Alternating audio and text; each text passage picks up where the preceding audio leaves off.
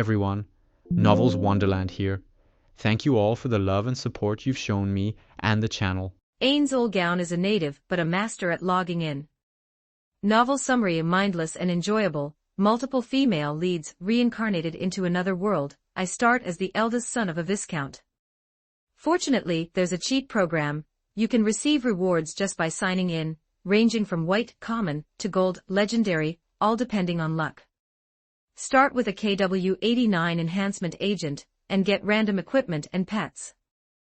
This is the kingdom of Re-Yestais. Oh no, I've become a native of this other world. Chapter 1 to 50, Reincarnation, a wonderful start. Kids, this is a trashy work. I write whatever comes to mind, so don't flame the author after reading it. Bone lovers, if you feel uncomfortable, you can press F to exit. Harem, rebellious, slight erotica.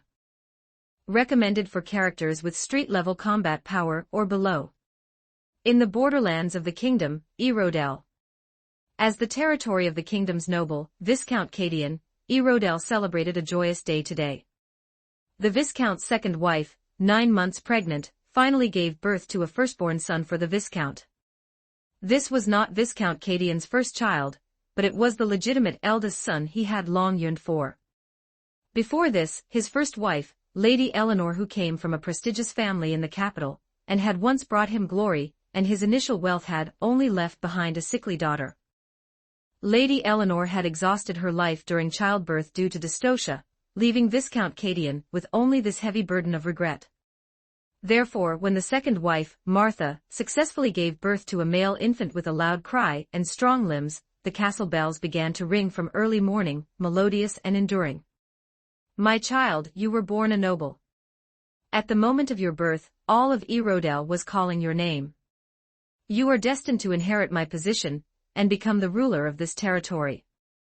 Holy crap, whose Arthas is this? The infant, who had just accepted his reincarnation into another world, hadn't even had the chance to open his eyes before hearing his old father's whispers in his ear. Wait, this isn't even Chinese, how did I understand it? Ding, the daily sign-in system has been activated.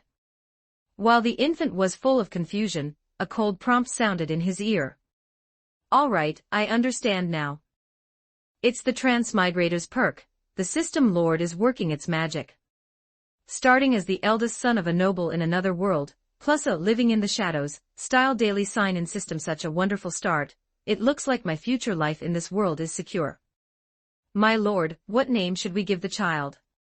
A woman's gentle voice came to his ear, presumably his mother in this life. Her voice carried the exhaustion of a new mother, yet it was as gentle as a spring breeze. Sounds good, I love it. Beside Martha, Viscount Cadian had already been deep in thought for a long time. Let's call him Leonardo.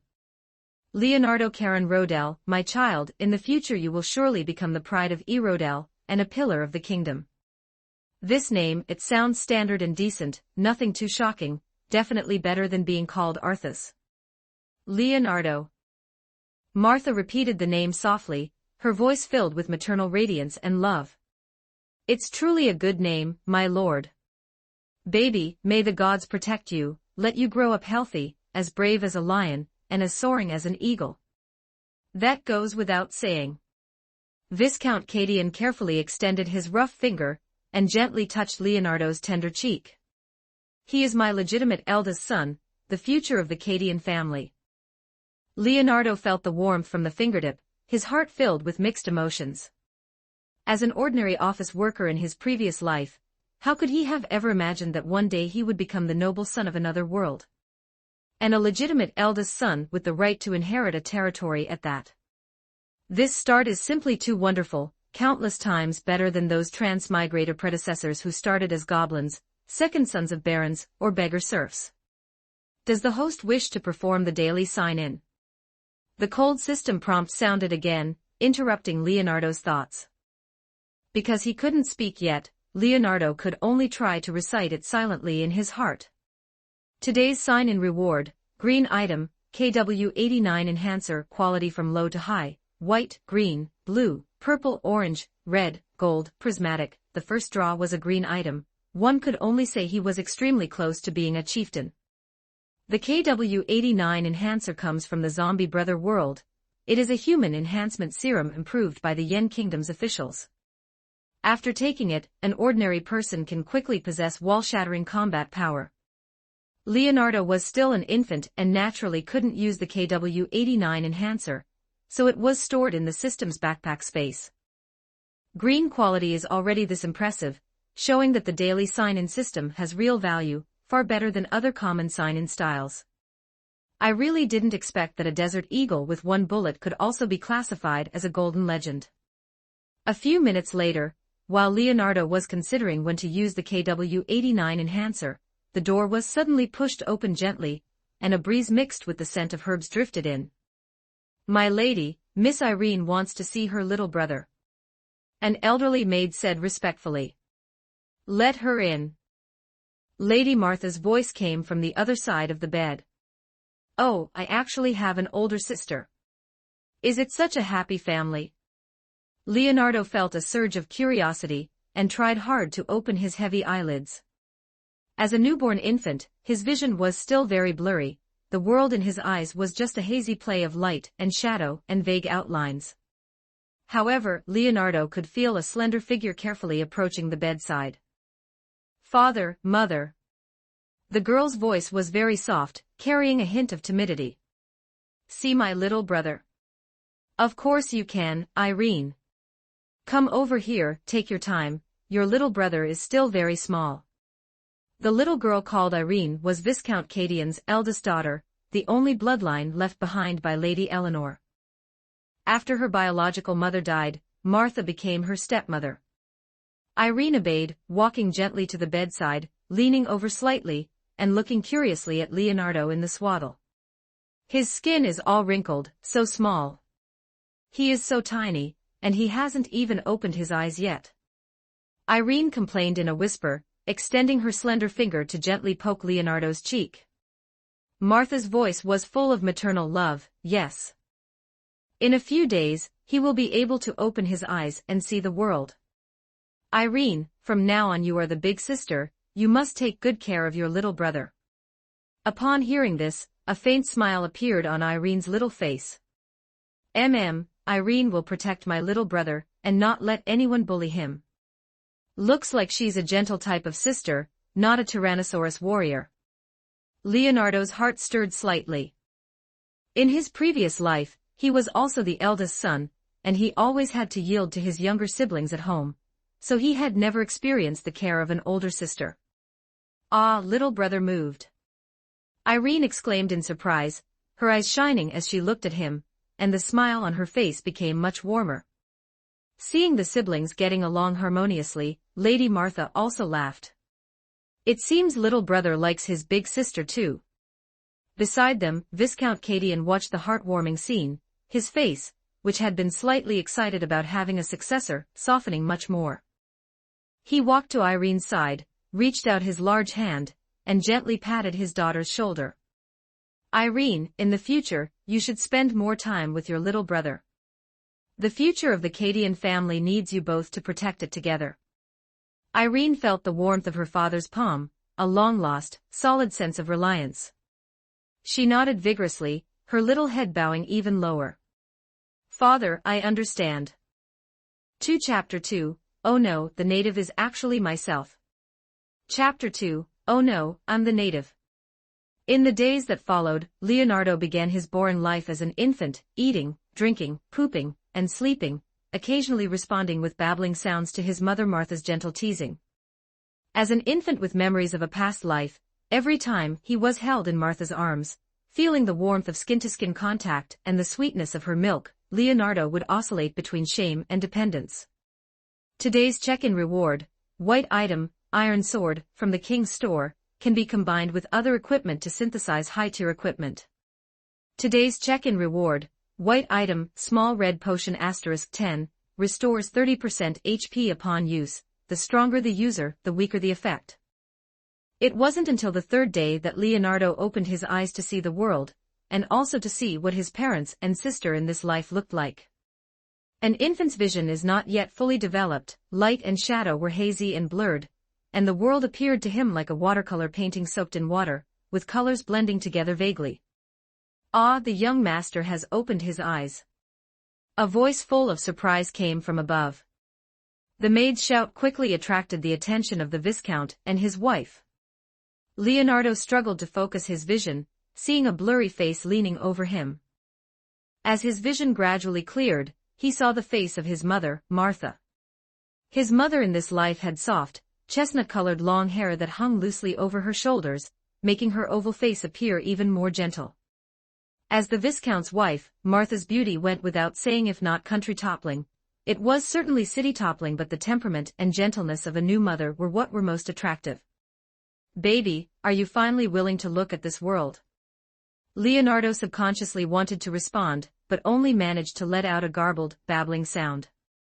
"Come quickly, the child has opened his eyes." Heavy footsteps approached from afar. Leonardo felt the bed sink slightly, and a sharp-featured male face appeared in his field of vision. It was his father in this life. Viscount Cadian was around 30 years old, with the golden hair and meticulously trimmed short beard common among the kingdom's nobility. His brow bone was high, his eye sockets deep, and his gray-blue eyes were as sharp as a hawk's. At this moment, those eyes were gazing at him with an expectant look that Leonardo found familiar. This look was too familiar. It seemed that as long as they were parents, they would all have the desire for their child to succeed. "Father, mother, may I see my little brother?" Leonardo looked in the direction of the voice and saw a little girl with golden hair and green eyes, wearing a goose-yellow dress, standing by the door, her dark, round eyes looking him over. "Of course you can, Irene." Martha smiled and beckoned, making room. "Come, be gentle, don't scare your little brother." Irene tiptoed toward the cradle, her skirt swaying gently with her steps, like a blooming sunflower. She carefully leaned over the edge of the cradle, her light golden hair falling before Leonardo's eyes, carrying a faint scent of lavender. Viscount Cadian stood to the side, a rare, soft smile hanging on his lips as his rough hand rested gently on his wife's shoulder. "It seems our child is very healthy. When the full month arrives, I will invite a few good friends to attend the full-month banquet." "Isn't that too early? The child hasn't even reached his first birthday yet." Martha looked at the infant in her arms. No banquet was held when Irene had her full month. Would it be too hasty to hold a banquet for Leonardo so soon? Children of the Rodel family must be exposed to the social circle as early as possible. Viscount Cadian's voice was firm. The current situation of the kingdom was not optimistic.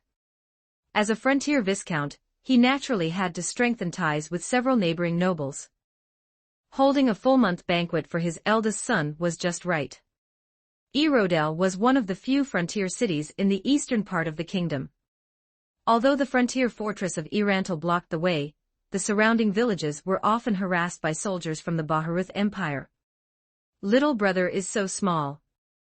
Irene stretched out a slender finger and gently touched Leonardo's cheek, then quickly retracted it as if afraid of hurting him. "Will he play with me in the future?" "When your little brother grows up a bit, Irene, you can play with him." Viscount Cadian stood to the side, his gaze scanning back and forth between the two children, finally settling on Leonardo. "Boys of the Rodel family must begin training as early as possible. When he is 6, I will hire a swordsmanship teacher to instruct him." Leonardo's heart tightened at these words. 6 years old. In his past life, that was only the age to start first grade, but here he had to start swordsmanship training. If he didn't have a golden finger, Leonardo couldn't imagine how exhausting it would be. He had spent his past life as a corporate slave, and now that he had finally reincarnated as the eldest son of a noble, couldn't he just be allowed to be a carefree playboy in peace? "My lord, you are too impatient." Martha gently rocked the infant in her arms. Viscount Cadian gave a noncommittal grunt and turned to walk toward the room's window. Through the glass, he could see the rolling forests outside the castle and the looming outlines of mountains in the distance. Scouts from the Baharuth Empire crossed the border line again last week. Although the garrison of Irantal repelled them, the situation between the Empire and the kingdom is becoming increasingly tense. The noble faction is mostly short-sighted people who keep going against the king for the sake of petty interests. In such a situation of internal and external trouble, our children must be stronger than us. The atmosphere in the room grew a bit heavy. Martha also knew that her husband was one of the few nobles who supported the royal family, and there was conflict between him and the noble faction. Little Irene blinked in confusion. "Father, will the enemy come to our home?" Viscount Cadian turned around, the serious expression on his face softening slightly. "As long as father is here, I will not let anyone hurt you." He walked over to Irene and ruffled her golden hair. "Go practice the harp. I want to hear progress by the time of the banquet." Irene nodded obediently, took one last look at her little brother before leaving, and then lifted her skirt and trotted out of the room. Over the next few days, Leonardo tried to piece together information about this world amidst the trivialities of daily life. From his parents' conversations, he learned that the world he was in was one where tier magic and martial arts existed. Humans were in a disadvantaged position in the current world. Except for the northwestern part of the continent occupied by a few human nations like the Kingdom, the Empire, and the slain theocracy, humans in the rest of the regions were either slaves to demi-human kingdoms or food for heteromorphic species. Doesn't that sound familiar? When he heard his father talking about the Baharuth Empire a few days ago, Leonardo had felt a sense of familiarity, and when he pieced together the information over the past few days, and learned that he was located in the Riestai's kingdom, his heart, which had been hanging in suspense, finally died. If the information he had obtained was correct, he must have transmigrated into the Overlord world, also known as the well-known world of Ainz the Bone King. Overlord is known to have two worlds. One is the Cyber-Earth where the original protagonist Suzuki Satoru lives, and the other is the different world where he himself is now. Many related fanfiction web novels start with the Cyber-Earth, where the protagonist transmigrates to the different world with a max-level account and beats up the natives. As luck would have it, Leonardo himself had reincarnated as a native noble of this different world, destined to be background fodder to be crushed by the Bone King Ainz in the future. Chapter 3, Abandoning Fantasies, Preparing for the Great Tomb of Nazarick. The Bone King world, or as it can also be called, the Overlord world. It mainly tells the story of max-level player Suzuki Satoru, who brings the 9th-ranked guild in the entire server, the Great Tomb of Nazarick, into another world, embodying Ainz and playing mind games with the air. As a player from one of the top 10 guilds in the server, the forces of the Great Tomb of Nazarick, where Ainz resides, are an overwhelmingly transcendent existence that is essentially smurfing in the current other world. If viewed from the perspective of the protagonist, Ainz, the early stages of him acting cool and slapping faces feel very satisfying, but if viewed through the eyes of the natives, it is terrifying. Whether it's the massacre in the kingdom, or the chaos in the Holy Kingdom, what the Great Tomb of Nazarick does is basically anti-human. But thinking about it, that makes sense. How could a group of heteromorphic species with negative hundreds in karma treat humans as intelligent beings of equal status? To these non-human creatures, native humans in their eyes are nothing more than bugs, food, toys for amusement when bored, or walking two-legged sheep. If he had transmigrated to Japan in 2126, Leonardo could have joined the Great Tomb of Nazarick through the game Yggdrasil, or created his own guild. And this is the mainstream for most fanfiction. Long before he transmigrated, netizens had already analyzed the characteristics of player transmigration. First, one must carry a world-class item. Second, all players carrying world-class items transmigrate simultaneously, but they arrive in the other world at different time points. The first to arrive were the 6 great gods and their group, followed by the 8 greed kings, the captain of the 13 heroes, the Minotaur sage, etc., and then the Great Tomb of Nazarick. As for whether new players will appear later, that is no longer important. Avoiding being kicked to death like a bug on the side of the road by the Great Tomb of Nazarick is the most important thing right now. Leonardo did not transmigrate to the cyberpunk Earth to become a player, but was directly reincarnated as a native of the other world. Fortunately, there is a check-in system, and the first check-in was the KW-89 Enhancer, an item of extremely high quality. He believes the things checked in later will get better and better. So he is not without a chance of winning. From the daily conversations of his parents and servants, Leonardo learned that the kingdom does not yet have a head warrior, and Princess Renner has only just turned 1 month old. From this, it can be known that there are nearly 16 years left until the great tomb of Nazarick descends. The time point when Ainz first appears is when slain theocracy troops disguise themselves as imperial soldiers to attack the kingdom's border village Carne village and ambush the kingdom's head warrior. And from the descent of the great tomb of Nazarick to the destruction of the kingdom, it is about 4 years. As long as his luck is not too bad, he believes he can accumulate a decent foundation in 10 or 20 years. Not to mention having 8 or 10 legendary golden items in hand. At least having 1 or 2 high-level pieces of equipment for self-preservation should be possible. Of course, if he is really unlucky and doesn't have a single legendary golden item, then he can only run away. As for joining the great tomb of Nazarick, relying on his identity as a reincarnator to get close to Ainz. It's nice to just think about such a good thing. If he really dared to get close to Ainz, Albedo would definitely take a dark hand at the first opportunity, and Demiurge would also find a way to kill him. How could a low-class, base human be mentioned in the same breath as the great supreme being? Do not doubt it. After all, in the original work, Albedo even went as far as organizing a supreme being hunting squad, something that extremely disrupted the harmony of the great tomb, so killing a low-class human would be nothing. Then, the goal for the next step is very clear. Abandon fantasies, prepare for war with the great tomb of Nazarick. This is not a game, there are no opportunities to reload a save, and one must never pin one's hopes on the enemy's mercy. Ding, today's check-in reward, blue item automaton soldier Azaku 2 mass-produced type, status refreshes every midnight, automatically destroyed if damage exceeds 50%. March 11, 223, Royal Calendar. Today is Leonardo's 1-month birthday. Perhaps it's the pity system at work, it's rare to check in a blue item. The automaton soldier Azaku 2 mass-produced type comes from the Gundam universe. After being modified by the system, it has become an autonomously operating war weapon.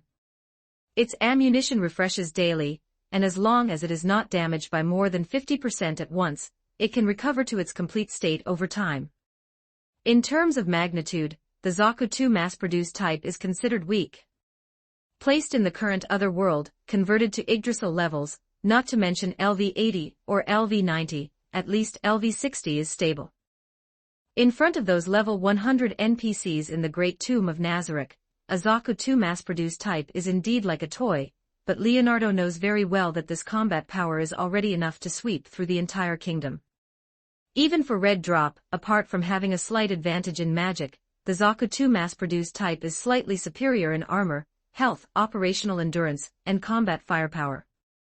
In the Gundam universe, if you call the Zaku 2 a grunt unit, I won't argue with you, but in this medieval other world, you must call me the King of War. The little young master seems unusually quiet today. In the Viscount's hall, the wet nurse holding Leonardo said softly, rubbing her cheek against his forehead. Leonardo cooperatively made a few baby babblings. Today is his 1-month banquet, and the hall is full of guests who came to celebrate his birth. Among these so-called guests, most are his father's colleagues, nobles of various sizes near the territory, and some distant relatives with some connection. Their faces were hung with stylized smiles, speaking insincere blessings. In Leonardo's view, as long as these people don't turn out to be country-destroying idiots like Philip, they still have some utility value. Bad people or good people, it doesn't matter, as long as it benefits Leonardo, that's fine. As for idiots, if they show their heads, crush them directly. The banquet began amidst melodious music. The long dining table was filled with roast suckling pig, smoked ham, fresh fruit, and unknown pastries, overflowing with fragrance. The guests were drinking and chatting happily. Leonardo was held in his mother's arms, accepting everyone's praise like an exquisite doll. Oh, this child is truly cute. My lady is truly blessed to have given birth to such a healthy heir. The Rodel family has a successor. Young Master Leonardo will surely be a brave knight in the future. Listening to these polite remarks, Leonardo shook his head. Having a successor, so what? A brave knight. In the face of the absolute power of the Great Tomb of Nazarick, no matter how brave a knight is, they are nothing more than ants. On the day the kingdom falls, more than 95% of the kingdom's citizens will die. At that time, who would care about a viscount's heir? During the banquet, his father, Viscount Cadian, raised his glass and gave a speech to the guests. Thank you all for taking time out of your busy schedules to attend my son Leonardo's one-month banquet. I, Viscount Cadian, hereby express my sincerest gratitude to everyone. May my son Leonardo grow up healthy, become the pride of the Rodel family, and become the backbone of the kingdom's future. Clap, clap, clap, clap, clap, clap. Applause thundered. Leonardo was lifted up by his mother to accept everyone's blessings. His little face still had no expression, but he was thinking inwardly. The backbone of the kingdom's future. No, what I want to be is the master of the kingdom, the guardian of this world, and the challenger of the great tomb of Nazareth. Halfway through the banquet, an old man wearing robes, and looking like a mage was invited to the front by his father. The old man's beard and hair were white, but his eyes were sharp. He took out a staff embedded with a light blue gem, lightly tapped the top of Leonardo's head, and muttered something. In the name of the wind spirit, I bless you, may you possess speed and wisdom like the wind. In the name of the water spirit, I bless you, may you possess flexibility and vitality like water. This is the blessing ritual of the other world, praying for the protection of elemental spirits. Although its popularity is far less than tier magic, it has the advantage of being stable, gentle, and long-lasting. Leonardo could feel a faint but pure energy flowing into his body, making his spirit, which had been a bit sluggish due to his infant body, slightly more active. Many thanks, Mage Merlin. His mother held him and bowed to the old man. My lady is too polite. I see that the little young master has extraordinary bones. He will surely achieve something in the kingdom in the future. Mage Merlin stroked his beard and nodded approvingly. The one-month banquet continued, with clinking glasses and noisy laughter. But in Leonardo's heart, an invisible arms race had already begun. The shadow of the descent of the great tomb of Nazareth was like the sword of Damocles hanging over his head, constantly reminding him of the urgency of time. Leonardo looked at his father holding him, looked at these nobles around him who were either hypocritical, shrewd, or mediocre, and looked at the seemingly calm sky outside the window. The Zakutu mass-produced type is just the beginning. The daily check-in system is his greatest reliance.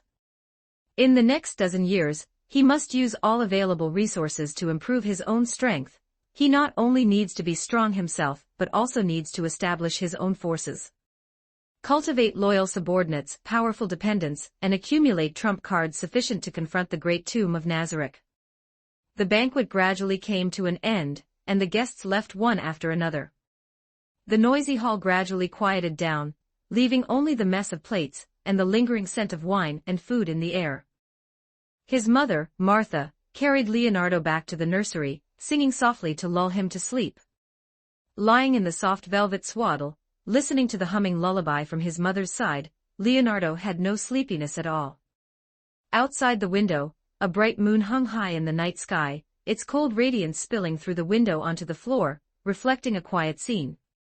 Host, Leonardo Karen Rodel Combat Power, 1 Today's check-in count, 0. Special, None, Building Type, Buff Type, Dependence, White Forest Wolf * 100, Blue Automaton Soldier Zakutu Mass-Produced Type Warehouse, Green, KW8 Gold, White Ruby, Iron Sword * 5, Small Red Potion * 70, Small Blue Potion * 70, Gold Coin * 1000. These are the rewards from Leonardo's check-ins over the past 30 days.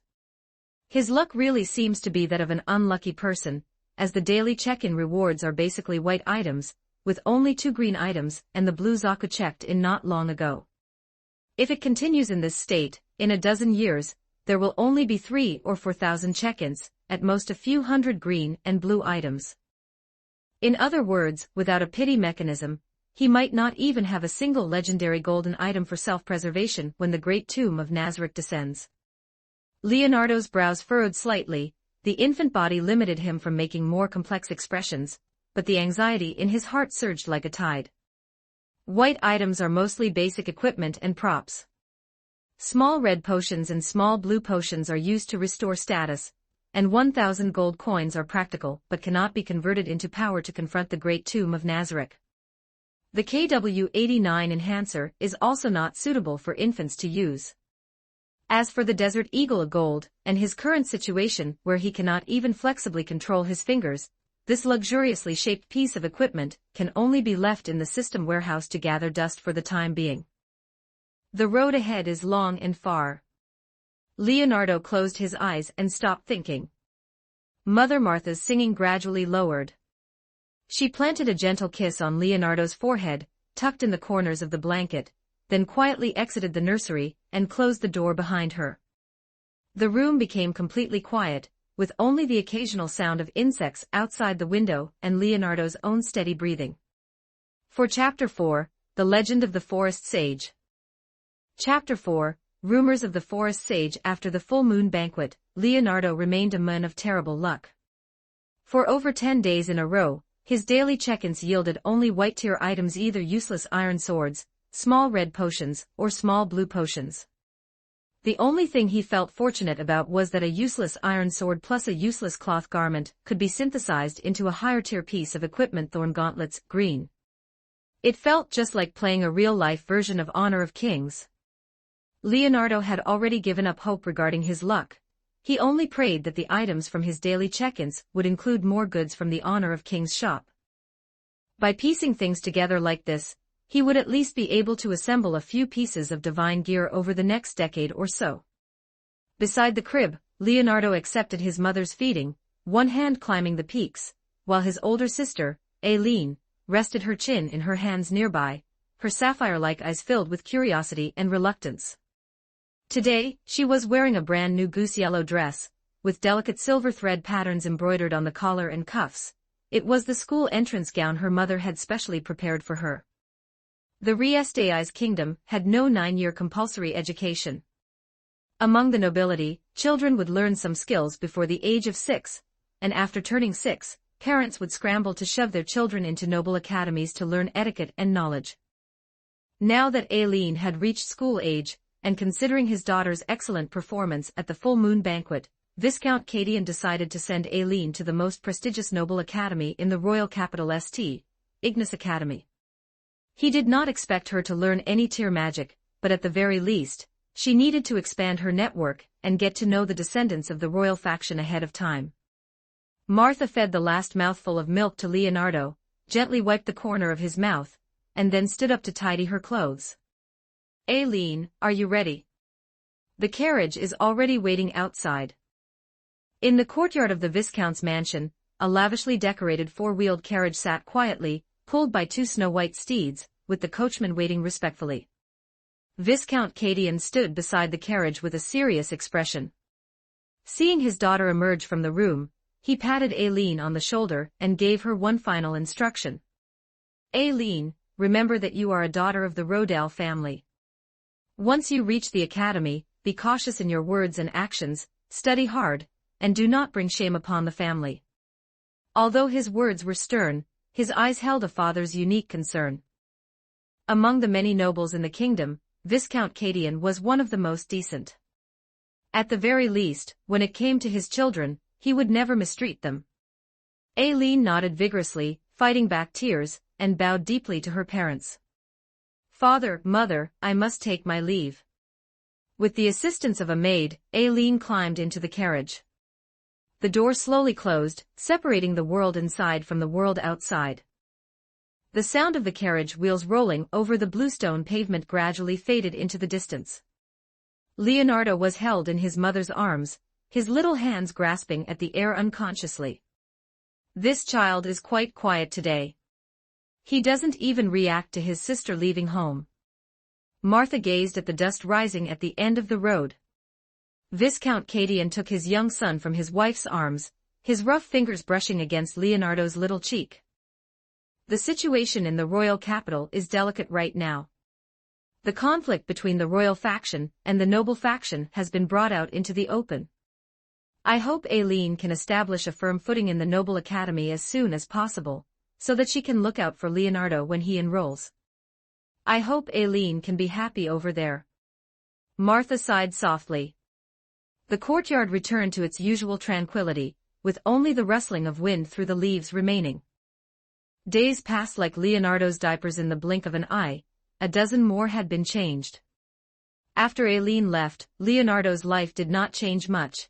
It remained the same daily check-ins, and growing up under his parents' care. Inside the Viscount's study, Viscount Cadian unfolded a wax-sealed letter. After reading it, his expression became somewhat grave. A boss-level monster had appeared in the forest near the kingdom's border fortress Irantal.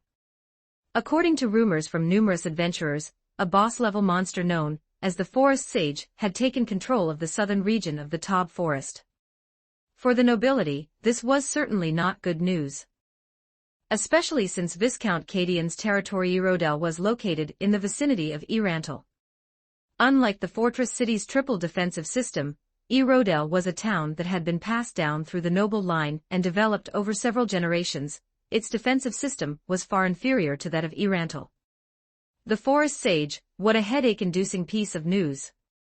Viscount Cadian muttered, his brow furrowed into a deep frown. The Taub Forest was vast and boundless, serving as a natural barrier for the kingdom's border and a paradise for adventurers seeking gold. Although it held many dangers, there had never been rumors of a boss-level monster ruling the area. This was no longer a sporadic threat, but a potential catastrophe. Ooal was situated on the flank of the Irantal fortress, with only a few dozen kilometers separating the two. If the so-called Forest Sage were to turn its gaze toward the interior of the kingdom, the weakly defended Ooal would inevitably bear the brunt of it. The fortress city had its triple defenses, and was garrisoned by the royal army. But what about Ooal? It had only some poorly equipped city guards and family private soldiers. Facing a Forest Sage capable of ruling the southern forest, this was tantamount to throwing an egg against a rock. "Someone, come here," Viscount Cadian called out. A young man dressed in attendant's attire quickly walked in and bowed. "Viscount, what are your orders?" "Immediately summon the captains of the guard within the territory. In half an hour, we shall hold a meeting in the council chamber. Additionally, send someone post-haste to inquire with the garrison commander of Irantal regarding their countermeasures for this matter, and convey the concern of our Rodel family." Viscount Cadian spoke very quickly, assigning tasks with clear logic. "Yes, my lord." The attendant dared not delay, turned, and hurried away. The study returned to silence once again. Viscount Cadian walked to the window, looking at the lush, ancient oak tree in the courtyard, his thoughts in turmoil. "I hope it is just a false alarm," Viscount Cadian muttered to himself. The factional struggles in the royal capital had already left him exhausted, and now, with the flames of war reigniting at the border and the arrival of this Forest Sage, the feeling of being attacked from both sides was truly unbearable. Of course, all he could do now was strengthen defenses and send people to verify the truth of the rumors. As for suppressing or dealing with the Forest Sage, that was simply impossible. To be able to rule the southern region of the Taub Forest, the Forest Sage's challenge level must be at least 90 or higher. This was an existence that would require the deployment of an adamantite rank adventurer party to even have a chance of dealing with it. Overlord World Challenge level equals individual composite level x3, Viscount Cadian was just a minor local noble with only 800 troops under his command. What could he do? He could only hope that the Forest Sage had no intention of expanding its territory, and even more, hope that this news was just a rumor fabricated by some adventurers for attention. However, reality often does not go as one wishes. 10 days later, the rumors of the Forest Sage were confirmed to be true. The southern region of the Taub Forest was indeed ruled by this boss-level monster. Fortunately, the Forest Sage was a relatively docile magical beast that would not actively harm passing adventurers, nor did it have any intention of leaving the Taub Forest. Moreover, because of the presence of such a boss-level monster, the number of monsters in the forest near the southern part of Irantal had decreased significantly, and the safety rate for traveling caravans was much higher than before. Even further, based on this, some bold residents of the territory established a simple village near an open space in the area ruled by the Forest Sage Carne village. Chapter 5, Golden Legend, Accumulating Foundation. Today's check-in reward, White item, ration pill * 1000 sweep away hunger, be yourself. Today's check-in reward, green item, super lollipop * 10, after consumption, maintain peak state for 30 minutes, today's check-in reward, blue item, storage ring, internal space of 1 million cubic meters cannot store living things. Host detected to have checked in for 2,000 consecutive days, achievement check-in master completed. Achievement reward, check-in quality temporarily increased. Today's check-in reward, golden item, sanctuary of the sage, after death, can resurrect in full state within 2.5 seconds, cooldown 1h, maximum storage count, 12. It's out, a golden item is out. Unprecedented, this is the first time his luck has been this good. Having checked in for 2,000 consecutive days, Leonardo was nearing 6 years old, and this was his first time checking out a golden legend. Oh my goodness, after death, resurrection in full state within 2.5 seconds. Skill cooldown 1h, maximum storage of 12 times. What kind of concept is this? Even if Leonardo were to dance on the head of the great tomb of Nazareth, and get minced by the floor guardians, he could still be arrogant for a full 12 times, jumping back and forth. A resurrection divine item that can store resurrection counts, and has an extremely short cooldown means Leonardo now possesses near-infinite room for error. Truly powerful. Leonardo's little heart pounded violently due to this sudden surprise, his little face turning slightly red. If he weren't only 6 years old, he would definitely have celebrated with a drink. Golden item, this is a quality second only to prismatic. It is far from what those green or blue items can compare to. This is a true strategic level divine item, his trump card for survival, and even for taking down Nazareth. Sanctuary of the Sage is a golden cubic rune. As it turned into a stream of light and merged into Leonardo's body, he could feel a strange power flowing within him, and 12 golden time ring markings appeared in his pupils before quickly fading away. So this is the resurrection ability, it feels so good. Leonardo narrowed his eyes, a hint of comfort appearing on his small face. He could clearly perceive the power flowing within his body, that is the echo known as endless life. Host, Leonardo Karen Rodell combat power, 155, 18 is almost equal to healthy adult, 25 is almost equal to world champion, 50 is almost equal to ordinary peak human, 100 is almost equal to wall breaking, 300 is almost equal to house breaking, 500 is almost equal to building breaking, 900 is almost equal to street breaking, 1500 is almost equal to city breaking. Today's check-in count, 0. Special, King Defense Tower * 200, green, World War II Bunker * 100, white. Custom Theme Park * 152, white, retainers, hero units, none, purple, King of Storm Vanguard, LV80, * 9, blue Zaku 2 * 10, Dark Knight, LV40, * 25 green, King Artillery, LV30, * 100, King Ballista, LV25, * 500, Royal Griffin Knight, LV25, * 300. White Imperial Knight, LV10, * 8000, Heavy Infantry, LV8, * 5500, Forest Wolf, LV5, * 3500 Warehouse, Golden, Sanctuary of the Sage, Purple, Sensibine Dragon Ball, * 20, Philosopher's Stone, Fullmetal Alchemist, * 5, Peerless Sword, Wind and Cloud, Blue Storage Ring, Blood Bodhi, Wind and Cloud, * 50, Pet Collar * 3, Symmetrical Spear, Dead Cells. Green, Super Lollipop * 40, Thorn Gauntlet * 7, KW89 Enhancer * 13, Super Soldier Serum * 78. White omitted, Gold Coins * 452,000.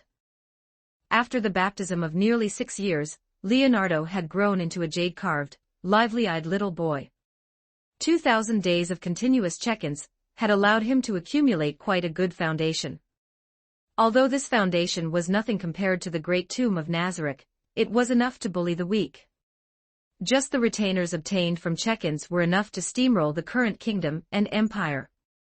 After all, the highest combat power of the kingdom that would appear in the future, Captain Gazef, was only LV28, and even with the kingdom's treasures, he could only reach the hero realm. Hero Realm LV-29+. Not to mention units with higher levels than the captain, just the 8,000 LV-10 Imperial Knights would be enough to make the kingdom exhaust all its efforts to deal with them. If it weren't for the fact that this was the Overlord world and Nazarick would soon descend, Leonardo wouldn't have been so patient, always developing on the down low. At the end of the day, his foundation was still too weak. The Great Tomb of Nazarick itself had a bunch of LV-70 and LV-80 elite monsters, not to mention the numerous floor guardians, and the world items stored in the guild. Therefore he still had to hide behind the scenes. Time flies so fast, in the blink of an eye, it's been nearly 6 years. Sitting on the swing in the back garden, Leonardo's small body swayed gently with the swing, his eyes deep, and unlike those of a child. He was no longer the infant who could only passively accept being fed by his parents. Now, Leonardo's combat power crushed ordinary soldiers, making him a wall-breaking master. Of course, in the eyes of his parents and the servants, he was still that intelligent but still needing to be cared for young master. "Baby, what are you thinking about?" Martha's gentle voice came from behind. She was carrying a plate of exquisite snacks and walked over slowly. Time seemed to treat this viscountess with extra favor. Her beauty had not diminished, and her temperament was more mature than when she first became a mother. Leonardo turned around, revealing a sweet smile, and his newly grown little white teeth. "Thinking about when sister will be back." Martha put down the snack plate, crouched down, and gently stroked her son's soft golden hair, her eyes full of love. "Soon, soon. In a few months, when baby turns 6, you can go to the school where sister is studying." Leonardo nodded, his little hand picking up a cute animal-shaped cookie, but he didn't put it in his mouth immediately. Over these years, thanks to his parents' care, he had developed deep feelings for this world, and thinking about the future arrival of Nazarick, which might destroy everything he currently possessed. Leonardo looked up, looked at Martha, and said seriously, "Mother, I will definitely protect you in the future." Martha was stunned upon hearing this, then burst into laughter and pinched his cheek. "Good, good, my baby is the bravest. But for now, you should eat this cookie first, this is your favorite honey flavor." Leonardo chuckled, stuffed the cookie into his mouth, and the sweet taste spread throughout his mouth. While chewing, he calculated in his heart. Now with the 1,000,000 cubic meter space of the storage ring, many things kept in the system warehouse could be taken out. Besides conventional weapons, potions, and gold coins, some units could also be deployed to lay out plans in advance. Considering that retainers cannot be stored back into the system space once summoned, Leonardo did not plan to release all his dead soldiers for now. After all, except for Mechs, other units needed to eat. Each person has a mouth, and even if they only eat 1 meal a day, they could eat Erodel into poverty in just a dozen days. Even though there were food resources among the check-in items, for thousands of retainers, this bit of food resource was just a drop in the bucket. For these dead soldiers to be deployed in advance, Leonardo already had candidates in mind. Among all the retainers, the Dark Knight from the Kingdom Rush series world were the most suitable. Each Dark Knight came with 3 skills. Execution, 6% chance to instantly kill the enemy when attacking Thorn armor. When receiving melee damage, reflects 30% of the damage received, effect halved for ranged damage. Unbreakable, deploys shield, completely blocking 3 instances of damage within 6 seconds, unable to actively attack during this period. It can be said that the Dark Knight has stats when it needs stats, and mechanics when it needs mechanics. Moreover, due to their background, most of these Dark Knights were once human nobles, so they were naturally extremely familiar with bribing officials and developing influence. 6 Chapter 6, Aristocratic Education Before School Enrollment. Chapter 6, Aristocratic Education Before Enrollment. 2 months later, before 6-year-old Leonardo headed to the royal capital for his studies, his father arranged numerous courses for him: arithmetic, basic human common language, basic theory of tier magic, aristocratic etiquette. For a soul whose mind had long since matured, this basic knowledge was naturally easy to grasp, even a bit boring. Just like mathematics in his past life, the tier magic theory of this world had an excellent hypnotic effect. Leonardo sat at his desk, listening to his tutor explain the basic theory of tier magic in a monotonous tone, feeling his eyelids growing as heavy as lead. Outside the window, the sunlight was just right, and several colorful birds were hopping and chirping on the branches. Leonardo's thoughts were long gone from this place. Over these past 2 months, the underground base in the Taube forest had been progressing smoothly, and all the dark knights under his command had been dispatched to lurk in various cities of the kingdom, developing an intelligence network. The underground base was chosen in a natural karst cave in the eastern forest. The entrance to the cave had been thoroughly disguised by them. From the outside, it looked like nothing more than a mess of vines and rocks. Inside, the Imperial Knights had already been arranged to carve out simple passages and sentry posts, and 10 units of Zaku-2 had been deployed. Therefore, fire elemental particles in the air usually show higher activity towards individuals with fire attribute affinity. Thump, thump, thump. Inside the study room, the old mage pushed up his glasses. Seeing Leonardo still wandering in his dreams, and not having taken in a single bit of knowledge, he knocked on the desk with some dissatisfaction. It was that familiar feeling of being caught slacking off, as if he had returned to his high school days, being called out by his homeroom teacher.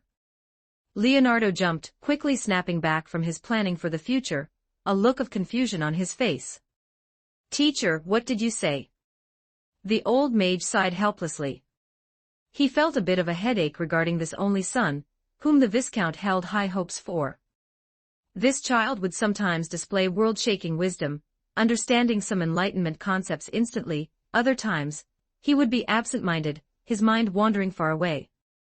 Leonardo, elemental affinity is the foundation of becoming a qualified mage, and it is crucial to your future development. "Okay, teacher, I understand."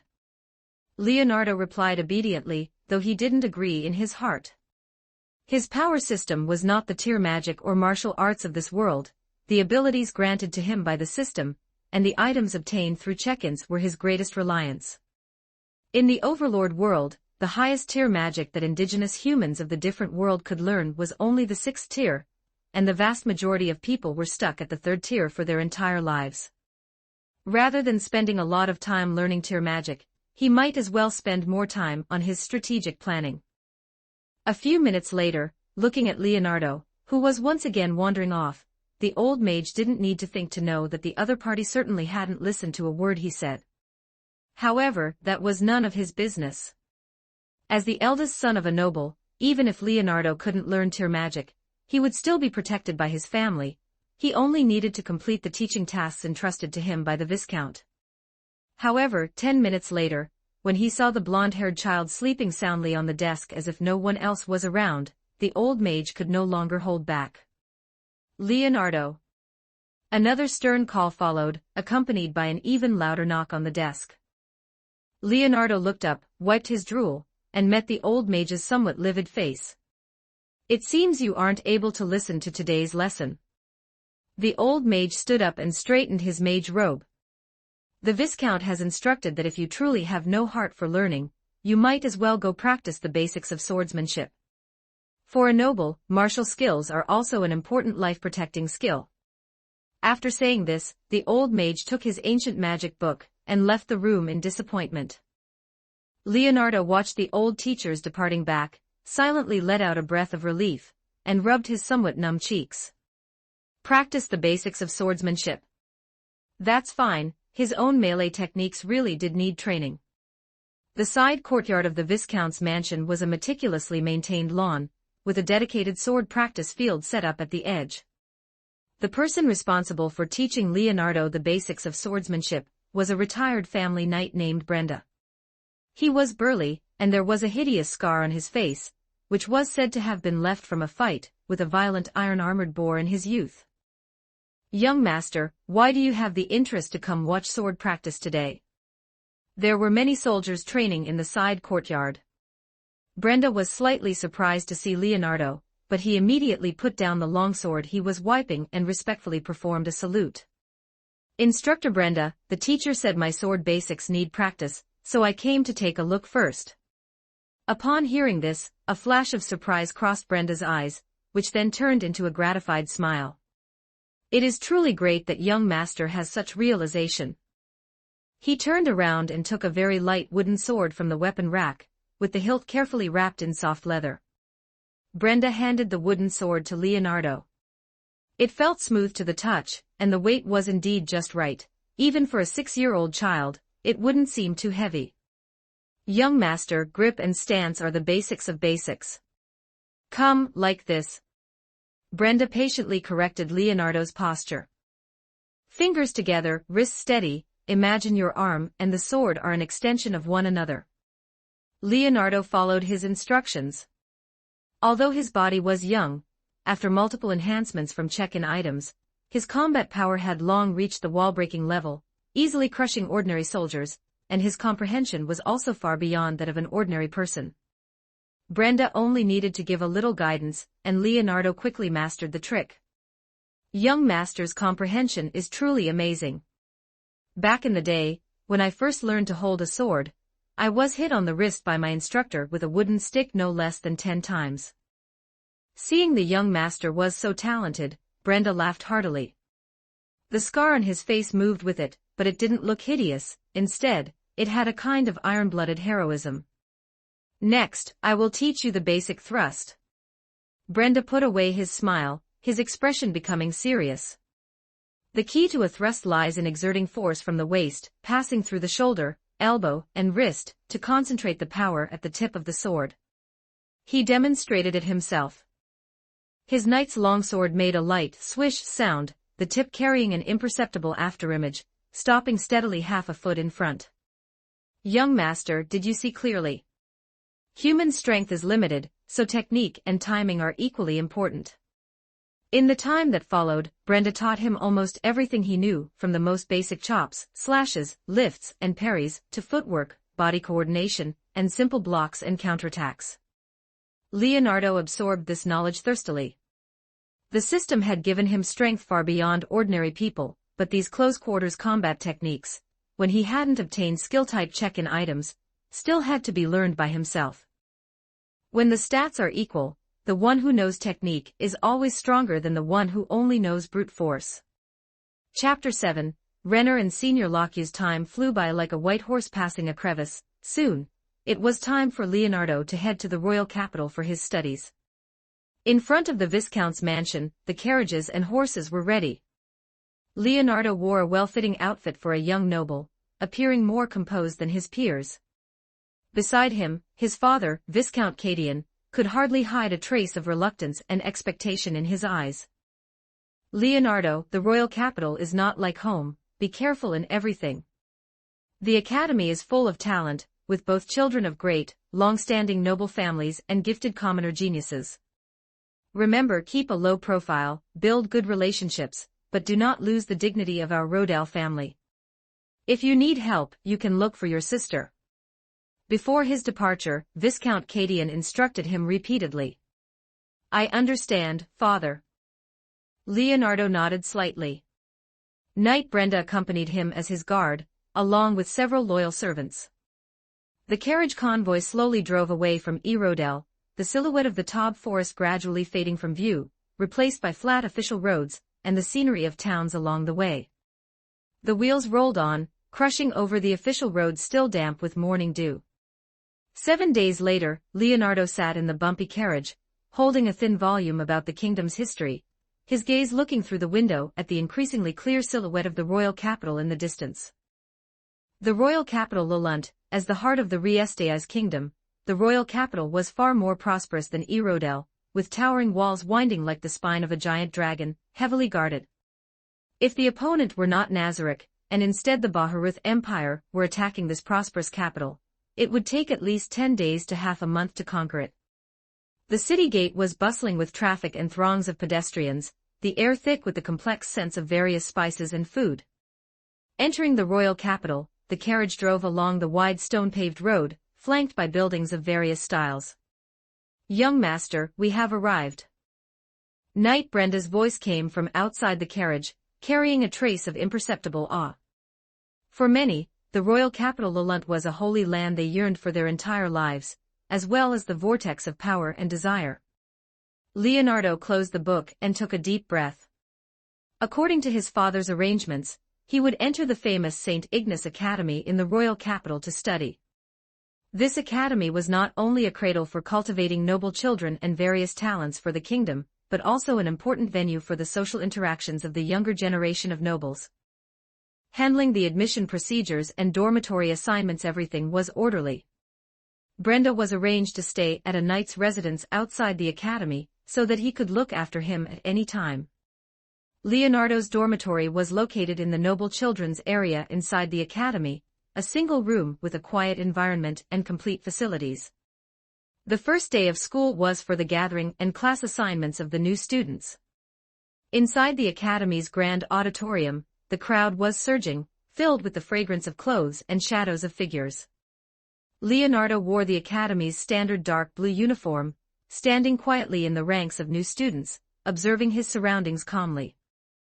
Not far away, a crisp sound of laughter reached his ears. Leonardo looked toward the sound and saw a little girl wearing an exquisite princess dress, surrounded by a group of girls. She had golden hair draped loosely over her shoulders, skin as white as snow, and a pair of sapphire-like eyes that were lively, a smile always lingering at the corners of her mouth. Although this little girl was of a similar age to Leonardo, or even appeared slightly younger, her every gesture exuded a composure and nobility inconsistent with her age, as if she were born to stand at the center of attention. This image, this temperament. Leonardo's mind instantly flashed the girl's name, Renner Thier Chardillon Railvezelf. The third princess of the kingdom, the existence who would be known as the Golden Princess in the future.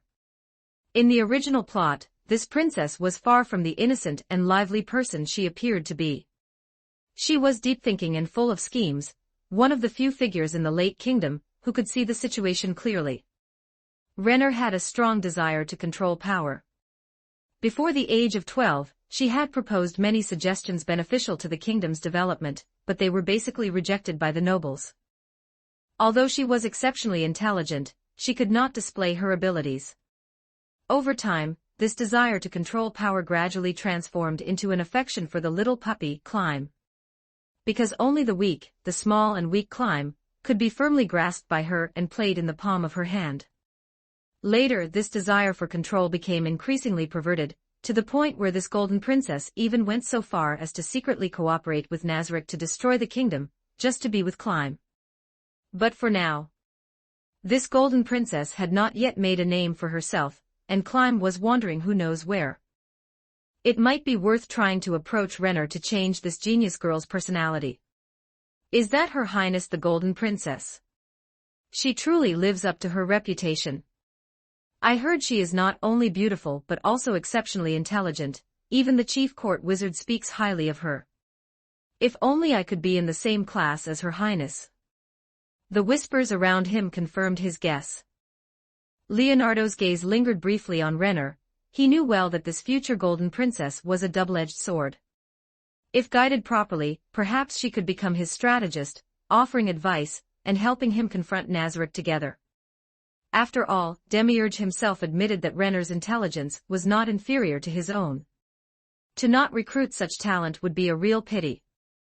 At the very least, he must not let her go down the extreme path she took in the original work, siding with the Nazarick faction. New students, please be quiet. A middle-aged man wearing an academy instructor's robe with a serious face stepped onto the podium. His voice was not loud, but it carried a sense of authority, instantly suppressing the noise in the auditorium. I am the Dean of Academic Affairs of St. Ignace Academy, Marcus. Next, I will read the class assignment list. The list was long and tedious. Leonardo listened patiently, but was calculating in his heart. He did not expect to be placed in the same class as Renner. He just needed a natural opportunity for contact, like playing a gal game. He just needed a catalyst. Philip Dayton Liar Mokalas, assigned to Class C, Leonardo, assigned to Class B, Renner. Assigned to Class A. The noble hierarchy also had levels. Class A was specially set up by the Academy for members of the royal family and a few top noble children, with the best resources and the strictest supervision. Leonardo was not surprised. Class B was a quite good arrangement for a noble child like him from a frontier viscount family. The class assignment ended, and the crowd dispersed like a tide. Leonardo followed the flow of people out of the auditorium. The afternoon sunlight shone through the tall arched windows, casting mottled light and shadows on the ground. He was in no hurry to return to the dormitory, and instead strolled toward the academy's library. For a genius like Renner, the library was surely a place she frequented. The afternoon sun, carrying a touch of warmth, shone on the stone-paved road of St. Ignace Academy. Leonardo's figure passed through the neatly trimmed lawn, went around several elegant sculptures, and entered the school library. Pushing open the oak doors, a scent mixed with old paper, leather, and a faint fragrance of ink rushed toward him. The interior of the library was tall and spacious, with sunlight shining through colored glass windows, casting colorful spots on the floor. Thousands of volumes were neatly arranged on the towering bookshelves. Leonardo slowed his pace, his gaze scanning the spacious reading area. There were quite a few students here, yet it was unusually quiet. Before long, in a quiet corner by the window, he saw that familiar figure. Just as Leonardo was contemplating how to have an encounter with her, Renner seemed to sense his gaze, her eyes crossing the crowd and landing on him. Their eyes met. Renner looked Leonardo up and down, her sapphire-like eyes lowered, wondering what she was thinking. Just then, a figure walked up to Renner's table. It was a senior, a petite girl who looked a few years older, wearing the same academy uniform. She had soft, long golden hair tied loosely behind her head, revealing a smooth forehead and a pair of clear, bright eyes. Renner, reading these difficult things again. The girl's voice was soft, yet carried a sense of intimacy. Hearing the sound, Renner looked up, and seeing the senior, a sincere smile bloomed on her face. "Senior Locuse, you're here. This book is very interesting. It mentions some interpretation methods for ancient runes that are very different from our current system." "Senior Locuse? Could it be Locuse Alvian Dale Aindra, the blonde beauty who would become one of the kingdom's adamantite rank adventurers in the future?" Leonardo, standing to the side, examined the senior. In the original plot, although Locuse was not a core character, her cute Chinibu image left a deep impression on people. She was one of the Golden Princess's few friends, regarding Renner as a best friend and confidant, completely unaware that the other party only regarded her as an important chess piece and a tool. Had the two of them already started interacting at this time? Leonardo observed calmly, seeing Senior Locuse sit down opposite Renner, pick up the book, and flip through a few pages, her delicate eyebrows slightly furrowed. Ancient runes are indeed obscure and difficult to understand, and many records are vague. You must be careful to discern, and not be misled by incorrect information. By the way, the class assignment results came out today, right? Yes, I was assigned to Class A. Renner nodded lightly, her tone carrying a trace of dejection. It's just that most people around me only see my status, not who I am. Senior Locuse's eyes showed understanding. It is indeed very difficult to find true friends with the status of a princess, but you don't need to be troubled by this. For people with true talent, time will prove everything. A hint of warmth flashed in Renner's eyes, and the smile at the corners of her mouth became even more genuine. Chapter 8, The Great Changes in the Bahar's Empire. Chapter 8, Great Upheaval in the Baharuth Empire. As the saying goes, geniuses are always drawn to one another. Renner and Locuse first met a month ago at an evening banquet, where Locuse, practicing swordsmanship in the side courtyard, easily defeated her sparring apprentice. Even at the tender age of 9, this little girl senior was already capable of easily handling an assault from 3 fencing apprentices, defeating them in less than a minute. With such formidable talent in swordsmanship, it was not impossible for her to reach the adamantite rank as an adventurer in the future. Naturally, the Golden Princess, who happened to pass by and discover Locuse's talent, began to actively court this swordsmanship prodigy. Locuse herself was a straightforward girl. She didn't have the devious mind of a scheming princess like Renner, and without much thought, she joined the Golden Princess's faction. Therefore, if one wanted to befriend Renner, one had to be sufficiently outstanding. Mediocre people could not earn the Golden Princess's favor unless, of course, the target was an absolutely obedient little puppy. Only geniuses and capable individuals would be valued by Renner, as they were the only ones who held any utility for her. A month later, Leonardo, as an exceptional student, transferred from the mediocre B class to the A class. While there were precedents for this at St. Ignace Academy, it was still enough to cause a ripple of excitement. Clutching his books, he walked toward an empty seat by the window in the back row of the classroom, amidst the curious, scrutinizing, and indifferent gazes of the others. The back row by the window, the hometown of kings. As for this transfer student, Renner, who was sitting in the front row, couldn't help but steal a few extra glances, her sapphire-like eyes carrying a hint of imperceptible inquiry. Leonardo returned a gentle nod and took his seat. Since they were in the same class, they naturally began to communicate more frequently. His status as a genius prompted Renner to actively approach Leonardo, wanting to pull him into her faction. After some back and forth, they naturally grew quite familiar with each other. Coupled with the childishness of their peers, Renner, whose thinking was far beyond that of her age group, naturally preferred communicating with Leonardo. To put it in terms of a gal game, Renner's favorability had significantly increased. Renner's favorability, 40, acquaintance. The peaceful academy life did not last long. One ordinary afternoon, while Leonardo was discussing the kingdom's laws with Renner in the library, an unusual commotion came from outside. At first it was just a faint clamor, but gradually, the noise grew louder and louder, carrying an irrepressible sense of shock and discussion. The two stopped their discussion, brows slightly furrowed. Ignace Academy was known for its solemnity and tranquility, so a large-scale commotion like this was rare, unless the topic of discussion was significant enough to affect the entire kingdom. Leonardo stood up, walked to the window, and pushed it open. The scene outside confirmed his premonition. Students were gathered in small groups in the courtyard and along the corridors, whispering to one another, while some individuals who appeared to be teachers walked by quickly with grave expressions. The air was thick with the tension of an impending storm. Is it true? The neighboring Baharuth Empire. Have you heard? His Majesty the Emperor has passed away. Passed away? How could it be so sudden? More than just sudden. It is said he was assassinated. Hearing the rumors, Renner's sapphire eyes, usually so composed, could not help but widen slightly at this moment. She quickly stood up, walked to Leonardo's side, and looked out the window together. Assassination, the Emperor has passed away. Renner muttered to herself, her slender hands unconsciously clutching the hem of her skirt. The Baharuth Empire, this is no small matter.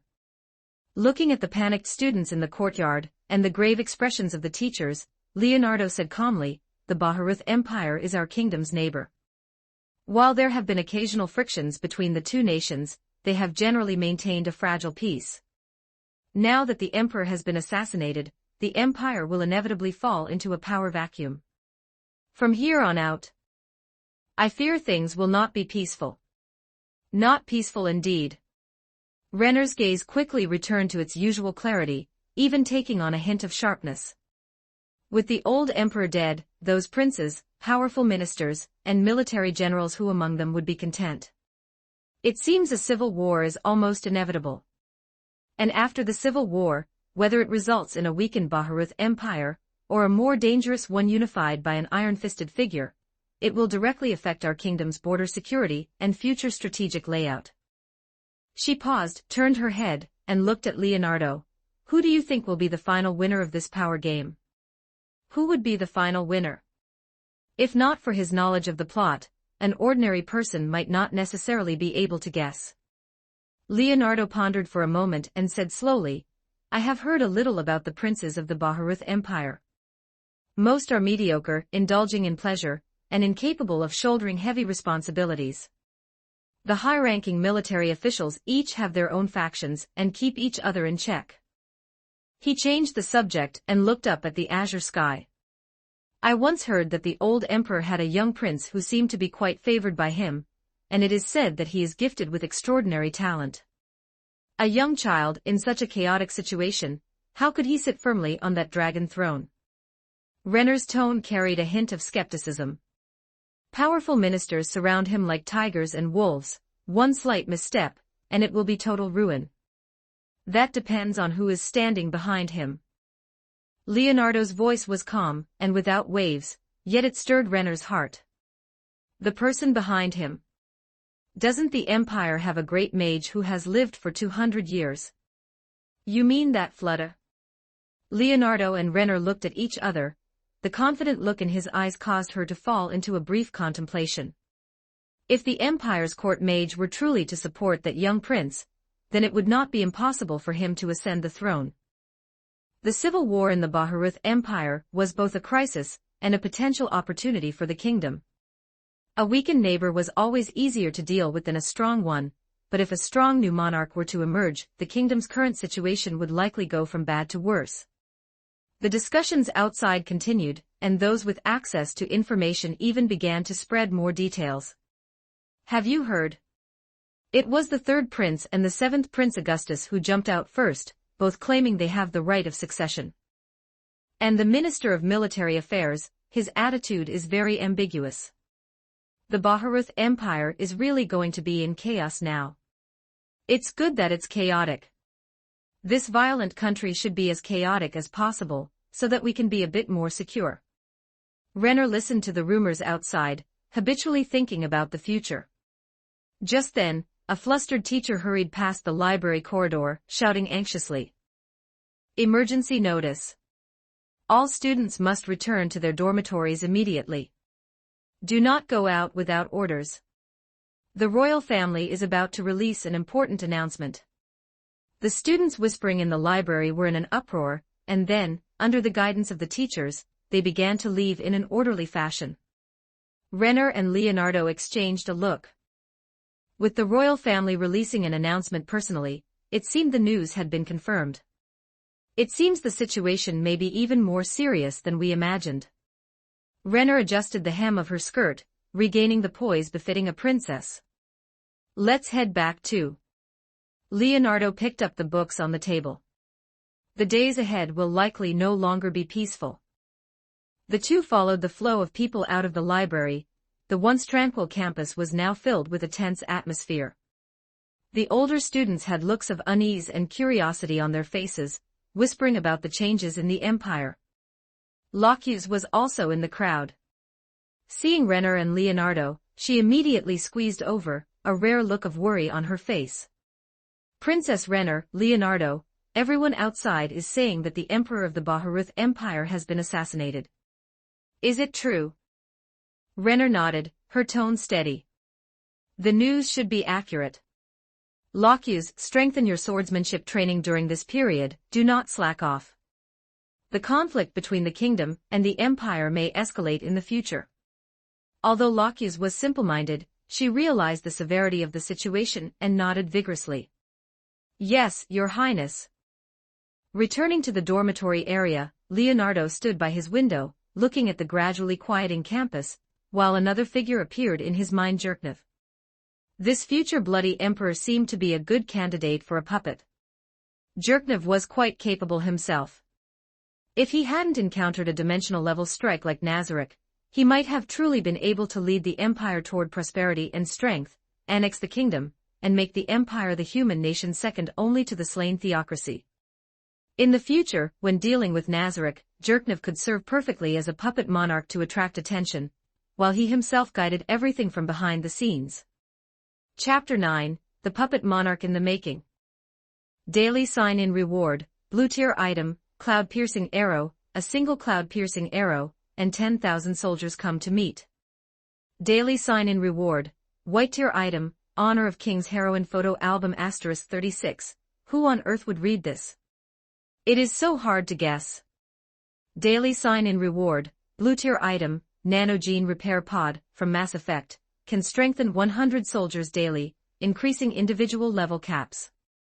After the internal strife in the Baharuth Empire, his luck seemed to have taken a turn for the better.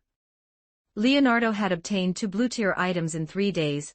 The cloud-piercing arrow was a one-time consumable, while the nanogene repair pod was a crucial link in his secret control over the Empire. Controlling Jerknev was not difficult, but the problem was that the Empire's strength was not much higher than that of the kingdom. In front of Nazarick, it was like paper, shattering at the slightest touch. An empire that could be easily crushed at any moment had, after all, limited utility. With the nanogene repair pod, the situation was completely different. Zherknov could use it to systematically strengthen his soldiers, not only raising individual level caps, but also subtly transforming the quality and combat effectiveness of the entire army. Coupled with some of his own kin, Leonardo was confident that he could raise the military power of the Baharuth Empire to an astonishing level in a short period. In the coming storm, this would attract the attention of forces like Nazarek and the Platinum Dragon Lord, allowing him to develop in peace. Zherknov was not the only candidate to be a puppet monarch, but he was certainly the most suitable one. A smirk played on Leonardo's lips. Regardless, this young prince would soon be fortunate enough to receive the help of a mysterious ally and completely take control of the Baharuth Empire. As for how to approach this lucky fellow, it would not need to be as troublesome as approaching Renner. He would just send a few thugs over, beat up the court wizard Flutter first, and then give him some magical knowledge far surpassing this array carrot and a stick. Once Flutter was subdued, Zherknov, having no support, would naturally have no choice but to become his puppet monarch. 2 days later, the capital of the Baharuth Empire, Arwantar. The imperial palace, usually orderly and solemn, was now shrouded in an invisible haze. The passing of the old emperor was like a boulder thrown into a calm lake, stirring up ripples, and the rumors of assassination turned these ripples into surging waves. Deep within the palace, in a heavily guarded secret chamber, the atmosphere was so oppressive it was almost suffocating. Several ministers in fine robes with grim expressions, and a few generals in armor with sharp eyes, were arguing in low voices around a long table. Their voices were kept extremely low, but they could not hide their anxiety. The emperor's body is not yet cold, and the third prince and the seventh Prince Augustus are already gathering private troops at their respective residences. What is this for? Do they intend to imitate the previous dynasty and let the empire fracture? An old minister with white hair and beard said with heartache. They only have eyes for that position. A burly general snorted coldly. If the Minister of Military Affairs had not been ambiguous and wavering, how could we sit by and watch them slaughter each other like this? Sitting at the head of the table was an old man with a withered face, but exceptionally shrewd eyes. He was the Prime Minister of the Empire. Arguing about this now is meaningless. The most urgent task is to stabilize the situation as soon as possible and select a new monarch. Otherwise, once the news spreads and causes public panic, or even attracts the covetousness of neighboring countries, the century-old foundation of our Baharuth Empire will be in danger. Just then, the door to the secret chamber was lightly knocked. "Come in," the Prime Minister said in a deep voice. An attendant bowed and walked in, his face pale, his voice trembling, reporting to all the lords, His Excellency the Court Wizard Flutter. He requests an audience. Everyone was stunned upon hearing this. This court wizard usually kept to himself, devoted his heart to magical research, and rarely participated in court politics. His sudden request for an audience at such a sensitive time could not help but raise a trace of unease and curiosity in everyone's hearts. "Let him in."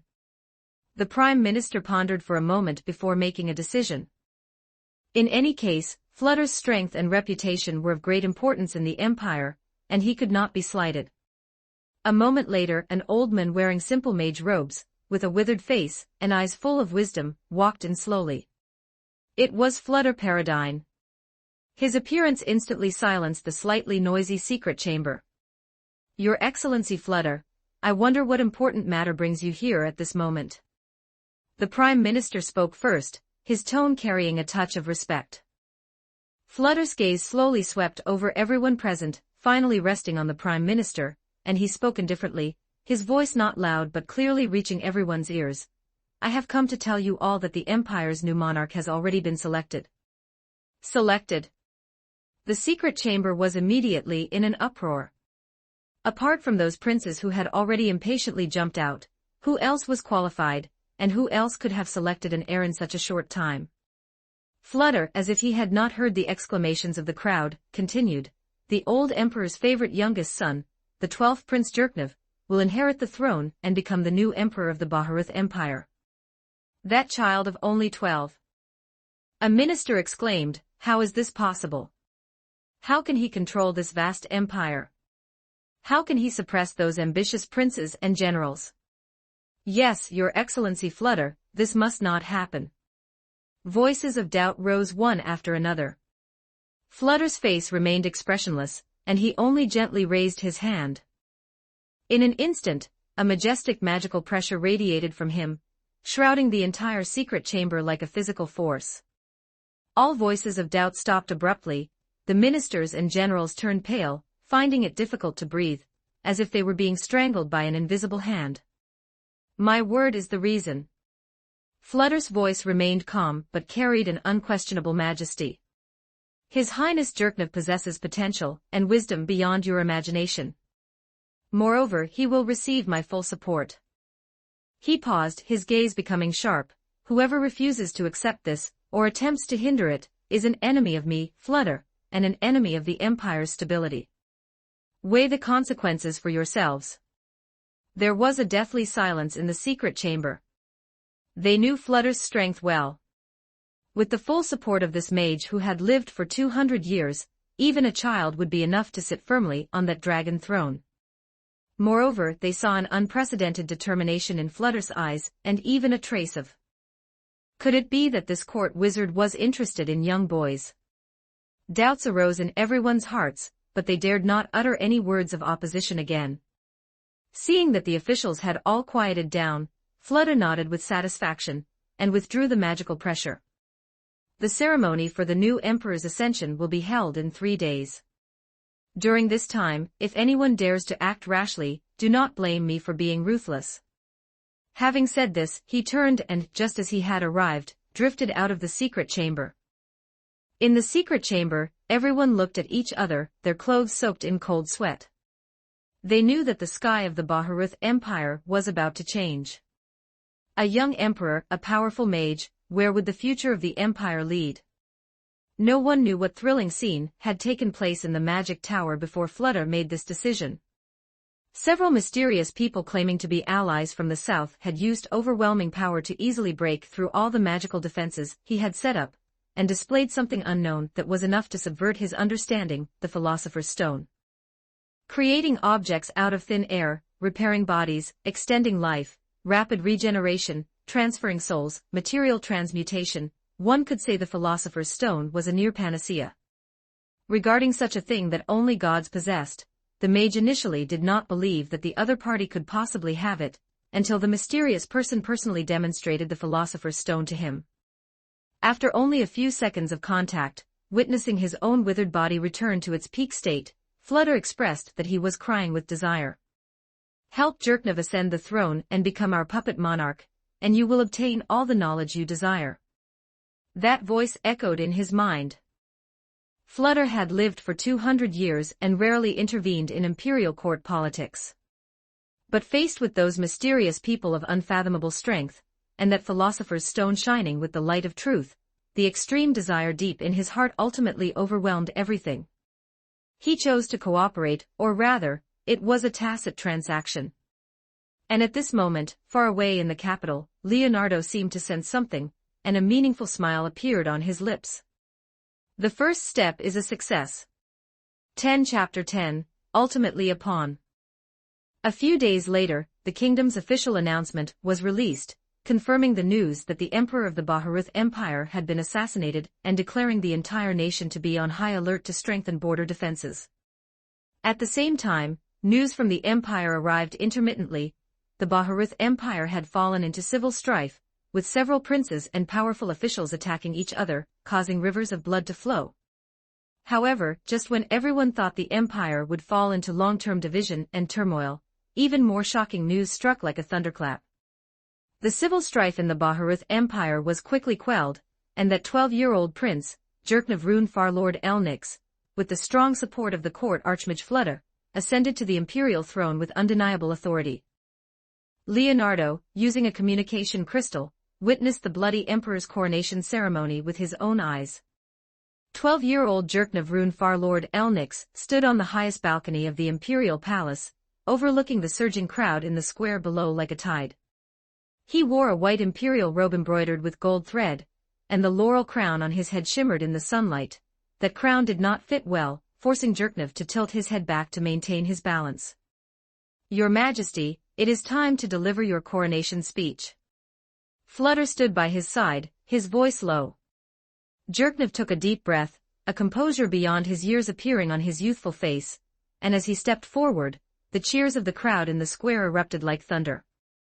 "Citizens of the Baharuth Empire." Jerknev's voice, carried through a magical amplifier across the entire square, was crisp yet firm. "Today, I stand here not as a child, but as your emperor." The crowd erupted into even more enthusiastic cheers. Jerknev's gaze swept over the fully armed soldiers at the edge of the square. Among them were the 3rd Prince's men, the 7th Prince Augustus's men, and spies sent by the Minister of Military Affairs. Everyone was waiting for him to make a mistake, waiting for the little emperor to show a weakness. "I promise to inherit my father's legacy," Jerknev continued, his voice gradually becoming more powerful. "To lead the empire toward prosperity, and anyone who attempts to divide the empire or disrupt the peace will face severe sanctions." As he said this, his gaze intentionally or unintentionally swept over the several princes standing on the reviewing stand. The 3rd Prince's face instantly turned ashen, while the 7th Prince Augustus sneered and turned to leave the reviewing stand. Flutter nodded in satisfaction and reached out to gently pat Jerknev's shoulder, a gesture that, to onlookers, appeared to be an elder's encouragement to a young emperor, but Jerknev could feel the warning hidden within that withered palm. "Very good, Your Majesty," Flutter whispered. "The next part is receiving the nobility's oath of allegiance. Remember what I taught you." Jerknev nodded slightly, a flicker of imperceptible cold light flashing in his eyes. He certainly remembered every word Flutter had taught him, those empty promises, those platitudes to appease the nobles. But he already had his own calculations in mind. The coronation ceremony lasted an entire day. When night fell, Jerknev was finally able to return to his bedchamber. He waved away all his attendants and stood alone by the window, gazing at the palace under the moonlight. "Come out, I know you are there," he said suddenly, his voice calm. From the shadows of the room, a figure slowly emerged. It was a burly man completely shrouded in a black cloak, wearing a ghastly metal mask on his face. "As expected of the monarch chosen by our master, your perception is so keen." The burly man's voice carried a hint of mockery. "Dark Knight Alpha greets you." Jerknev turned around, his face showing no sign of surprise. "It's not really perception, I was just guessing." "What, did your master send you to confirm whether this puppet of his is obedient?" Alpha chuckled. "Your Majesty exaggerates. We only wish to ensure a pleasant cooperation." Jerknev would not believe a single word from the man before him. He sneered, "You bribed Flutter and forcibly pushed me into this position, and now you talk about cooperation." Lord Flutter simply saw the future. Alpha took a step forward, the moonlight shining on his mask, reflecting a cold light. "And you, do you not wish to truly control this empire?" Jerknev did not answer immediately. He walked back to the window, gazing at the brightly lit magic tower in the distance that was Flutter's residence. "What did you give him?" Jerknev asked suddenly. "To make that old fellow who has lived for 2 centuries work so hard." Alpha was silent for a moment, seemingly weighing how much information to reveal. Finally, he took a small crystal bottle from his bosom, inside which was a gemstone emitting a faint red light. "This is the Philosopher's Stone, it can grant almost any wish. Lord Flutter received a small part of it, and you, Your Majesty, if you perform well, perhaps you too can receive the same gift. It can grant almost any wish. Isn't that the legendary wish-granting stone?" Jerknev stared at the gemstone, a flash of desire appearing in his eyes, but he quickly regained his composure. He knew too well the price behind such temptation.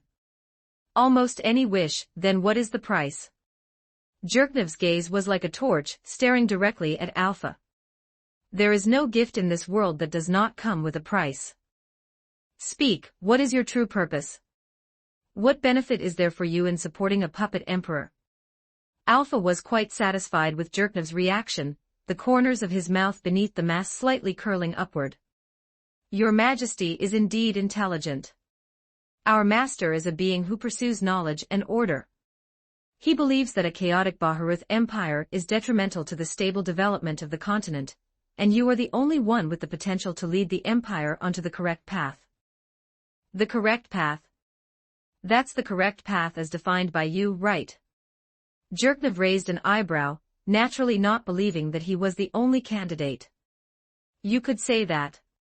We need a unified and efficient regime to cooperate with some of our plans. In return, we will provide everything you need: knowledge, power, a loyal army, and even help you eliminate those eyesores. Jerknov's heart skipped a beat.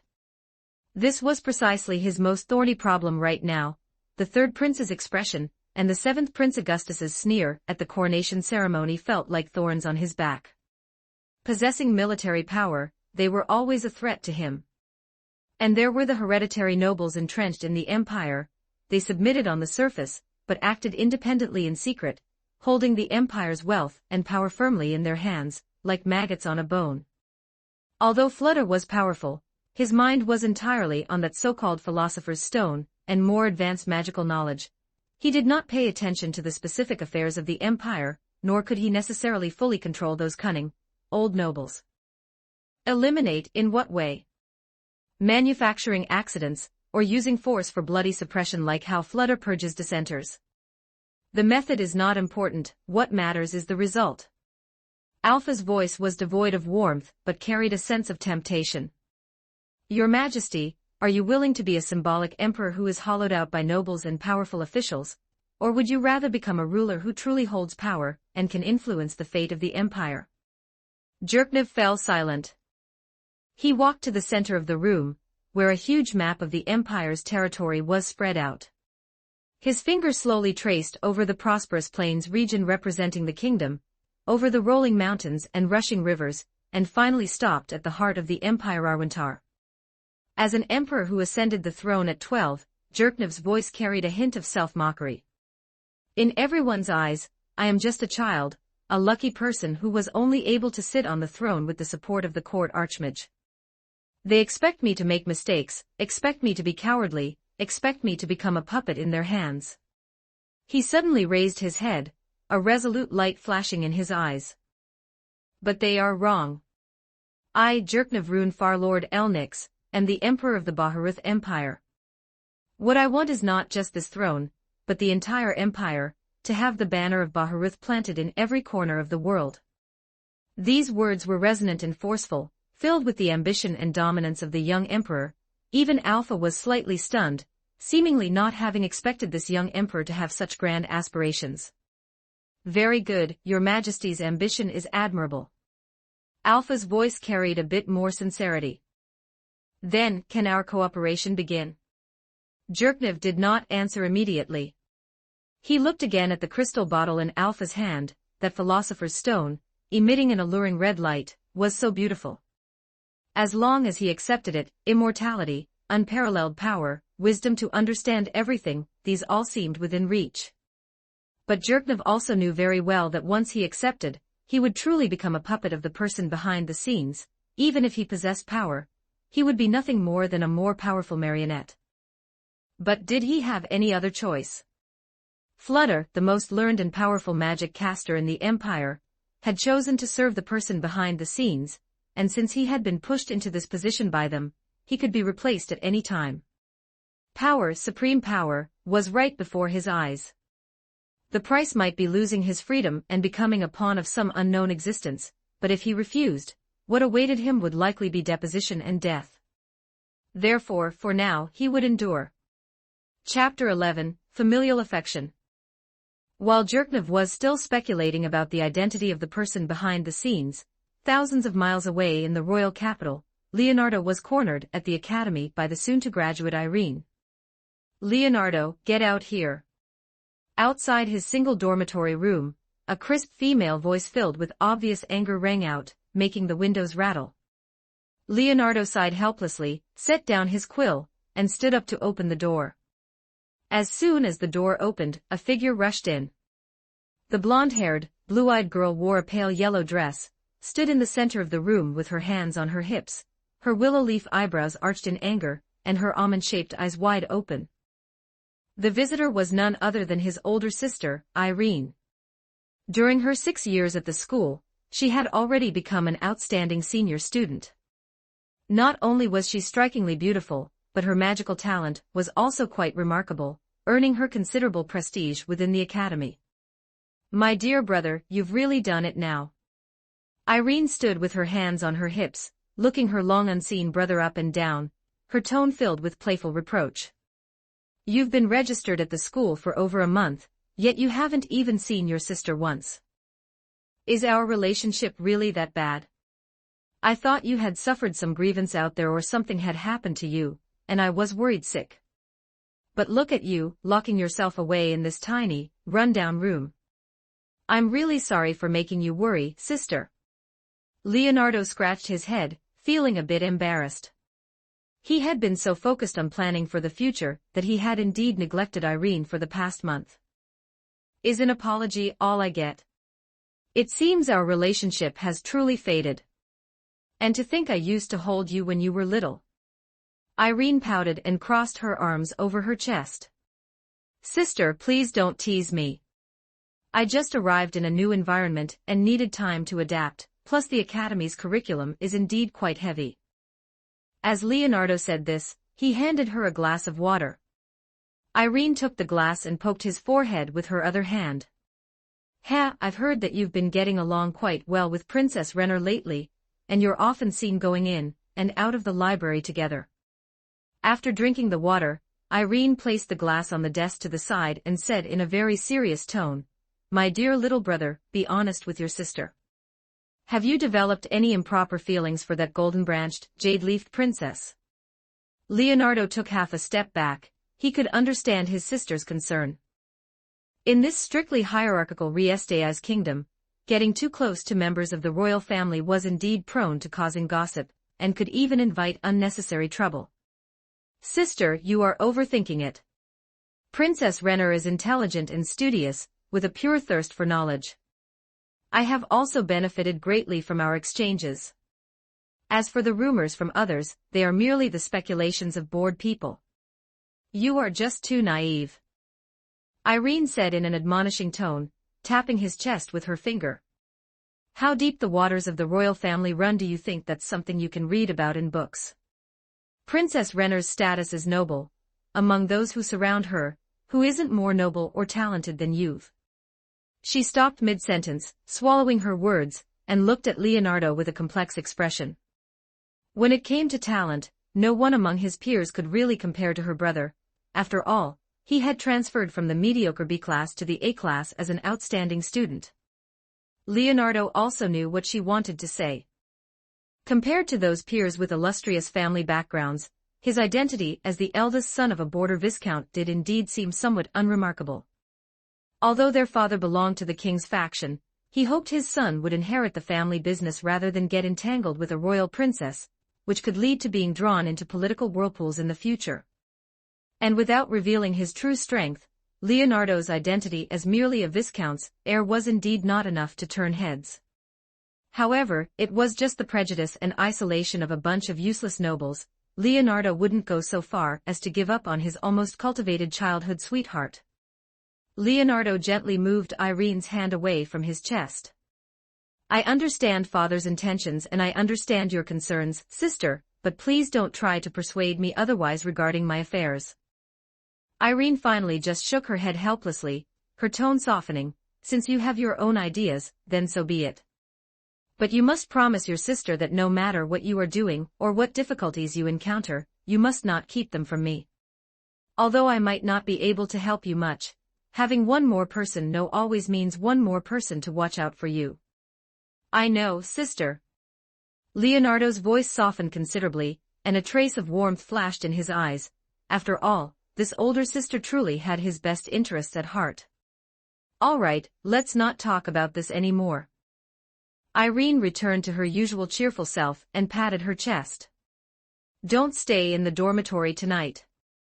Let's go to Oak Street near the academy. The grilled meat there is superb." "Grilled meat? That sounds good, it just so happens I'm a bit hungry." Seeing her little brother agree, a bright smile appeared on Irene's face. Her previous worries vanished, leaving only a maiden's radiance. That's the spirit. Let's go, we're leaving now. If we go late, there won't be any seats left. Irene pulled his wrist without further ado. A warm sensation came over him. As Leonardo was dragged out of the room by her, he smiled helplessly. Sister, slow down. I'm coming with you. The two walked side by side on the academy's stone path, the afterglow of the sunset stretching their shadows long. Irene chattered away about interesting things at the academy, which professor had assigned another weird problem, which classmates' experiment had failed and caused a scene, and occasionally she would mention some rumors about the upper echelons of the kingdom's society. Leonardo listened quietly, occasionally chiming in with a few words. Brenda and several guards followed closely behind to prevent any accidents from befalling the two viscounts' children while they were out. After all, the royal capital was not like their own territory, the waters here were very murky.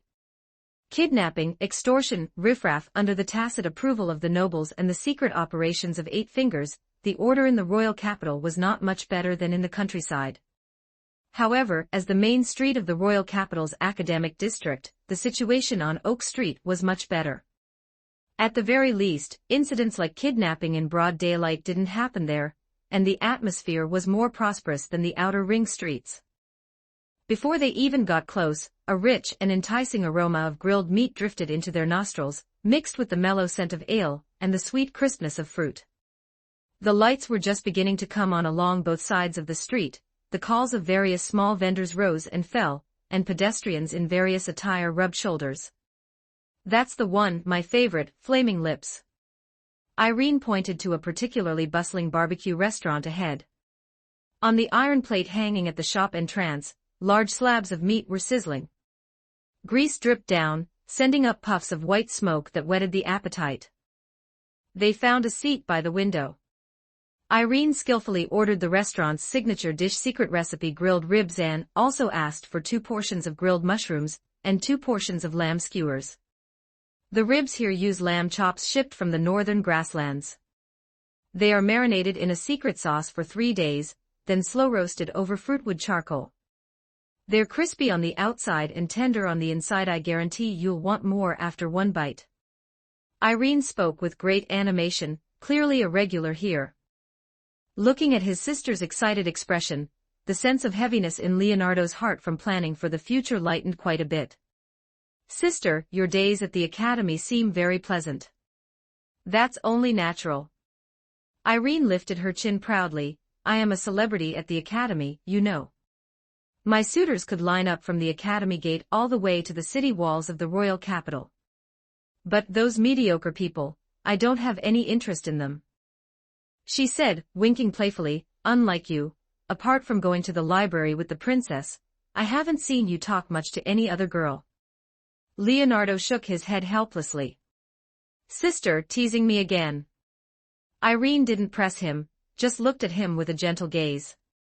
Before long, the sizzling grilled ribs were brought over, golden and glistening, emitting a mouth-watering aroma. Irene immediately picked up her knife and fork, cut off a large piece, and placed it on Leonardo's plate. Eat, eat. It won't taste good if it gets cold.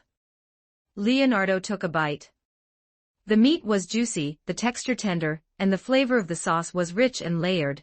It was truly well deserved of its reputation. The taste is indeed excellent, he praised sincerely. Irene smiled slightly and speared a piece for herself to devour. The two chatted while they ate, and the atmosphere was relaxed and harmonious. Half an hour later, the grilled meat was gradually running low.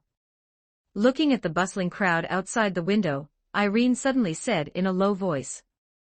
Leonardo, do you know? Father is actually very proud of you. He doesn't say it, but I can tell. When he received the news from the school, him forbidding you from getting close to the royal family was also because he was afraid you would be dragged into those dirty power struggles. Father just wants you to safely inherit the family business and live a stable life. Leonardo was silent for a moment, then said in a low voice, I understand Father's worry, but some things, once they start turning, can never be stopped. Irene looked at the maturity and determination in her brother's eyes that didn't match his age, and a strange premonition suddenly welled up in her heart. She felt that her brother would probably not become just a border viscount as their father expected. As a genius, his stage might be broader than anyone could imagine. All right, Irene finally chose to support him. No matter what path you want to take, your sister will stand by your side. Promise me, you must protect yourself. I will, sister. Leonardo looked at her. He would definitely protect this precious familial affection. The night grew deeper, but the bustle of Oak Street continued. The brother and sister walked out of the barbecue restaurant, the night breeze carrying a hint of chill. Before parting, Leonardo gifted Irene a blue-quality Queen of the Elves bracelet, which could generate a shield to defend against damage. It was a graduation gift for his sister. 12 Chapter 12, Strengthening Soldiers, Internal Purge.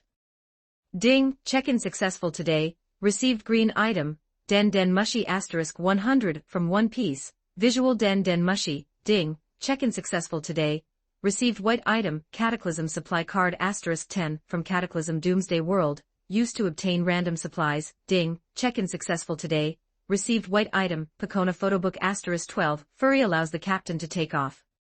In the days after Jerknev ascended the throne, Leonardo's luck returned to its usual level, clear skies and green grass. The Den Den Mushy was not his only means of remote communication, but it certainly made up for the shortcomings in information transmission.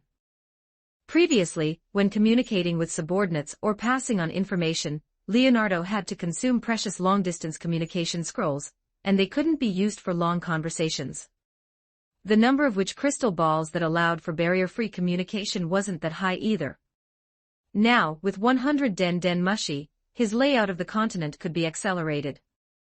Besides the neighboring Baharuth Empire, he could also arrange his own personnel in other human nations to weave an exclusive intelligence network. Inside the academy, in his single dormitory, Leonardo toyed with the palm-sized Den Den Mushy in his hand, which looked like a snail, but had clever little eyes and a big mouth, a faint, imperceptible arc curving at the corner of his mouth. Although it was only a green item, the value of this little thing was far from what its appearance suggested. He gently traced his fingertips over the cold shell of the Den Den Mushy, already having a plan in mind. 10 for the Empire, 10 for the Kingdom, 10 for the Holy Kingdom, 10 for the slain theocracy, 15 for the central region of the continent, 15 for the southern region. How is the progress on Alpha's side? Leonardo asked the air, his voice calm and ripple-free. In the shadows, a thin figure that almost blended into the darkness appeared quietly, kneeling on one knee, its voice as soft as a gnat's. Lord Alpha has successfully established initial contact with Jerknev. That child is more ambitious than expected, and also knows how to endure, but this bit of struggle is futile before the master. No need for sycophantic words.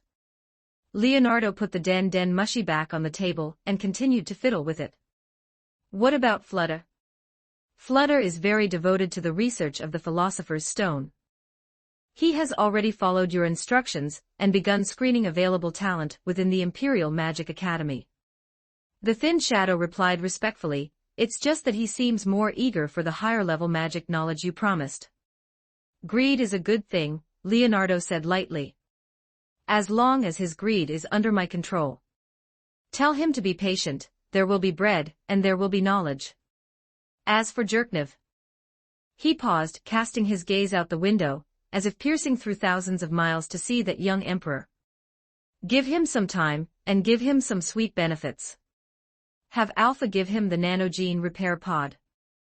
The plan to clear out the worms can start with the ones he is most headache-ridden about. Yes, master. The thin shadow accepted the order, and was about to retreat. Don't be in such a hurry, there is one more thing. Leonardo picked up a Den Den Mushy. The shell of this one was slightly darker in color, and its eyes were larger and more spirited. This is a visual Den Den Mushy, a type of biological communicator. Leonardo explained, tapping his fingertip on the head of the Den Den Mushy to demonstrate how to use it to his subordinate. It can transmit not only sound but also images. Take this to Alpha and tell him to use this to report to me from now on. I want to see with my own eyes how this young emperor begins his grand career. By your command, Master. The thin figure took the visual den mushi as if receiving a holy relic, carefully tucking it into his bosom. Over the next 2 weeks, Leonardo continued to play his real-life strategy game, cultivating relationships with Renner and senior Locus.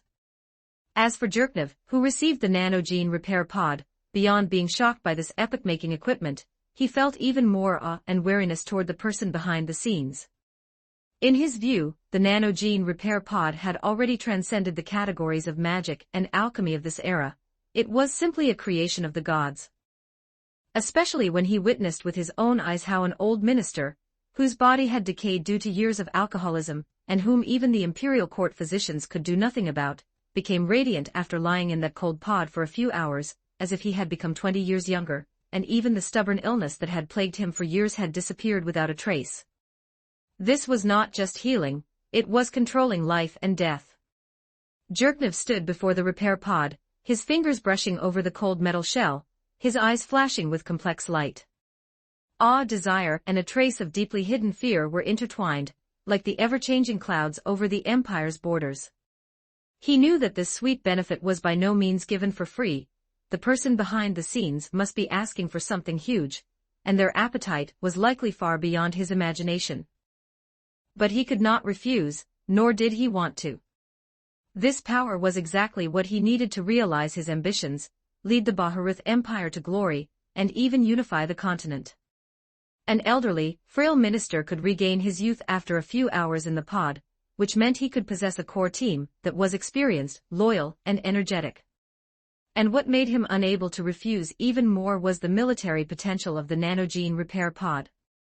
After a new recruit with mediocre aptitude lay inside, he only needed to train for a few days to be able to fight multiple experienced veterans alone. Looking at it from the perspective of Yggdrasil levels, the original LV-35 Imperial recruits, after having their genetic defects repaired and physical potential optimized, could break through bottlenecks in just a few days after targeted intensive training, reaching LV-10 or even higher. One person could easily fight several LV-79 veterans, with their strength, speed, reaction, and even recovery capabilities all leaping to a comprehensive new level. This is simply a miracle. Beside Jerknov, an old man with white hair and beard, wearing magnificent magic robes, the chief imperial court wizard, Flutter Paradine. At this moment, an obsessed look erupted in his eyes as he stared fixedly at the repair pod, his hands trembling slightly, muttering to himself. The mysteries of life, no, this has already surpassed conventional life magic. This is a higher level of power. Jerknov glanced at the uncomposed Flutter, understanding in his heart. This old thing who had lived for more than 200 years, the authority on magic in the Empire, was clearly also shocked by this divine creation. He cleared his throat, suppressing the waves in his heart, and said in a deep voice, "Lord Flutter, you surely understand the value of this object better than I do." Flutter came back to his senses, took a deep breath, forced himself to calm down, and bowed, "Your Majesty, the preciousness of this object cannot be measured by money. With it, the Empire's national strength will see a qualitative leap." His tone was full of inquiry and a trace of imperceptible greed, an extreme greed for knowledge. Jerknov's ambition was burning. He paused, a flash of ruthlessness in his eyes. "The plan to clear out the worms can begin. Start with those stubborn old fools in the Ministry of Military Affairs who draw empty salaries and collude with nobles. Use the spots for the repair pod as bait, and let them understand who the true master of the Empire is. By your command, Your Majesty." A flash of excitement crossed Flutter's eyes. This was not only for the Empire but also for the opportunity to study this magical creation more deeply, and even obtain more knowledge beyond the era from that mysterious lord. Meanwhile, in the Imperial Academy, in Leonardo's single dormitory. Leonardo was sitting leisurely in a soft chair by the window, holding a Picona photo book in his hand. It wasn't that he was a furrycon, just that if one didn't appreciate beautiful people and things, it would seem one was quite boring. And on the desk in front of him, a visual den mushi was lying quietly, the screen clearly displaying the conversation between Jerknev and Flutter, even the sound being transmitted clearly. Greed is the original sin, and also the best driving force. Leonardo put down the photo book he had finished reading, a playful smile on his lips, and muttered to himself. He picked up another white card on the table, the Cataclysm Supply card. Ding, use Cataclysm Supply card *1. Leonardo thought silently. Ding, obtained random supplies, highly concentrated energy bar *500, high calories, easy to carry, can quickly replenish physical strength. Better than nothing. Leonardo casually put the energy bars into his storage ring. These things weren't very useful to him, but for some chess pieces he might deploy in the future, they might come in handy. His gaze returned to the visual Den Mushi. On the screen, Jerknev had already begun to issue orders in an orderly manner. That decisiveness and ambition belonging to a young emperor, after obtaining the cheat he sponsored, were revealing themselves more and more clearly. Jerknev, the future bloody emperor. Leonardo tapped his fingers on the table, making a tap-tap sound. Your stage has only just begun, don't disappoint me. Chapter 13, The Counterattack on the Eve of the Great Purge. Jerknev moved quickly. Under the immense temptation of the nanogene repair pod, he swiftly purged a group of parasites within the military and promoted a batch of capable young officers loyal to him. The appearance of the Imperial Guard was completely transformed within a mere few weeks, and their morale soared. As for Flutter, he devoted almost all his energy to researching the repair pod and the Philosopher's Stone, making rapid progress in screening talent for Leonardo. The plan to purge the parasites was far more swift and brutal than anticipated. The Ministry of Military Affairs, one of the cores of imperial power, and the department with the most corrupt officials, bore the brunt of it. Night fell like ink over the imperial capital, at the residence of the Minister of Military Affairs. The mansion, which was once bustling with visitors and carriages, was now shrouded in a grim and murderous atmosphere. Outside the mansion, the elite Imperial Guard surrounded it layer by layer, their armor glinting with a cold light under the moonlight. Inside the mansion, the Minister of Military Affairs, an elderly noble nearing 60, who had operated within the Empire's military circles for decades, was now ashen-faced, collapsed on the luxurious carpet. Standing before him were several expressionless Imperial Guard officers and a tall, burly commander of the Imperial Guard wearing black robes. Alpha. My lord, why this?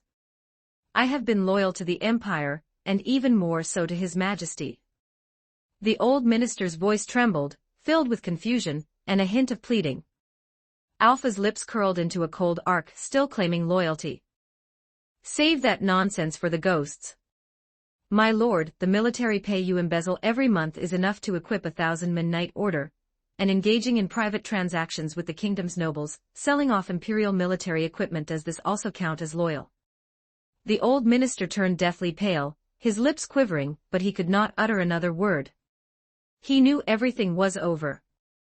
Those treasonous activities he once thought were flawless had been laid out so clearly on the table. His Majesty has decreed, Alpha's voice was devoid of any emotion, in consideration of your past as a high-ranking official of the Empire, you are granted a whole corpse. I am giving you a chance to die with dignity, and your own life. A gem-encrusted dagger was thrown before the old minister. The old minister looked at the dagger, his eyes filled with despair and reluctance. Finally, he tremblingly picked up the dagger and, in the dead silence, ended his own life. Similar scenes continued to play out in every corner of the imperial capital over the following days. Whether it was the Ministry of Military Affairs, the Ministry of Finance, or even hereditary nobles with ties to the royal family, anyone identified by Jerknev as a parasite could not escape the fate of being purged. For a time, the imperial capital was gripped by panic, with everyone fearing for their own safety. The once deeply entrenched and colluding noble factions withered away like fallen leaves swept by a gale under Jerknev's thunderous methods. Arrogant. That brat is forcing us into a dead end. In a side hall so luxurious it bordered on decadent, smoke swirled, and the air was filled with the complex scent of expensive spices mixed with alcohol. The speaker was a grim-faced middle-aged noble. He was an official related to 7th Prince Augustus on his mother's side, and the younger brother of the Minister of Finance. At that moment, he slammed his crystal glass onto the gold-inlaid table, causing the wine to splash everywhere. Sitting opposite him was a handsome young man, though his eyes revealed a depth and ruthlessness that belied his age. He wore luxurious casual attire embroidered with silver thread patterns, and his fingers tapped lightly on the table. He was none other than 3rd Prince Valentine. Our emperor is truly becoming too overbearing.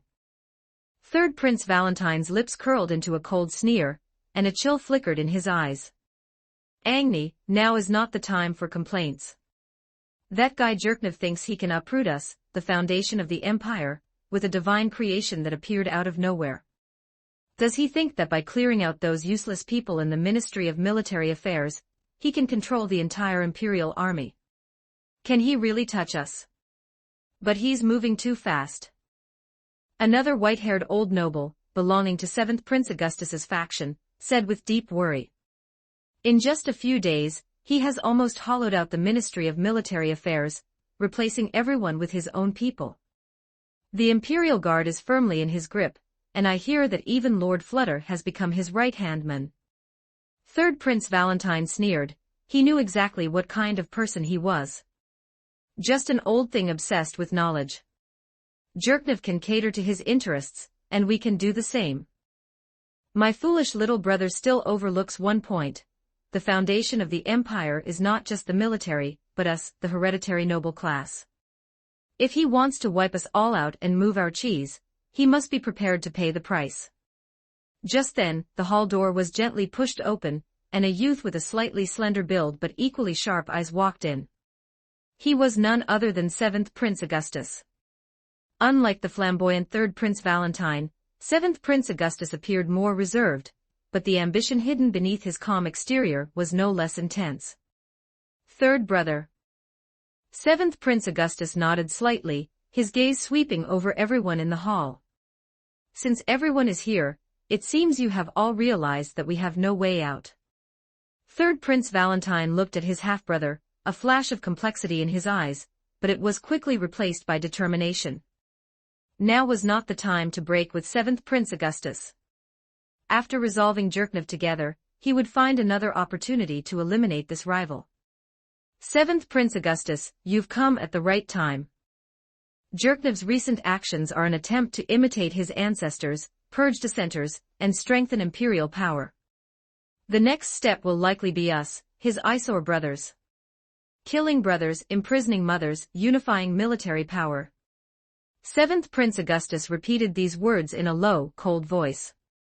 Our father was such a hero back then, yet even he could not completely shake off the constraints of us nobles. Jerknov, that brat, really has a huge appetite. Does he think that with that so-called divine creation, he can make soldiers completely reborn, and allow him to do whatever he wants? He is indeed confident because he has something to rely on, a count who held regional military power said in a low voice.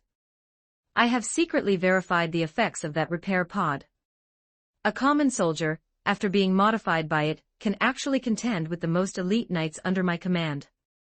If we let him continue like this, it won't be long before the army completely becomes his private militia. Therefore, we must join forces. 3rd Prince Valentine slammed the table and stood up, his gaze sweeping across everyone present. Jerknov wants to be an emperor with unified military power. Then we will show him that the noble class is not something an individual can provoke. He walked to the wall and pulled open a huge map of the empire, his finger pointing heavily at the center of the capital, the imperial palace. If he wants to purge us, we will strike first. Although the Imperial Guard is under his control, the city defense forces, plus the private armies under our respective commands, total over 80,000. We can absolutely contend with him. Strike first. Launch a rebellion. The hall fell into silence, with only the crackling of flickering candles. Everyone's face showed hesitation, but more so the fanaticism ignited by the desire for power. Well said. 7th Prince Augustus was the first to break the silence, a flash of madness in his eyes. 3rd brother is right. Things have reached this point, either he dies or we perish. For the Empire and for ourselves, we have no other choice. Zherknev must die. Seeing that everyone had made up their minds, Third Prince Valentine revealed a ferocious smile. Then, the plan begins. We will let Zherknev know that the power he relies on is nothing but a flash in the pan before us, the deeply rooted nobles. We will make him understand that the Baharuth Empire is a noble's empire, it has never been his empire alone. The night was deep, and a conspiracy aimed at overturning the existing imperial power was quietly brewing in the depths of this resplendent palace. Zherknev's thunderous methods, while shocking the court, had also forced those nobles whose core interests were touched into a dead end. Like trapped beasts, they were preparing to launch a desperate counterattack in the most primitive and bloody way. The internal purge of the empire was far from over. A more tragic storm was quietly gathering over the capital, but one thing was certain: the fate of the Baharuth Empire had reached a turning point. 14 Chapter 14 The Bloodthirsty Emperor Who Killed His Brother and Imprisoned His Mother. Chapter 14 Fratricide and Matricide, the Bloody Emperor. The night was as dark as ink, and the imperial capital was peaceful. Zherknev stood on the terrace at the highest point of the imperial palace, overlooking the city that trembled under the great purge. The evening breeze ruffled his short golden hair, yet there was not a trace of a victor's joy in his eyes. Beneath his feet, the city was illuminated by 10,000 lights. Once upon a time, he had thought this was the symbol of the empire's glory. But now, having ascended to the throne of the emperor, these lights in his eyes had become countless prying eyes, flickering with fear, suspicion, and deeply hidden hostility. He knew that those corrupt nobles he had uprooted were merely the tip of the iceberg. Beneath the surface lay a far larger, more stubborn interest group, clinging to the body of the empire like gangrene. And his brothers, Third Prince Valentine and Seventh Prince Augustus, had long since colluded with them. My dear brothers, don't blame me when you reach the underworld. The struggle for the throne has always been this way. Zherknev murmured softly. This was no baseless rumor, but a future he had long foreseen, and was even personally driving forward. A month ago, he was still a carefree 12th prince. A month later, he had become a puppet monarch hoisted onto the throne, forced to deal with his own brothers. Zherknev thought of the Empress Dowager, that once gentle and beautiful woman, who had gradually become suspicious and paranoid in the vortex of power.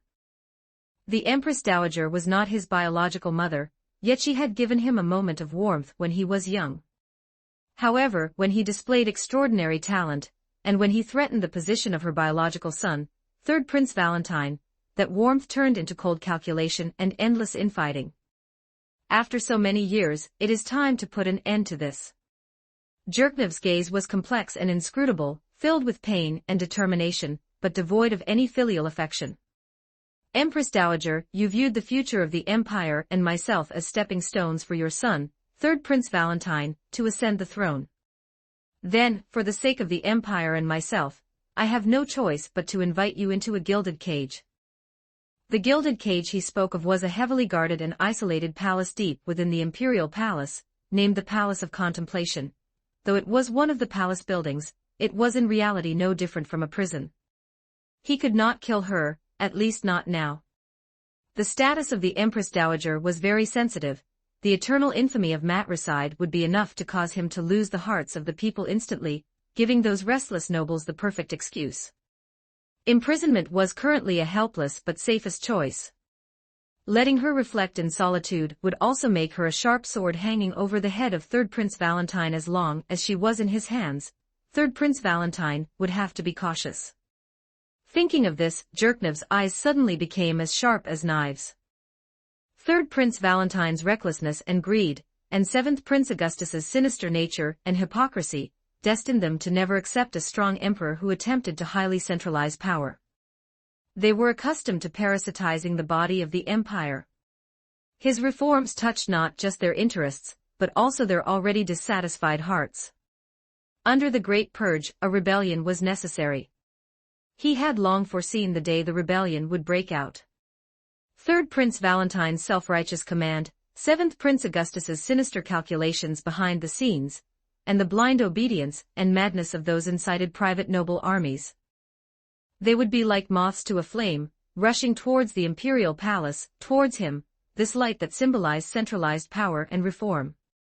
There was not a shred of fear in Jerknev's heart, only a heavy sense of mission.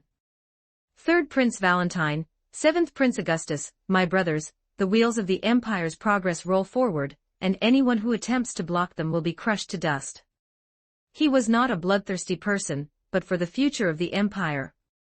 To realize the grand blueprint in his heart, a truly unified, powerful Baharuth Empire that could stand tall in this world of the law of the jungle. He had to sever these bonds and clear away these obstacles. The coming days would be a test of blood and fire. Once the rebellion broke out, the capital would become a battlefield, and countless innocent people might be drawn into it, but Jerknev had no other choice. The growth of an emperor is always accompanied by blood and sacrifice. Jerknev did not turn around, his voice sounding calmly. In the shadows, a tall figure appeared silently. The movements of Third Prince Valentine and Seventh Prince Augustus should be soon. Jerknev's gaze remained fixed on the night view in the distance. Tell Flutter to accelerate the research progress. I need to strengthen the guards of the Imperial Palace, especially the Palace of Contemplation. Tell all Imperial Guard soldiers, kill any rebels on sight. As you wish, My Majesty. Alpha's voice remained cold. After he retreated, only Jerknev was left on the terrace. The night wind blew harder, foreshadowing the coming storm. Tightening his cloak, the youth's eyes were as sharp as a hawk, piercing through the heavy night curtain. Fratricide and matricide. I wonder how history will judge me. He asked himself softly, then laughed self-deprecatingly. History is a whore, its content is always written by the victors. As long as I succeed and the Empire becomes prosperous, these sacrifices will all be worth it. Yes, everything is worth it. Even if this prosperity is built on the foundation of a puppet regime. He turned around, no longer looking at the lights, and strode back to the brightly lit palace. Jerknev's steps were firm. He knew his battlefield was not just outside the Imperial Palace, but within the hearts of men, in that invisible abyss of power. A few days later, the Imperial capital Arwentar, the node of the rebellion. As the saying goes, a dark and windy night is a night for killing. Taking advantage of the hazy night, and the fatigue of the men and horses. Outside the Imperial Palace, shouts of killing suddenly shattered the false tranquility.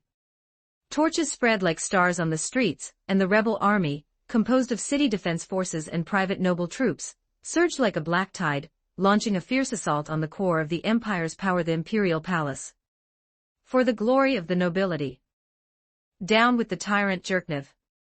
Storm the palace, enthrone a new monarch. Amidst the clamorous slogans, Third Prince Valentine, dressed in magnificent armor and riding a tall horse, was positioned at the rear of the rebel lines, his face filled with the fanaticism of one who believes victory is certain. Seventh Prince Augustus, dressed in tight-fitting combat gear, hid in the shadows on the side, calmly observing the battle situation. Third Prince, the resistance of the Imperial Guard is more tenacious than expected. A confidant reported to Third Prince Valentine in a low voice. Third Prince Valentine snorted coldly, just a bunch of brainwashed baby soldiers, relying on nothing but superior weaponry. Tell the vanguard, at all costs, break through the palace gates for me. As long as we control the Imperial Palace and capture Jerknev, everything will be over. However, just as he finished speaking, the heavy gates of the Imperial Palace slowly opened. There was no expected retreat, nor any cowardly begging for mercy. From within the gates, a completely different army marched out. They wore uniform black standardized armor, from which a cold metallic sheen flowed, and their faces were covered by hideous masks, revealing only pairs of emotionless, cold eyes. Their steps were uniform and synchronized. As their feet landed, they produced a dull and rhythmic sound. These were the elite of the Imperial Guard, having undergone initial modification by the nanogene repair pod, and personally trained by Alpha, the fangs of the Dark Dog. Are you kidding me? Unarmored fighting full plate. A soldier in the rebel vanguard couldn't help but exclaim. Fire arrows, the rebel commander roared. Arrows rained down on the Imperial Guard, but the expected chaos did not occur. The arrows struck their armor and were mostly deflected, and the few that shot into the gaps failed to cause fatal damage. "Charge with me!" Alpha's cold voice echoed across the battlefield. As a LV-40 Dark Knight, standing 2 meters tall and clad in pitch-black plate armor, he was incredibly conspicuous on the battlefield. He was like black lightning, rushing towards the rebels at a speed far exceeding that of a normal person. The high-frequency vibrating chain's word in his hand swung, emitting a low humming sound, easily tearing through the armor and flesh of the rebel soldiers. Behind him, the elite Imperial Guards followed the charge. This was not a battle, this was a massacre. The knights the rebels were so proud of were like paper before the fully armed fangs of the Dark Dog. A soldier of the fangs of the Dark Dog could even overturn a fully armored knight with one hand, while the war blade in the other hand neatly and cleanly slit the knight's throat. Killing a person took no more effort than killing a chicken. For a moment, fear spread among the rebels like a plague. Impossible, this is impossible. Third Prince Valentine's face turned pale. He had anticipated difficulties, but had never thought it would be such a one-sided situation. Was that fierce general charging at the front even human? Ordinary swords and blades struck the armor, leaving only a white mark, while the opponent could cut 3 soldiers in half with a single backhand strike. This was simply not a battle on the same level. 7th Prince Augustus clenched his fists in the shadows, a flash of fear in his eyes, but more of it was greed. The battle situation took a sharp turn for the worse. The rebels, having lost their morale, crumbled and began to flee in all directions, while the Imperial Guard, like tigers entering a flock of sheep, mercilessly reaped lives. Deep within the Imperial Palace, Jerknev sat upright on the throne, closing his eyes to rest. The shouts of killing and screams outside the hall seemed to have nothing to do with him. "Your Majesty, General Commander Alpha has sent word that the main force of the rebellion has been routed, and they are currently clearing out the remaining enemies," a chamberlain reported in a low voice. Jerknev slowly opened his eyes, showing no emotion for the result he had long anticipated. "What about 3rd Prince Valentine and 7th Prince Augustus?" 3rd Prince Valentine was killed by the Imperial Guard in the chaos, and 7th Prince Augustus is missing, possibly having escaped during the confusion. "Escaped, has he?" Jerknev said indifferently, "No matter, he is just a stray dog, he cannot stir up any trouble. Pass the order down, search the entire city. I want to see him alive or dead. Whoever captures 7th Prince Augustus shall be rewarded with 10,000 gold." "Yes, Your Majesty." After the chamberlain retreated, Jerknev stood up and walked towards the inner palace. He was going to see someone, the Empress Dowager of the Empire. In the Empress Dowager's bedchamber, the atmosphere was so oppressive it made one struggle to breathe. The Empress Dowager sat upright on her chair, her face pale, her body trembling slightly. The mutiny had failed, and what was destined to come had finally arrived. She knew that her 12th son, the child who once smiled at her, had completely transformed into a monarch just like his father. She was not entirely ignorant of the rebellion of 3rd Prince Valentine and 7th Prince Augustus. She had even secretly provided some assistance. She could not accept her power being stripped away, could not accept such a strong heir, especially given that he was not her biological son. Of course, more importantly, if Jerknev were to find out that it was she who poisoned his father, then even the status of Empress Dowager would not be able to protect her. Speak of the devil, the door to the bedchamber was pushed open, and Jerknev walked in, without any guards behind him. He spoke, his voice calm, revealing neither joy nor anger. The voluptuous, middle-aged Empress Dowager looked up abruptly, her eyes filled with fear, and a trace of resentment. "Jerknev, what have you done?" 3rd Prince Valentine, he is already dead, died in the chaos," Jerknev interrupted her. "Anyone who attempts to subvert the empire deserves death." "You are so heartless, he was your own brother." The Empress Dowager screamed hysterically. "Own brother, so what?" A mocking smirk curled Jerknev's lips. "In the face of power, what is a brother?" "Mother, you should know this better than I do." His gaze was as sharp as a knife, piercing straight into the Empress Dowager's heart. "Were you really completely unaware of the small movements of 3rd Prince Valentine and 7th Prince Augustus? Where did the funds and intelligence that secretly flowed to them come from? The Empress Dowager's face instantly turned as pale as paper, her lips trembling, unable to say a single word. Zherknov approached step by step, his golden eyes filled with a trace of disappointment, but even more so with cold determination. Mother, you have disappointed me too much. You are immersed in the illusions of past power, unable to see the true future of the empire, for the stability of the empire, for my, Zherknov's, rule. He paused and said word by word, from today on, you will reside in the Palace of Contemplation, until you truly understand who is the only master of the Baharuth Empire. You want to imprison me? The Empress Dowager's eyes widened in terror. This is not imprisonment, my mother. Zherknov's voice had not a trace of warmth. This is to protect you, and also to protect the empire. He turned around, no longer looking at the Empress Dowager's desperate eyes, and strode out of the bedchamber. Outside the door, Alpha was already waiting. Your Majesty. Escort the Empress Dowager to the Palace of Contemplation. No one is allowed to enter or leave at will, and violators will be executed on the spot. Zherknov ordered indifferently. The night was still deep, but the rebellion in the imperial capital had been quelled. The air was filled with the scent of blood. That was the smell of the end of the old era, and Zherknov stood on the terrace of the imperial palace, overlooking the city once again. This time, there was a touch of heaviness in his eyes. Fratricide and matricide. He used the most ruthless means to clear all obstacles on the road to supreme power. The destiny of the empire had indeed arrived at a turning point. Zherknov knew that the person behind the scenes might be watching all of this. But he was fearless. The Baharuth Empire would eventually, in his hands, usher in an unprecedented rebirth, and as for the cost.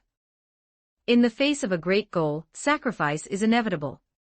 Chapter 15, Empire Reforms, Renner's Changes. 1 month later, news from Arwantar finally reached the royal capital. The new emperor, Zherknov, had killed his brother and imprisoned his mother. Over 30% of the nobility had been purged. Due to his iron-fisted centralization of power, the execution of all his brothers, the clearing of maternal nobility, and the suppression of incompetent aristocrats, he was soon dubbed by the world as the Bloody Emperor. After the title of Bloody Emperor spread, the slain theocracy also developed a keen interest in this young emperor. Inside the council hall, shrouded in a sacred halo, the 6 high priests sat in a circle, the faint candlelight reflecting the complex and inscrutable expressions on their faces.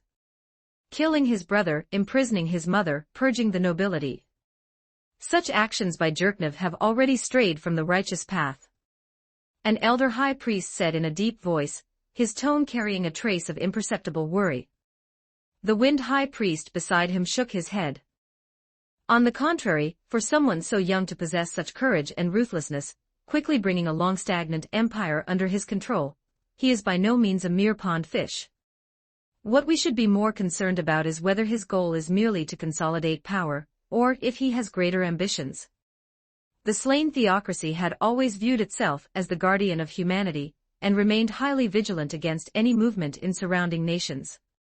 The rise of this bloody emperor undoubtedly added a huge variable to this already undercurrent-filled continent. Is he a potential threat, or a pawn that can be utilized? In any case, the light high priest, who had been sitting in the main seat, broke the silence. This person must be closely monitored. Send secret agents to infiltrate the imperial capital. I want to know his every move, every intention. Then, is there a need to attempt contact? The wind high priest asked, a shrewd light flashing in his eyes. Perhaps we can test his stance, or even provide some help to guide his direction. The time is not yet ripe. The light high priest slowly shook his head. This person is deep scheming and ruthless. Contacting him too early would easily expose our intentions, and he might even use us in return. We need more intelligence and deeper analysis. Before that, remaining observant and making full preparations is the best policy. The meeting ended in silence. The candlelight flickered, casting the figures of the 6 high priests onto the cold stone walls like 6 silent statues, guarding humanity's last faith and barrier. Meanwhile, in the distant imperial capital, Jerknov used the illicit income confiscated from the nobles to quickly accumulate a batch of initial funds, and decisively launched policies to strengthen the nation. A powerful country cannot rely solely on military strength. Such an empire is destined not to go far. Education, economy, culture. These are the precision gears of the empire's massive machine. Each is indispensable and requires coordinated operation.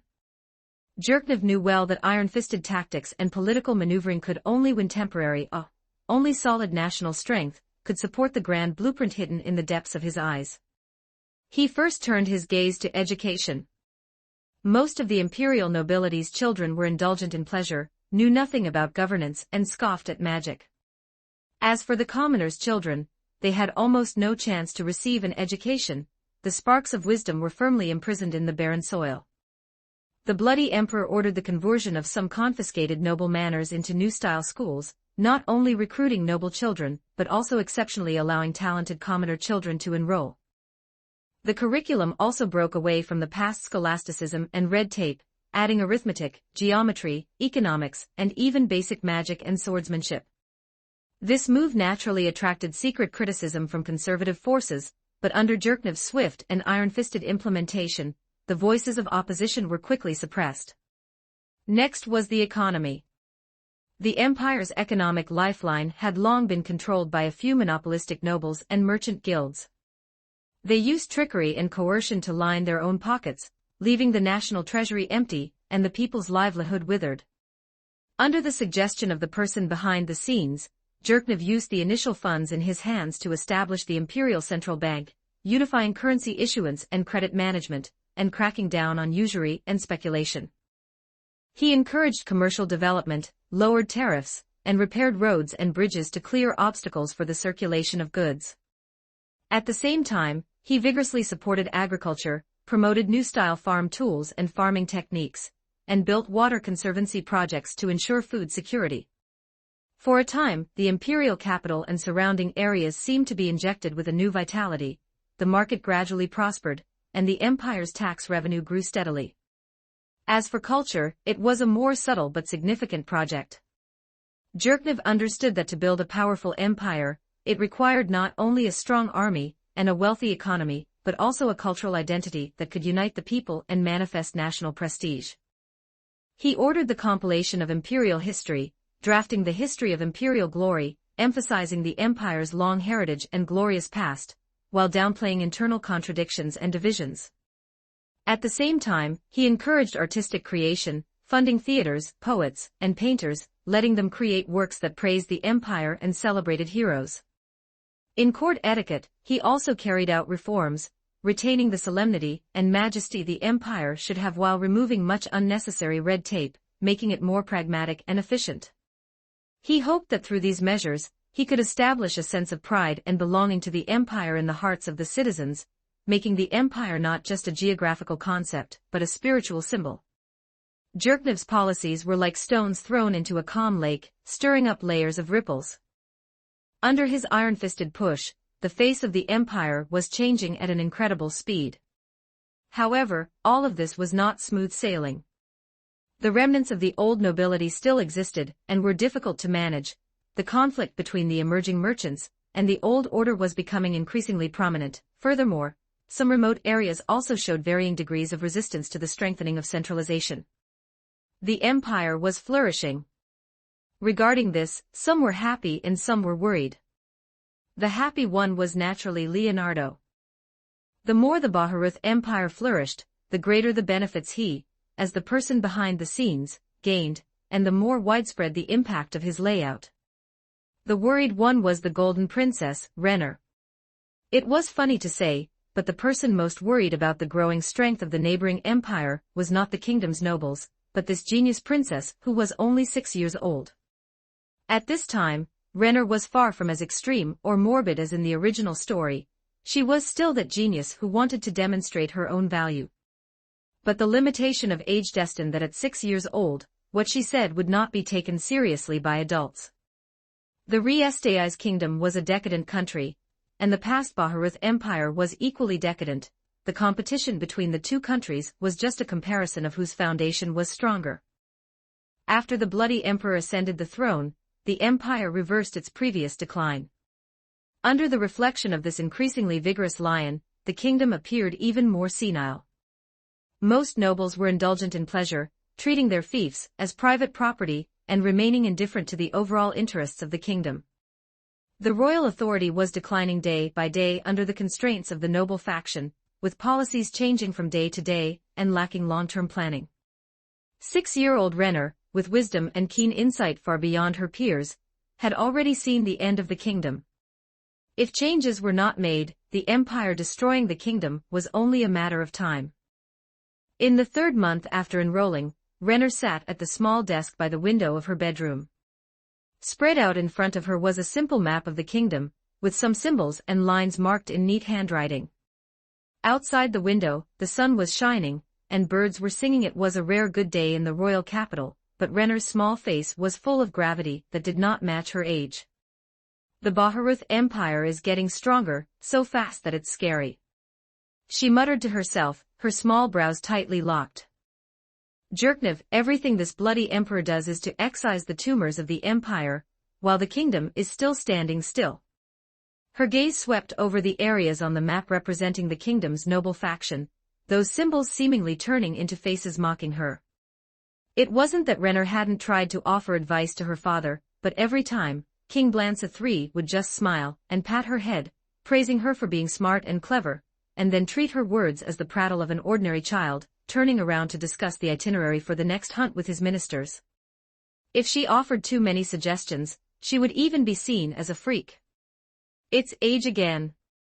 Renner tapped the table lightly, a flash of unwillingness in her eyes. Her wisdom, her foresight, in front of the label of 6 years old, appeared so pale and powerless. Those powerful noble lords would only see her as a cute doll who occasionally said a few witty remarks. How could she expect them to listen to a warning about the survival of the nation from a mere child? She thought of the court archmage who strongly pushed for Jerknev to become emperor.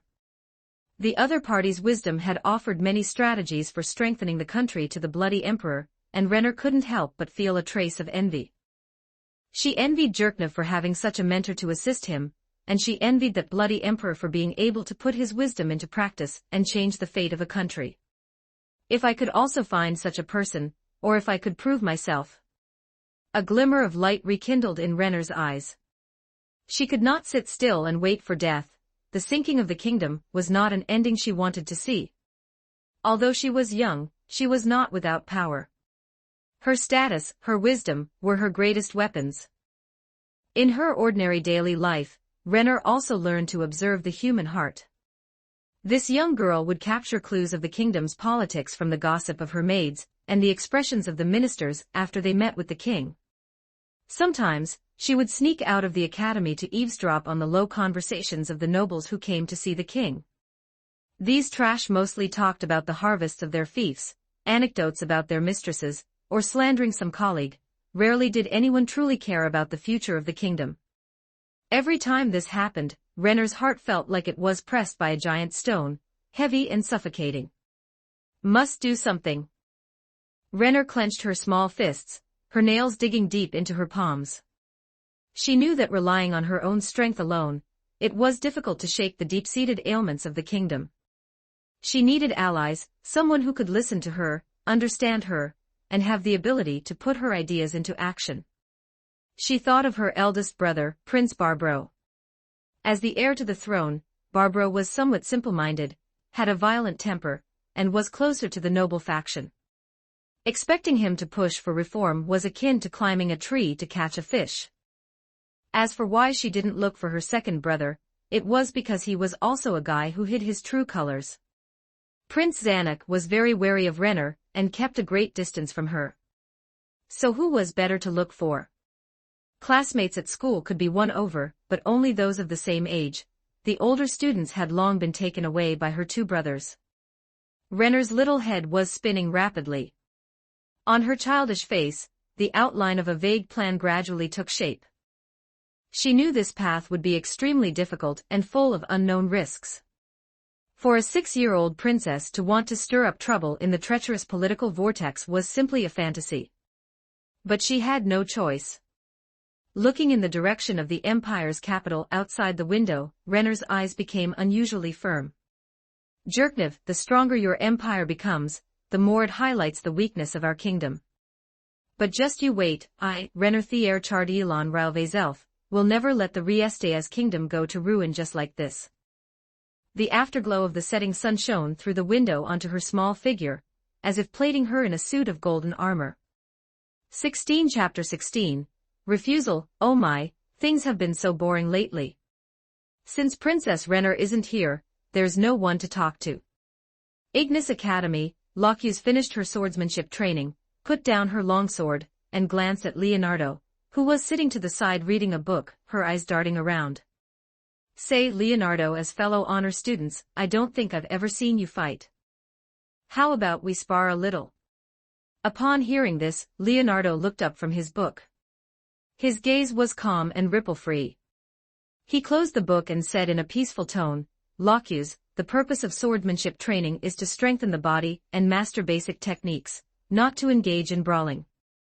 Besides, I have no great interest in sparring. Locke's pouted, clearly not very satisfied with this answer. The lowly upperclassman walked up to Leonardo, placed her hands on her hips, and looked down at him. What is this? Leonardo, you're always like this, clutching a book like some old pedant. We are students of St. Ignis Academy, the future pillars of the kingdom. Just knowing how to study by rote won't do. Your theoretical knowledge of swordsmanship is clearly so solid, yet in actual combat. She deliberately drew out her tone, carrying a hint of provocation. Great, a small fry lowly. My hands are getting a bit itchy. Leonardo straightened his clothes and stood up. Locke's true strength does not come from endless fighting. Sometimes, wisdom can solve problems better than brute force. He paused, his gaze sweeping across the training ground. However, if you insist, I can practice with you, but let's keep it strictly to sparring. Locke's immediately became excited, picked up the longsword from the ground again, and assumed a standard starting stance. Don't worry, I'll go easy on you. Her eyes were full of anticipation, like a lioness about to pounce on her prey. Leonardo shook his head and picked up a spare longsword.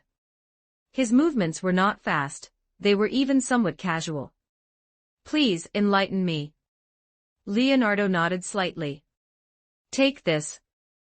Locke's launched the attack first. The flash of her sword was like lightning, thrusting straight at Leonardo's chest. Her swordsmanship was sharp and direct, full of the vigor of youth. Facing this swift and fierce strike, Leonardo merely sidestepped gently, avoiding the blade as if he were taking a leisurely stroll. His movements appeared slow, yet he precisely grasped the trajectory and flaws of Locke's attack, lightly tapping his longsword against her wrist. Locke's felt her wrist go numb, her longsword nearly slipping from her hand. She looked at Leonardo with some surprise. You have plenty of strength and speed, but your attack intent is too obvious, and there are too many flaws. Leonardo withdrew his wooden sword and analyzed in a flat tone. With that move just now, if I were an enemy, you would have been finished. Locke's was somewhat unconvinced, she rubbed her wrist and launched another attack. This time, she reined in some of her sharpness, and her moves became more cautious. The sword lights crossed, and the wooden swords clattered with loud thuds. Locke's attacked Leonardo like a violent storm, but he remained steady on his feet, parrying blow after blow. He appeared to be defending passively, yet he always managed to neutralize her offensive by a hair's breadth. And from time to time, he countered from clever angles, forcing Locke's into a flustered state. It wasn't that Leonardo's swordsmanship skills were incredibly superior, but rather a crushing difference in overall strength. Standard monster versus strong human, simply bullying a novice. Students gradually gathered around to watch the spectacle. I didn't expect Leonardo to be so strong. Yeah, Locke's is one of the best in our third year at swordsmanship, yet she's being completely suppressed by him. His movements are so fast, I can't even see them clearly. Is this the gap between a genius and a mortal? The more she fought, the more alarmed Locke's became. She could feel that Leonardo wasn't using his full strength, Every one of his blocks and dodges was perfectly timed. Is it prediction? Damn it, being looked down upon by a junior 3 years younger than me. After a long period of attacking, Loki's breathing began to quicken, sweat seeped onto her forehead, and her originally confident eyes gradually became tinged with a hint of defeat. Finally, after a fierce clash, Leonardo's wooden sword darted out like a viper, precisely striking the spine of the longsword in Loki's hand. Loki's wooden sword flew out of her hand, tracing an arc in the air before landing on the grass nearby. Leonardo's wooden sword stopped an inch from Loki's throat, the tip trembling slightly, but it did not move a step further. Loki's panted, but there wasn't a trace of dejection on her face, instead, it shone with excitement. Leonardo, you're really amazing. Why have you never shown this before? Leonardo withdrew his wooden sword and said calmly. There's nothing to show. He glanced at the sword on the ground, then at the lowly upperclassman. Your talent is very good, you just need more seasoning. Just then, a crisp voice came from outside the crowd. Leonardo's swordsmanship really opened my eyes. Everyone looked towards the source of the sound, only to see Princess Renner appearing at the edge of the training ground at some unknown time. She was wearing a simple school uniform, with a faint smile on her face. The rays of the setting sun outlined a golden silhouette behind her, making her small figure appear exceptionally upright. Seeing Renner, Loki's immediately ran over and grabbed her arm, as if she had found her backbone. Princess Renner, you're finally back. You don't even know Leonardo has been hiding his skills so well. Renner gently patted Loki's hand, but her gaze never left Leonardo. She slowly stepped forward and nodded slightly. Student Leonardo, the sparring just now was truly spectacular. Princess Renner, you flatter me. It was just luck. The smile on the corners of Renner's lips deepened. To dissolve Loki's sharp offensive into nothingness, and to hold back at every turn, that is more than just luck. Leonardo lowered his eyes slightly and returned the wooden sword to the equipment manager. Princess Renner, you overpraise. It was just sparring, nothing more than a friendly match. His tone remained flat, as if he weren't the one who had just crushed an upperclassman in swordsmanship. Renner looked at him, her eyes darting. As the eldest son of a frontier viscount, Leonardo had excellent grades and showed amazing talent in mathematics. Even the professors praised him highly. With such talent and status, and the fact that we are friends, it should be easy to win him over to support me. Leonardo, Renner's voice was soft, I feel that your talent shouldn't just be buried within the school. Leonardo looked up, his gaze meeting Renner's. He saw something familiar in those eyes: dissatisfaction with the status quo, worry for the future, and a determination to change everything. Is it because of the Baharuth Empire's recent rapid development that Renner is so worried? Princess Renner, what is your advice? I wouldn't dare offer advice. Renner smiled slightly, the afterglow of the setting sun dancing on her face. I just think that with student Leonardo's wisdom and ability, if you could contribute to the future of the kingdom. Princess Renner, you are kind. Leonardo interrupted her, his tone still calm. However, I am just a viscount's heir with weak strength. I fear I am hardly capable of serving as a pillar of the kingdom. What? I've been politely refused. And he didn't even give me a chance to finish speaking. Princess Renner's smile froze, but she quickly regained her elegant posture, a flicker of panic flashing in her sky-blue eyes. Leonardo, you are too modest. Her voice was still pleasant, but it lacked the confidence it had before. Although the Rodel territory of Viscount Cadian is remote, it is the kingdom's first line of defense against the Baharuth Empire. As the heir, your responsibility is not light. The whispering around the training ground suddenly fell silent. The students looked at each other, not expecting that a simple swordsmanship spar would evolve into a dialogue between royalty and nobility. Leonardo's gaze flickered slightly. He, of course, understood the implication in Renner's words, the importance of the frontier, and the conflict posed by the Empire's rise to the kingdom's borders. He lowered his eyelids to hide the contemplation in his eyes. As the mastermind behind the Baharuth Empire, I naturally won't let the bloody emperor attack the kingdom's borders. I need more pawns to attract Nazarik's attention. Renner is a childhood friend, so she naturally cannot take risks. Prince Zanuck would be a good candidate. Your Highness is right, but precisely for that reason, I should focus even more on my studies to prepare for governing the territory in the future. Locyus stood between the two, blinking in confusion. Renner chuckled, her gaze locked onto Leonardo. Leonardo, why don't we go somewhere else to talk in detail? The roses in the garden are blooming beautifully. Leonardo knew this was an invitation to form a faction. It would be my honor.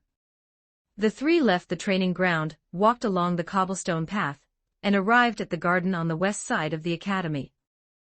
The setting sun dyed the rose petals golden red, and the air was filled with the fragrance of flowers. Renner signaled for the attendants to withdraw, leaving only the three of them. Locyus, could you help me fetch some tea and snacks? Renner asked gently, intentionally sending her away. The simple-minded upperclassman immediately agreed and skipped away. After Locyus was far away, Renner's expression became serious. Leonardo, I'll be direct. The kingdom now needs talent like you. Leonardo stood beside a cluster of deep red roses, his fingertips lightly brushing the dew on the petals. Does your Highness mean the threat of the Baharuth Empire? My father is too optimistic. He thinks that problems can be solved through diplomatic means, but once the empire becomes powerful, it will never stop its path of conquest. I need to build my own strength to prepare for the worst-case scenario. Leonardo looked up and stared directly at Renner. Princess Renner, we are both just students. No, we are more than just students. Renner shook her head, and had a detailed discussion with Leonardo. I am a princess, and you are the heir to a frontier viscount. Changing the kingdom requires connections, so I need your support. The garden fell silent for a moment, with only the rustling sound of the wind blowing through the rose bushes. After a long while, Leonardo sighed softly. Your Highness, please forgive my frankness. What you are doing now is dangerous. Forming a faction in private, if His Majesty the King finds out, what will he think? That is why I need reliable people. Renner interrupted him eagerly, a mist of tears welling up in her sky-blue eyes, making one feel an urge to cherish and protect her. Leonardo, I have always considered you a friend.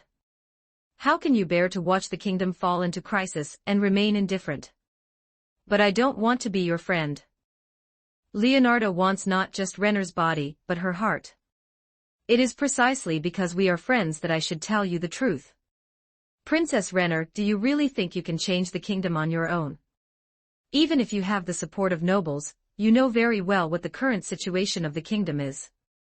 The royal faction and the noble faction are fighting for power. His Majesty the King is only thinking of maintaining balance, and the two princes are secretly competing for the position of crown prince. If Princess Renner truly wants to do something for the kingdom, you should persuade His Majesty to strengthen border defense, not form a faction in private. Having been hit in a sore spot by a friend, a flash of anger crossed Renner's eyes, but it was quickly suppressed by reason. She took a deep breath to calm herself down. Do you think I haven't tried?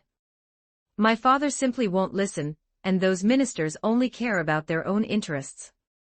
I want to change everything about the status quo. I want to make the kingdom strong, but no one will listen to the orders of a little girl, and no one will believe in the wisdom of a 6-year-old child. Everyone only cares about their own interests. Renner was silent for a long time, eventually giving a bitter smile. She looked up and stared directly at the boy in front of her.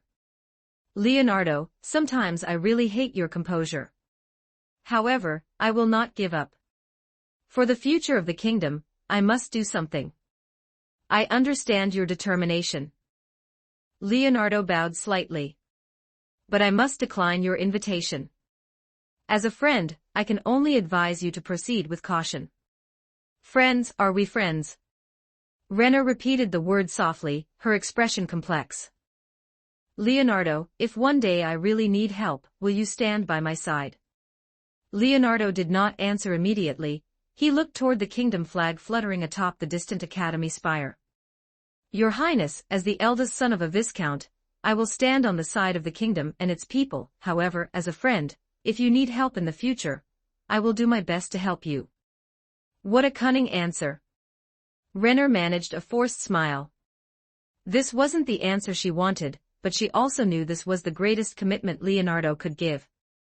Just then, Locus came running back, excitedly carrying tea and snacks. The cafeteria was empty today, so I got lots of cake. What are you two talking about?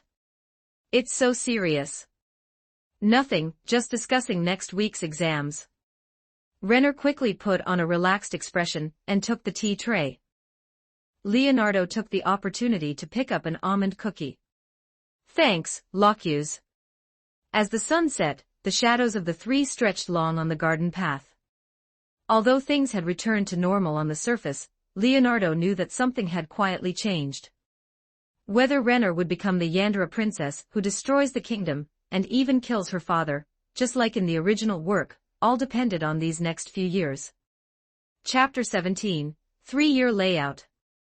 Today's check-in reward, golden item, Tree of Life, produces 10 fruits every month. Consumption increases lifespan by 10 years and significantly raises personal talent limits. Time flies, and in the blink of an eye, another 3 years have passed. After the Sanctuary of the Sage, Leonardo had obtained another golden legendary item, further deepening his foundation. First came the Resurrection Divine Equipment, and now a Tree of Life. It was evident that the check-in system was truly afraid of him dying. Although he didn't get the attack-type item he wanted, the Tree of Life was not bad either. Coupled with the lucky draws of 1 red and 1 orange over the past 3 years, his confidence in confronting Nazarick was now immensely sufficient. Even if his high-end combat power couldn't match the Floor Guardians, self-preservation was no longer an issue. Host, Leonardo Karen Rodel combat power, 520 today's check-in count, 0 special, Sky Courtyard, red, King a Tower of the Sun *2, purple, Red Alert 2 a Weather Controller a purple, King a Crystal Base *2 blue, Frostbone Dragon Nest blue, Lightning Tower *150 green, King a Defense Tower *350 green, World War II Bunker *200 white. Customizable Theme Park *152 white.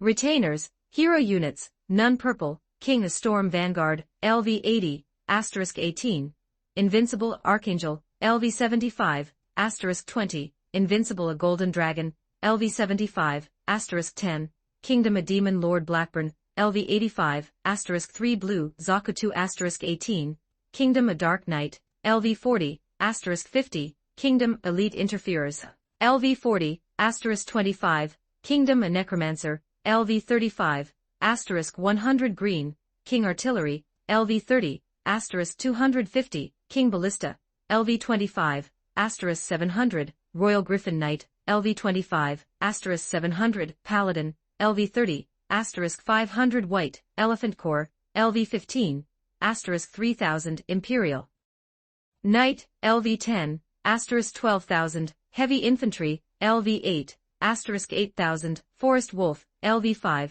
*5000. Warehouse, Golden Sanctuary of the Sage, Orange, Heart of Avalon, Purple, Senzabine, Dragon Ball, *20, Philosopher's Stone, Fullmetal Alchemist, *7, Peerless Sword, Wind and Cloud, Demon Blade Thousand Edges, Named Sword, Siming *4, Breaking Army *3, Star-Shattering Hammer *3, Witch's Cloak *2.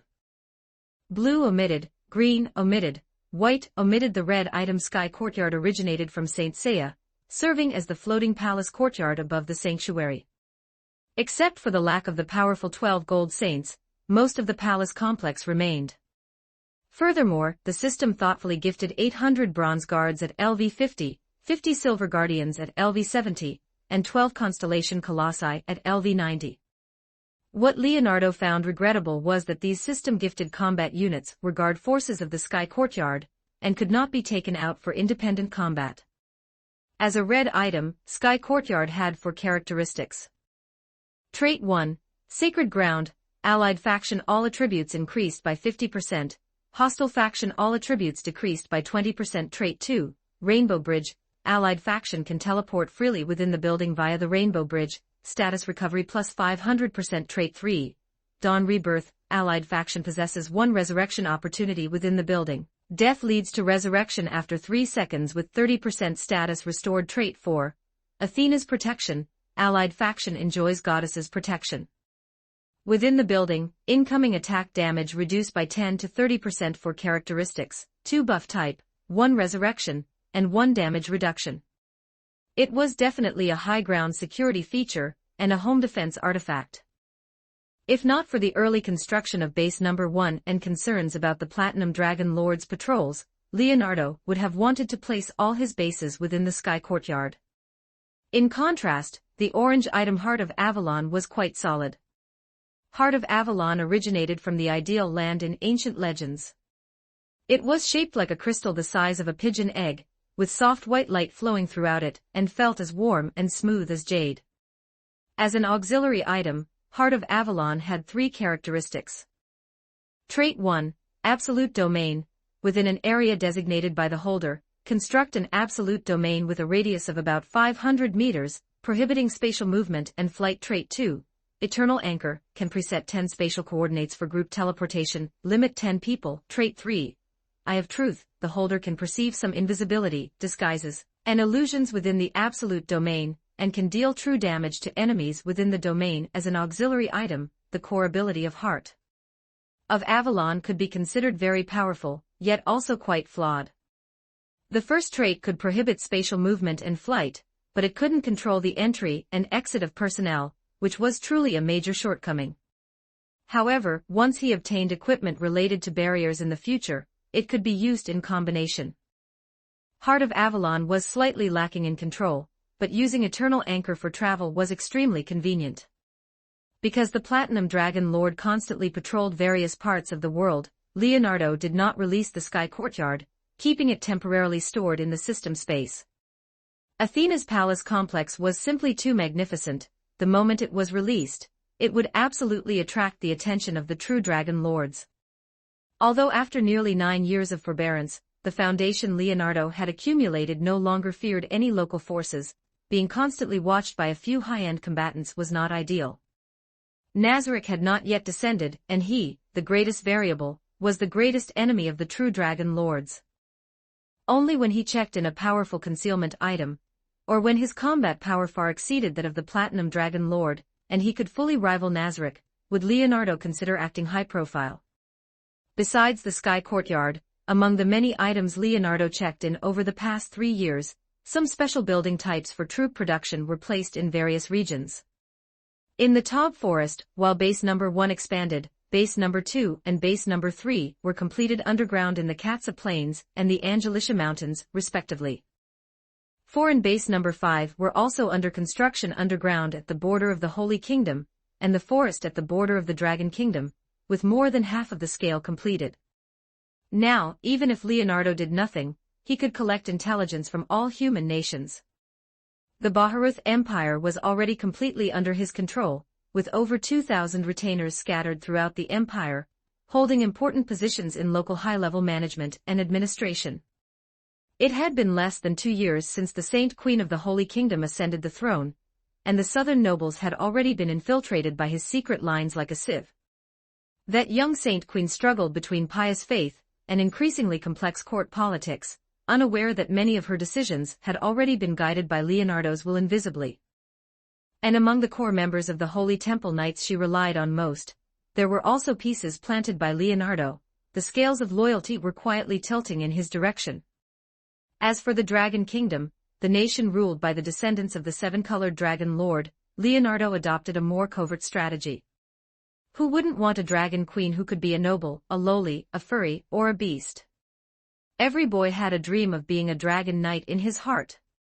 Knowing the situation of the Dragon Kingdom, Leonardo did not directly interfere in its internal affairs, but instead sent a Dark Knight to organize a 12-person adventure team to indirectly influence the Dragon Kingdom by participating in the war of the hostile Orc nation, the Noten Kingdom. As for the slain theocracy, the most xenophobic and dangerous human nation that prioritized human supremacy, Leonardo chose to keep his distance and observe secretly with the help of system items. There was no way around it. The Platinum Dragon Lord was always watching the movements of the slain theocracy. A group of people suddenly appearing would inevitably cause some stir. Low-level retainers had little impact on the slain theocracy, and high-level retainers were likely to attract the attention of the Platinum Dragon Lord. Plus, the slain theocracy itself was not weak. With a LV-88 Zeshizet Sumii, the entire Black Scripture, and the world-class item, Downfall of Castle and Country. With such profound strength, wanting to secretly control the slain theocracy was truly not an easy task. Turning his gaze back to the Empire, the transformation of the Baharuth Empire was undoubtedly the most significant achievement of Leonardo's 3-year layout. The Empire was once strong, but it suffered from internal and external troubles. Nobles held territories, military power was dispersed, and although the former emperor had ambitions, he often felt constrained, and was eventually poisoned by his wife. Through his retainers spread throughout the empire, Leonardo allowed the bloody emperor to use the economy as a lever, and intelligence as a blade to further weaken the power of the old nobles. Jerknev supported the emerging industrial and commercial classes, improved agricultural technology, and promoted new smelting techniques, making the empire's treasury increasingly full, and the armaments qualitatively improved. The current Baharuth Empire was no longer comparable to 3 years ago. 80,000 LV-12 plus Imperial professional soldiers, 3,000 LV-16 plus Imperial guards, and various miscellaneous Imperial troops meant that individual combat strength had advanced by leaps and bounds. The organization, discipline, and equipment level of its entire army had undergone a rebirth, faintly possessing the aura of the #1 strong army among humans. Emperor Jerknev was in high spirits, and was planning his next expansion. The kingdom could naturally not be attacked, and the Argland Council State had the Platinum Dragon Lord standing behind it, so it could not be provoked either. Therefore, there were only 3 directions for expansion. First was the Wyvern tribe located between the mountains. The number of people was estimated to be no more than 15,000, but there were many Wyvern riders, and combined with the complex terrain, fighting an away game was estimated to be somewhat difficult. However, if they could be the first to be conquered, it would further strengthen the Imperial army and possess a Wyvern troop that dominated the sky. Second was the adjacent city-state alliance of Caxanas, a city-state nation formed by the union of 12 human and demi-human cities, with a population between 5 to 6 million, and military strength not much different from the Baharuth Empire before the reform. Third were the 3 major demi-human nations, which included the Noten Kingdom that had been attacking the Dragon Kingdom. The 3 nations had friction with each other, and their comprehensive strength was not much different. It was possible to use elite interferers to create chaos among the 3 nations, causing a chaotic melee among the 3, while the Baharuth Empire took the opportunity to enter and expand its border territory. Standing on the terrace of the Academy dormitory, Leonardo toyed with that heart of Avalon, the light of the crystal flowing in his eyes, reflecting his deep thoughts. The undercurrents of the Holy Kingdom, the dormancy of the kingdom, the surveillance of the slain theocracy, the momentum of the Dragon Kingdom, and the rise of the empire, he had already played the key pieces in this game of chess. But this was far from enough. Although his foundation was thick now, he still didn't have a single level 100 NPC, combat power 1200-1300, who could truly decide the outcome. 7 years, I need more accumulation. Leonardo thought of Renner. This golden princess had been enrolled for 3 years, and Nazarick would descend upon the world in 7 years. Over the past 3 years, the reputation of the golden princess had gradually spread, and the people throughout the kingdom knew of such a smart and kind princess who was committed to improving the lives of commoners.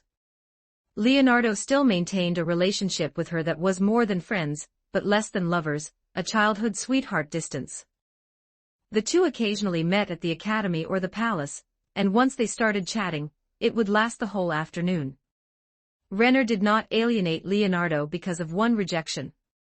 She was still that gentle and wise princess, just quietly transforming that unspoken affection into a kind of tenacity.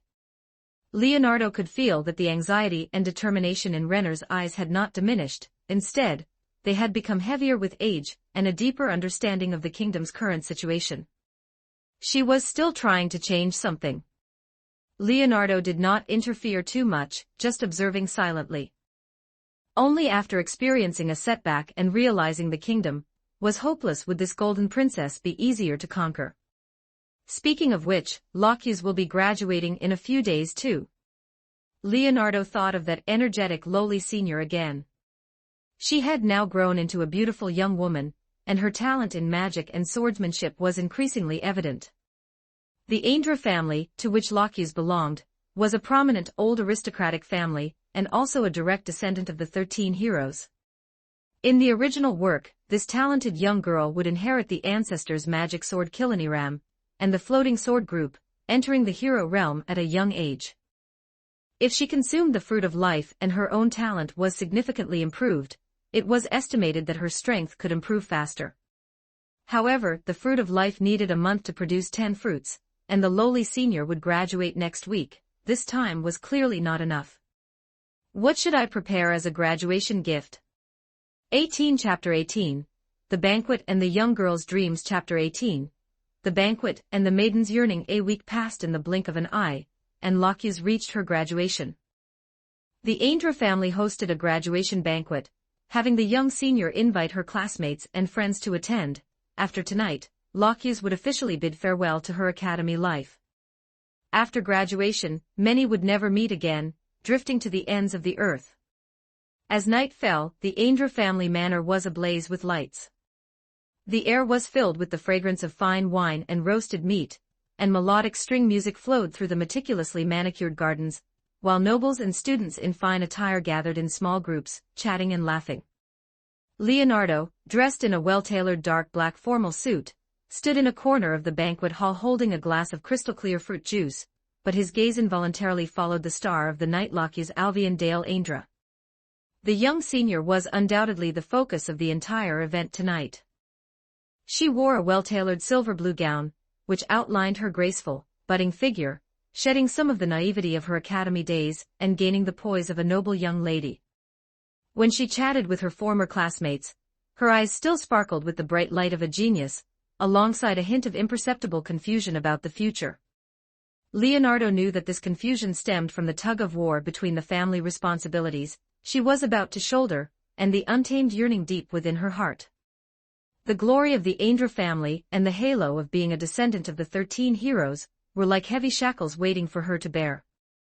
In the original plot background, Ainz would not form the Blue Rose adventurer team for another 2 years, and during these 2 years, the family kept wanting her to enter into a political marriage with other young nobles. But because Ainz was determined, it ultimately came to nothing. But now, with him around, the young senior could pursue her dreams to her heart's content. Leonardo, a crisp voice rang out from not far away. Leonardo looked up to see Ainz walking over, holding a wine glass with a beaming smile. Her cheeks were flushed with excitement and fruit wine, making her look even more charming.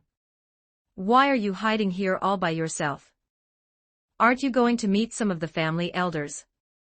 They are all very curious about you. After all, there aren't many classmates I talk about so often. Leonardo smiled slightly and raised his glass.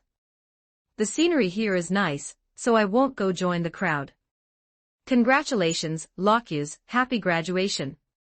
He paused, took an exquisite gift box from his pocket, and handed it over, a small token of my appreciation, a graduation gift. This is exactly what I was waiting for. Ainz took the gift box carelessly and opened it to find an elegantly designed silver necklace lying quietly inside, with a gemstone emitting a soft white light embedded in the center. Is this a magical item? Ainz's eyes lit up instantly, and she carefully picked up the necklace. A gentle and pure magical power slowly flowed out, refreshing her spirit. This is Tear of the Dream. It can be considered a pretty good magical item, and is very suitable for you. Leonardo explained in a gentle voice. It can stabilize the mind and dispel negative emotions. It might be of some help to you in the future, whether you are cultivating or handling complex matters. He did not mention the other function of this gemstone. It could release a powerful protective barrier when the wearer encountered a fatal crisis, while simultaneously teleporting them to his side. Lockye's would be his sooner or later, and for this future little wife, he didn't mind providing an extra layer of protection. Stabilize the mind. Assist in cultivation. Lockye's murmured, gently pressing the necklace against her chest. The soft light was incredibly cool, and truly dispelled the faint melancholy between her brows. She looked up, her eyes sparkling with sincere gratitude. Thank you, Leonardo. This is the best graduation gift I have ever received. As she spoke, Lockye's put on the necklace without any hesitation. The silver chain set off her fair neck, and the light of the gemstone complemented the sparkle in her eyes. By the way, why haven't I seen Princess Renner? I heard from Princess Renner that she was delayed by some matters and will come over later.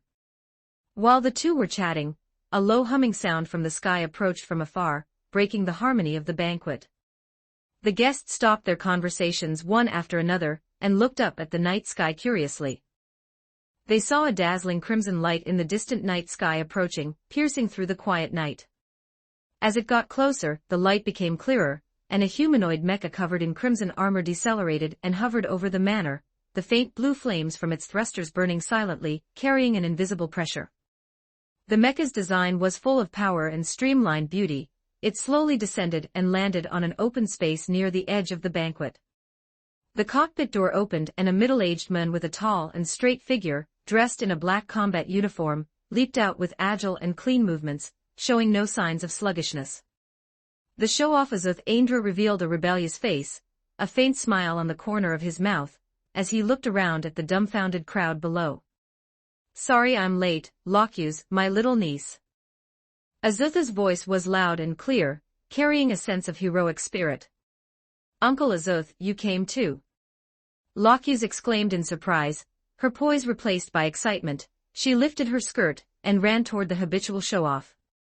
Leonardo stood where he was, his gaze deep as he looked at the mecha named Vermilion Drop, and the middle-aged man Lockye's called Uncle Azuth Aindra. A side branch of the Aindra family, the leader of the Riestes Kingdom's first adamantite rank adventurer team, and also the true number one combat power of the kingdom. The fully armed head warrior Gazef Stronov was just a unit of measurement in front of the equally fully armed Azuth. In the original work, he was one of Lockye's important guides. At this moment, Lockye's was looking up, excitedly talking to her uncle, while Azuth smiled and patted her shoulder, occasionally pointing to the majestic, Vermilion Drop, seemingly telling some thrilling adventure story. Lockye's eyes sparkled with a light that was a mixture of admiration, longing, and being deeply moved. Leonardo clearly saw that when Lockye's gaze turned to the Vermilion Drop again, the confusion and melancholy in her eyes completely disappeared. Replacing them was a nearly burning desire. It was a desire for freedom, a longing for the unknown world, and a determination to break the shackles of the family and pursue her own path. Family glory, the pressure of political marriage, the responsibilities of a noble. At this moment, all her troubles seemed to be ignited by this crimson mecha that descended from the sky, turning into the burning adventurer's dream in her heart. Freedom is a goal everyone yearns for, and a free adventurer is the goal the maiden yearns for. Uncle Azuth, do you think I can become an adventurer? Hearing this, Azuth's hearty smile froze slightly. He looked down at the undisguised, eager light in his niece's eyes, a look that reminded him of himself when he was young. It seems I showed off a bit too much. What should I do? If I lead my little niece astray onto the path of an adventurer, won't the family head give me a good scolding if they find out? He scratched his head. The show-off, who was usually decisive on the battlefield, and did not change his expression even when facing monsters with a challenge level of 100, was now at a loss. Otherworld challenge level equals Yggdrasil level times 3. Azuth glanced at the family elders in the distance who were looking on with astonishment and scrutiny, and then looked at Lockye's face full of anticipation. His tone softened involuntarily. Lockye's, you are the eldest daughter of the Aindra family. The life of an adventurer, with its sleeping in the open and living by the sword, is not suitable for you. Why isn't it suitable?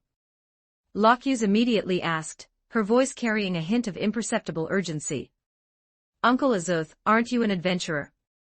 You pilot a mecha to adventure in the outside world, seeing all kinds of things. Isn't that very interesting and free? Interesting. Azuth gave a wry smile, squatted down to look at Lockye's at eye level, and his eyes became deep. Silly child, adventuring is not as romantic as you imagine. It means danger, it means the possibility of losing your life at any moment, and it means dealing with the ugliest human nature and the most ferocious monsters. Do you think Vermilion Drop can return unscathed every time it sorties? Of course, the show-off looked deep on the surface, appearing as if he was thinking for his niece, but he was actually very happy inside. As long as I don't provoke the Platinum Dragon Lord and the slain theocracy, every one of my missions is just me easily bullying noobs. The power of Vermilion Drop was enough for Azuth to cope with any crisis, but his little niece didn't have such powerful equipment. Going to be an adventurer just like that was really too dangerous. He stretched out his rough palm and gently stroked Lockye's head, his movements filled with a senior's love and helplessness. The family needs you, and the kingdom also needs the stability of the Ainz family. Your responsibility lies in the relationships you need to maintain, and the family glory you need to inherit. Lockye's eyes dimmed, and the flame that had just been ignited was extinguished by a basin of cold water. She lowered her head, her long eyelashes drooping to cover the disappointment in her eyes. Azuth's words were exactly the same as the family precepts she heard every day. These adults all seemed to think she couldn't accomplish anything. If they weren't talking about inheriting the family, they were saying she was too young to handle the dangers outside. But they hadn't even tried, so who knew? She was not a delicate girl who couldn't even truss a chicken. Even 10 guards might not be able to beat her. Thinking of the nagging of the family elders, those heavy shackles wrapped around her again, making Lockye's unable to breathe.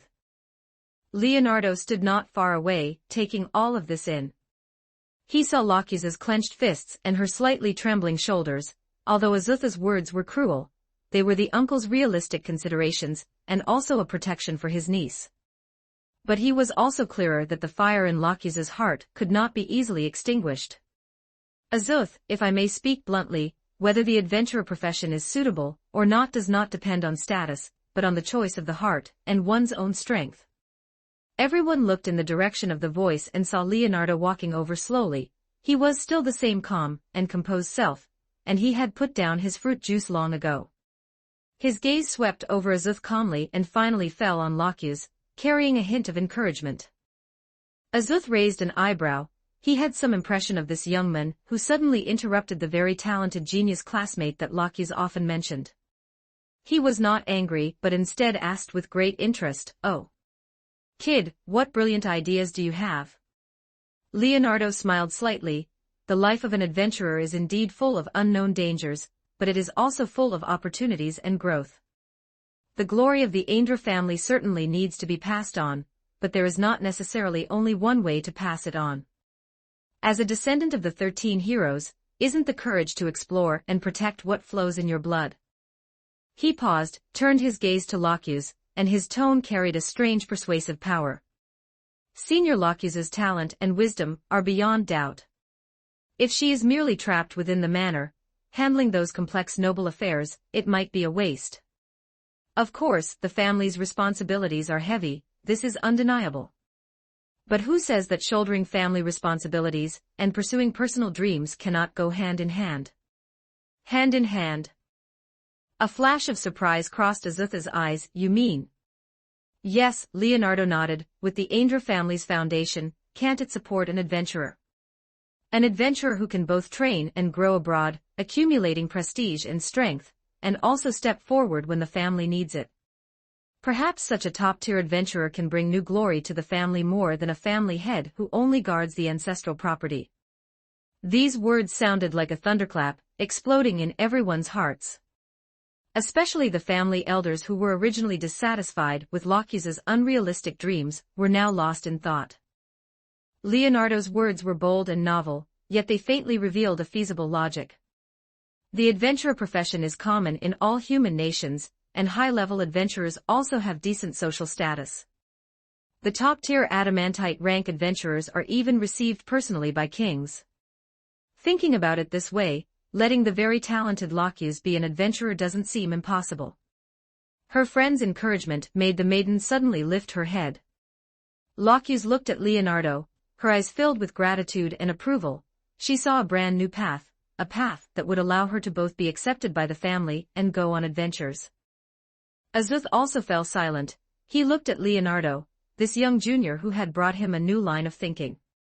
He carefully chewed over Leonardo's words. He remembered his own struggles and choices when he was young, and remembered the Ainz family's shackles that seemed glorious but were actually heavy.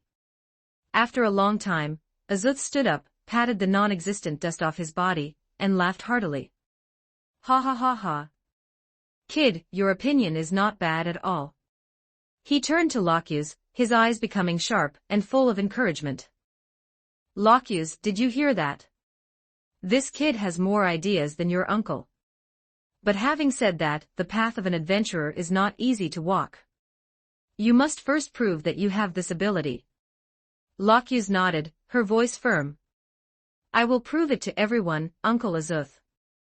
Just then, a slight commotion came from the entrance of the manor, and a young lady in a light purple long dress walked in slowly, led by an attendant. She had soft blonde hair, sky-blue eyes, a pretty and cute face, and her eyes carried a hint of gentleness and aloofness. Sorry, I'm late.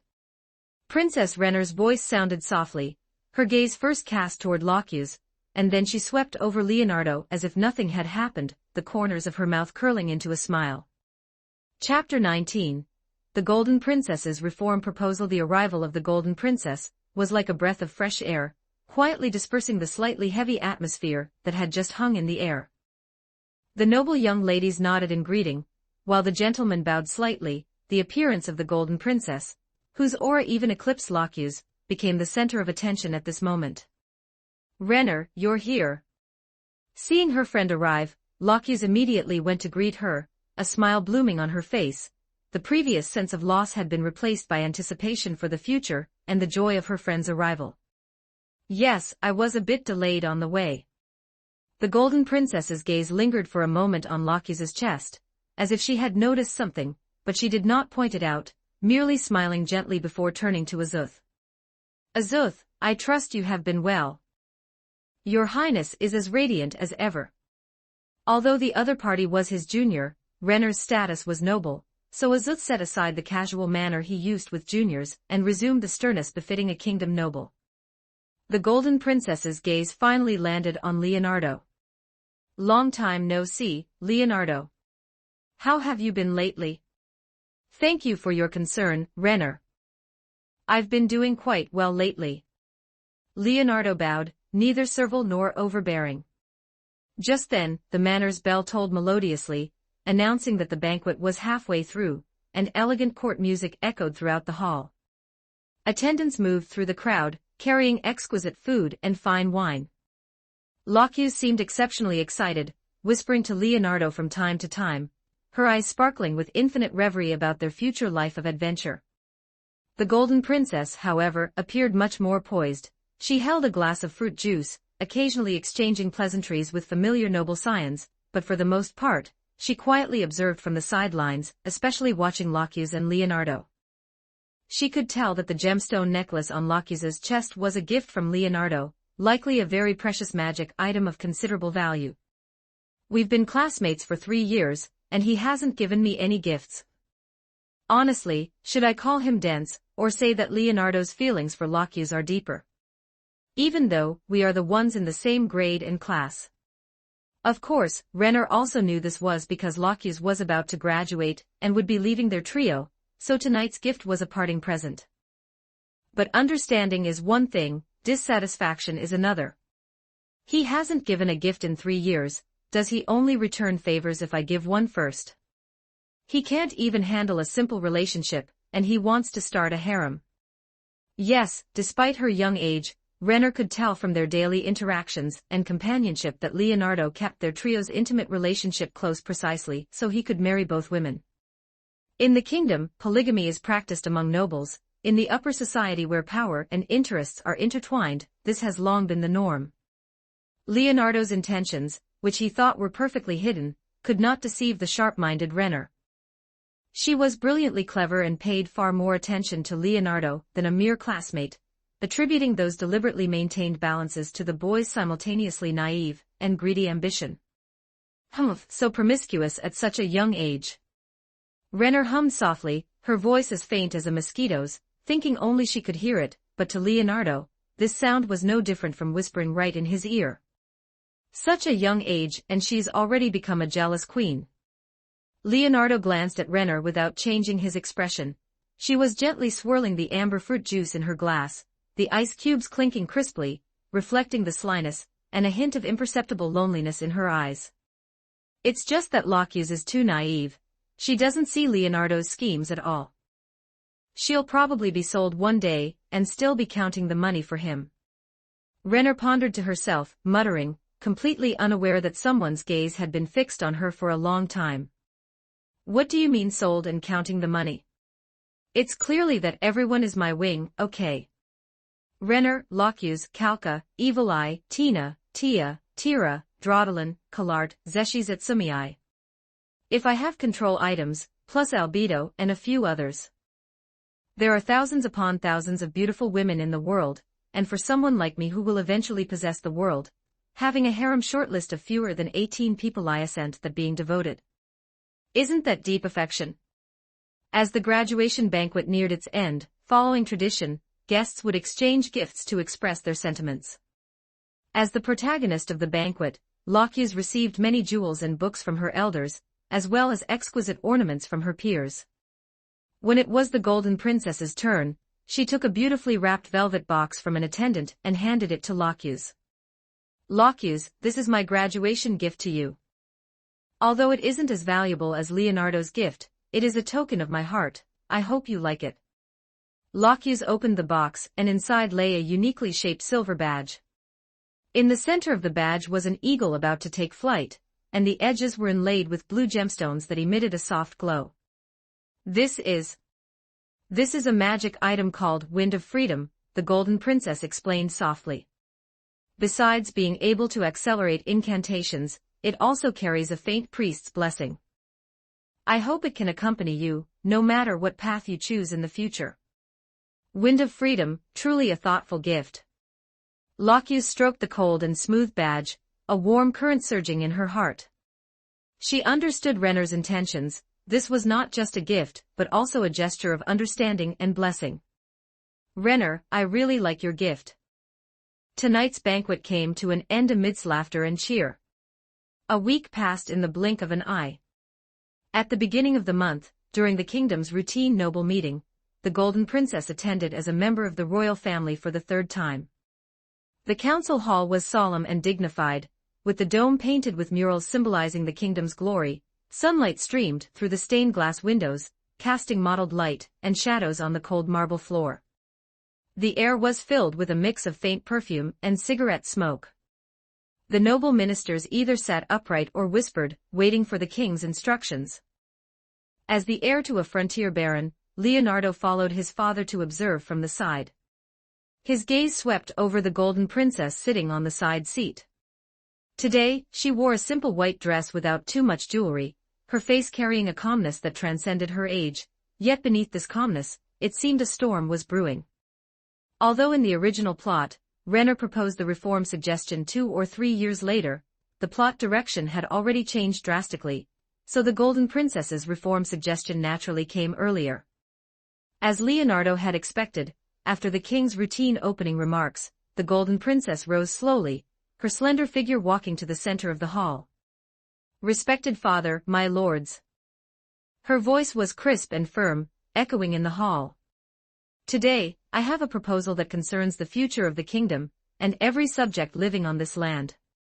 Seeing his young, precious daughter dare to stand up and propose a motion, King Blanca III's face lit up with a gratified smile.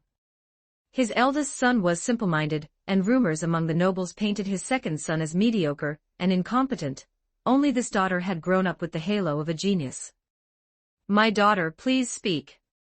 Renner nodded slightly, her clear eyes sweeping over every noble present, her gaze devoid of any timidity.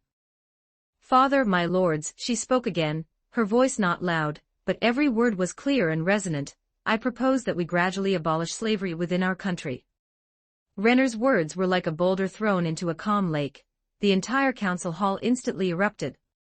Exclamations, discussions, and gasps intertwined to form a noisy torrent. Abolish slavery? Is the princess joking? How is that possible? Slaves are the cornerstone of our wealth. Leonardo stood behind his father, observing everything without changing his expression. He saw the golden princess standing amidst the clamor, her spine still straight, like an isolated peak. He sighed inwardly, it had arrived indeed. This golden princess, her vision and courage far exceeded most people of this era, and far exceeded her age. However, this advancement often meant huge resistance. An old, gray-haired, and bloated noble, leaning on a gemstone-encrusted cane, stood up tremblingly. He was the kingdom's minister of finance, and one of the largest slave owners in the country. "Do you know what you are saying? Slavery is the cornerstone that the kingdom has inherited for hundreds of years. Our noble wealth, the output of our territories, and even the kingdom's armaments are inseparable from the labor of slaves. Abolishing slavery is tantamount to destroying our own foundation." "That's right." Another marquis, who held military power, chimed in immediately. "The Minister of Finance is absolutely right. If we lose slaves, who will till our land? Who will mine the mountains? Who will forge weapons for us? Are we supposed to go up the mountains and mine ourselves? Princess, you may have a kind heart, but governing a country cannot be done solely with passion." Voices of opposition surged like a tide, with nobles speaking one after another, listing the necessity of slavery and accusing Renner of naivety and impracticality. Their faces were filled with fear and anger at the prospect of their own interests being damaged. King Blanca III's expression also gradually became grave. Although he doted on this daughter, abolishing slavery touched the core interests of the entire noble class, making it an almost impossible task. He looked at Renner, his eyes carrying a hint of complex emotion, worry, and also a trace of imperceptible expectation. Amidst the waves of opposition, Renner, dressed in a simple and elegant white dress, stood at the front, appearing somewhat frail, but her sky-blue eyes were exceptionally firm, without the slightest retreat. After the crowd's voices subsided slightly, she spoke again, her voice remaining calm and cool. "Father, please listen to me." Renner bowed slightly toward the throne, her tone remaining firm. "If a cornerstone is built upon the blood, tears, and freedom of others, then it is rotten, and will eventually collapse one day. We claim to be a civilized nation, yet we let the most barbaric system run rampant on our land. Isn't this an irony? Slaves are also people, they have thoughts, emotions, and they yearn for freedom, just like all of us." "Nonsense." Before Renner could finish, she was interrupted by the old noble. "Do they understand what freedom is? Without our protection, they would only starve to death on the streets. We gave them the opportunity to survive, and these lowly people should pay with labor to create wealth for us." King Blanca III listened quietly to the debate below. He looked at his daughter, his eyes filled with both gratification and deep helplessness. He was not entirely unmoved by Renner's thoughts. Even deep in his heart, he agreed with his daughter's humanitarian spirit. However, as a monarch, King Blanca III could not act solely on ideals. These nobles were the cornerstone of the kingdom's rule. They controlled vast amounts of land, wealth, and armed forces. If he forcibly pushed for the abolition of slavery, it would likely trigger a collective rebellion of the nobles, or even lead to the division of the kingdom. He could not risk the stability of the entire kingdom. "Enough, stop arguing." The council hall instantly quieted down, and everyone's eyes were fixed on the king. King Blanca III looked at Renner deeply, his gaze complex and difficult to discern. "Renner, father understands your intentions. But state affairs are not child's play. One move affects the whole situation. Do you have a comprehensive plan for abolishing slavery? How will you settle hundreds of thousands of slaves? How will you compensate the nobles' losses? And how will the kingdom's economic order be maintained?" A series of questions hammered at Renner's heart, but she had long been prepared, taking a scroll of parchment from her sleeve. "Father, I am not asking for an immediate, comprehensive abolition. I propose starting with the area around the royal capital, gradually implementing a redemption system allowing slaves to exchange labor or money for freedom. As for the losses of the nobles, they can be compensated by the redemption money from the slaves' release, and the kingdom can also provide reasonable compensation in installments. Renner unfolded the parchment, clearly and logically explaining her plan. The royal capital is the heart of the kingdom. Implementing it there first can demonstrate the royal family's determination and serve as a pilot program to observe its effectiveness. The redemption price can be negotiated jointly by representatives of the royal family, the nobility, and the slave owners to ensure fairness. After gaining freedom, slaves can be registered as free citizens and enjoy the same rights and obligations as other commoners. They will become a new labor force, filling workshops, cultivating wasteland, and even paying taxes. In the long run, this is also a good thing for the development of the kingdom's economy. As soon as she finished speaking, another noble jumped out. Jointly negotiated? Is the princess joking? A noble dressed in magnificent silk, plump but very sturdy, sneered. It was the leader of the noble faction, Barolapu. Negotiate with a bunch of lowly slaves. Are they worthy? If they all become free citizens, who will till our land? Who will attend to our daily needs? The princess has a commendable heart, but she is not thorough in her considerations. Redemption money. The kingdom's finances are already tight. Where would the huge sums to compensate us come from? Furthermore, once slaves gain freedom, there is a fear of trouble. Where would public security be? Where would social order be? Some nobles even went further, directly pointing their spears at Renner's motives. I think the princess has been corrupted by those impractical books, and has forgotten her own status. These slaves are spoils of war, or descendants of criminals, or demi-humans and strange species. They were born to serve us. Renner tried to refute them one by one, citing precedents and elaborating on the drawbacks of slavery and the long-term benefits of liberating slaves, mentioning the economic vitality and social stability brought about by the Holy Kingdom's liberation of slaves. However, one person's voice was so weak amidst the clamor of the many nobles that no one cared at all. Leonardo noticed that some young nobles, or nobles whose territories were far from the slave trade, did not oppose, but were thoughtful, with some even flashing a hint of approval in their eyes. But in the face of deep-rooted traditions and powerful vested interest groups, they chose to remain silent or follow the crowd. The power that could truly contend with the old nobles hardly existed at this meeting.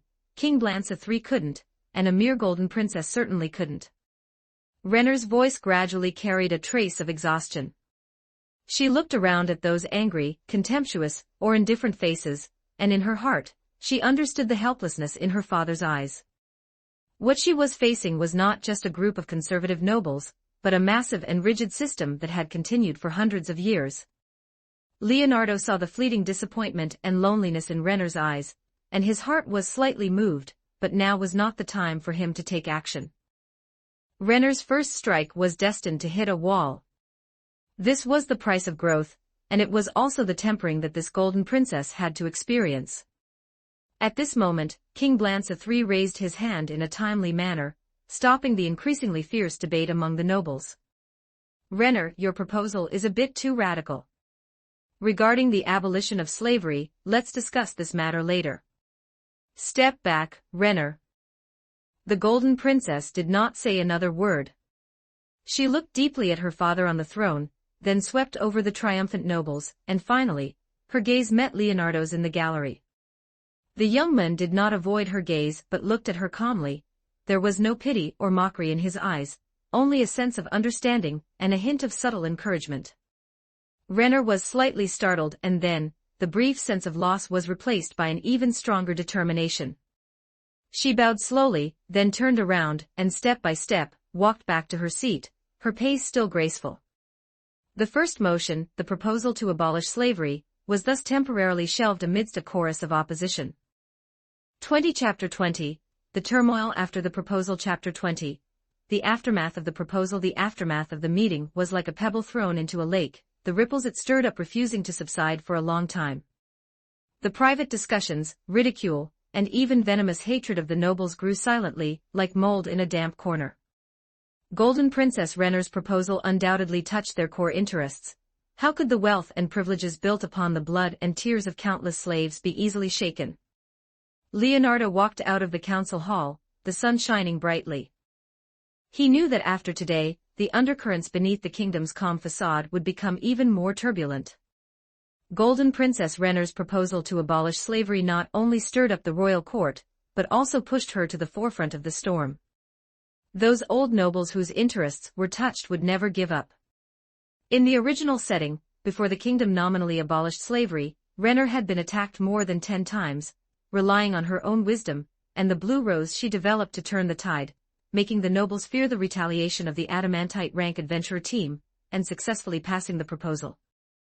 Before returning to the border territory, Viscount Cadian patted Leonardo's head and admonished him. "Leonardo, you must remember that a tall tree catches the wind." Golden Princess Renner's courage is commendable, but she was too eager. By offending all the old nobles today, the princess's future situation will likely be very difficult. As the royal faction, we should have supported Golden Princess Renner, but these waters are too murky, it is best to remain neutral. Leonardo acknowledged this, but he had already made up his mind. He would not directly intervene in the dispute between the royal family and the nobles. This kind of children's political game could be left to Renner, which would serve as good training for her. If she wanted the position of primary wife when he eventually conquered the world, she had to be convincing in some aspect, if not by strength. After parting ways with his father, Viscount Cadian, and returning to his dormitory at St. Ignace Academy, Leonardo dialed the Den Mushy to contact the elite interferers squad operating within the kingdom. 5 men and 1 woman, the 6 night elves were fully armed. Their LV-40 strength meant they had few rivals in the kingdom, and as weapon masters, they were proficient in various armaments. Just as they were described whether using a bow or a sword, the outcome was the same, they could shred their enemies in an instant. Although the elite interferers' frontal combat ability was not as strong as the Dark Knight, they excelled in being more versatile. Assassinations, disrupting logistics, decapitation strikes.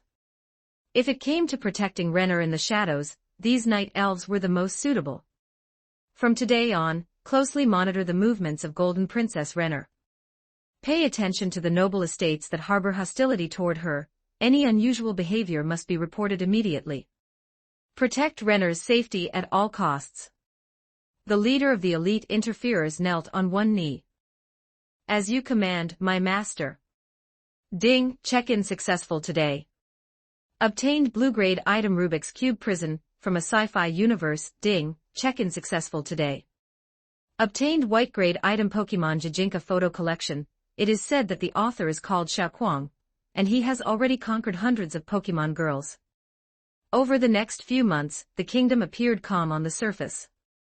The nobles continued their extravagant lives, and no one in the royal court mentioned the abolition of slavery again. Renner also went quiet. Aside from necessary royal ceremonial activities, she spent most of her time in her palace, either reading or talking with a few close, weaker nobles. However, beneath this calm, a murderous intent directed at the Golden Princess never ceased. On an ordinary night, the starlight was dim. The library of St. Ignace Academy was brightly lit. A dozen guards stood watch inside and outside the library, leaving no blind spots and allowing no outsiders to enter or leave. The Golden Princess was immersed in a volume of the kingdom's legal code, attempting to find strong arguments to support her philosophy. Renner did not notice a black shadow outside the window, ghost-like, bypassing the lax guards and silently sneaking into this hall of knowledge. The assassin's movements were very stealthy, the poisoned short blade in his hand glinting with a ghostly blue cold light in the dim illumination. He was like a praying mantis hunting. Before he could even begin, a figure silently appeared behind him. Just as the assassin was about to act, he felt a chill on the back of his neck, and then his consciousness plunged into endless darkness. A slender arm gently caught the falling assassin, the movement clean and efficient, without making a single unnecessary sound. A moment later, the library returned to silence. Only the assassin, who had been silently disposed of, was dragged into the shadows by the night elf like trash, awaiting endless pain and interrogation. Inside the library, Renner was still immersed in the legal code, completely unaware of the danger that had been so close. These sewer rats, they just won't stop. Night Elf Captain Moonshadow counted silently in his heart. This was the 7th assassination attempt they had intercepted in the few short months since the proposal was shelved. The next morning, Renner was reading in the academy garden when the maid Alicia walked over with tea and snacks. This girl with brown curly hair had only been assigned to the princess a year ago. She worked diligently and didn't talk much, quickly earning Renner's trust. "Your Highness, you stayed up late again last night," Alicia said worriedly, placing a cup of herbal tea with honey on the small table, waiting quietly to the side. Renner rubbed her temples and put down the book in her hand. "The clauses regarding slavery in the legal code are too vague. I need to find a more favorable entry point. By the way, Alicia, your hometown is in the south, right? How is the life of the slaves there?" Alicia's hand trembled imperceptibly, a forced smile tugging at the corners of her mouth as she answered as calmly as possible, "Your Highness Renner, I am just a lowly maid. I dare not discuss the affairs of the noble lords." "You don't need to be afraid, just treat it as a casual chat between friends." Renner's gentle tone made Alicia unable to help but lower her head, a flash of struggle in her eyes. Her family was being threatened by a great noble with debt. If she did not comply, a miserable price or even death awaited her family. Alicia had been bribed. Her mission was to add a slow-acting poison to the princess's food and drink. This poison would not be immediately fatal, but would only cause the princess's body to gradually weaken. In less than a year, Renner would die of illness without anyone knowing. "Your Highness." Alicia's voice carried an imperceptible tension. This subtle change made the alarm bells ring in Renner's heart. Observing carefully, the maid was very distracted today. Had the noble's agents already been planted by her side? No, Alicia had previously had no contact with nobles, so it should be said she had been bribed. The South, life for slaves in the South is very bitter.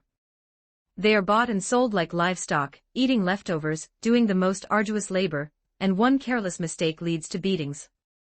A distant cousin of mine, Renner gently took Alicia's hand. Those hands were somewhat rough from years of labor. "Alicia, I know this is difficult. But precisely because of that, change is even more necessary. Slavery is not only a deprivation of their freedom, but also a trampling on human nature. We cannot let such tragedies continue."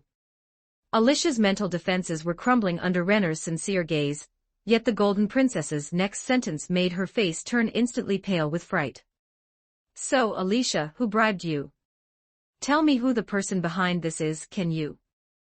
Alicia suddenly pulled her hand back, taking a step back, her face pale, her eyes filled with fear and despair.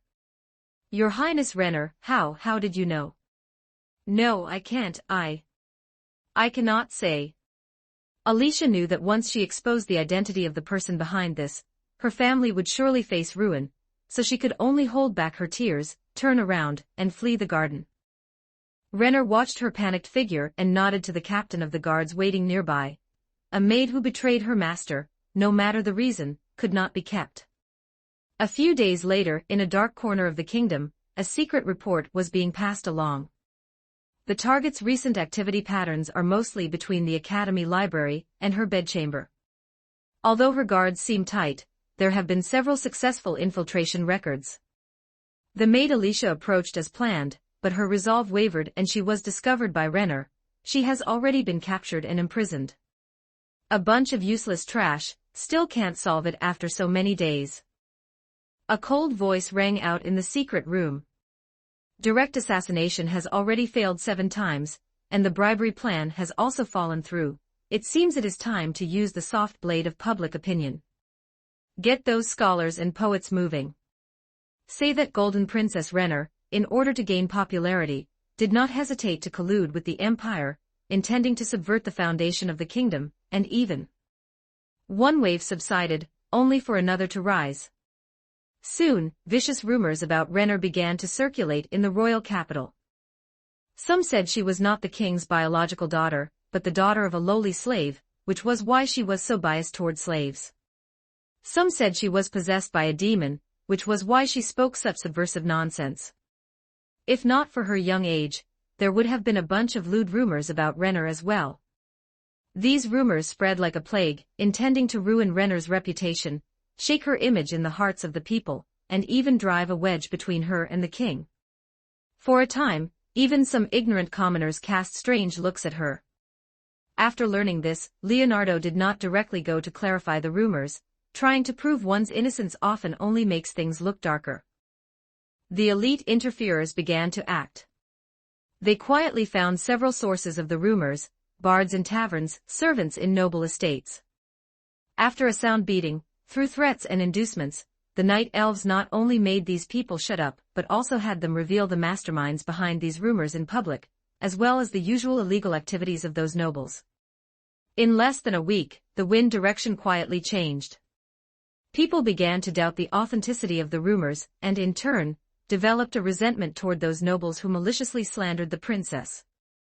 Some old stories about certain nobles treating slaves cruelly, oppressing the people, and extorting taxes were brought up again. The spearhead of public opinion, unknowingly, shifted from Renner to the noble faction. However, the assassinations targeting Renner did not stop because of the failure of the rumors. Instead, they became more direct and dangerous. On a crisp autumn day, Golden Princess Renner followed her usual routine, and headed to the monastery of the Earth Mother on the outskirts of the city for worship. This was one of her few outings, mainly to accumulate prestige among the populace. A guard unit composed of more than a dozen experienced knights and attendants accompanied her. Just a few hundred meters after leaving the city gates, while passing through an oak forest, a sudden change occurred. Dozens of masked assassins suddenly burst out from the forest. They were agile and well-armed, clearly well-trained killers. Although the guard unit resisted fiercely, the assassins were numerous, and each one fought without fear of death. It looked like they were about to break through the defensive line and endanger the princess's carriage. Just at this critical moment, several black shadows joined the battlefield. The 6 elite interferers hovered outside the center of the battle, and every time the strong bows in their hands were released, they took a life. 100 shots, 100 hits, to be hit was to die. Although the many assassins sent to kill Renner, sponsored and supported by 8 Fingers, were flexible in their combat techniques, the elite interferers' combat skills were more ruthless and well-coordinated. Without any cost, they turned the tide of battle in the blink of an eye. Seeing that the situation was bad, the assassins wanted to retreat, but were held fast. In the end, dozens of assassins were all wiped out. Less than 3 minutes, was it a defeat? Inside the sealed carriage, Golden Princess Renner listened to the clanging of weapons and the dying screams outside, clutching the cross in her hand tightly, forcing herself to remain calm. When everything subsided and the captain of the guards opened the carriage door to report that the assassins had been repelled, Renner finally breathed a sigh of relief. "Have you found out who did this?" "Reporting to your highness, the identities of the assassins are unknown, but..." The captain of the guards hesitated. Greed for merit was good, but he couldn't guarantee he would survive the next assassination, so it was better to tell the truth. "Your subordinate discovered that besides our people, a third party intervened. They struck with precision and ruthlessness, helping us a great deal." A third-party intervention, someone else getting involved. It seemed they should be people who supported her. Abolishing slavery had offended almost all the nobles, and her accumulated prestige among the people was not yet enough, so. Renner's heart stirred, and a young man's figure involuntarily emerged in her mind. Leonardo. Could it be him? Although it was just a guess, Renner was almost certain that the help was related to Leonardo. After all, this was a person even she couldn't see through. Well, except for his womanizing. After the assassination attempt, Renner had no intention of going to the monastery to worship and directly took her people back to the royal palace, reporting the attack to her father. King Blanca III was furious and ordered a thorough investigation, but in the end, they only caught a few insignificant minions. The mastermind remained at large. The noble's influence was deeply rooted and intertwined, wanting to pull it out by the roots was easier said than done. In these few months, similar crises followed one after another, each one quietly resolved before danger could occur. Attacking assassins, bribed maids, vicious rumors, deadly ambushes. Renner seemed to be protected by an invisible barrier, turning danger into safety time and time again. No matter how stupid the nobles were, they understood that the Golden Princess was being shielded by someone. Ordinary assassins could not possibly complete the task.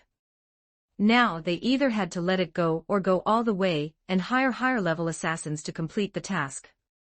Chapter 21, The Empire's Expedition. Inside the secret chamber of the noble faction, candlelight flickered, casting light on several gloomy faces. "We cannot go on like this." A nobleman dressed in fine robes slammed the table heavily, causing a few drops of red wine to splash from his glass. "The assassins we sent cannot even touch the hem of her garment. If we keep dragging this out, it will only make her popularity among the common folk rise higher and higher. Ordinary assassins are useless. We must hire more professional people to take action and eliminate the root of the problem." "Are you talking about the 6 arms of 8 fingers?" someone asked in a low voice, a hint of trepidation in their tone. 8 fingers had sent quite a few people in previous assassination attempts, but not one had returned alive. If ordinary killers were useless, then they could only look to the security division within 8 fingers the 6 arms to see if they could deal with the Golden Princess. The leading nobleman nodded slowly. Although the 6 arms are not professional assassins, their strength is formidable. As long as they take action, Renner will undoubtedly die. But their asking price? Someone hesitated. As long as we can get rid of her, any price is worth it." However, despite these words, things did not go as the nobles had wished. When the leader of the 6 arms Gino finished hearing the details of the request, he simply tapped the table lightly, a mocking curve appearing at the corner of his mouth. "Assassinate the Golden Princess Renner." "Interesting." He raised his eyes, his gaze as sharp as a blade. "However, are you sure you can afford this price?" The 2 representatives of the noble faction looked at each other and finally gritted their teeth and said, "Name your price." Gino chuckled softly and slowly raised one finger. 100,000 gold coins. Gino shook his head. "A flat price, 1 million. The representatives of the noble faction instantly erupted. 1 million gold coins. Why don't you just go rob someone? Where could I possibly make that much money from robbing?" Gino sneered. "The risk of assassinating a princess is very high. Since you are unwilling to pay this price, you may hire someone else." The nobles' faces turned livid. Although they had deep financial resources, 1 million gold coins were enough to drain the savings of several families. Moreover, although Renner's threat was significant, it was not enough to bankrupt them. In the end, the negotiation broke up on bad terms. The breakdown of the negotiation did not exceed Gino's expectations. These pampered nobles were accustomed to acting domineering and looking down on others in their daily lives. Asking them to take out their hidden wealth was more painful than cutting their own flesh. Gino picked up the wine glass on the table, the crimson liquid swaying inside, reflecting the flash of contempt in his eyes. "A bunch of short-sighted fools. 1 million gold coins." He never expected them to agree from the very beginning. This was merely an excuse that would neither offend a potential major client nor allow him to reasonably refuse this hot potato. 8 fingers, as a behemoth of the kingdom's underworld, had its foundation of existence in chaos and balance. Assassinating a high-profile princess, especially a golden princess who was attempting to push through reforms and already possessed a certain level of popularity, carried immense pressure. Moreover, there was clearly an unfathomable power secretly guarding that golden princess. The personnel sent previously had been like stones sinking into the ocean, failing to cause even a ripple. Gino did not believe that the 6 arms alone could do any better than their predecessors. Even if they were the ones protecting Princess Renner, they could not guarantee that all assassins would never return, or that they could perfectly resolve every crisis. This force in the shadows was no weaker than them. Being enemies with an opponent of the same caliber was clearly not worth it. Gino stood up and walked to the window, gazing at the heavy night outside. The lights of the royal capital flickered in his eyes, like countless pairs of prying eyes. Princess Renner. This name had been circulating quite a bit in the underworld recently. Some said she was a beacon of reform, while others said she was the root of trouble. Gino did not care about any of this, he only cared about profit and risk. Assassinating Renner carried extremely high risks, yet the potential gains were blurry and unclear. Even if successful, the kingdom would surely be plunged into a bloodbath, and the underground network that Eight Fingers had painstakingly built would likely be destroyed in one fell swoop. The benefits promised by the nobles. In the face of the full suppression by the state apparatus, those promises were worthless. "My lord, what about the nobles?" a confidant asked cautiously. Gino turned around, his face recovering that inscrutable smile. "Do not worry about them. Tell the people below to behave themselves recently, do not provoke that princess, and do not get involved in the nobles' messy affairs. Even if someone is anxious about abolishing slavery, it would be that pervert Payrif, it doesn't affect us much." The news of the failed negotiation quickly reached the noble faction's secret chamber. The two representatives, their faces ashen, described Gino's exorbitant demands and contemptuous attitude with added embellishments. 100 turned into 300, a negotiation turned into arrogance. Unreasonable. This 6 arms is simply taking advantage of our plight. The nobleman who had slammed the table earlier was furious, his luxurious robes heaving violently with his rage. 3 million gold coins. Do they want to make us nobles go completely bankrupt? Humph, this bunch of profit-seeking, ungrateful rats are truly unreliable. Another gaunt-faced old nobleman had a gloomy expression, his fingers tapping on the armrest of his chair.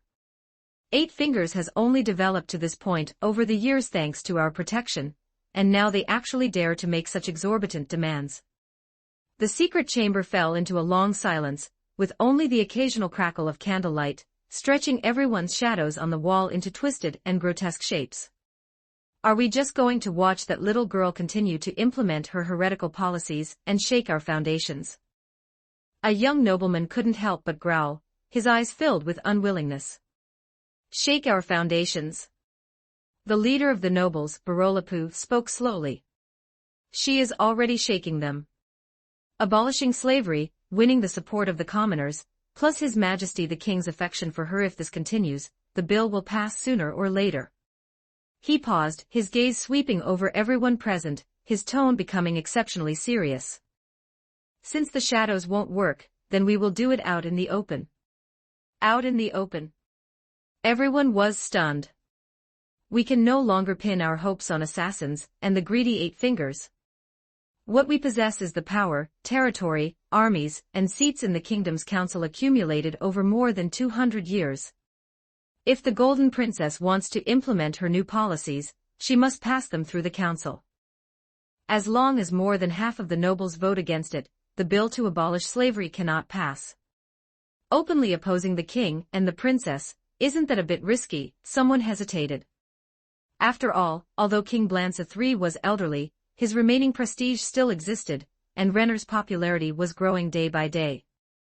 The royal faction was incompatible with them, and they were fighting for power. The neutral nobles might not cooperate with them just because of the abolition of slavery. Although the noble faction could influence the king's decisions, if they openly opposed him, they estimated that not many people would follow. After all, if one were careless and labeled a traitor by political enemies, it would be impossible to wash that stain off. The old man sneered. If we don't take risks now, in the future we can only wait to be boiled like frogs in warm water, having our rights stripped away bit by bit. We must unite all the nobles who oppose her, reject every one of her proposals in the council, and make it impossible for her to take a single step. At the same time, use the territories and resources we control to pressure the king, making him understand that the stability of the kingdom cannot be separated from the support of us nobles. We can even. He lowered his voice, a flash of ferocity in his eyes. When necessary, we can communicate with the Baharuth Empire, plunge the kingdom into chaos, and force His Majesty the King to have to rely on us communicating with an external enemy to incite internal chaos. In that case, open opposition might not be impossible. This proposal was like a giant boulder thrown into a calm lake, stirring up layers of ripples. Fear and greed intertwined in everyone's hearts. Open opposition meant completely tearing off the facade, leaving no room for turning back. But upon thinking of the consequences that might follow if Renner's new policies succeeded, the balance in their hearts began to tilt again. But we still don't know who that person behind Renner is. Someone still had lingering fears. No matter how strong the person behind the scenes is, they are just one person, or one hidden power. The old man's attitude was firm, his tone filled with an enigmatic confidence. They can deal with assassins, but can they fight against our entire nobility, against the laws of the kingdom? As long as we stand on the righteous cause of maintaining tradition and stabilizing the kingdom, what can they do to us? These words gave everyone tremendous encouragement. That's right. They represented the ruling foundation of the kingdom for over 200 years, the orthodoxy and order. Renner and the people or forces supporting her were, in the end, just anomalies that could not make it to the big stage. Let's do exactly that. The previously enraged noble was the first to respond. We will immediately contact all reliable allies, and at the next council meeting, we will catch that little girl off guard. We must let her know that the power of the kingdom's nobility is not something a mere yellow-haired girl can manipulate at will. We must make her understand that the dignity of the nobility cannot be violated. In the secret chamber, the long-suppressed atmosphere was replaced by a fervent sense of determination.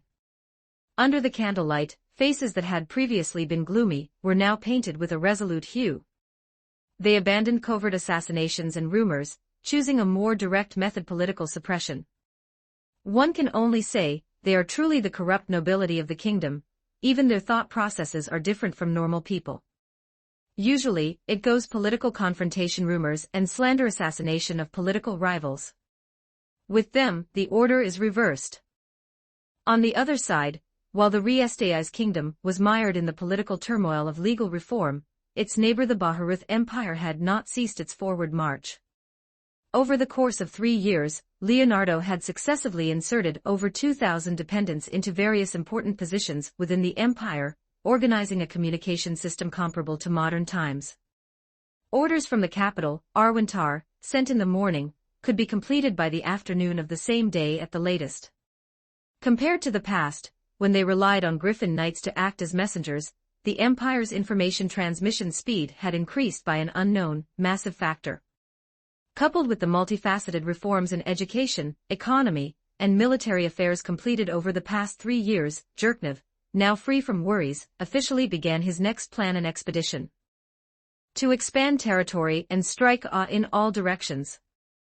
Any emperor with ambition would harbor the grand goal of expanding their territory, and Jerknov was naturally no exception. The bloody emperor, having accepted his status as a puppet monarch, was actually much more candid than in the original work, never concealing his desires and ambitions over the past 3 years. Leonardo was using him to strengthen the empire and attract the attention of Nazarick, but was Jerknov not also using the person behind the scenes to accumulate prestige? Whether it ends in failure or success, whether he is merely paving the way for others or remains a puppet monarch, it does not matter. No matter what happens, he who completes the expansion of the empire and conquers other nations must be recorded in history. Looking at it optimistically, why isn't this a win-win situation? Inside the council chamber of the imperial palace, Jerknov tapped his fingertips against the edge of the sand table. Small flags stuck into the sand formed a jagged line, outlining the contours of the Thousand Cave Mountains, with 3 wyvern models perched in the center of the mountains. This was the first phase of the expedition plan, taming the sky wyverns.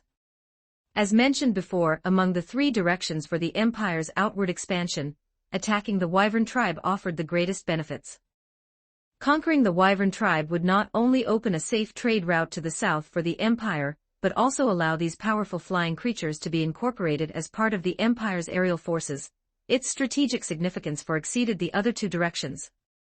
Preparatory work operated efficiently under the communication system established by Leonardo. The Empire's conscription order had been issued a month ago, and tens of thousands of youths had eagerly signed up. After 3 months of special training, the new recruits would not join the battlefield but would instead be responsible for maintaining order in the Empire's rear. Knock, knock, knock. Jerknev's fingers tapped lightly on the sand table. On both sides of the table, the Empire's corps generals and high-ranking officials stood solemnly, and the air was filled with an atmosphere of excitement. Everyone, today we shall discuss a single matter. The bloody emperor's voice was deep and powerful, revealing the ambition of a young monarch. He looked around at the generals and said slowly, "The Wyvern tribe of the Thousand Cave Mountains has disturbed our borders for too long. They plunder our merchant caravans and pose a challenge to the majesty of our empire. Now that the empire is militarily strong and well supplied with provisions, it is the perfect time to incorporate them into our territory and tame these wyverns." Jerknev paused, his gaze turning to the Chief of General Staff of the Imperial Army, an old general with white hair but a vigorous spirit. "Chief of General Staff, tell us about the specific deployment." The old general stepped forward and began a detailed explanation while pointing at the sand table.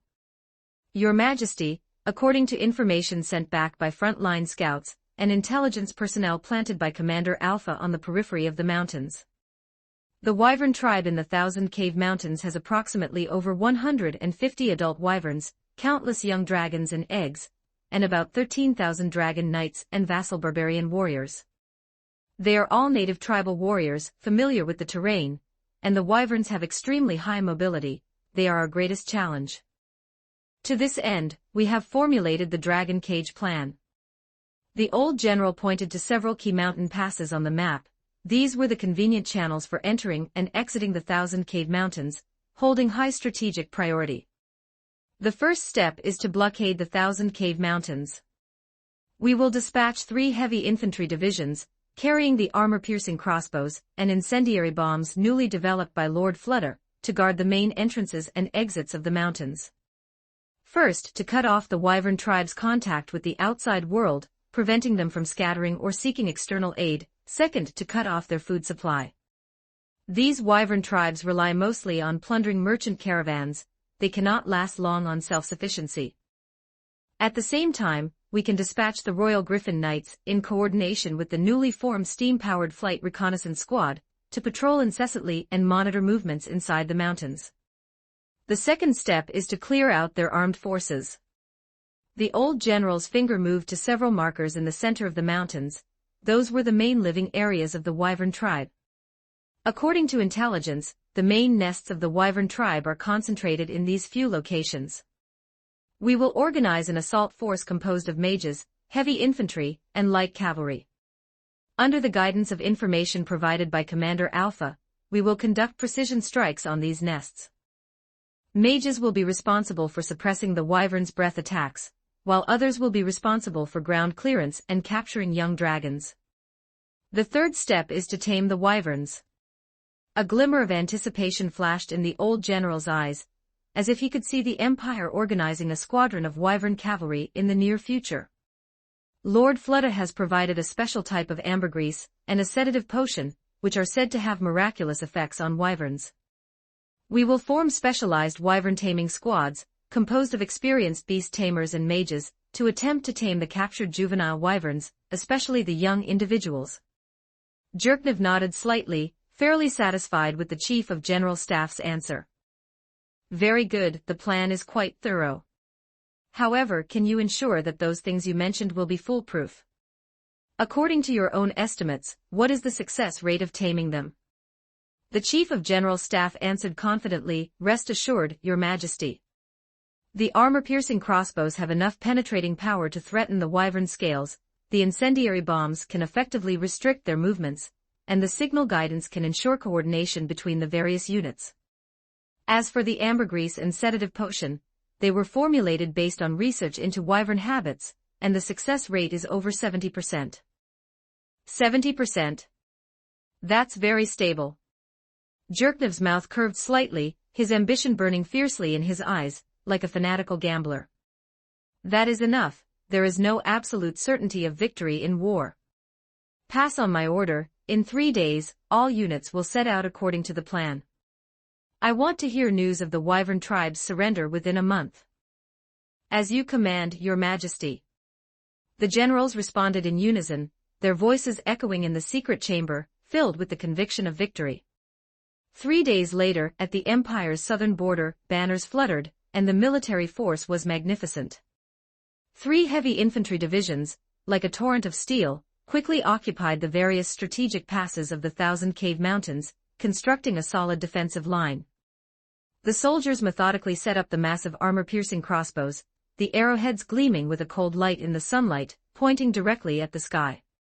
Incendiary bombs were neatly stacked behind the positions, emitting a pungent odor. The figures of the Royal Griffin Knights circled in the air, together with the smaller and more agile steam-powered flight reconnaissance squad, forming a tight aerial warning net. From time to time, they would swoop down, transmitting the latest developments from inside the mountains to the ground. The assault force gathered in a concealed area at the edge of the mountains, with magic casters whispering incantations, casting various buff spells on their companions. Jerknev did not visit the front lines in person. He remained in Arwentar, but through the communication system established by Leonardo, every minor development on the front lines could be transmitted to his desk at the first opportunity. The Empire's expedition thus began. 22 Chapter 22, The Dark Knight's Slaying. Chapter 22, The Dark Knight's Execution. The Thousand Cave Mountains were undulating, shrouded in mist. The quartzite Pillar Canyon cave complex where the Wyvern tribe resided was an excellent location, easy to defend and difficult to attack. The complex terrain and labyrinthine caves ensured that any intruder would never return. The Baharuth Empire's torrent of steel built an indestructible barrier on the periphery of the Thousand Cave Mountains. For the first few days, it seemed the interior of the mountains had not realized that a catastrophe was descending upon them. Scattered wyverns still flew out of the mountains to forage, only to crash one by one into the death trap the Empire had meticulously woven. Whoosh whoosh whoosh, the piercing sound of air being torn apart rang out as several thick armor-piercing crossbow bolts, like black lightning, accurately struck the wyverns, LV-28, LV-32, circling at low altitude. These aerial predators, which usually ran rampant relying on their scales and agility, appeared so fragile in the face of the specially made armor-piercing crossbow bolts. The 2-meter-long giant crossbow bolts easily pierced their relatively weak wing membranes or the scales at their joints, bringing forth sprays of foul-smelling blood. Groar. The injured wyverns let out shrill screeches and struggled as they fell. Some were smashed to pieces upon impact, while others were subdued by Imperial soldiers waiting below with heavy chains and specially made capture nets. The effect of the incendiary bombs was even more significant. When a small group of Wyvern Knights attempting to charge the pass appeared, the soldiers didn't hesitate to light the fuses and throw the ceramic jars. The jars burst in mid-air. The viscous flames clung to the wyvern scales and the knights' armor like living creatures. The intense burning caused them agonizing pain, causing their formation to instantly collapse and flee in a panic back into the depths of the mountains. The Northwest Pass successfully intercepted 3 wyverns and captured 1 injured hatchling. The Southeast Pass encountered an attack by a small group of Wyvern Knights. They have been routed, 6 enemies eliminated, and 2 wyverns shot down. Reports of victory fell like snowflakes onto Jerknev's desk. The young emperor wore a satisfied smile on his face, his fingers tapping lightly on the tabletop once again. This time, there was a hint of lightness in the rhythm. However, the reports of victory did not last long. The Wyvern tribe of the Thousand Cave Mountains was clearly not a lamb waiting for the slaughter. After the initial chaos and losses, they began to display the ferocity and cunning befitting the overlords of the mountains. One morning, when the first ray of sunlight pierced through the thick clouds and shone onto the Thousand Cave Mountains, the Empire's warning network suddenly sounded an alarm. It did not come from the usual direction of the passes, but from the depths of the mountains, between those steep peaks thought to be impassable. Hundreds of wyverns, like a swarm of black locusts, emerged and blotted out the sky. They did not charge the solid defensive lines of the passes, but instead utilized their familiarity with the terrain. They bypassed the Empire's blockade and struck directly at the supply camps and communication nodes in the rear, which had relatively weak defenses. Enemy attack! Enemy attack! It's a swarm of wyverns! Shrill cries rang out in the camp, and the soldiers hurriedly grabbed their weapons, attempting to organize a defense. But facing the claws and dragon breath descending from the sky, their hasty resistance appeared so pale and powerless. The wyvern knights, from their high vantage point, threw crude but deadly stones and burning oil, and the ground was immediately plunged into a sea of fire. The Imperial base station responsible for communications was targeted, and it soon turned into a ruin. Frontline communication was momentarily interrupted at this moment. Inside the palace in Arwentar, upon receiving the report of the failure at the front, Jerknev stood up abruptly, staring at the small flag representing the wyvern tribe on the sand table, his eyes flashing with anger, which was then replaced by a hint of excitement. Interesting, he muttered to himself, these reptiles, these barbaric tribes, actually have more brains than I imagined. The chief of staff stood to the side, sweat beading on his forehead. Your Majesty, it was I who underestimated their determination to counterattack. The wyvern tribe has abandoned frontal breakthroughs and chosen guerrilla tactics. Jerknev thought for a moment and quickly issued instructions. The Royal Griffin Knight order is to immediately reinforce the attacked camps. The Steam Flight Reconnaissance Squad is to spare no cost to re-establish communication links and find the movements of the wyvern tribe's main force. Tell Commander Alpha to have his assault force act immediately according to the original plan. While their main force is out, take out their nest. Yes, Your Majesty. The Baharuth Empire's war machine, after a brief moment of chaos, began running at high speed once again. Above the Thousand Cave Mountains, the enhanced Griffin Knights, LV-25+, engaged in a fierce battle with the Wyvern Knights, aided by more advanced equipment. The bravery of the Griffins and the exquisite skills of the Knights relied on numbers to contend with the power and wildness of the Wyvern Knights. Claws tore through the air, sharp beaks pecked at scales, and the light of magic intertwined with the flames of dragon breath, composing a tragic and bloody aerial tableau. On the ground, the assault force personally led by Alpha, taking advantage of the empty defenses inside the mountains, quietly infiltrated along the secret paths marked by intelligence personnel. They avoided sporadic patrols, aiming directly at the largest dens of the Wyvern tribe. Leading them was the Empire's most elite Iron Wall Heavy Infantry Battalion. The soldiers held giant shields, forming an airtight phalanx, and advanced step by step. Mages were behind the phalanx, chanting auxiliary magic to buff their stats. Dragon nest discovered ahead, the scout reported. The troops continued forward for half a mile and discovered a huge natural karst cave ahead. The entrance was covered in vines and wyvern claw marks, and the cries of hatchlings and the roars of adult wyverns could faintly be heard from within. Clearly, not all adult wyverns had participated in the attack. Prepare to attack. Alpha gave the order.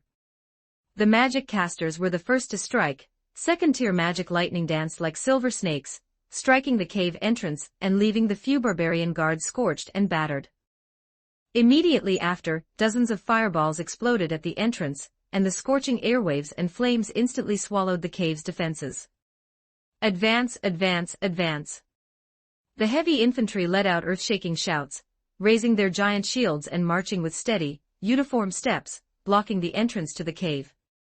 The light inside the cave was dim, filled with a thick smell of sulfur and stench. Several startled adult wyverns lunged out from the depths of the cave, their giant wings kicking up gusts of wind. The battle erupted at the narrow cave entrance. The soldiers used their giant shields to resist the wyverns' lunges and bites, while enchanted crossbowmen looked for opportunities in the gaps to fire lethal magic bolts. The magic caster's light flickered constantly, bombarding those massive figures. From deep within the cave came low cries. The hatchlings had sensed danger. The wyvern taming squad responsible for the capture mission, under the cover of the infantry, carefully ventured deep inside. In their hands, they held meat coated with special ambergris, and blowguns loaded with tranquilizers. Deep in the cave, the light became increasingly dim, with only the light of magic and the occasional phosphorescent glow of dragon eyes illuminating the craggy rocks, and the humus layer on the ground, mixed with scales and animal bones. The air was mixed with the distinct, foul odor of wyverns. Woo roar roar. An exceptionally large leader-class wyvern, LV 40+, was completely enraged by the commotion outside the cave. It suddenly leaped down from a high rock ledge, crashing like a small mountain into the heavy infantry phalanx at the entrance. "Hold steady, raise shields," the infantry squad leader in the front row roared at the top of his lungs.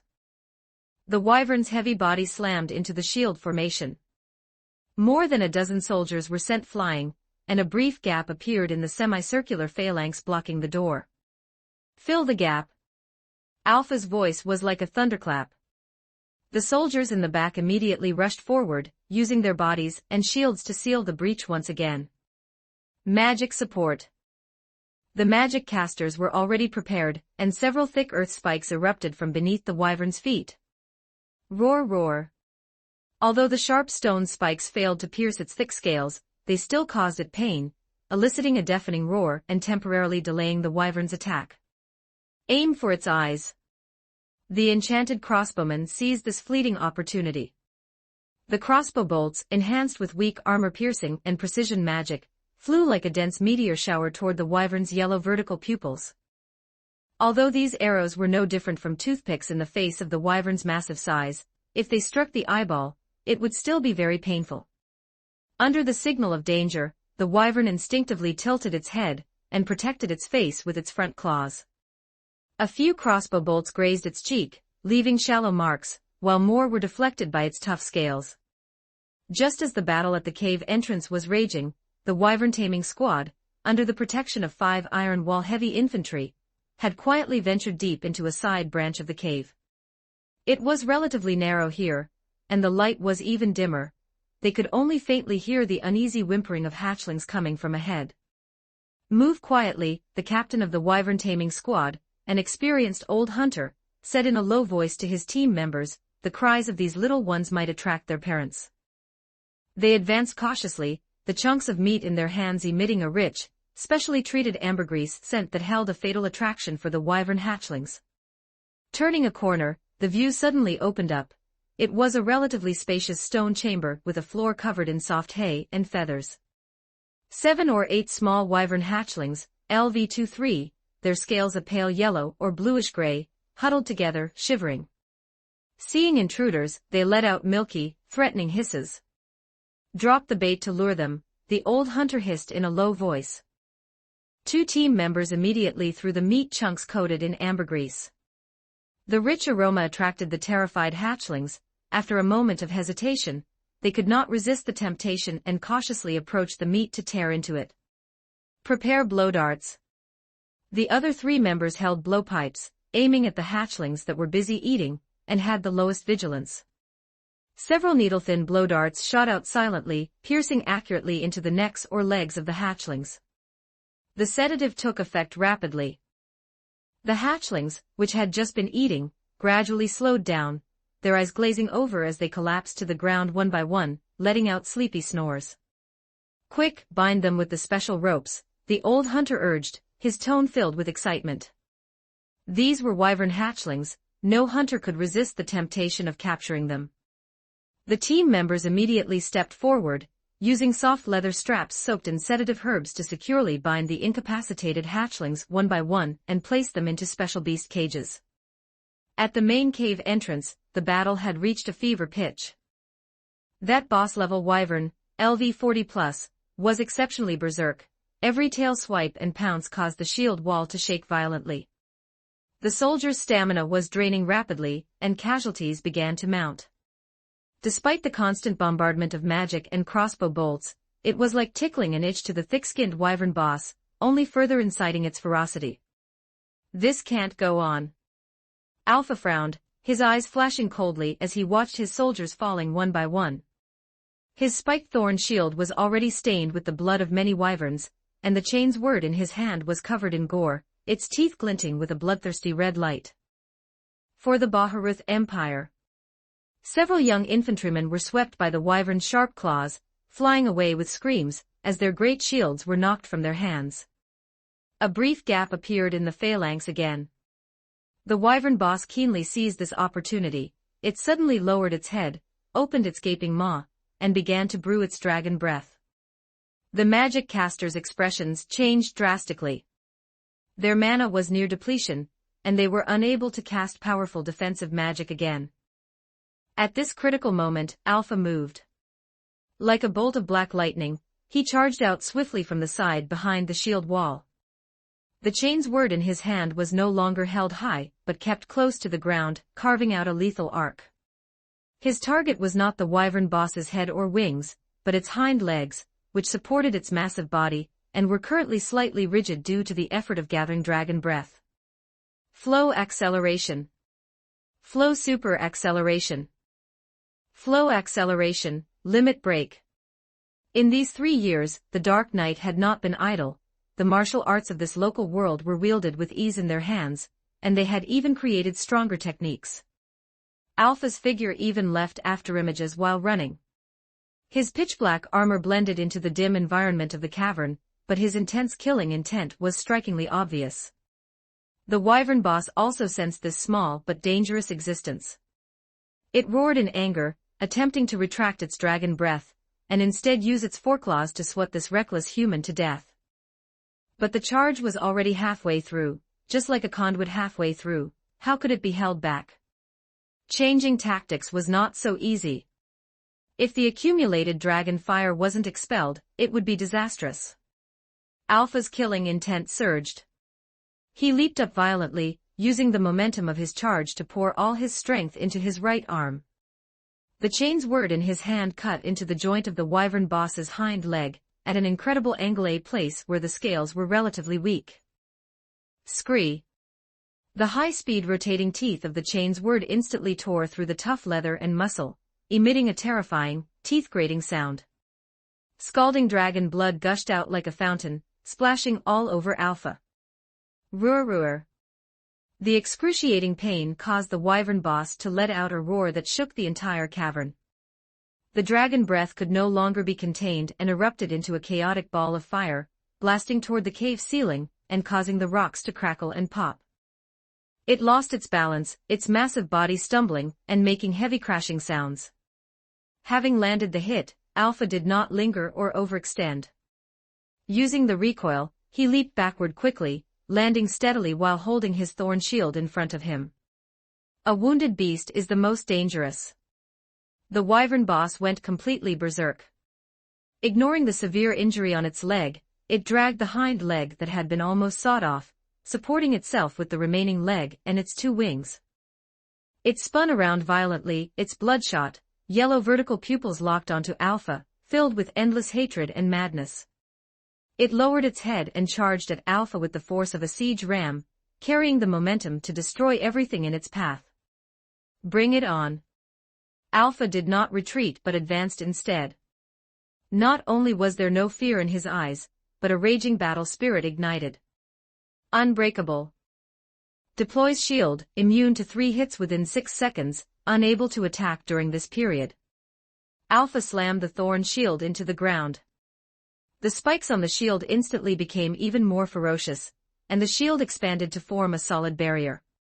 The wyvern boss's head slammed violently into the thorn shield. The tremendous impact caused the ground beneath Alpha to crack, but the spikes on the shield also pierced deeply into the wyvern boss's head, reflecting 30% of the impact damage. The intense concussion caused the wyvern boss to shake its head, standing unsteadily like a weakling. At this moment, a sharp light exploded in Alpha's eyes. Now die. Alpha violently pulled the thorn shield from the ground. At the same time, the chain's word in his hand emitted an unprecedented, violent hum, with a layer of black flames wrapping around its teeth. With an unstoppable posture, Alpha poured all his strength into this single strike. The chain's word sliced through the air with a sharp whistle, striking fiercely from bottom to top into the wyvern boss's gaping, angry maw. Squelch scree. This strike was no longer about cutting, it was pure tearing and destruction. The chain's word cut in from the wyvern boss's lower jaw, tearing its way upward. The teeth frantically shredded its teeth, tongue, and throat, finally erupting from the top of its skull. The black flames erupted instantly, consuming the wyvern's brain and ending the boss's life. The wyvern boss's roar came to an abrupt end. Its massive head hung down powerlessly, and the yellow vertical pupils quickly lost their luster. Its massive body swayed like a small mountain before collapsing with a crash, kicking up a cloud of dust. The aberrant level wyvern boss was dead. At the cave entrance, the intense sounds of slaughter ceased instantly. Whether they were soldiers of the Empire or the remaining barbarian guards, they all stared in dumbfounded silence at the figure standing beside the wyvern boss's carcass, holding a chain's word and covered in blood. Alpha breathed slightly, the teeth on the chain's word slowly stopping their rotation, dripping with scalding dragon blood. He lifted his head, his cold gaze sweeping over the remaining enemies in the cavern, his voice filled with authority. The wyvern boss is dead. No quarter for those who resist. No quarter. No quarter. After a brief silence, the soldiers of the Empire erupted into deafening cheers and shouts. Their morale soared, while the wyverns and barbarian warriors, having lost their leader, collapsed in disarray. They either knelt to beg for mercy or fled in every direction. Alpha did not pursue. He knew that wiping out this largest nest was only the beginning of this campaign. In the side branch of the cavern, hearing the sounds of slaughter outside subside, the old hunter felt a chill in his heart and quickened his pace. Pack up all the hatchlings, it's time for us to retreat. The team members busily lifted the last few hatchlings onto special stretchers, and under the protection of the Iron Wall infantry, quickly retreated along the path they had come. Their mission was also nearing completion. Meanwhile, high above the Thousand Cave Mountains, the battle between the Griffin Knight Order and the flock of wyverns had also entered a fever pitch. The Empire's steam-powered aerial reconnaissance team, taking huge risks, finally repaired part of the communication nodes and relayed the chaos and progress of the front line back to Arwentar. Jerknev stood before the sand table, listening to the incessant reports from his staff, and a fanatical smile, like that of a gambler, appeared on his face once again. This dragon imprisonment plan had entered a critical stage, and the Empire's expedition was racing toward a victorious conclusion. Chapter 23, The Wyvern Tribe Submits. Once upon a time, how powerful was the wyvern tribe? Barbarian warriors who abandoned the path of civilization chose to live alongside wyverns, settling in the Thousand Cave Mountains, carving out territory in the wilderness. Wyvern knights soared through the sky, casting shadows of destruction. Barbarian warriors roared in the mountains and forests, wielding battle axes and giant hammers, tearing any creature that dared to invade their territory into pieces. They were the uncrowned kings of the Thousand Cave Mountains, the persistent shadows on the Empire's border. They forged their glory with blood and fire, believed in the law of the jungle where the weak are prey to the strong, and viewed cowardice as the greatest shame. However, the glory and splendor of the past seemed so fragile in the face of the Empire's cold torrent of steel. The fall of the main nest and the death of the wyvern tribe leader were like drawing firewood from under the cauldron, instantly draining the backbone of the wyvern tribe. When the Empire's heavy infantry poured into the hinterland of the Thousand Cave Mountains like a tide, and one wyvern nest hidden in valleys and caves after another was uprooted, the remaining tribes felt the chill of impending doom. The once arrogant wyvern knights, having lost their powerful mounts, were like eagles with clipped wings, unable to contend with the Empire's well-trained griffin knights. The bravery of the barbarian warriors appeared futile under the Empire's volley of crossbow bolts and magical bombardment. They knew every inch of the mountains, set traps, launched surprise attacks, and put up the most stubborn resistance. But the advance of the Imperial army was like a giant wheel crushing everything in its path, slow and firm. 2 weeks, only 2 weeks had passed. During these 2 weeks, every corner of the Thousand Cave Mountains echoed with the sounds of slaughter, wailing, and the unwilling cries of wyverns. Flames devoured ancient totems, blood stained clear streams red, and the former hunters had now become the prey. The remaining tribes, some fought to the last man in despair, while others took their last remaining clansmen and hid in deeper, more concealed caves, living in constant fear. Food began to run short, and water sources were polluted. Young wyverns lost their environment for growth, and wounded warriors received no effective treatment. Fear spread like a plague among the survivors.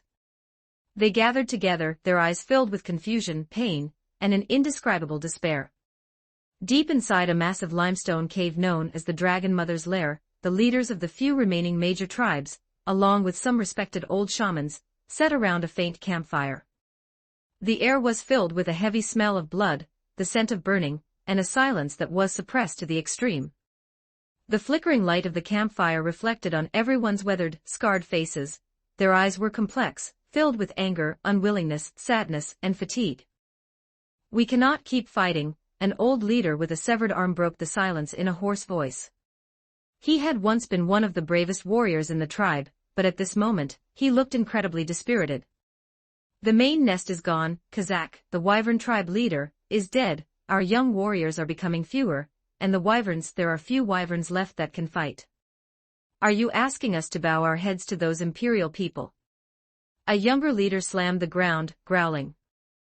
"We are the descendants of the unparalleled Wyverns. We are the masters of the 1,000 cave mountains. Surrender. That is worse than death. Death is so easy."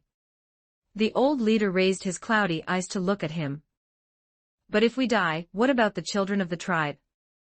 What about the newly hatched Wyverns? Will they be destroyed along with us?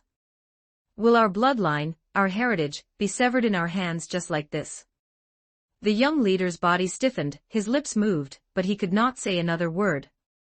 An old shaman draped in animal skins, with mysterious runes painted on his face, coughed a few times and spoke slowly.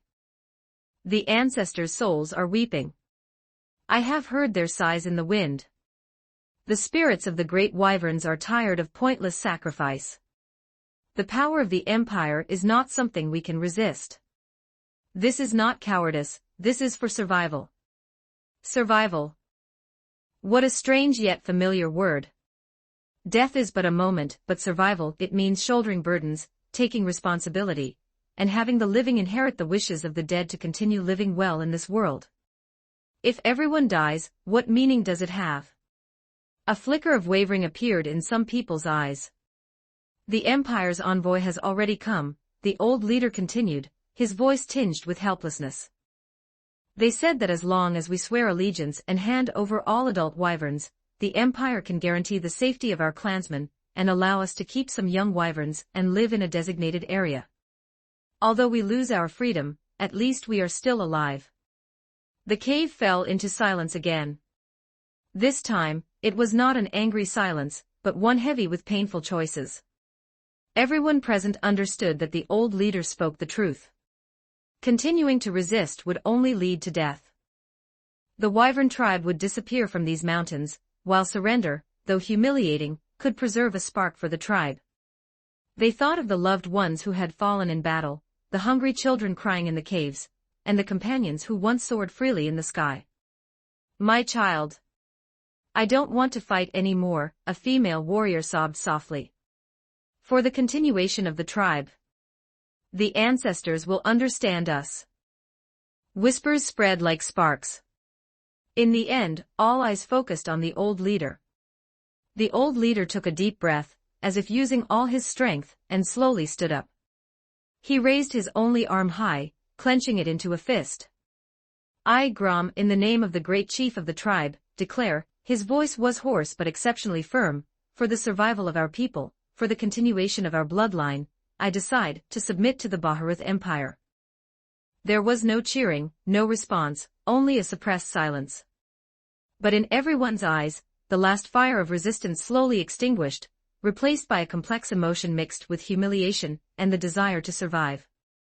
When this decision spread to all the remaining tribes, although a few still chose to flee or die in battle, the vast majority silently accepted this cruel reality.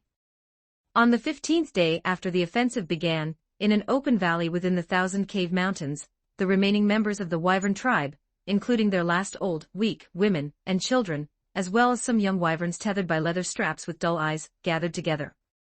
They laid down their weapons, took off their totem ornaments that symbolized glory, and lowered their heads, waiting for the arrival of the victors. At noon, Alpha, wearing black armor still stained with some blood, holding that blood-drinking chain's word, led the Imperial army as it poured into the valley like a black tide. He scanned these former enemies, now submissive people, with a cold gaze. The resistance of the Wyvern tribe had been crushed, and the will of the bloody emperor would be implemented here. Seeing the arrival of the imperial representative, the old leader Grum walked out of the crowd on behalf of all the surviving tribes. He knelt on one knee, holding a battle axe inlaid with dragon teeth, which symbolized the tribe's power, high above his head.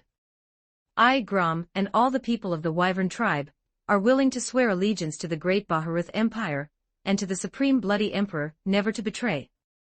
Grom's voice echoed in the valley, with a trace of trembling, but it was crystal clear. Alpha stepped forward and took the heavy battle axe. He raised the axe high, and his voice boomed like thunder. The Empire accepts your surrender. Sunlight shone through the gaps in the valley, illuminating Alpha's face, and the bowed heads of the barbarians. The master of the 1,000 Cave Mountains had officially changed. The prisoner dragon plan was declared over with the Empire's complete victory, and for these once-free souls, a brand new, unknown life had just begun. The survivors of the Wyvern tribe, both barbarians and wyverns, would lose their freedom, and become part of the Empire's war machine. Alpha turned around, no longer looking at those kneeling figures. His gaze turned to the rolling 1,000 Cave Mountains. The once wilderness was now covered with the Empire's flags. Take them away and settle them in batches according to the plan. As the order was given, Imperial soldiers swarmed forward like wolves and tigers, rudely pushing the numb barbarians and binding the young wyverns with stronger magic chains. The crying of children, the sobbing of women, and the suppressed panting of men intertwined into a sorrowful song of migration. They were driven away, leaving the land where their ancestors had lived, leaving the valleys that buried their glory and blood. In the imperial capital, Arwentar. When Jerknev received the news that the Wyvern tribe had fully submitted, he was tasting a glass of fine wine from the Holy Kingdom. Sitting on the sofa, putting down the wine glass in his hand, the young emperor showed a satisfied smile on his face. The first phase of the expedition plan is a complete success, the bloody emperor said softly, as if whispering to himself, and as if declaring to the world, next. It is time to let the Wyvern Knights open up territory for the Empire. Outside the window, the sun was bright, and the imperial flags fluttered in the wind. Oh, you conquered the Wyvern tribe in 2 weeks. Jerknev is quite fast. How are the casualties of the imperial troops? On the night of the conquest of the Wyvern tribe, Alpha reported the situation to Leonardo via the Den Mushi. Reporting to Master, including the troops lost in the Wyvern tribe's attacks, over these 2 weeks, the Empire has lost a total of more than 2,800 soldiers, more than 30 magic casters, and more than 200 Griffin Knights. Except for the serious damage to the Air Force, the casualties of other troops are within an acceptable range. More than 3,000 people. For the results of conquering the Wyvern tribe, this price is indeed acceptable. Leonardo paused, then changed the subject. So, how is the situation with the Wyverns? On the other side of the image-transmitting Den Mushi, Alpha bowed slightly. Reporting to Master, this operation successfully brought back 37 Wyvern hatchlings with good potential, 5 of which have leader-level potential. They have currently been delivered to the western suburbs of the imperial capital. Adult Wyverns are difficult to tame, but with the surrender of the barbarian warriors, 30 adult Wyverns have already been subdued. Only 67, and half of them cannot guarantee loyalty. Leonardo stroked his chin. This number is too small to support the Empire's domination of the airspace. Moreover, relying on barbarian warriors to indirectly control adult Wyverns is too unstable, and loyalty is a big problem.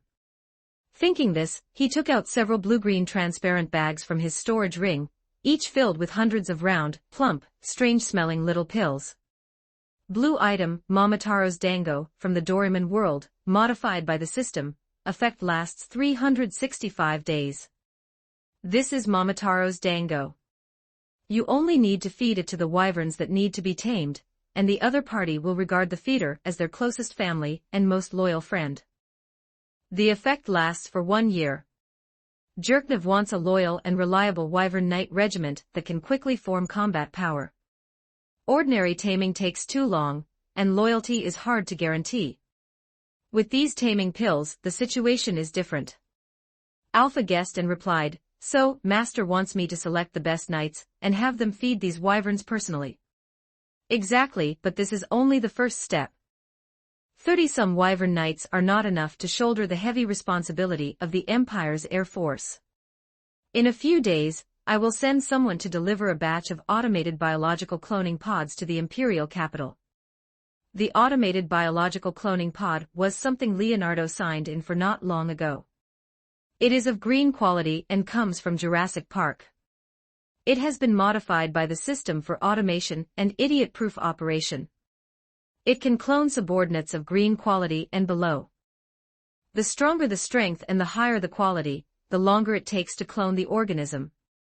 Organisms cloned normally have some genetic problems, but if paired with a nanogene repair pod, the cloned organisms are not only healthier and more obedient, but their level caps are also higher than the original. Biological cloning pods. A flash of understanding crossed Alpha's eyes. Does Master mean to use the genes of these adult wyverns and hatchlings to quickly replicate more wyverns? The reproduction cycle of ordinary wyverns is too long. It takes at least 5 or 6 years from hatching to adulthood. With the cloning pod, this process can be compressed to the extreme. I need you to prepare a safe, secret, and large-scale breeding base. The abandoned magical experimental field in the western suburbs of the Empire is good. It has a vast area and some remaining defensive facilities, which can be quickly renovated. Understood.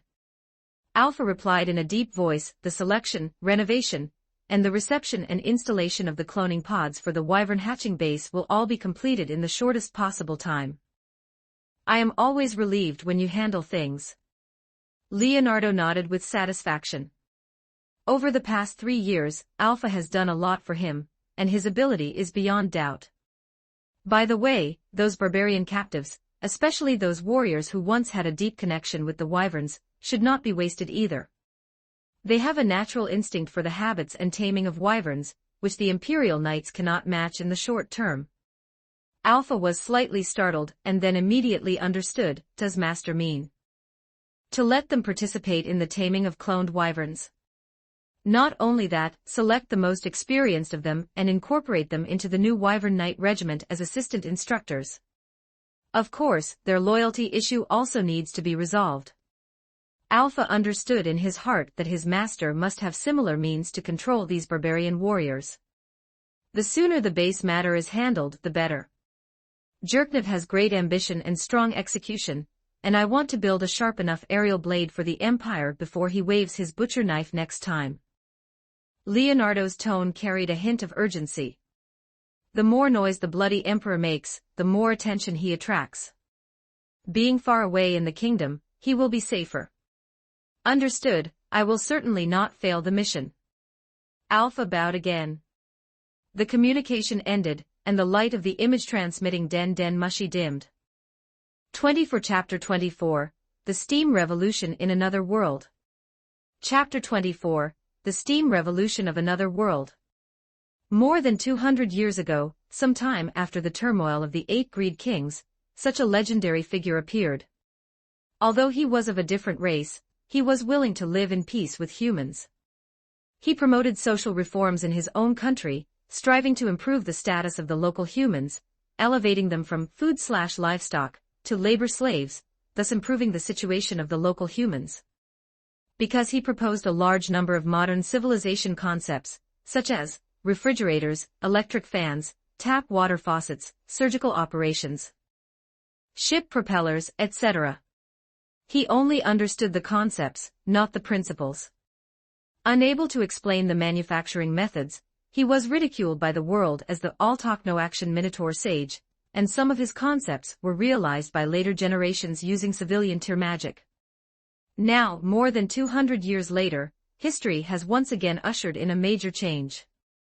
For the Baharuth Empire, the 3rd year of the Bloody Emperor's reign is destined to be a year that will go down in history. The Empire's iron hooves trampled the 1,000 cave mountains, and before the wails of the wyverns had faded, a more subversive power had quietly been brewing in the heart of the imperial capital, Arwentar. The Steam Flight Squad is one of the manifestations of this power. Although the Steam Flight Squad was not the main combat force in the Dragon Prison project, and its air superiority was not as good as the Griffin Knight Order, its mobility shone brightly during the operation. Those strange flying machines cast from brass and steel emitted a chugging roar, spewing white steam, as they nimbly shuttled through the valleys. Delivering orders, scouting enemy situations, harassment strikes. They lacked the ferocity of Griffin Knights and the aerial hegemony of Wyvern Knights, yet they demonstrated the potential of mechanical creations in an unprecedented way. The source of all this points back to 2 years ago. At that time, Jerknev, who had been on the throne for over a year, was vigorously changing the Empire's outdated military system, wanting to create several specialized units. All-around development to cope with the Great Expedition a few years later. And Flutter Paradine, the Imperial Court Archmage and one of the few magic casters on the continent, had been immersed in the endless exploration of the Philosopher's Stone for more than a year before this. Hundreds of experiments gave him many conjectures about the Philosopher's Stone, but because of the lack of suitable materials, these ideas could only remain in his mind, and the experiments almost stalled. It was also at that time that Leonardo, seeing the Archmage at a standstill, sent Flutter a batch of products from a steam magic world, wanting the other party to replicate these relatively simple mechanical creations. After all, this other world had no gate of truth, let alone human alchemy, so the Philosopher's Stone, given to Flutter, was something he could not replicate no matter what. Rather than wasting time on a stone, it was better to let Flutter, this scholar of another world and high-level pal, study steam technology that could actually be replicated. Leonardo did not expect a medieval-level mage to be able to decipher and replicate future war weapons like the Zaku-2, but if he replaced the Zaku-2 with steam engines and steam airships from a steam magic world, relying on the magic foundation of this other world, he might really be able to complete the replication, start an industrial revolution in this other world, and even spark more wonderful ideas on this basis. 2 years have passed, and time has proven everything. Leonardo's ideas from back then are now gradually becoming reality. Flutter Paradine, the old mage who had lived for more than 2 centuries, was filled with disdain and doubt when he first came into contact with those precise brass and steel components. In his view, how could these crude mechanical creations be compared with exquisite magic? However, when Leonardo sent someone to demonstrate how a steam engine could generate tremendous power using only coal and water to drive heavy machinery, the calm lake of Flutter's heart finally surged with huge waves. This world had no foundation in physics, but by relying on excellent magic, the natives of this other world had still created a brilliant civilization. But the time required to cultivate a magic caster was too long, and it was very dependent on talent. Not every magic caster could step into the hero realm. Not to mention the level of the awakened, which represented the limit of mortals. The power of magic was certainly strong, but it was like precious stars in the dark night, few in number, and its light was difficult to shine across the entire land. Yet these roaring steel beasts heralded a brand new possibility. No need to chant spells, no need to consume mana, just relying on. Could that generate the power to drive steel? For Flutter, who had been studying the unknown and learning the forbidden scriptures for over 200 years, how was this not a forbidden truth? He began to frantically disassemble and study the steam creations that were sent over, taking apart the whole into large parts, and the large parts into small ones. The meshing of gears, the transmission of connecting rods, the control of valves, these might have been just basic industrial knowledge in Leonardo's eyes, but in Flutter's eyes, they were like opening a door to a whole new world. With the keen insight peculiar to a magic caster, he quickly understood the principles of these machines, and began to try to optimize and improve them using magic. Was the strength of ordinary steel insufficient? He used hardening and enchantment to enhance it. Poor sealing performance leading to steam leaks. He developed a magic sealant based on an improved, sticky spell. Was the mechanical control not precise enough? He combined simple mechanical valves with etched magic circles of elemental manipulation to achieve finer adjustments. A few months later, the Empire's first Magitech steam engine was born. Combining local magic with steam technology, the new creation no longer relied solely on coal, injecting a small amount of fire elemental crystals could increase combustion efficiency by several times. The power was stronger, and the size was more compact. With this as the core, Flutter led a group of skilled craftsmen he had carefully selected from the Empire's artisans, and began the development of steam aircraft. The initial attempts were full of failures. The aircraft either lacked power, wobbling and crashing before it could fly high, or the structure was unstable and fell apart in the air. But Flutter was, after all, Flutter. He possessed patience and wisdom beyond the ordinary, as well as a near-paranoid thirst for knowledge. Every failure was regarded by him as a stepping stone to success. He recorded every piece of data, analyzed the cause of every accident, constantly adjusted the design, and optimized the structure. After consuming a massive amount of resources and countless days and nights, the first true Imperial steam aircraft, a prototype named Iron Kite, by Flutter, successfully soared over the Imperial capital. Its appearance was not beautiful.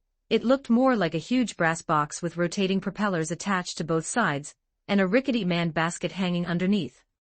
Its flight speed was far inferior to a griffin, but when it emitted a huge roar, spewing white steam, and clumsily but firmly rose from the ground, circling in the air before landing safely, everyone present was moved to tears. This was not just the success of an aircraft, it was the proof of a brand new power. A power that did not rely on talent, did not rely on bloodline, and as long as one mastered knowledge and technology, one could soar in the sky. Subsequently, there was rapid iteration and mass production. After several generations of improvements, the Iron Kite derived the Messenger single-soldier reconnaissance aircraft, which was smaller and faster, as well as the Predator multi-person attack aircraft capable of carrying a small number of bombs for harassment attacks. The two types of steam flight machines together formed the Empire's first steam flight squad. In the campaign to conquer the Wyvern tribe, although these hunks of iron could not directly compete with the ferocity of the Wyvern Knights, their excellent reconnaissance capabilities and flexible mobility provided the Imperial Army with crucial battlefield information, guiding the advance of the ground troops.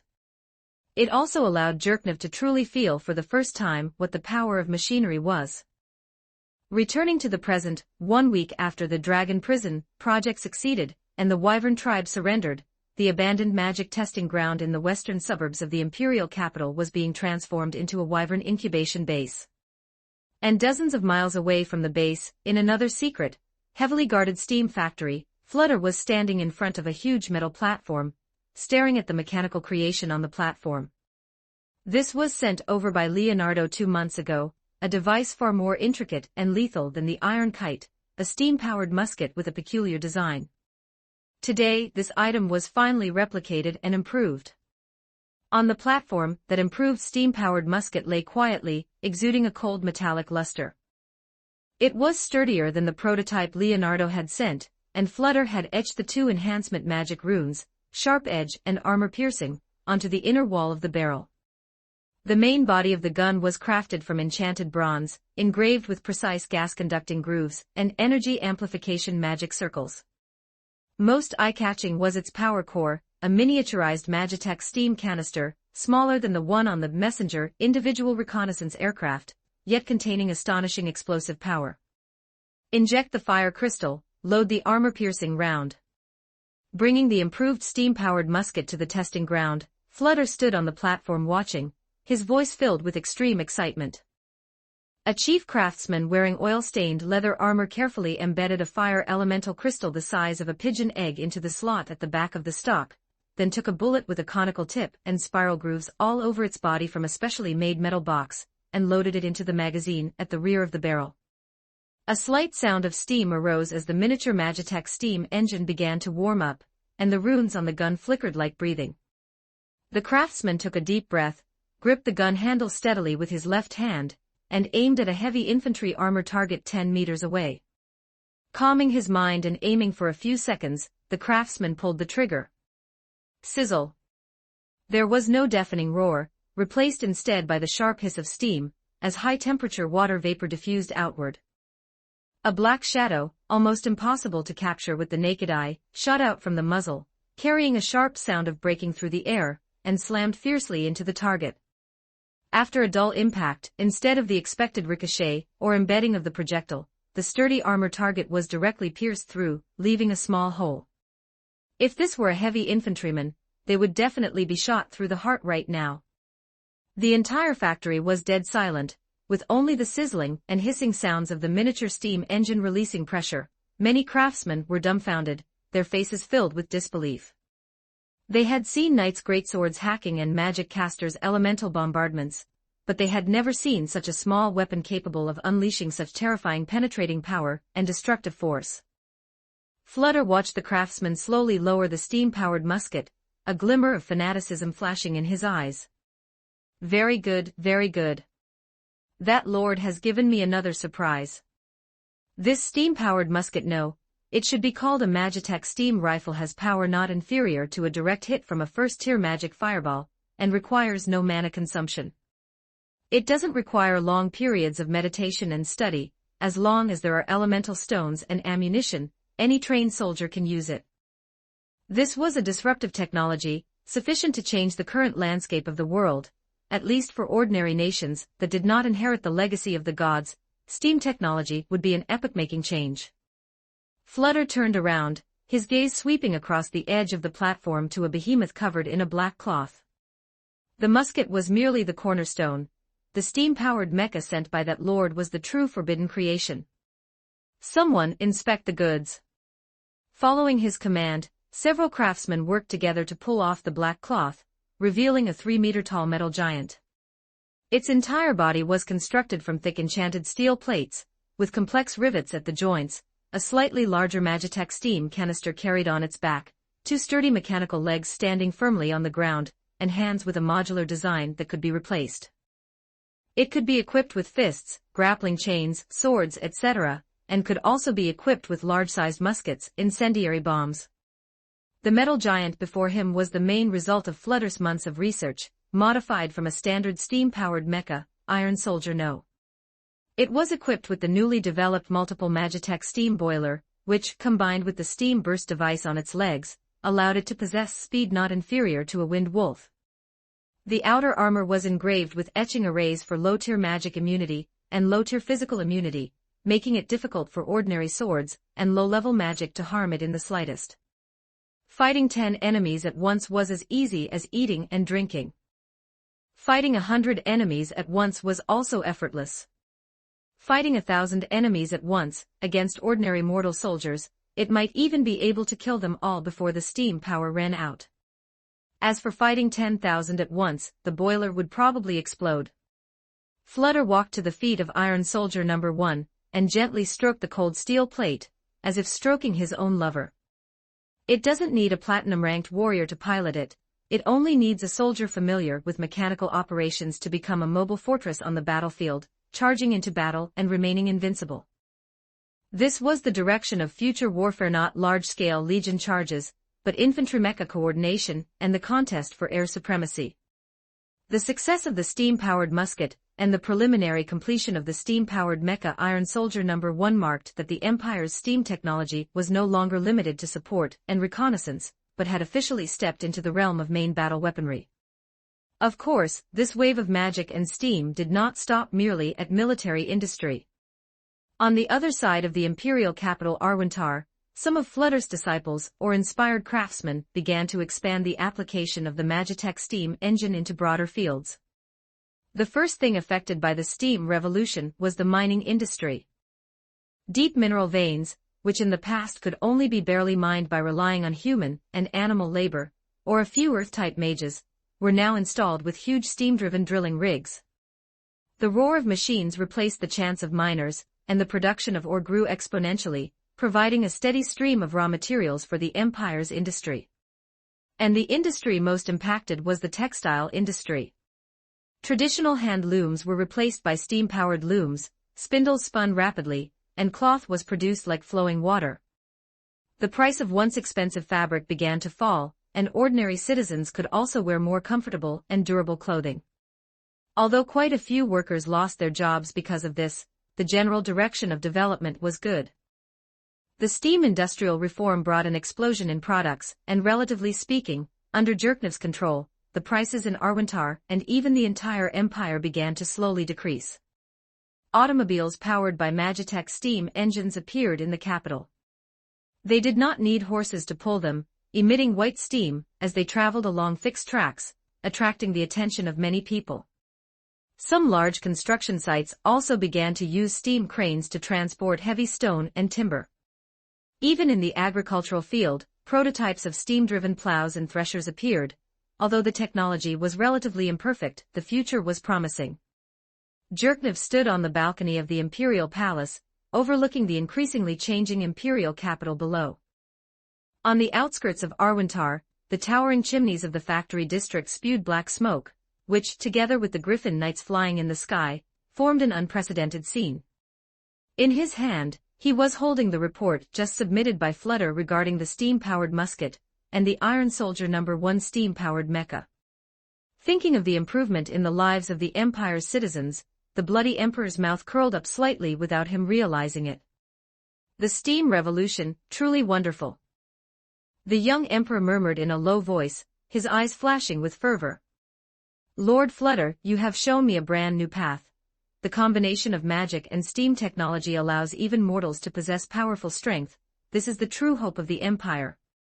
Jerknev knew that a brand new era, an era belonging to magic and steam, was slowly unfolding in his hands. The Empire's iron hooves would not only rely on wyverns and magic, but would also use these steel torrents to conquer more distant lands and realize his grand imperial expedition. The heart of Arwantar had been thoroughly ignited by this disruptive power. The wheels of history, driven by both magic and technology, were rolling forward at an unprecedented speed. They crushed the afterglow of the old era and dashed toward a future full of beauty. The sky of the Empire was destined not to be calm.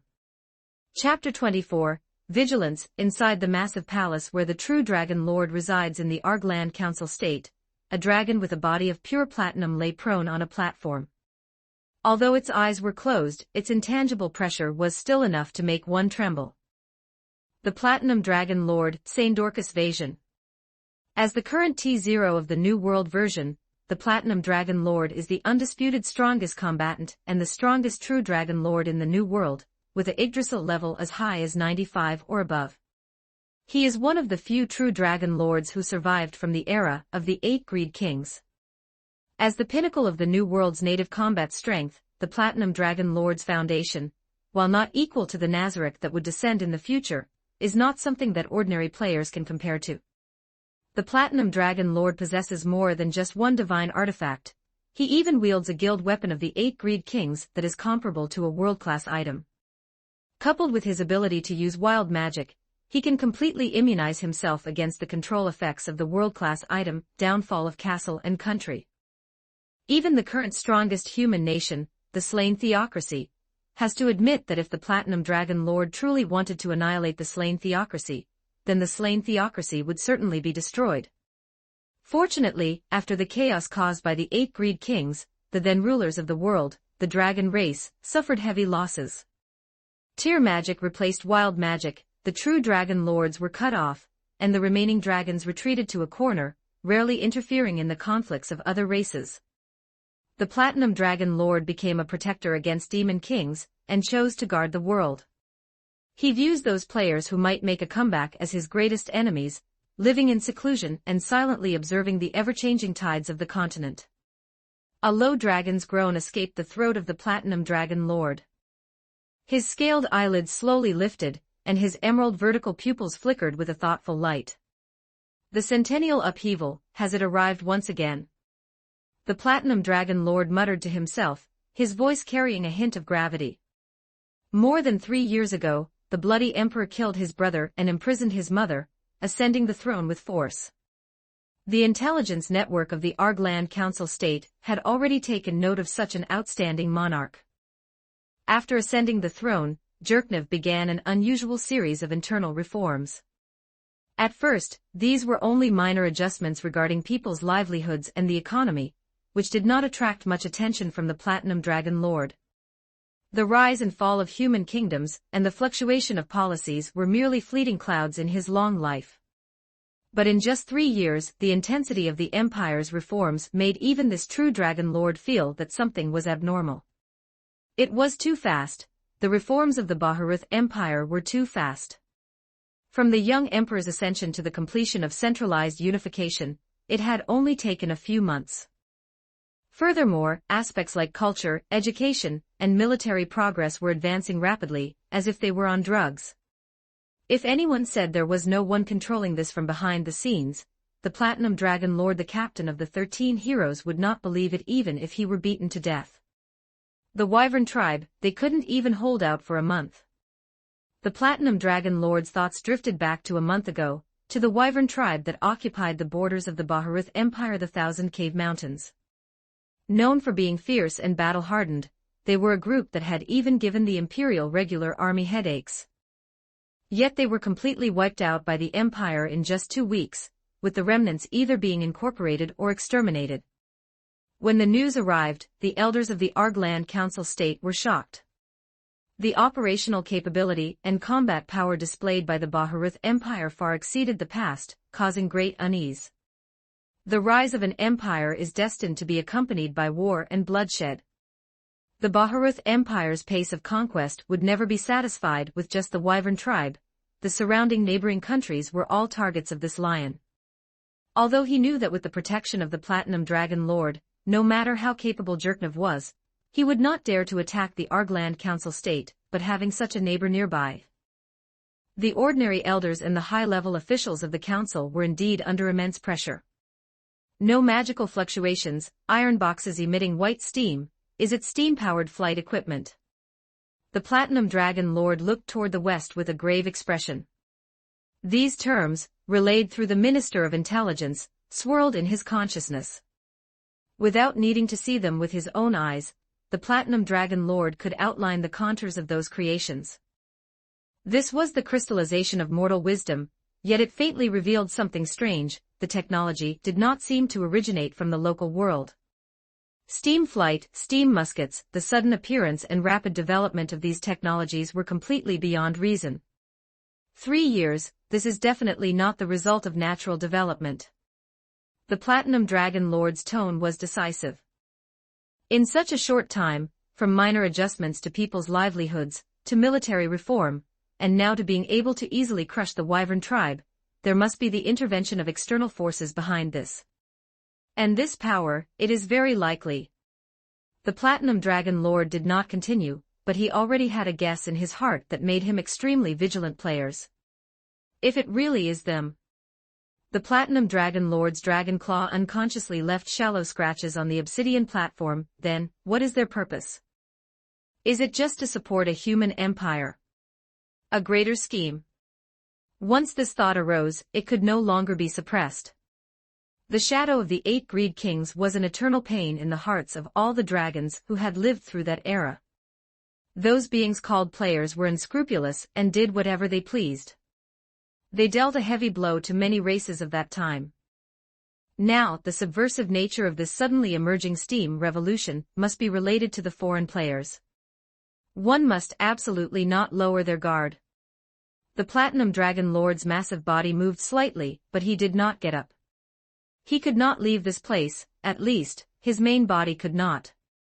What he was guarding was not just the Argland Council State, but also that guild weapon of the 8 Greed Kings stored in the deepest part of the palace, which was enough to influence the direction of the world. That was Pandora's box, and also his final trump card. There could not be any mistakes. Then, I shall go and take a look with a substitute. The Platinum Dragon Lord's gaze turned to the special cabinet where divine artifacts were stored. Among the many divine artifacts, there was a creation that was completely different from his own body, a suit of armor shimmering with a metallic luster. This suit of armor was silver-white all over, with smooth lines full of a sense of power. It was styled like a humanoid dragon-scale armor, forged entirely from special materials, and exuded a stern sanctity and majesty. This was the Platinum Armor, one of the divine artifacts held by the Platinum Dragon Lord. It could be controlled through willpower, and in terms of basic attacks, it could exert 80% of his own strength. I want to see for myself, Jerknev, who is standing behind you. The Platinum Dragon Lord's will was poured directly into the armor. One of the former 13 heroes, the Platinum Knight Charles, went online. On the platform, the dragon closed its eyes. Below the platform, the Platinum Knight's figure flickered, turning into a silver-white stream of light, silently flying out of the massive palace and disappearing into the skyline of the Argland Council State. Charles's speed was extremely fast, far exceeding that of ordinary wyverns or griffin knights, even leaving sonic boom rings in the air. The entire suit of armor was like a meteor streaking across the night sky. Time divider. The imperial capital of the Baharuth Empire, Arwentar. Jerknev, who was still unaware, was holding a meeting. Inside the council hall, the atmosphere was solemn yet carried a hint of excitement. Flutter was whispering with several master craftsmen. On the long table in front of them lay some complex blueprints and small mechanical models. The door was pushed open by a guard, and Jerknev stepped into the council hall. All sound instantly ceased, and everyone stood up to salute. Jerknev walked straight to the main seat and sat down, his gaze sweeping over everyone. Lord Flutter, Masters, how is the progress regarding the steam muskets and the Iron Soldier? No. Flutter stepped forward and reported the status. Your Majesty, the improvement technology for the steam muskets is basically mature. By adopting enchanted projectiles and compressed steam propulsion, while its effective range does not match that of a longbow, its fire rate and power far exceed traditional bows, and it has lower requirements for the user's physical fitness. Coupled with the fact that training is very easy, it can be fully equipped on a large scale. Currently, 20 prototypes have been built and are undergoing power and reliability tests. The frame and power core of the Iron Soldier No. 1 have been completed, allowing it to perform basic actions like walking and jumping. However, flexibility and the integration of the weapon system still require further research. Jerknev listened intently, his fingers lightly tapping the table, a satisfied smile on his face. Very good, very good. This is the speed I want. The bloody emperor stood up and said very boldly. Lord Flutter, resources, manpower, magic casters, the Empire will give you everything you need. I want to see steam muskets become the standard equipment for Imperial soldiers within 1 year. Within 2 years, I want to see an improved version of the Iron Soldier No. 1 that can sweep aside the Empire's enemies. His voice echoed in the council hall, full of infectious power. Everyone present was fired up, as if they saw a glorious future forged by steel and steam. Long live the Emperor! Everyone shouted in unison. Jerknev nodded with satisfaction. He knew these people were the cornerstone of the Empire's future. The combination of magic and steam technology was the path pointed out by the person behind the scenes, a bright path that could allow mortals to possess power and lead the Empire toward its rise. Also, Jerknev changed the subject, regarding the steam rail cars in the Imperial capital. The speed of laying tracks must be accelerated to connect more urban areas and important facilities. The steam machinery for agriculture must also be perfected as soon as possible and promoted throughout the Empire. I want every citizen of the Empire to feel the blessings brought by this revolution. Yes, Your Majesty. Just as Jerknev was in high spirits, painting a grand blueprint for the Empire, a silver-white figure had already quietly sneaked into the sky above Arwentar. The Platinum Knight Charles hovered above the clouds, suppressing his own aura, like a silent observer looking down at this rapidly changing imperial capital. His gaze was as sharp as an eagle's, easily piercing through the clouds, mist, and smoke. Below, rail cars emitting white steam shuttled along fixed tracks, making clanking sounds. The chimneys in the factory district on the outskirts stood in rows, billowing black smoke, forming a sharp contrast with the golden splendor of the imperial palace, yet strangely blending together. Is this the steam revolution? Charles's voice sounded inside the armor. He could feel that the pulse of the city was stronger and more rapid than any human city in his memory. The air was filled with a restless atmosphere. It was the smell of the Industrial Revolution. His gaze swept over the imperial palace, where there was a relatively strong aura of a warrior, as well as a faint, elusive hint of magical fluctuation, that was Flutter's aura. But apart from that, he did not perceive any powerful force that transcended the world's common logic, nor was there anyone worth noting. Is it hidden too deeply, or is my guess wrong? Charles frowned slightly, not giving up on the investigation. The Platinum Knight's figure turned into a stream of light again, silently landing next to a steam rail car line. He suppressed all his aura and entered an invisible state. Before long, a steam rail car emitting white steam chugged along and drove past him. Charles's gaze was like the most precise scanner, instantly taking in the structure of the vehicle, the power transmission method, and even the faint magical reaction of the drive core. Using magic crystals to assist in heating water vapor to generate power, the structure is ingenious, yet also crude. Pure mortal technology, supplemented by low-tier magic application. Charles analyzed, certain of the correctness of his thoughts. This line of thinking is very strange. It doesn't look like something developed naturally in this world at all. He could feel that the core principles of steam technology were incompatible with the world's mainstream tier magic system, yet in a way, they utilize the convenience of magic. The person behind the Bloody Emperor must be an outsider. The rail car drove past slowly, and Charles watched quietly. Most of the passengers on the vehicle were ordinary citizens. Their faces carried novelty and a hint of fatigue, discussing factory work, changes in prices, and their longing for the future. Have you heard? The factory in the east is expanding its scale again, and they are recruiting so many workers. Yes, the Emperor's new policy is really good. My spouse works in the factory and earns much more than when we were farming before. It's just that the smell of steam is a bit choking. But if it can make life better, it's worth it. Listening to these discussions, the Platinum Knight was somewhat silent.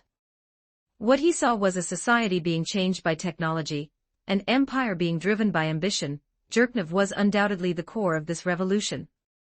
This behavior of seeking benefits for humanity, in terms of motivation, is it another one of the 6 great gods? It seems that only by getting close to the Bloody Emperor can I find the answer. Charles was not sure, but he already had a plan in mind. He hid his figure again, like a ghost, blending into the hustle and bustle of the imperial capital, Arwentar. He needed more information and a deeper investigation.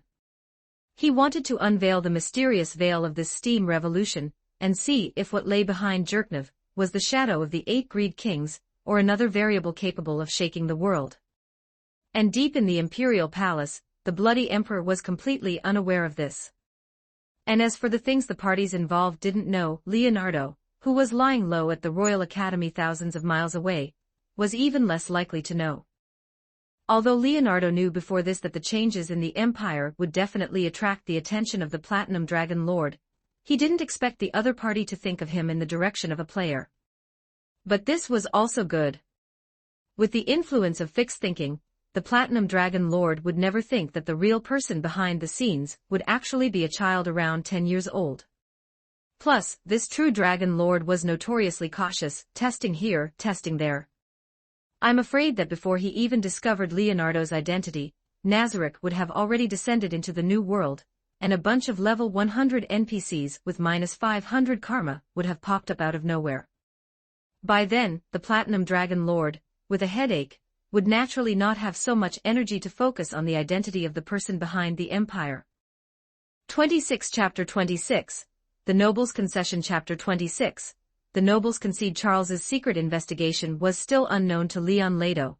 Like most nobles in the kingdom, his attention was focused on Renner.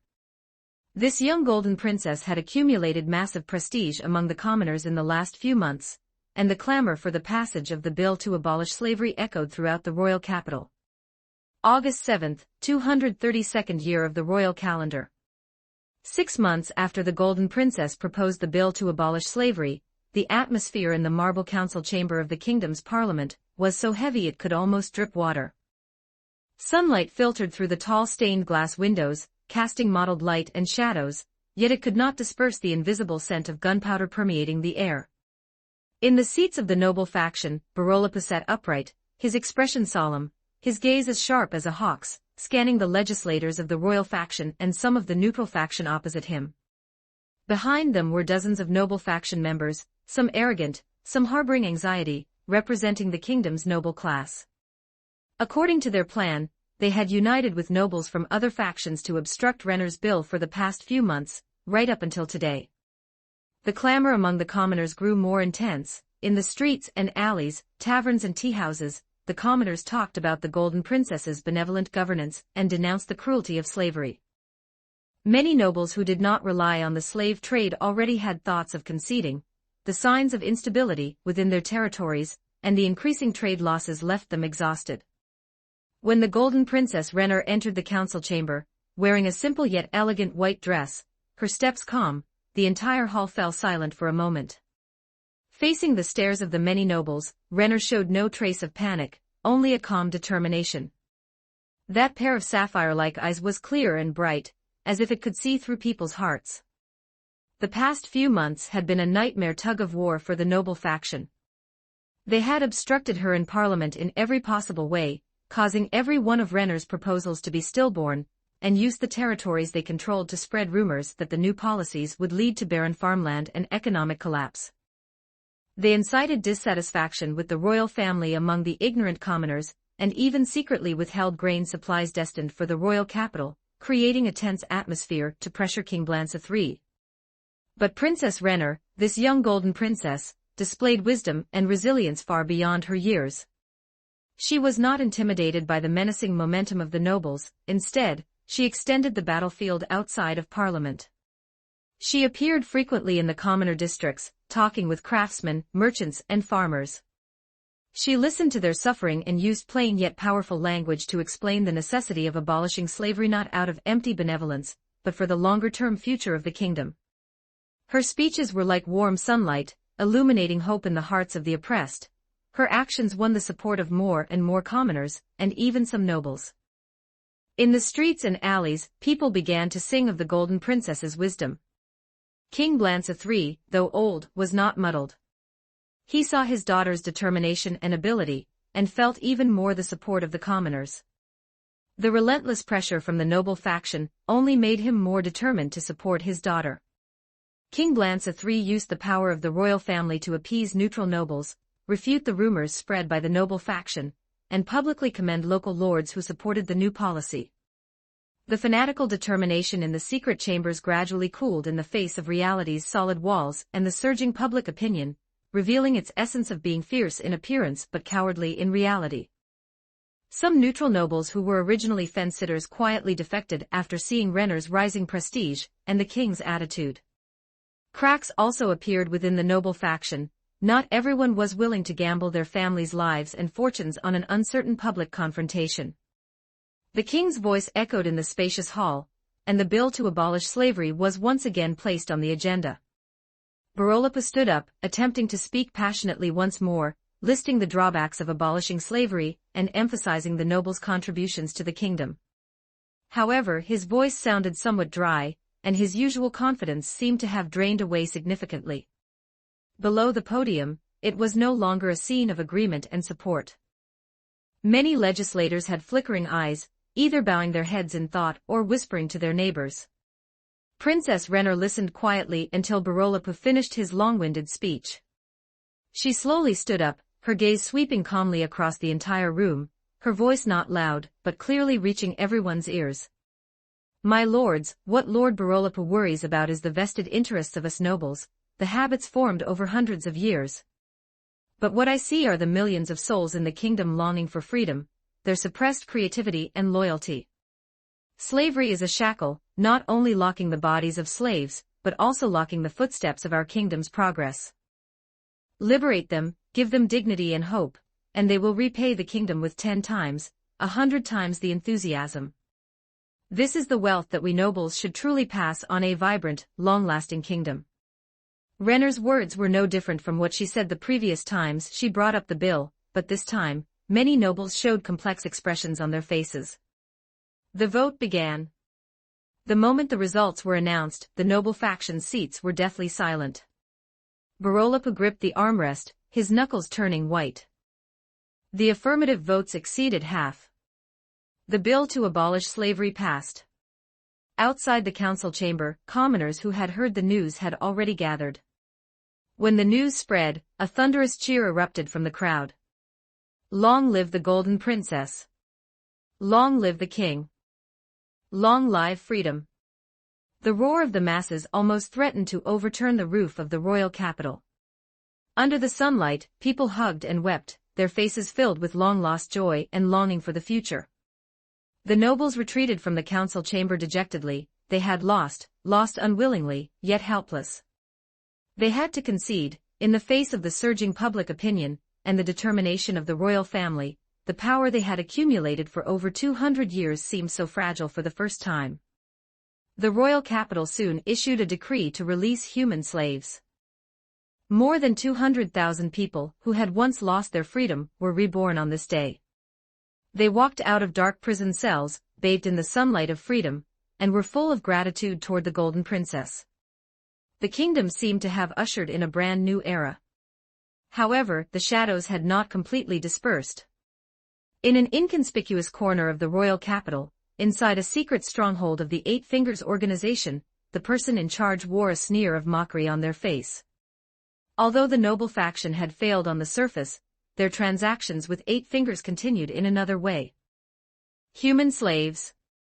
Humph, just release them on the surface.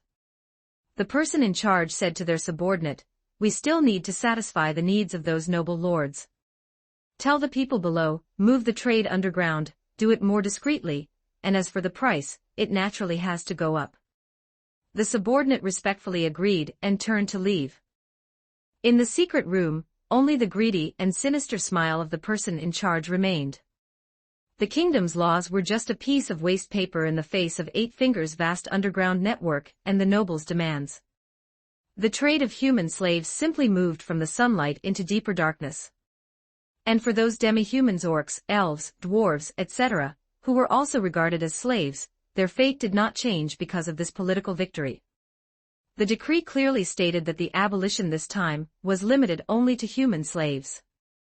Demi-humans were still regarded as non-human private property and could be legally bought, sold, and used.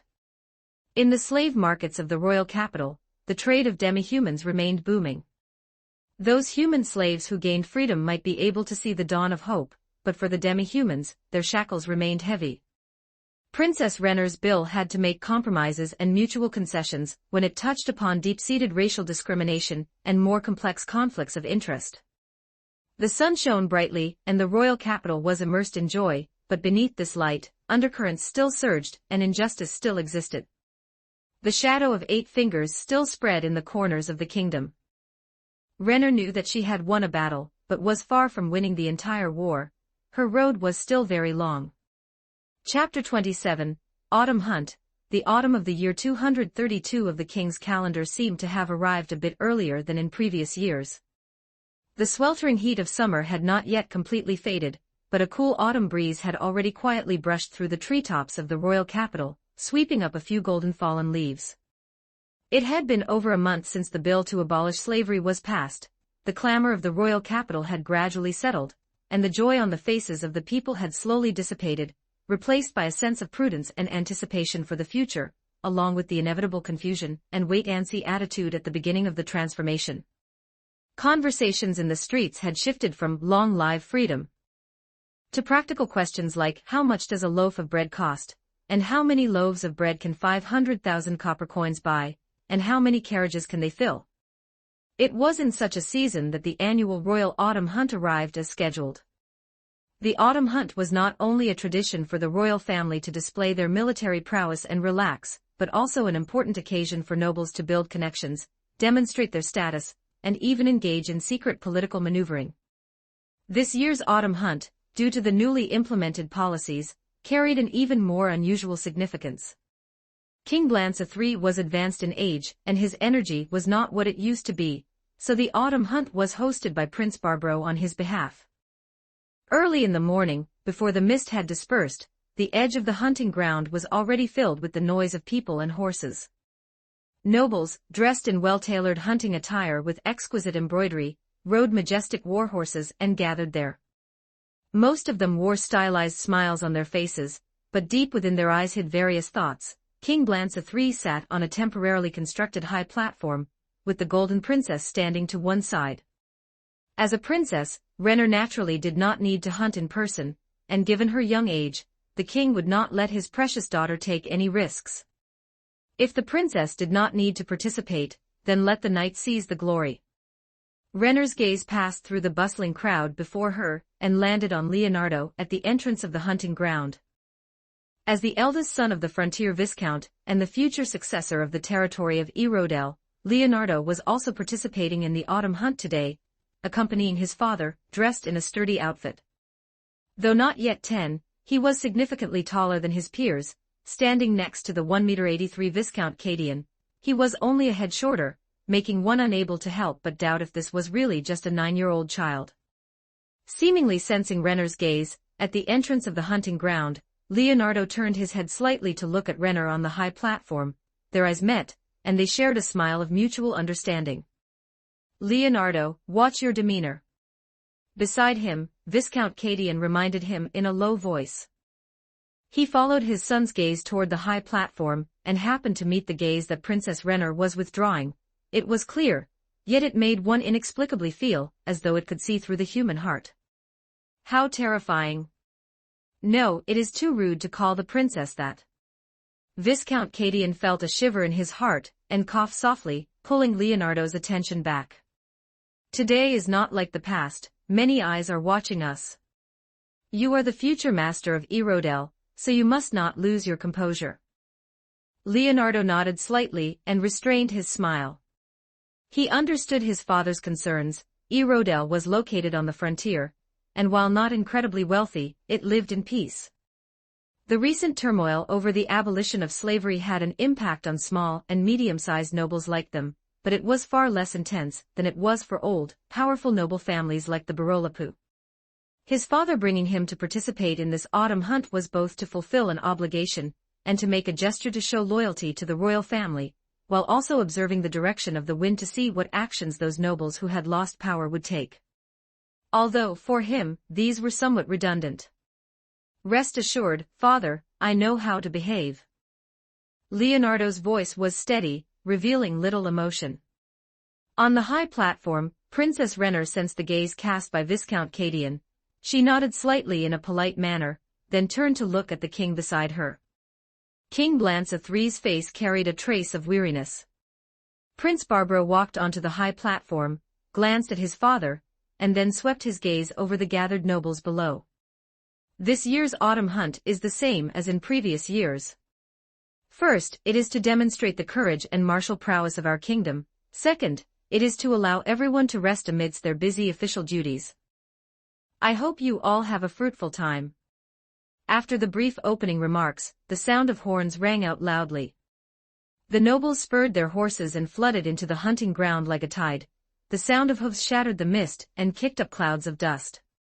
For a time, the sounds of dogs barking, horses galloping, and arrows cutting through the air intertwined within the hunting ground, creating a lively scene. Leonardo gripped the reins, trailing half a horse's length behind his father, with several guards following closely behind.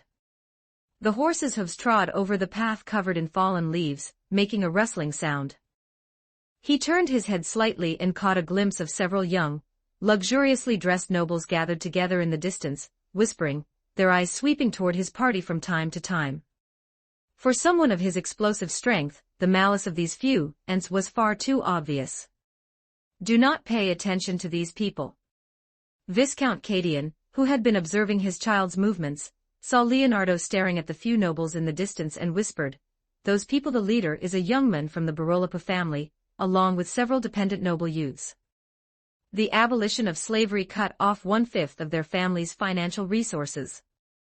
Leonardo calmly adjusted his grip on the bow. He had originally intended to find an opportunity to kill them, but now that his father was constantly watching him, it was not easy to make a move. Of course, just because he did not make a move did not mean the other party would survive. It just so happened that the forest wolves had been gathering dust in his system space for so many years. It was time to let a few brutes out, let the big dogs chew, chew, chew. "Father, there seems to be a trace of a deer herd in the eastern forest area." Leonardo intentionally raised his voice, pointing in the opposite direction of those nobles. Viscount Cadian nodded in understanding, and led his entourage to the east side. After getting far away from the crowd, Viscount Cadian warned in a low voice, Today, the hunting ground is 10 times more dangerous than in previous years. Those great nobles who lost their slaves will not be resigned to it. They dare not directly confront the royal family, but small and medium-sized nobles like us who support the reform will become targets for them to trouble. Leonardo took over the conversation, and at the same time, his mind stirred. A dozen or so LV5 forest wolves were released by him into the forest 100 meters away. Correct, that is exactly it. Viscount Cadian looked around, and after confirming no one was there, he continued, Prince Barbaro is about to marry into the Barolapa family. Behind him stands half of the kingdom's noble faction. The Golden Princess pushing for the abolition of slavery is equivalent to directly challenging his future foundation of rule, and we, these small and medium-sized nobles, are the objects they bully. Leonardo stroked the horse's mane, his ears twitched slightly, and he channeled some aura, causing a sudden gust of wind to sweep through the surrounding area. An era was disrupted by the strong wind, skimming over their heads and pinning itself into a tree trunk in front. Viscount Cadian immediately drew his sword, and the guards quickly formed a defensive formation. I missed. My apologies, Viscount Cadian. The eldest son of the Barolapa family, Derek, appeared on horseback from behind the bushes, a hypocritical smile hanging on his face. This forest is too dense. I almost hit you by mistake. Of course that is impossible. Leonardo's gaze toward Derek was no different from looking at a dead man. If not for his own interference, that arrow would have hit the horse under his father. Derek naturally would not dare to directly shoot and kill a noble.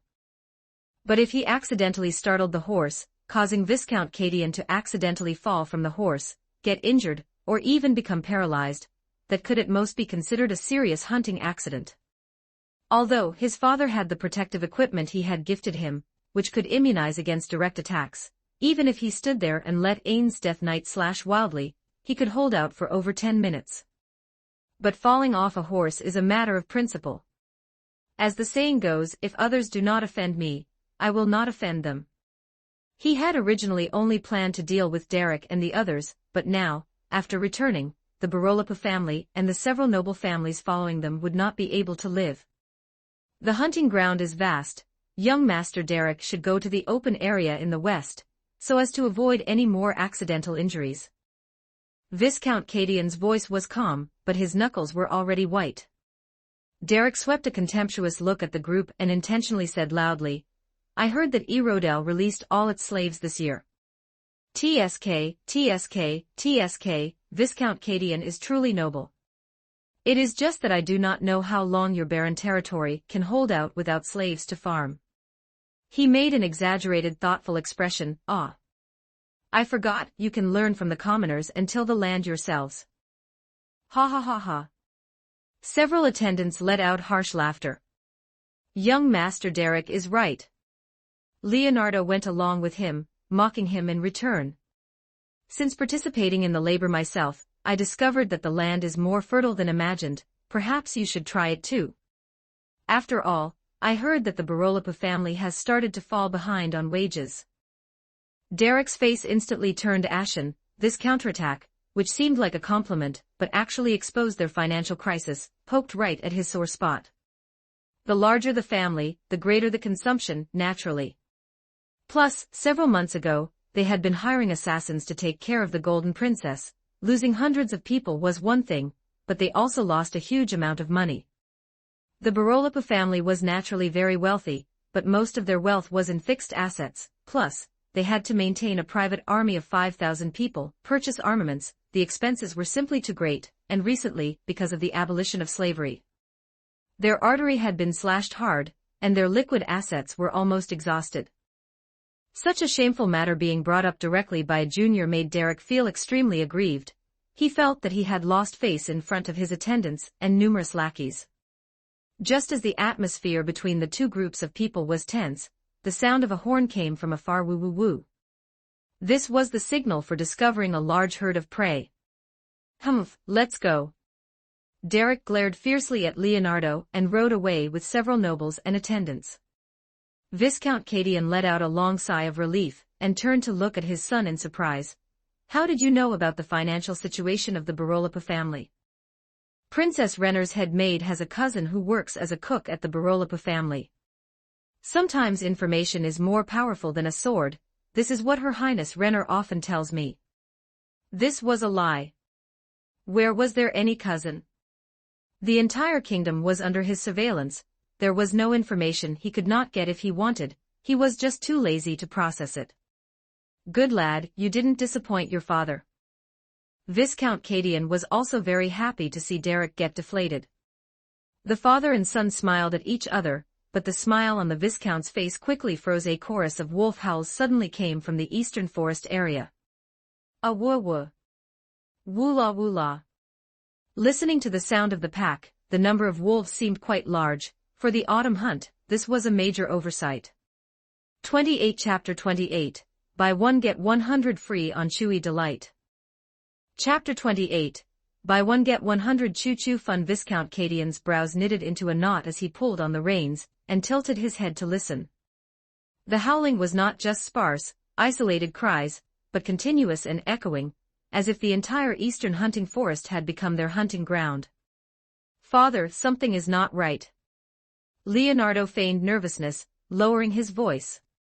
The area should have been cleared before the autumn hunt, there shouldn't be this many wolves.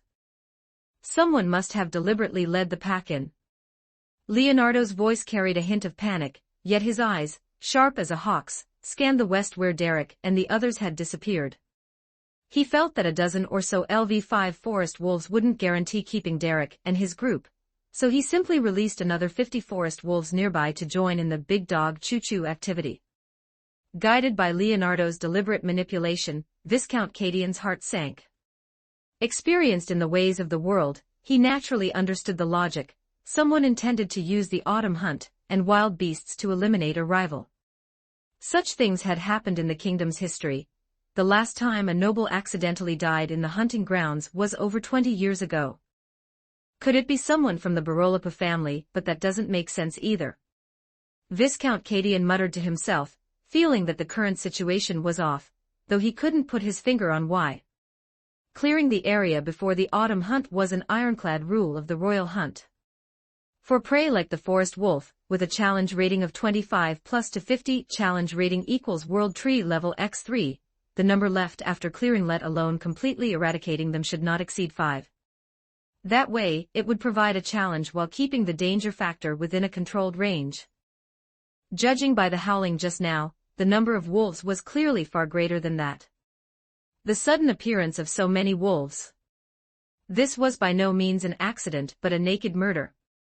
Father, we must leave here immediately. Leonardo urged, simultaneously making a gesture to signal the guards to stay alert and guard against sneak attacks. Right, this place is not to be lingered in. Viscount Cadian made a prompt decision, and turned his horse around.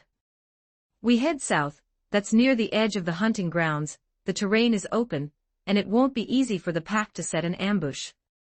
The group did not hesitate further and spurred their horses to gallop southward. The horses' hooves trampled on the thick fallen leaves, creating a rapid rustling sound that intertwined with the intermittent wolf howls in the distance, adding a sense of tension and grimness. While riding, Leonardo spread out his mental power, just about to give an order, when he heard a series of shrill screams and panicked shouts from not far behind the direction where Derek and the others had departed, intermingled with the mournful cries of horses and the clashing of weapons. They've already run into them. That saves some trouble. Ah, wolves. So many wolves. Help, someone save me. My leg, my leg. The young noble's voices rose and fell, filled with despair. Viscount Cadian's expression changed, and he looked toward the east, filled with shock and suspicion. That's the direction of Derek and his group.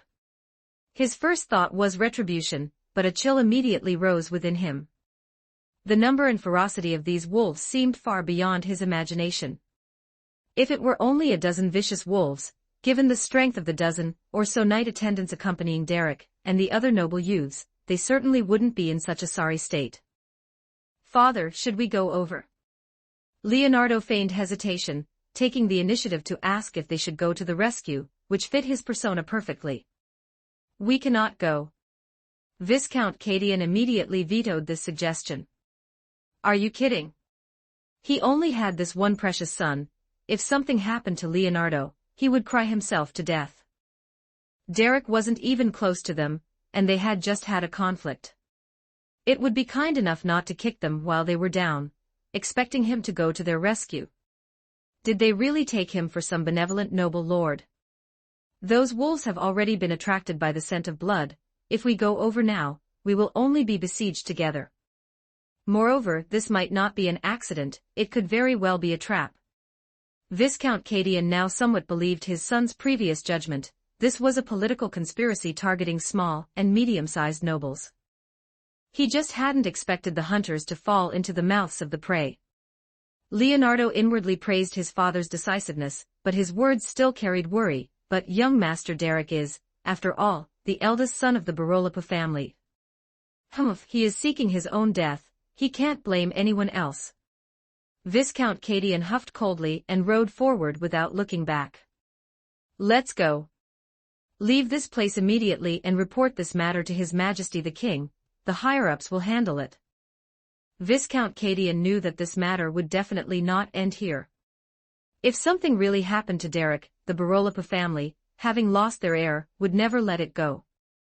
By then, the situation of the entire kingdom might be thrown into turmoil. But what of it? He couldn't risk himself or his own heir because of an outsider. He still wanted to wait for Leonardo to grow up, get married, have children, and enjoy his later years. The group did not hesitate and spurred their horses to gallop toward the wider area on the east side, closer to the main hunting grounds. The sound of hooves rang out rapidly in the woods, scattering the fallen leaves. Although the LV5 forest wolves were not high level, they were already quite formidable opponents for ordinary young nobles, and knight attendants lacking practical combat experience. The average level of the kingdom's militia was only LV35. Even the private soldiers raised by the Barolopa family were generally only between LV7-9, with only a few at LV10+.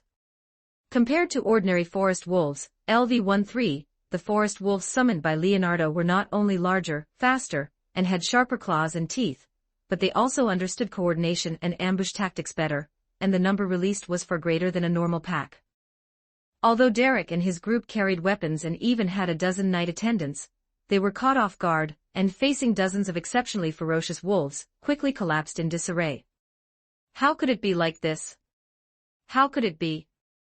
Why did the hunt turn into such a disastrous mess? Derek felt like his lungs were about to burst. Fear was like an invisible hand, gripping his heart tightly and making it almost impossible for him to breathe.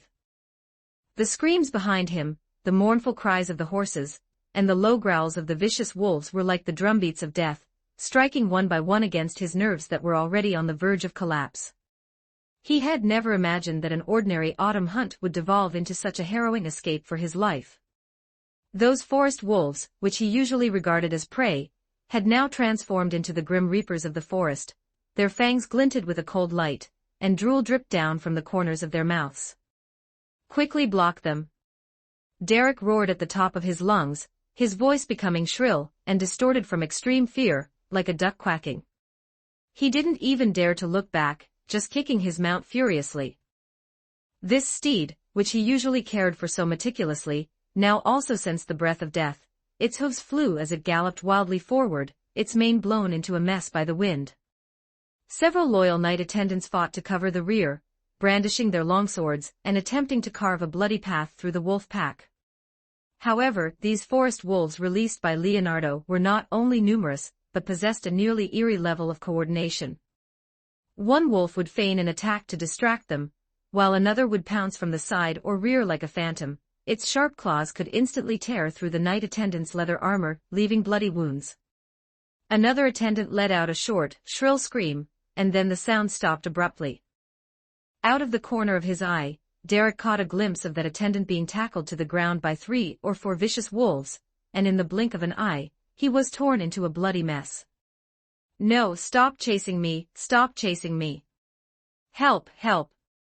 Whoever it is, it doesn't matter, as long as you can get me out of here. I'll have my father grant you a barony, and reward you with 3,000 gold coins. Derek let out a despairing wail, but he dared not slow down the speed of his horse at all. A moment of carelessness would mean certain death. So-called noble honor and family dignity were thrown to the winds at this moment. Surviving was the only thought at this moment. I must survive. Great wealth, beautiful women of all kinds. I haven't even had the chance to enjoy them yet. I haven't had enough of the good life. How can I fall here? Derek, like a stray dog, scurried through the woods in a panic. Branches tore through his luxurious hunting attire, leaving streaks of blood, but he was completely unaware. The steed beneath him was nearly choked out of breath, its speed gradually slowing, while the howling of the wolves behind him grew closer and closer. The shadow of death followed him like a phantom. Suddenly, an open clearing appeared in the woods ahead. Just as a glimmer of hope ignited in Derek's heart, he suddenly realized that, at the edge of the clearing, there stood several other nobles, equally shaken. They had obviously also escaped from their respective hunting areas, and were currently gathered together, looking pale as they stared in the direction behind Derek. "Quick, save me!" Derek, as if clutching at a straw, screamed for help at the top of his lungs, wanting to charge toward them. Seeing Derek's disheveled state, and the dozen or so ferocious wolves in hot pursuit behind him, the faces of those nobles all revealed expressions of terror, and the attendants beside them immediately raised their weapons, guarding nervously. However, their numbers were not great either. Facing so many vicious wolves, self-preservation was difficult enough, so how could they dare to step forward easily? Just as Derek's horse was about to reach them, his mount suddenly let out a mournful cry, its front hooves gave way, and it fell heavily to the ground. As it turned out, its hind leg had been bitten by the wolf that had been chasing closest, severing the tendon. Derek was thrown violently, landing on the cold ground, his mouth full of dirt and fallen leaves. Intense pain spread throughout his limbs, but he couldn't care about that. He scrambled to get up, crawling and lunging toward the direction of those nobles. "Pull me up. Please, I beg you." He reached out his hand, his eyes filled with pleading and despair. The nobles looked at him with complex expressions. There was fear, there was hesitation, but in the end, the instinct for survival overcame everything. They subconsciously took a few steps back, watching helplessly as Derek was surrounded by the wolf pack. Derek let out the final scream of his life. Over a dozen forest wolves, like sharks that had caught the scent of blood, instantly pounced. It was a chew-toy party for the big dogs. The sounds of tearing, bone-crushing, and the intermittent wails of Derek, which quickly faded into silence, echoed and intertwined across this forest clearing. The scene was gruesome, like hell descending. The few nobles standing not far away were terrified, some turned deathly pale, trembling all over, and even couldn't help but retch. Others stared with wide, unblinking eyes, their faces etched with disbelief, fear, and shock. They had witnessed a young noble, the eldest son of the Barolopa family, being bitten to death and devoured alive by a pack of vicious wolves in broad daylight. Fresh blood stained the fallen leaves on the ground, and the air was filled with the thick stench of blood and the musk of wolves. It was unknown how much time had passed before the wolf pack, still unsatisfied, dispersed with blood-stained muzzles, leaving behind a scene of carnage and a few dumbfounded nobles. Before long, news spread out from the hunting forest. When Barolopa heard the tragic news that his only heir, Derek, had died in the jaws of wolves, his eyes turned blood-red as if they were about to spit fire, and his chest heaved violently. He slammed his fist onto the sandalwood long table beside him. The priceless tabletop cracked, and the exquisite crystal glasses fell to the ground, shattering with a piercing sound. "Ah!" An uncontrollable roar erupted from the depths of his throat, filled with endless pain and fury. "My son, my Derek." The surviving noble who came to report the news was already scared out of his wits. He tremblingly described the tragedy in the forest in broken sentences, pushing the fury of Marquis Barolopa to its peak. "Those damn beasts, I will make them pay in blood." After the outburst, only cold killing intent remained in Barolopa's eyes. Deep grief was useless, only revenge remained. Killing every single wolf was the only way to comfort his son's spirit in heaven. Relying on his power at court and his deep relationship with the king, using the irrefutable reason of avenging his son, Barolopa quickly mobilized over 100 elite private soldiers. These soldiers were well equipped and highly trained, with an average level between LV7 and LV9. There were even a few experienced LV10 plus knights leading the team, making for a luxurious lineup. "Prepare my raging lion," Marquis Barolapu ordered in a hoarse voice. It was his most beloved warhorse, a steed that had been through many battles. "Pass on my order, the entire army is to set off immediately and enter the hunting forest. I want to personally grind those man-eating beasts into dust. Anyone who stands in my way will be killed without mercy." He wanted a bloody purge, to make the entire hunting forest pay the price for his son's death. Barolapu even suspected whether there were shadows of other political enemies behind this. This revenge was also mixed with his political intent to vent his anger and intimidate his opponents. The massive, imposing force surged into the once quiet autumn hunting forest at noon. The sound of hooves, the clashing of armor, and the soldiers' orders broke the forest's harmony, startling countless birds and beasts. Marquis Barolapu led the charge, his face covered in an unmelting frost, the massive armor-piercing sword in his hand flashing with a chilling light under the dappled sunlight of the forest. They searched along the route where Derek and the others had met their end. When they arrived at that blood-stained clearing and saw the unrecognizable corpses and scattered bone fragments on the ground, Barolapu's body trembled violently. He could fully imagine the pain his son had suffered before he died. "Find those wolves, find them for me." He pointed into the depths of the forest, roaring at the top of his lungs, his voice sounding particularly shrill due to extreme grief and indignation. The soldiers did not dare to delay and immediately fanned out, beginning a carpet search of the forest. They lit torches and banged on their shields, making a huge noise in an attempt to drive the wolf pack out. However, the forest seemed to have fallen into a deathly silence. Except for the sounds they made themselves, no wolf howls could be heard, even the usual animal calls had vanished.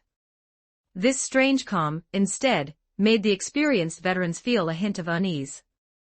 Leonardo and his father, Viscount Cadian, had long since returned to the main hunting platform area, witnessing with a crowd of nobles as Marquis Barolapu took over 100 private soldiers into the forest. Originally, they had intended to let the elite interferers deal with the other party after returning. But this guy was so impatient, actively running into the forest to seek death, so he couldn't be blamed for releasing a few more forest wolves to bite people. Buy one big dog chew toy, get 100 free. With a thought from Leonardo, as many as 500 forest wolves appeared out of thin air near the hunting forest. "Kill everyone in the forest. I want to see rivers of blood."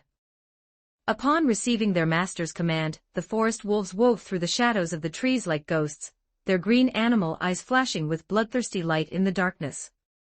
In just over 10 minutes, over 500 forest wolves had arrived around the search party, surrounding Barolapu. For a moment, even the birds and beasts fell silent. "My lord, something is wrong, it's too quiet here," a knight captain reported to Barolapu vigilantly. Barolapu also realized the danger. He pulled on the reins, held his armor-piercing sword high, and shouted sternly, "All units, alert. Maintain formation." However, it was too late. A woo. Long and shrill wolf howls, like a bugle call for a charge, suddenly rang out from the depths of the forest. Following that, wolf howls came from all directions, one after another. The sound was as dense as a tide, filled with madness and killing intent that chilled the heart. The next moment, countless gray-black figures sprang out from the woods, bushes, and behind rocks like black lightning, charging straight at the panicked soldiers. 500 forest wolves. This was no longer a pack, but an army of beasts made of claws and fangs. Enemy attack. "It's wolves, so many wolves. Oh no, they've broken through, ah." The soldiers' exclamations and screams instantly rang through the forest. Although they were well equipped and highly trained, in the face of such a massive number of wolves attacking so fiercely, their pride and joy formation was instantly crushed. The forest wolves displayed astonishing tactical literacy. Without a wolf king to command them, they did not attack individually but operated in small teams, coordinating their efforts. Some were responsible for harassment, some for frontal assaults, and others circled to the rear like ghosts to attack the relatively weaker archers. Their claws could easily tear through leather armor, and their fangs could snap bones. With heads of bronze and foreheads of iron, they didn't care even if they were slashed twice, preferring to trade wounds. Marquis Barolapu was incensed. He swung his armor-piercing sword, and with every slash, he brought up a spray of blood, cutting the pouncing forest wolves in two. But the soldiers around him were falling at a steady rate. A forest wolf bit the hind leg of his warhorse. The horse neighed in pain, reared up on its hind legs, and threw Barolapu to the ground. "Protect the lord." Several guard knights immediately surrounded him, resisting to the death. Barolapu scrambled up in a sorry state, his greatsword dancing wildly, killing until flesh and blood flew. What a thrill, as if blessed by corn. Kill, kill, kill, kill, kill. But soon, before our marquis could have his fill of killing, the anger in Barolapu's eyes was gradually replaced by despair. There were too many wolves, endless.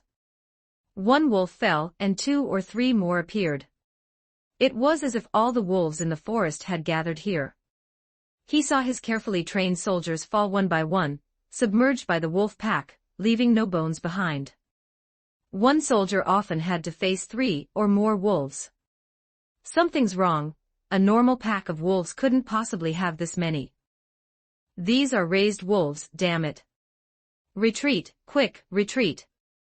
Barolapu finally realized that this wasn't revenge, but a buy-one-get-one-free chew-toy party, sticking his neck out to be bitten. He issued the order to retreat, but by then, the path of retreat had long been cut off by the frenzied wolf pack. The battle lasted less than an hour. When the last scream vanished in the forest, only the sound of wolves tearing at flesh and the occasional dying whimper remained. Over 100 elite private soldiers were almost completely wiped out. Marquis Barolapu himself was also heavily injured and near death.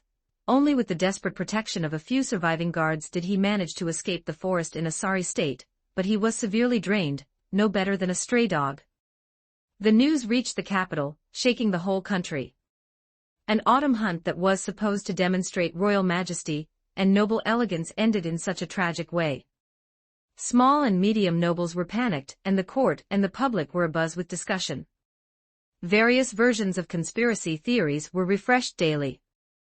After learning of this, the king was shocked, delighted, and angry. Shocked by the ferocity and abnormal number of the forest wolves, delighted that Barolapu, the leader of the noble faction, was heavily injured and dying, and angry at Barolapu's unauthorized mobilization of a large army.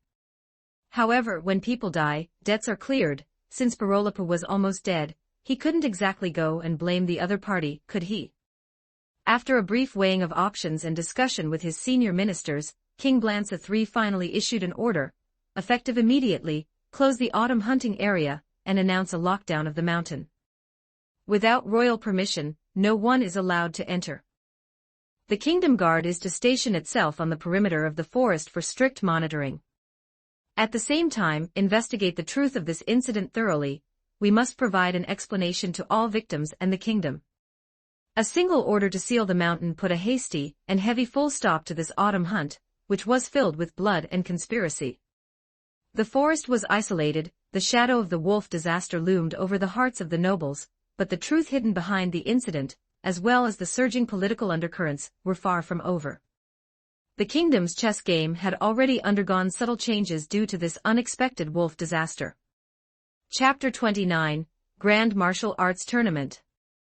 After escaping back from the hunting forest in autumn, Marquis Barolapu did not survive the night and passed away.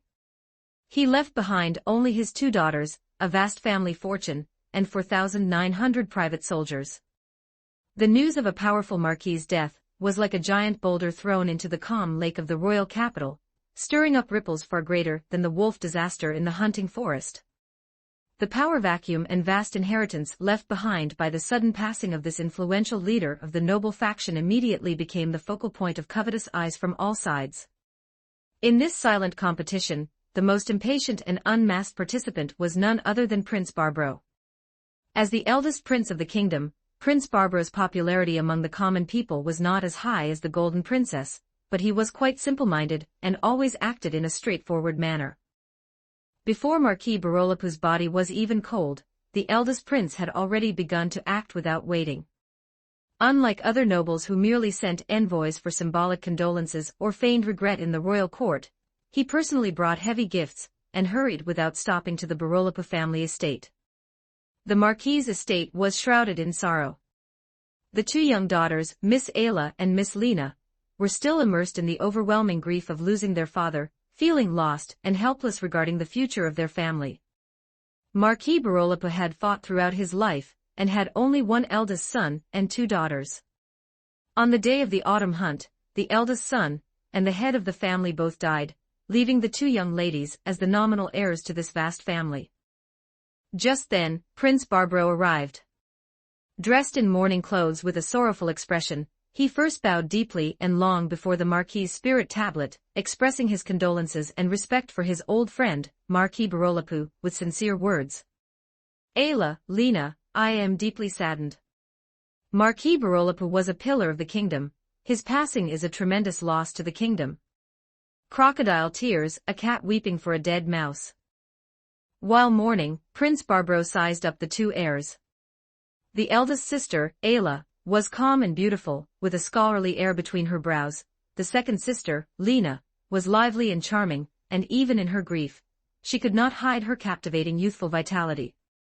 He thought to himself that old thing Barolapu raised an arrogant and overbearing eldest son, but he did raise two good daughters. Such alluring beauties, once married, must be cherished well. Rest assured, when the Marquis was alive, we had a deep friendship, and he had long ago arranged a marriage betrothal between you two and me.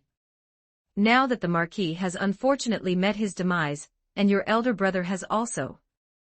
Prince Barbaro paused, his gaze becoming earnest. To fulfill the agreement with the Marquis, to protect you two sisters, and to stabilize the hearts of the Barolapu family, I have decided to marry you both at the same time. One marriage wasn't enough, he wanted it all. Ayla and Lena looked up simultaneously, their eyes filled with shock and disbelief. They knew about this betrothal, but it was more of a political understanding. They had never imagined it would be brought up in such a coercive manner while their father's body was not yet cold. Your Highness, this is too sudden. Father, Ayla tried to decline politely, her cheeks flushed with agitation. Yes, Your Highness, we are still in mourning. Lena also added timidly, her eyes filled with fear. The sorrow on Prince Barbaro's face gradually faded, replaced by a sternness, and he spoke in an almost commanding tone. Mourning must naturally continue, but a family cannot be without a master for a single day. The assets and private soldiers of the Barolapu family all require a strong leader to control them. You two sisters are young and certainly cannot stop the wolves outside, only I can provide you with protection, and allow the glory of the Barolapu family to continue. The wolves he referred to naturally included himself. These words, seemingly reasonable and thoughtful for the two sisters, were actually emphasizing his own necessity, and his determination to obtain the vast inheritance of the Barolapu family. Prince Barbaro. Ayla steadied herself, her voice soft but carrying a hint of resistance. Father has just passed away, and our minds are in turmoil. Could this matter be allowed for us two sisters to discuss at a later date? The warmth on Prince Barbaro's face faded instantly, and a flash of impatience crossed his eyes. He had expected these two young women, who had lost their support, to grab onto his conditions like a life-saving straw. He had not expected Ayla to dare to delay. Miss Ayla, that is incorrect. Prince Barbaro's tone turned cold. Lord Barolapu's body is not yet cold, the family is without a leader, the territory is unsettled, and the private soldiers need to be commanded. In such a crisis, how can this be discussed at a later date? If you hesitate, once chaos arises within the family, or it is coveted by other forces, by then, I fear it will be too late to even cry. His words were a mix of soft and hard, carrying a naked threat. He implied that apart from him, Prince Barbaro, no one could protect them, and no one could preserve the Barolapu family. Ayla's heart sank, and it was a long time before she spoke. Everything shall be as your Highness decides. Good, worthy of being the daughters of Marquis Barolapu. Prince Barbaro laughed loudly, somewhat unbridled. Rest assured, I will never mistreat you. The wedding will be held as soon as possible, and I will marry you both with the grandest ceremony." Seeing the two beauties yield, Prince Barbaro seemed to have already seen those 4,900 private soldiers under his command, and seen the vast wealth of the Barolopa family flowing into his pockets. Ha ha ha ha. In this way, wouldn't he be firmly seated as the heir apparent? For a moment, Prince Barbaro was somewhat carried away by his success, and as for the so-called mourning, it had long been thrown to the back of his mind. However, the eldest prince was not triumphant for even a day before an even worse piece of news, which terrified the nobles, arrived. Only a few hours later, on the evening after Prince Barbaro left, the Barolopa family was invaded by a group of villains. The Marquis's only two heirs, Miss Ayla and Miss Lena, were found dead in their bedrooms, and even the dog raised by Marquis Barolopa was poisoned to death. In the span of a day, not even a chicken or dog was left alive. Those with a discerning eye knew that the Barolopa family had offended a ruthless person. What terrified the nobles was that since Marquis Barolopa, a marquis, had his entire household wiped out, then it would be easy for the murderer to kill them too. Even King Blanca III was momentarily filled with fear and anxiety.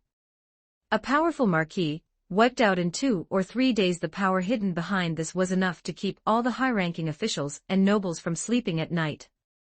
Upon receiving the news, King Blanca III's face was so gloomy it could drip water. He was nearly 60 years old and had ruled the kingdom for over 30 years. He considered himself to have seen many storms, but he had never felt such a strong sense of crisis. He had actually felt somewhat relieved by Marquis Barolopa's critical injury and sudden death. This old stubborn fool had finally kicked the bucket. But now, the other party's 2 innocent daughters had also met such a tragic end, and even the loyal dogs of the estate had not been spared. This was no longer a competition for power, but a silent provocation against royal authority and the nobility. A bunch of trash. The king couldn't help but roar in a low voice, his voice hoarse. You couldn't even protect 2 weak women. And they were killed inside the Marquis's estate, inside their own bedrooms. Who gave them the courage? Beneath the throne, several trusted ministers were silent, trembling like cicadas in winter. Your Majesty, the Capital Guard has already sealed off the Marquis's estate, and is sparing no effort to track down the murderer. However, the other party's methods were extremely ruthless, leaving almost no clues at the scene. The precision of the strikes and the speed of the actions were by no means those of ordinary bandits. Ordinary bandits? You're telling me about bandits? King Blanca III sneered, a sharp glint flashing in his eyes. This is clearly a premeditated purge, a blatant contempt for our royal family and the nobility. They killed Barolopa, and then they killed his daughters. They want to let those restless nobles see what the consequences of resisting, or becoming a sacrifice in a power vacuum, will be. He stood up and paced a few steps, his aged body appearing somewhat hunched under the candlelight, yet it radiated a stubbornness. No, it cannot go on like this. Fear has already spread among the nobles like a plague. If this continues, the order of the royal capital will collapse and my rule will also be in jeopardy. The ministers looked at each other, they were well aware of the stakes. The destruction of the Barolopa family had caused the kingdom's balance of power to spiral out of control, and the hidden undercurrents had already turned into a monstrous wave. King Blanca III stopped and scanned the crowd. I need power, power sufficient to deter the petty and stabilize the hearts of the people. I need a sword, a sharp sword that can cut through the thorns and clear away the fog for me. He pondered for a moment, and a thought gradually became clear in his mind. Someone convey my decree. King Blanca III's voice suddenly rose. 1 month from now, at the central plaza of the royal capital, I will hold the grand martial arts tournament. Anyone within the kingdom, regardless of their background, as long as they possess martial skills, may sign up to participate. I will personally select the strongest warriors to form a royal guard to serve by my side. Once these words were spoken, the entire hall was shocked. The Grand Martial Arts Tournament. This was an unprecedented event in the kingdom.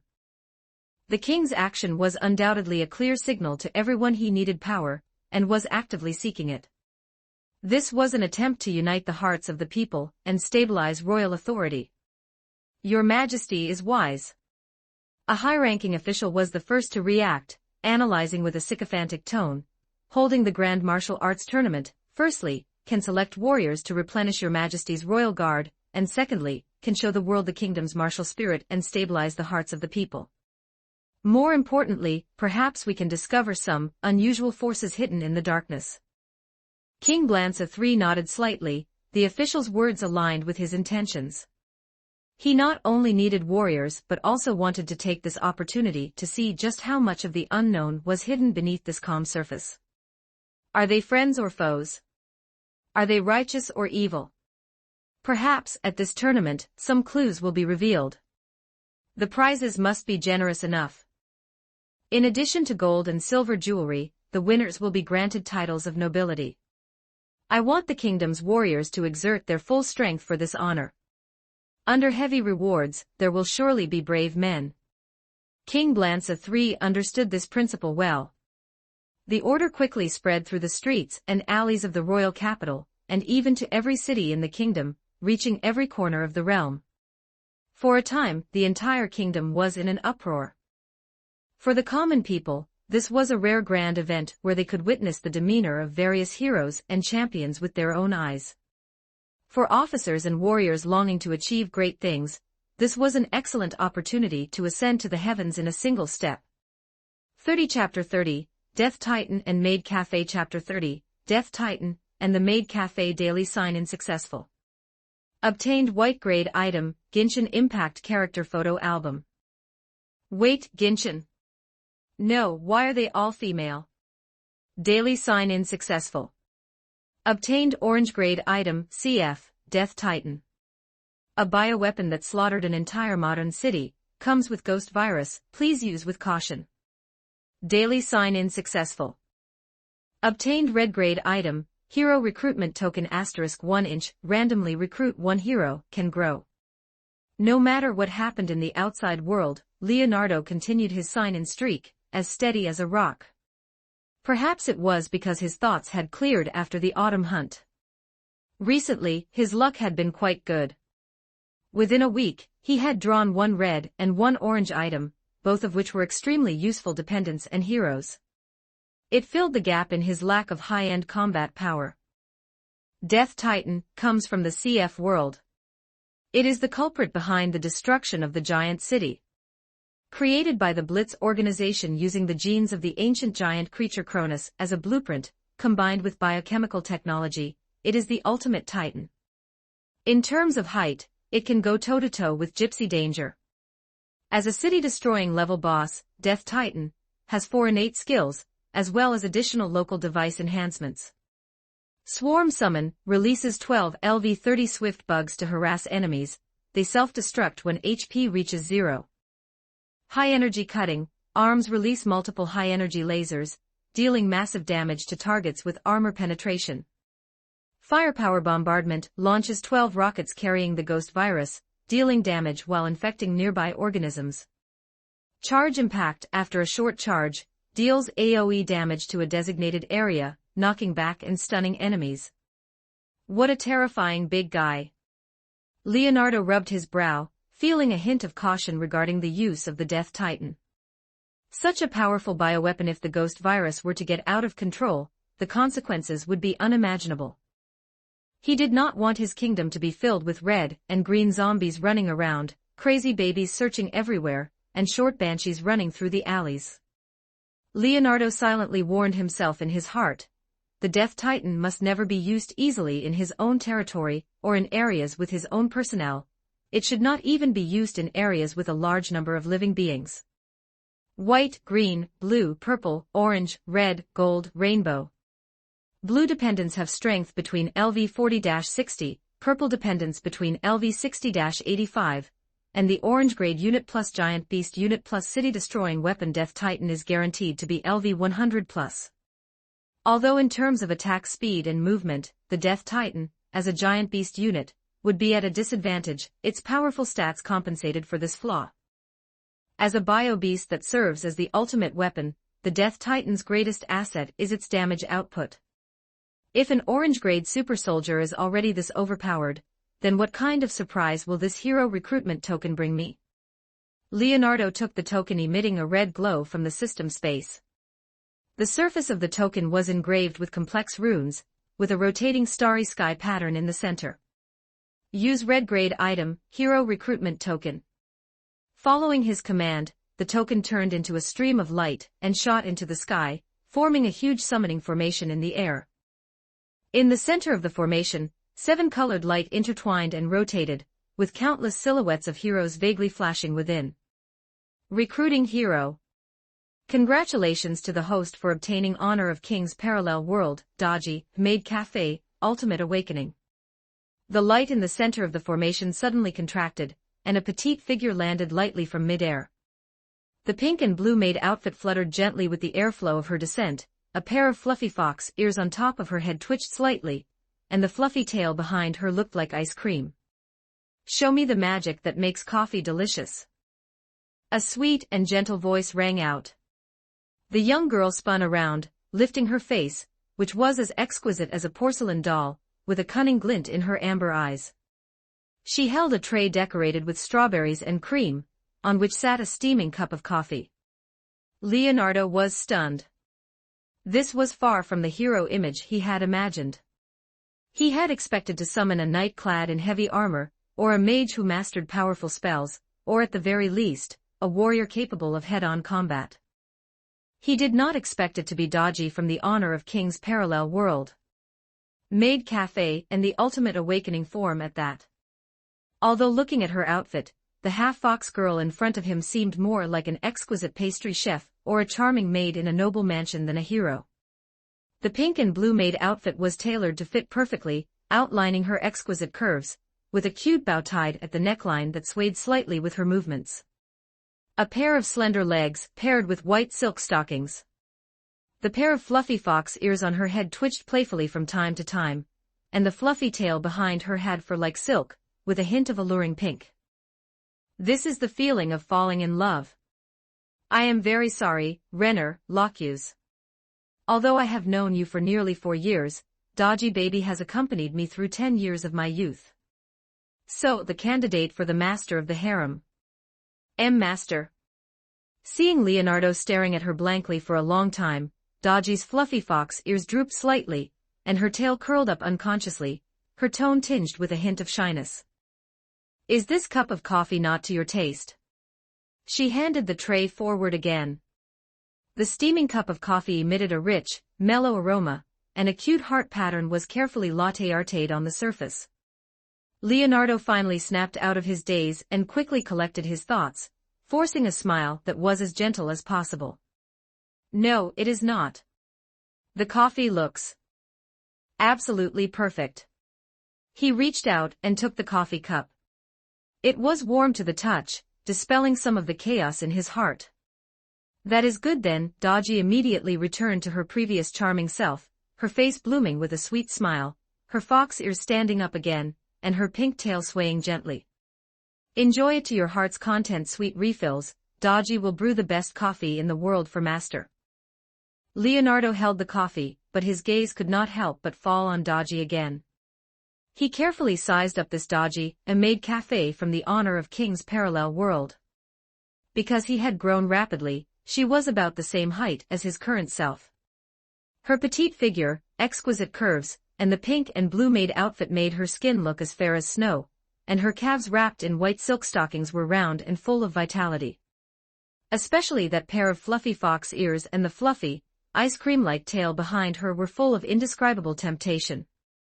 Perfect, enough said. Whether it is a face con, breast con, voice con, leg con, foot con, or even a furry con, the maid cafe version from the parallel world could easily satisfy them all. This is a perfect maid, not just in appearance, but her internal core stats are equally perfect. Leonardo looked at the translucent panel, and even he was envious. Hero, Dodgy, level, LV. 130 out of 100, talent passive, heartbreak, king's bond, innate skills, soul shock, idle charm, queen's worship, wave ripples, phantom heart resonance, charm trap, heartless, foxfire raging.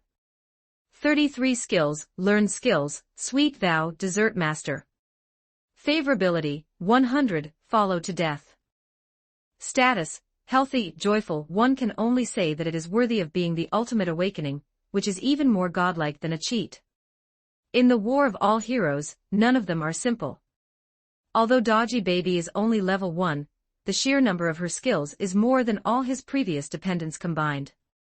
For a hero unit at level 1, the difference in attributes and skills compared to a dependent soldier at the same level is like heaven and earth.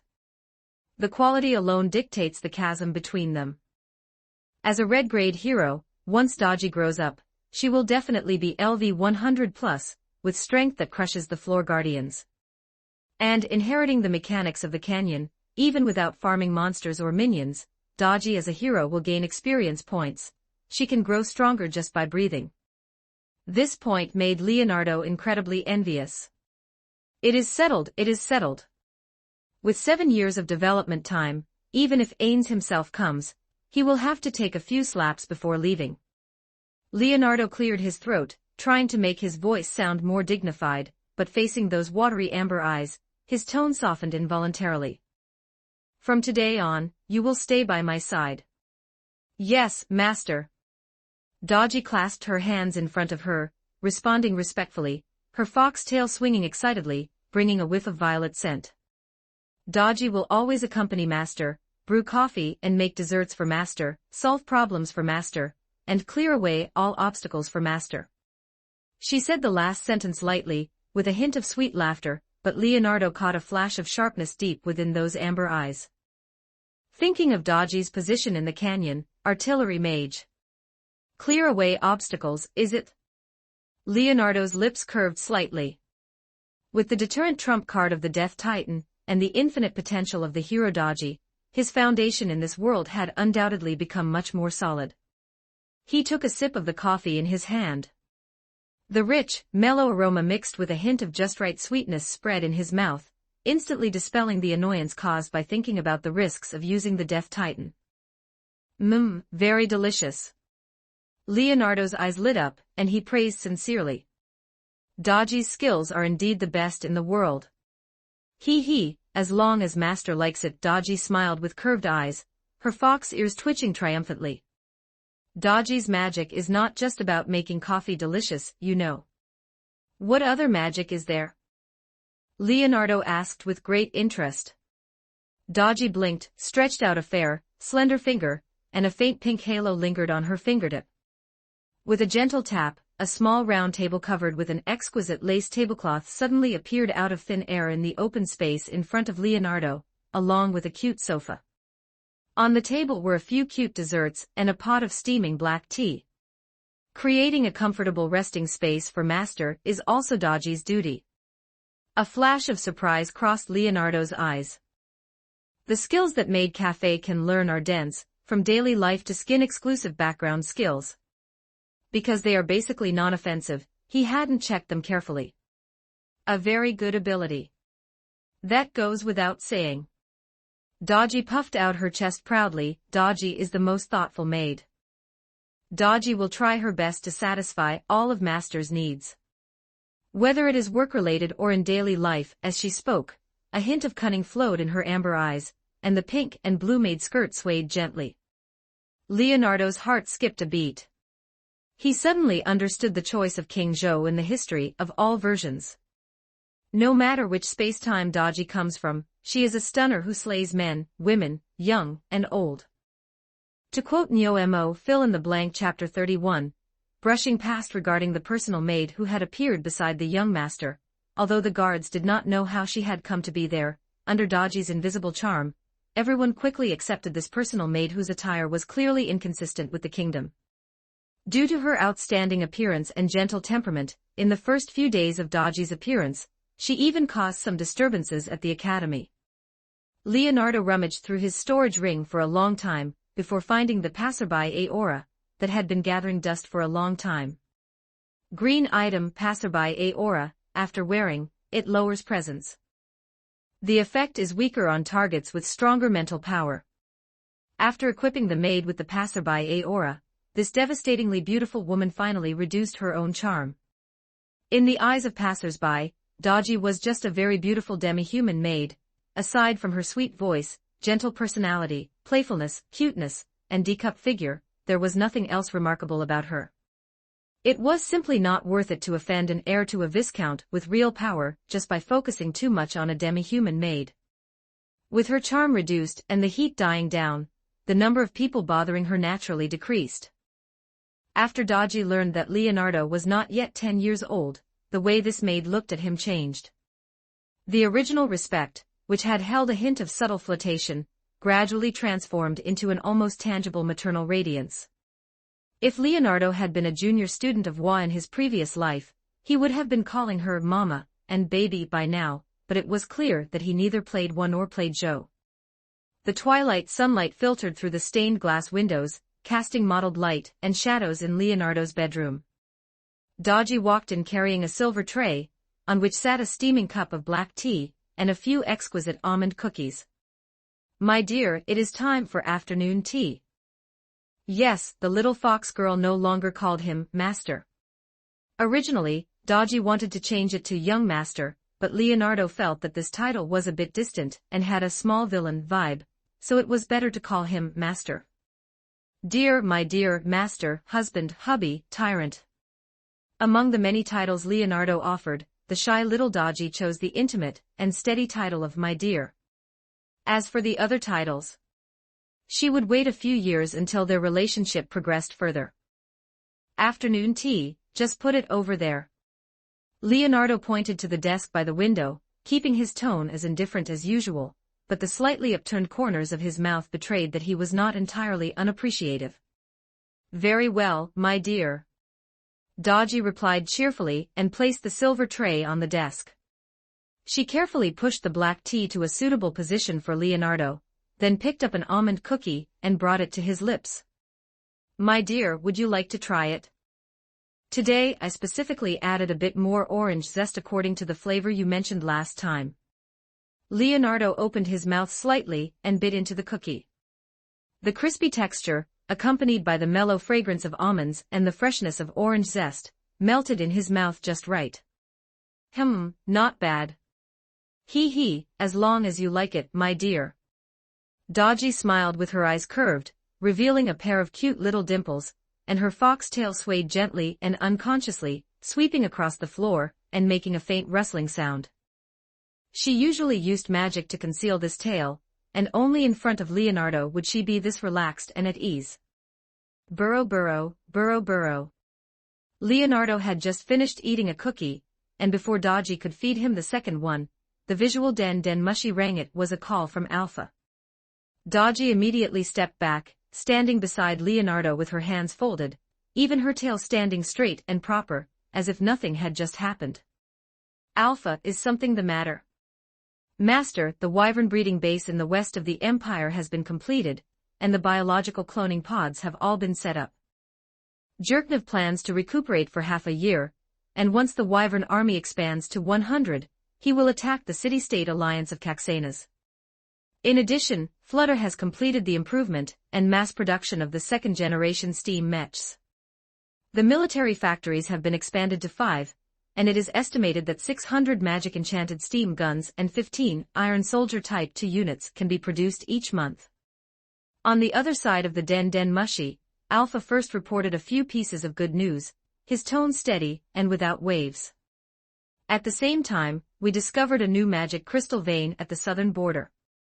The reserves are estimated to be quite considerable, and an exploration team has already been dispatched to investigate further. Leonardo picked up the black tea and blew on the steaming vapor. The amber tea liquid rippled slightly against the walls of the cup. Jerknev's plan is very sound, let him proceed step by step. The training of the wyverns must keep up, and the clones must be firmly controlled. I do not wish to see any accidents. He paused and took a sip of the black tea. The tea fragrance was mellow, with a hint of sweet aftertaste. As for Flutter, tell him to continue optimizing and updating the energy efficiency and sustained combat capability of the steam mechs. The production capacity of the magic-enchanted steam guns must meet the demands of the front line. Yes, Master. Alpha's voice remained without fluctuation. Is there anything else? The den mushy was silent for a moment, the other side seemed to be composing his words. Alpha spoke with some hesitation. Master, I suspect that someone has infiltrated military base No. Since last month, I have felt that someone has been secretly investigating the Empire's military intelligence. The day before yesterday at noon, a major event occurred. The guards at military base number 1 inexplicably lost over 10 minutes of their memory. Although the stored nanogene repair pod was not damaged, and no abnormal outflow of core data was detected, that 10-minute gap makes me have to be vigilant. A hint of gravity entered Alpha's voice. I have strengthened the defenses of all bases and conducted lie detector tests on relevant personnel. For the time being, no moles have been found. But this method of silent infiltration, which can even interfere with the guards' memories, is very tricky. Oh, an enemy that even Alpha cannot detect. That is rare. Is it the slain theocracy's Black Scripture? Or the Platinum Dragon Lord? Or perhaps some other true Dragon Lord? It seems the changes in the Baharuth Empire have indeed attracted the attention of some people. I wonder if they have managed to find anything after investigating for so long. Leonardo's fingers tightened slightly on the black teacup. The cold touch of the cup's wall allowed his thoughts to settle slightly. There are only a few in this world who could make even you feel it is tricky, and whose movements you cannot detect at all. Unless Zeshi's Etsumii comes out, the slain theocracy's Black Scripture is not much different from you in strength. If they wanted to do this right under your nose, the possibility is low. As for the true Dragon Lords, those few basically do not get involved in affairs. As for the Platinum Dragon Lord, he does have this capability. He has always been quite concerned about the unusual movements of humans, and the recent development of the Baharuth Empire has likely already fallen into his eyes. The Platinum Dragon Lord would not easily leave the Argland Council state. Coupled with his massive size and innate bloodline suppression over Wyvern Knights, it would be useless no matter how much they tried to hide it. However, the armor avatar in his hands is not a living being, but merely a magical construct, so one can only detect the size of the magic power and cannot feel any life aura. Using the platinum armor to scout is indeed consistent with his personality. Leonardo cast his gaze out the window, looking at the clouds on the distant horizon, considering the next plan. With the Death Titan here, I am not afraid of the Platinum Dragon Lord right now. The target is one of the former 13 heroes. Given his strength, it is reasonable that you could not detect him. Then we... Alpha's voice carried a hint of inquiry. As one of the actual managers of the Empire, he needed clear instructions to deal with this potential threat. No need to panic. Leonardo interrupted him, his tone returning to composure. If the other party really wanted to make a move, I fear it would not be as simple as erasing memories. He is more like he is observing, perhaps he wants to use some clues to find my existence. Therefore, the best choice is to keep everything unchanged. As for our communication, report once a month from now on. Meanwhile, in the sky 10 kilometers away from military base number 1, a silver-white figure blended into the surrounding environment. It was none other than the Platinum Knight Charles. He had been lurking and observing here for over a month. Within a short period, the Baharuth Empire had undergone such huge changes, its progress could be described as changing with each passing day. The Platinum Dragon Lord suspected that there was someone else manipulating things behind the scenes, or even the intervention of players. After all, in the history of this world, there had been similar precedents. He approached cautiously and had infiltrated the base several times. Relying on his true Dragon Lord level concealment ability and absolute control over magic elements, he perfectly avoided all detection. Charles saw those cloning pods for wyverns, saw the steel mechs being assembled on the assembly line, and also saw Flutter's fanaticism, as if he were a madman devoted to research. And what truly led him to his judgment was his observation over these days. In the last few days, Alpha had been on the base's training ground, personally instructing a team of soldiers in combat drills. Perhaps a soldier's movement angered him, or perhaps it was just a simple demonstration. Alpha's figure flickered, and he appeared in front of a soldier at a speed difficult for the naked eye to capture. A precise and fierce hand blade stopped before touching the other's nose, and the wind it stirred up made the other person almost unable to breathe. That was not magic but pure, extreme martial arts, a combat technique that squeezed the body's potential to the limit. Charles observed every movement of Alpha in secret. It was a power system. He was very familiar with martial arts. No system panel, no level ups, only day after day of hard training and accumulation of experience. Although Alpha's martial arts strength far exceeded that of ordinary humans, and even reached the level of some demi-human powerhouses, in Charles's eyes, it was still the power of a mortal. Just a native human. Charles, under the armor, let out a barely audible whisper, carrying a hint of relief, and also a hint of doubt. If it were just native humans, how could they develop such peculiar war machines and biological technology? That mage named Flutter also had no aura on him that did not belong to this world, only an extreme obsession with magic. It seems the person behind the scenes is hiding very deep. Forget it, at least for now I can determine that this is not a direct threat from players, and it is time to go back. Charles retracted his aura, and decided to withdraw for the time being. He needed to go back and carefully analyze the information collected during this period to figure out the true source of these changes in the Baharuth Empire. After Alpha finished his call with Leonardo, he stood on the balcony of the military base's command tower, overlooking the scene below. His brows were slightly furrowed, and he was still pondering the potential threat in his heart. A breeze blew by, carrying the chill of the evening. He subconsciously turned sideways, and a silver-white stream of light, as fast as an illusion, disappeared into the horizon in the blink of an eye. The speed was so fast that even Alpha's dynamic vision only captured a fleeting afterimage. Alpha turned around abruptly, his hands instantly pressing on the weapons at his waist, scanning his surroundings vigilantly. There was nothing. Only the wind was still blowing, carrying the noise of the distant factories and the smell of industry. An illusion. Alpha muttered to himself, a hint of confusion flashing in his eyes. No, this was definitely not an illusion. The feeling of that moment just now was too real. He carefully perceived again, within a radius of 1 kilometer, apart from the personnel inside the base, and the fluctuations of the defensive magic array, there was no other abnormal energy reaction. But he knew it was not an illusion.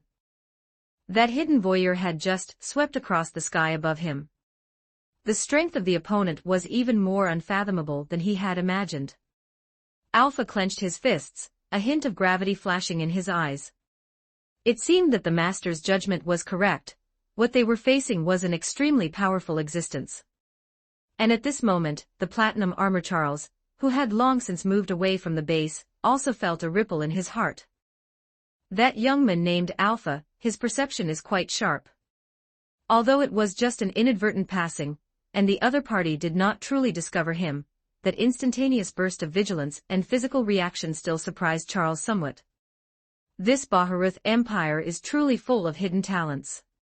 He accelerated, and the silver-white armor turned into a shooting star, disappearing at the end of the horizon. 32 Chapter 32, Martial Arts Preliminary Rounds. Chapter 32, Martial Arts Tournament Preliminaries. The undercurrents of the Baharuth Empire did not overly affect the Riestai's kingdom in the south. After the Barolapu incident, in order to demonstrate royal majesty, boost national morale, and select capable warriors, the king decided to hold a grand martial arts tournament. The circular arena in the center of the royal capital had been renovated and decorated over the past dozen days, taking on a brand new look. The massive spectator stands were layered, capable of accommodating 5,000 people.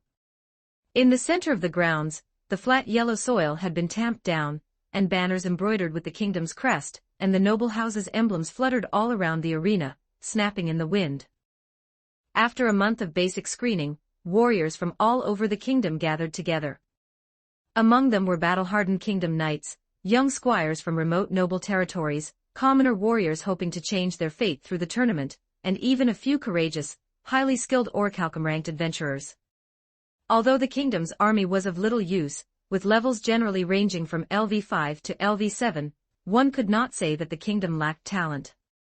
At the very least, there were still a bunch of people around LV20, November 11th, 232 of the kingdom calendar, was the day the Grand Martial Arts Tournament officially opened.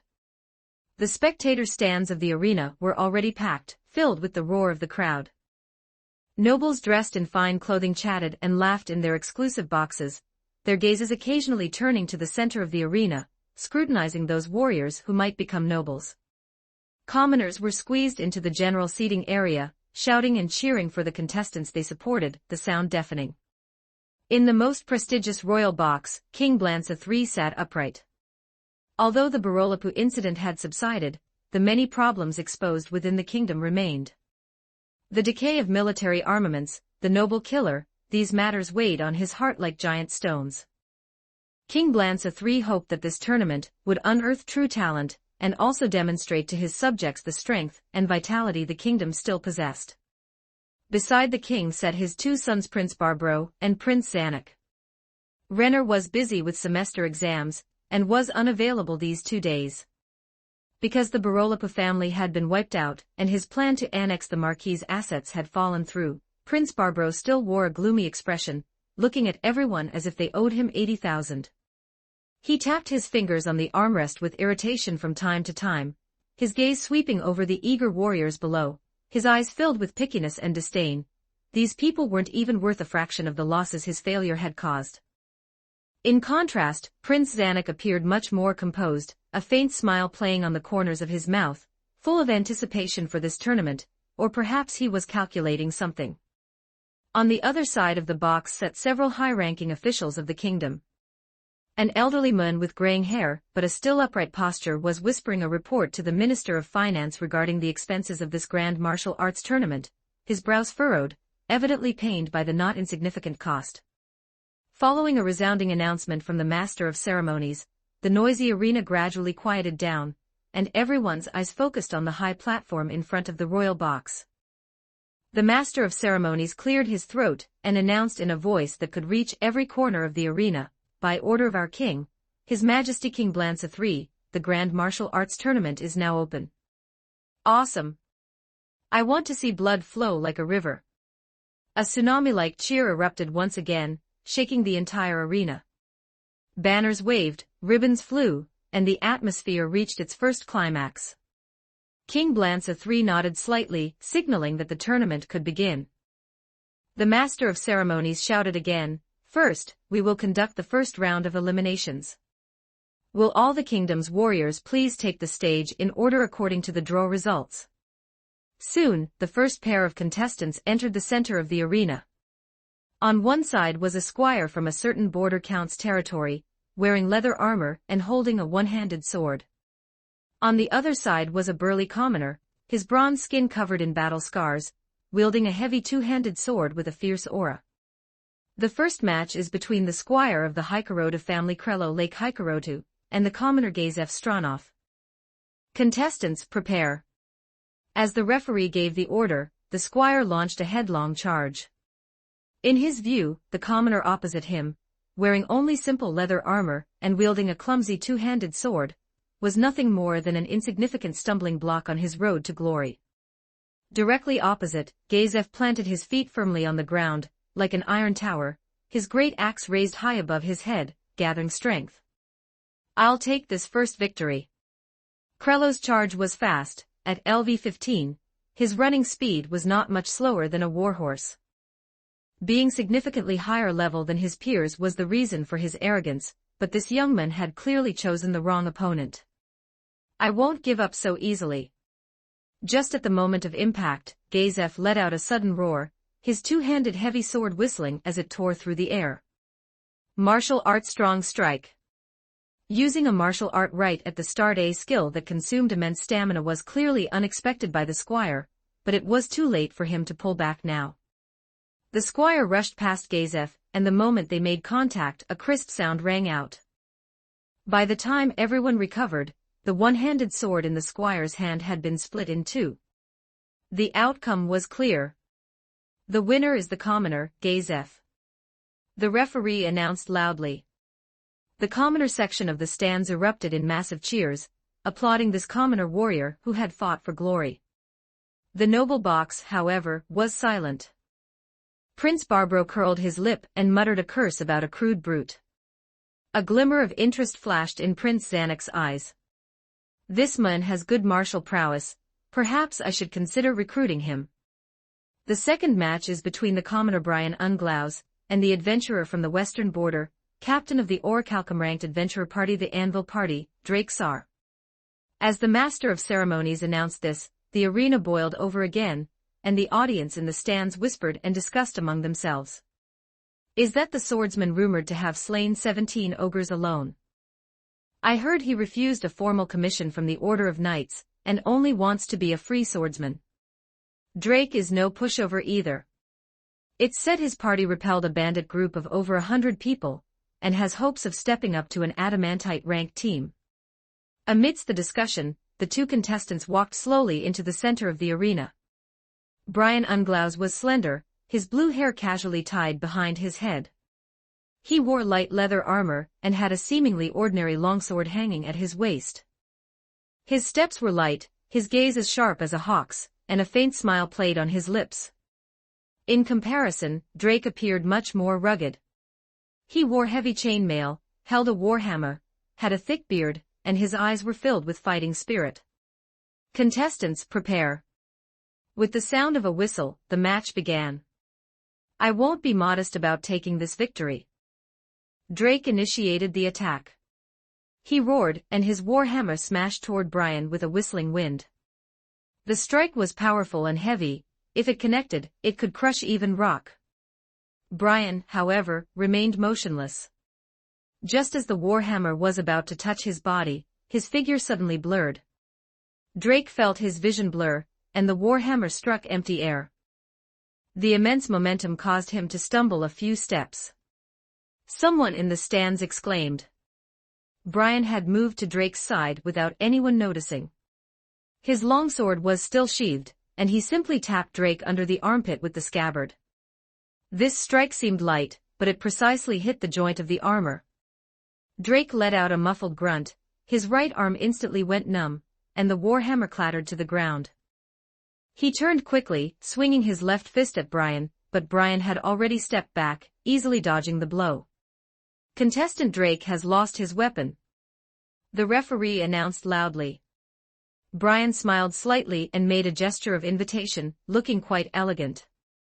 A very noble spirit of martial virtue, contestant Brian has chosen to give his opponent a chance to retrieve his weapon. Regarding Brian's kindness, Drake's face flushed red. He bent down to pick up his warhammer, flames of anger burning in his eyes. I will make you pay for your arrogance. Unable to distinguish the gap in strength, Drake roared and charged at Brian again. This time, Brian finally drew his longsword. The moment the blade left the scabbard, it reflected a dazzling light under the sun. Brian's movements were fluid and natural, without a single wasted motion, the tip of his sword precisely striking the trajectory of Drake's warhammer swing. With a crisp sound, the force of the warhammer was neutralized by skillful leverage. Brian's sword seemed alive, sliding along the handle of the warhammer toward Drake's wrist. Drake was terrified and hurriedly let go, retreating, and the warhammer fell to the ground again. Martial art flow acceleration. Brian whispered, his figure instantly turning into an afterimage, moving rapidly around Drake. The opponent tried to track Brian's position, but was always a beat too slow. After circling a few times, Brian found an opportunity, lifted his blade, and held it against Drake's throat in the heated gaze of the crowd. I accept your concession. Brian's voice made the opponent realize the gap between the two. I have lost. What an amazing young man. Picking up the hammer that had fallen to the ground, the captain of the adventurer party winced, rubbing his injured right shoulder as he exited. The winner is the commoner, Brian Unglaus. The referee's voice rang out again. Brian, Brian. The stands erupted in earth-shaking cheers. The audience in the commoner section was practically boiling over, Brian's elegance and power drove them wild. In the noble box, King Blanca III nodded slightly, a flicker of appreciation in his eyes. Only the group of nobles had expressions that didn't look too good. 2 consecutive matches won by commoners, didn't that make them, the nobles, look incompetent, unable to even beat 2 mud-legged peasants? The tournament continued in a tense and fierce atmosphere. Match after match, some were brilliant and stunning, others slightly dull, but all tugged at the heartstrings of the bloodthirsty audience in the stands. Some noble knights won easily with superb skill and fine equipment, while some commoner warriors relied on tenacious will and unique combat techniques to pull off upsets and eliminate strong opponents. As time passed and the sun slanted to the west, the first round of eliminations drew to a close. Next is the final match of the day, between the Knight of the Border Viscount Rodel family Beta Clodia, and the captain of the Orichalcum-ranked adventurer party the Hawk team, Griffith. Chapter 33, Kingdom's Three Heroes. Both contestants are in position, countdown to the match. The announcer's voice carried a hint of fatigue. The audience had been cheering all day, and while their throats were a bit hoarse, the anticipation for the final duel quickly revived their spirits. Beta Clodia, the Dark Knight summoned by Leonardo, had come to win the championship of this grand martial arts tournament. Like Alpha, he wore a set of dark black full-plate armor. There were no ornate crests on the armor, only a cold metallic luster and a few battle scratches. In his left hand, he gripped a peculiarly shaped chainsaw sword, the blade broad and the serrated edges sharp and frigid. His right hand held a heavy great shield, its surface equipped with a thorn-based counterattack ability. Unlike the lightness of Brain or the ruggedness of Drake, the feeling Beta brought to the audience was that of a silent, moving fortress of war, full of oppressive pressure. His opponent, Captain Griffith of the Band of the Hawk, was an experienced master of swordsmanship. He was lithe, had beautiful silver-white hair, and was handsome. Much like a certain legendary hookseller, Griffith wore silver-white armor and a silver eagle battle helmet, and the longsword in his hand, Wind Falcon, was a fine piece crafted meticulously by dwarven artisans, its sword tassel swaying slightly with his steady breathing. As the long-renowned captain of the Band of the Hawk, Griffith was famous for the speed and precision of his swordsmanship, and combined with his masterful archery, he rarely encountered an opponent in the western frontier. A light-armored swordsman against a heavy-armored knight. The equipment gap is so huge, this matchmaking mechanism is too unreasonable. There's really no help for it, Captain, just try your best to kite him. In the spectator stands, the members of the Band of the Hawk complained one after another. Griffith's eyes were steady, he knew his teammates were right.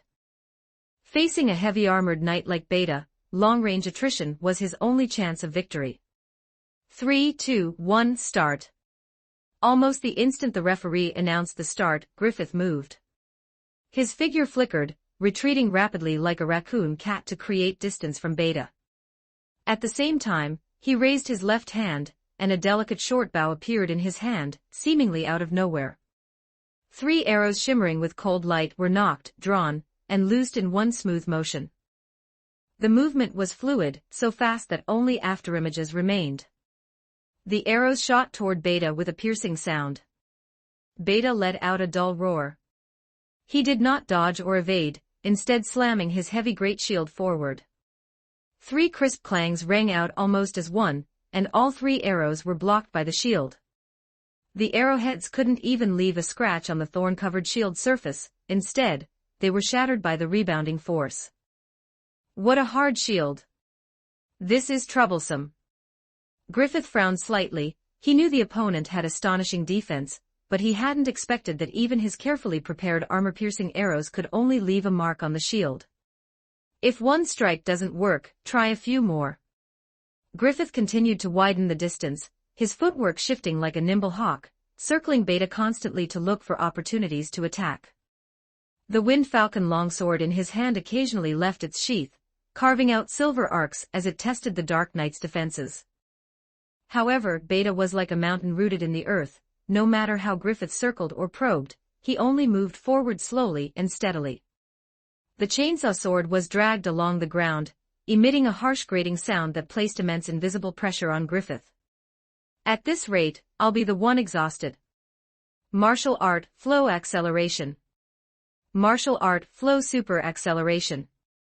Martial art, dance of the Wind Falcon. Seeing that the hit-and-run tactic was ineffective for the moment, cold light flashed in Griffith's eyes, and he decided to take a risk. His figure suddenly accelerated, and as he closed the distance, his longsword transformed into a sky full of sword shadows, like a flock of birds dancing in a gale, piercing densely at every part of Beta's body. This swordsmanship was known for being fast, accurate, and dense. Frontal assault. How overconfident. Beta snorted coldly, holding his great shield in front of him. Ding ding ding ding. The sound of metal clashing was as dense as a rainstorm. Griffith's sword was fast and possessed great force. If it were an ordinary heavy cavalryman, he would have been knocked back long ago. But unfortunately, Beta crushed Griffith in terms of stats alone, and his equipment was even more luxurious than his opponent's. Although the Wind Falcon sword was sharp, the Thorn shield was even harder and came with a counter-damage effect. After several collisions, Griffith felt his web between thumb and index finger tearing, and his arm aching, and his exquisite sword techniques began to show a hint of sluggishness. Caught you. Beta seized this fleeting opportunity, the chainsaw sword suddenly changing direction, bypassing the block of the Wind Falcon, and with a gust of wind, slashed directly at Griffith's head. At the same time, the great shield in his left hand pushed forward, sealing off any retreat. Griffith's pupils constricted, he knew he had nowhere to run. His life was threatened, and his adrenaline surged. At the critical moment, he slammed the Wind Falcon sword horizontally above his head, unleashing all his strength without reservation, attempting to block this fatal blow head-on. A crisp snapping sound rang out. Although the Wind Falcon sword was a dwarven masterpiece, in the face of Beta's peculiarly shaped chainsaw sword and terrifying strength, it was like paper and was snapped directly. The chainsaw sword's momentum remained undiminished, and it looked as though it would split Griffith in two. I surrender. I surrender. Griffith's face turned pale, and he shouted aloud without hesitation. Beta's movement stopped abruptly. The teeth of the chainsaw sword were less than an inch from Griffith's silver eagle battle helmet, the cold aura of death making his hair stand on end. The Dark Knight did not speak, only slowly retracting the chainsaw sword. The low humming sound ceased, leaving only Griffith's heavy gasps in the arena. The winner is the Rodell family, Beta Clodia.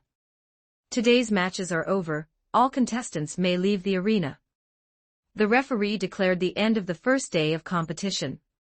In the noble box, those nobles who had looked grim earlier finally revealed a hint of satisfaction on their faces. At least it wasn't one of those mud-legged commoners who won. Although Beta was only of the knight class, he had shed his commoner status and could barely represent them, the nobles, proving that they, the noble ones, could also win easily and were not all mediocre. However, this grand martial arts tournament should be held as infrequently as possible in the future. There was a Beta this time, but who would come next time? Among the nobles, most knew each other's strength and naturally understood that their own knights' levels were basically around platinum-ranked adventurers, which simply couldn't compare to orichalcum-ranked adventurer teams. If this continued and these mud-legged commoners kept winning every time, it would be too damaging to the nobles' prestige. As the sun set, the audience left one after another, and the first day of the martial arts tournament came to a close, but the discussions among the kingdom's residents had only just begun. Among the many contestants, Gazef's technique, brain swiftness, and Beta's strength, all three left a deep impression on the audience. For the next 6 days, the martial arts tournament entered an even more white-hot stage. As the schedule progressed, the strong emerged one after another, and every duel could be called a classic, far exceeding the first day in terms of excitement. Brain Unglaus, just like his nickname Mithril Fast Sword, struck with his sword like lightning, so fast it was unbelievable. His swordsmanship was agile and elegant, always able to launch attacks from seemingly impossible angles, and every victory was clean and efficient. His popularity soared along with his victories. He successively defeated several powerful noble knights and adventurers, including core members of orichalcum-ranked squads. And Beta Clodia continued his crushing momentum. He was like a tireless machine of war, regardless of whether his opponent was a nimble assassin, a powerful warrior, or a magic caster skilled in magic. In the face of his indestructible chainsaw sword and impenetrable thorn great shield, everything seemed so pale and powerless. His fighting style was simple and brutal, yet it carried a despair-inducing efficiency. His blade and shield were for attack and defense respectively. He often ended the battle within a few rounds, and his title of Black Blade Knight spread far and wide. Gazef Stronov did not have the power to crush everything like Beta, nor did he have the innate talent of Brain.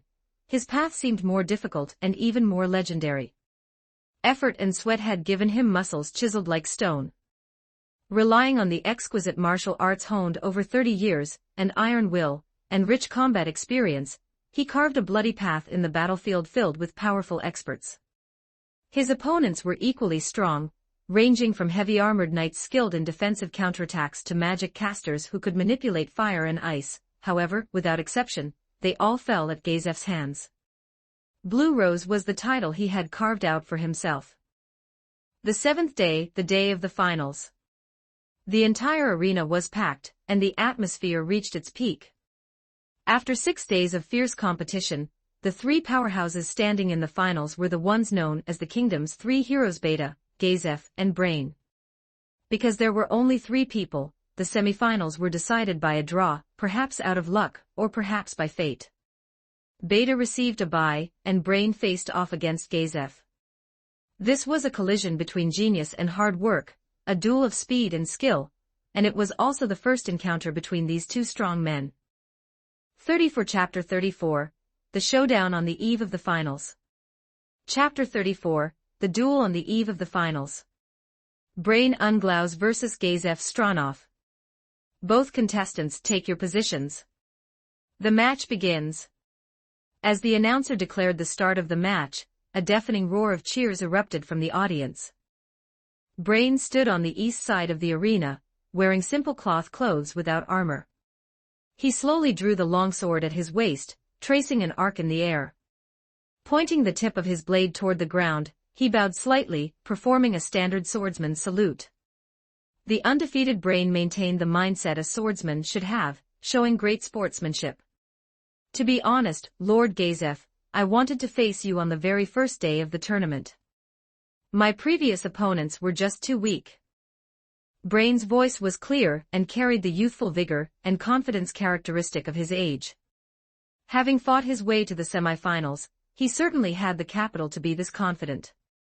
Gazef stood on the west side of the arena. His heavy half-plate armor was covered in the marks of battle, and he held his greatsword, which was almost as tall as a person with both hands. Lord Brain, your previous fights were indeed spectacular.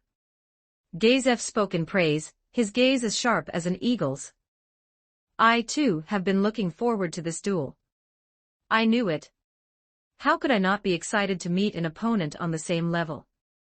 As he spoke, Brain moved.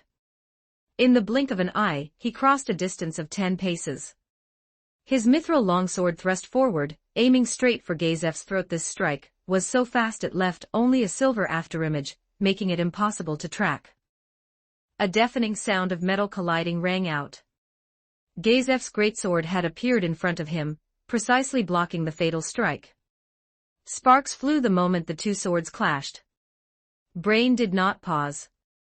Using the force of the rebound, he leaped back lightly, simultaneously twisting his blade to thrust at Gazef's flank from a tricky angle. Gazef lowered his greatsword and parried again. But this time, Brain's sword changed its trajectory midair, shifting toward his wrist. I can't see it at all. Someone in the audience exclaimed. Ordinary people could no longer keep up with their speed, able only to barely catch the afterimages when they clashed. Facing Brain's change in tactics, Gazef had to take a half-step back, tracing a defensive arc with his greatsword. His movements looked clumsy but were exceptionally precise. If Brain had continued forward, he would have lost at least a chunk of flesh. As a genius swordsman, Brain naturally understood this. He countered move for move. The longsword that had been aiming for the wrist now danced around Gazef like a butterfly among flowers, turning into points of light, and attacking from every angle. His swordsmanship was agile and elegant. Every strike was as fast as lightning yet carried unpredictable variations. The audience was dazzled, able to see only streaks of silver flickering across the arena. Lord Brain is so amazing. A young girl excitedly grabbed her companion's arm, her face flushed as if satisfied after a bout of physical intimacy. Yeah, I've never seen such a fast sword. Do you think he's just as fast when it comes to procreation? Not the timing, I mean the speed. The lewd comments between the two women caused an adventurer watching nearby to retort. What would you two horny girls know? Lord Gazef is the truly impressive one. His defense is airtight, all of Brain's attacks have been blocked. The arena was indeed as he described. Despite Brain's storm-like offensive, Gazef remained as steady as a rock. While he appeared to be on the receiving end, he actually held the initiative firmly in his palm. His heavy armor was already covered in fine sword marks, but there were no fatal wounds. Gazef's greatsword, swung from time to time, unleashed immense power with every block, numbing Brain's arms. Lord Brain, your sword is indeed very fast. Gazef did not forget to offer a reminder during a gap in their clash. But it has a serious flaw, the attacks are scattered and lack explosive power. If this continues, you will be the one at a disadvantage. As if I didn't know that. Brain's brows furrowed tightly, his short blue hair dampened by sweat and stuck to his forehead. He had never encountered such a troublesome opponent. Gazef's well-intentioned reminder felt like a needle pricking his proud heart. It seemed he had no choice but to use a martial art. Self-created martial art domain. Brain took a deep breath. An aura ring expanded with him at the center, covering a radius of 3 meters. As a self-created, rare augmentation-type martial art, domain not only allowed his attacks to be more precise and faster, but it also enabled him to sense and predict the movements of enemies within range, greatly increasing his accuracy in dodging and counterattacking. His longsword traced an eerie trajectory in the air, the tip tearing through the air with a shrill whistle as it aimed straight for Gazef's face. Martial art, instant flash. A sharp glint flashed in Gazef's eyes. His calloused hands gripped the hilt of his greatsword, and a bright yellow light shimmered on his body. Martial art, immovable fortress. Martial art, hard strike. 2 completely different martial arts were activated in an instant. Gazef's greatsword first blocked in front of him as solidly as a city wall, then immediately swept upward with incredible speed. The moment the two swords collided, sparks flew. The loud sound of metal colliding forced the audience in the front row to cover their ears. Brain was knocked back 3 steps, his web between thumb and index finger numb, and he almost dropped his sword. How is this possible? To actually use 2 different martial arts within a second. One must know that for ordinary soldiers and adventurers, even learning one martial art is difficult, let alone using 2 simultaneously. Even for a genius like him, it would take several seconds to layer 2 martial arts. Gazef did not give him a chance to catch his breath. This battle-hardened warrior seized the moment Brain was distracted, and his greatsword swept over with a heavy sound of rushing wind. Brain instinctively dodged to the side, but he was still a step too slow. The blade grazed his chest, leaving a long, thin bloody scratch. Brain gasped and quickly leaped back to create distance. That's it. Gazef, hurry up and humiliate him with your greatsword. Being able to see a duel between 2 powerhouses today makes the ticket price worth it, even if I die in a woman's bed tomorrow. Cheers from bloodthirsty spectators erupted in the stands. In the noble box, those nobles who had originally looked down on the commoner contestants could not help but stand up, staring intently at the duel on the field. This Gazef, he's no simpleton. A noble in fine robes whispered. To be able to use 2 martial arts simultaneously, what astonishing physical strength and mental power that must require. Brain is going to lose. Another noble asserted. No matter how fast his sword is, it's futile if he cannot break through Gazef's defense. Good thing I bet all my money on Knight Beta. Indeed, indeed. Regardless, Knight Beta looks more powerful, and his win rate is higher. The 2 on the field naturally could not hear the evaluations of outsiders. Brain shook his numb arm, forcing himself to calm down. He looked around and saw the expectant eyes of the audience, hearing them chant Gazef's name. An unprecedented sense of frustration welled up. He, Brain Unglaus, had never thought he would fall into such a predicament. What is this? I haven't lost yet. Brain gritted his teeth and resumed his combat stance. His eyes turned sharp and his muscles tensed, preparing to launch a new round of attacks. Seeing this, Ainz nodded slightly in respect. He held the sword with both hands, the tip pointing diagonally at the ground, adopting a stance that looked clumsy but was actually both offensive and defensive. 30 years of sweat will not flow in vain. He whispered to himself, a voice only he could hear. Brain launched another attack. This time, his swordsmanship was even more elusive. He no longer obsessed over a one-hit kill, but instead moved rapidly around Ainz. Dense sword light flickered around Ainz, attempting to find a flaw in his defense. Ainz remained as steady as Mount Tai, blocking Brain's attacks perfectly with every swing. Brain's speed has increased again. Someone in the audience exclaimed. But it's useless. Ainz is still handling it with ease. Look at his eyes, he's predicting every one of Brain's moves. That was indeed the case.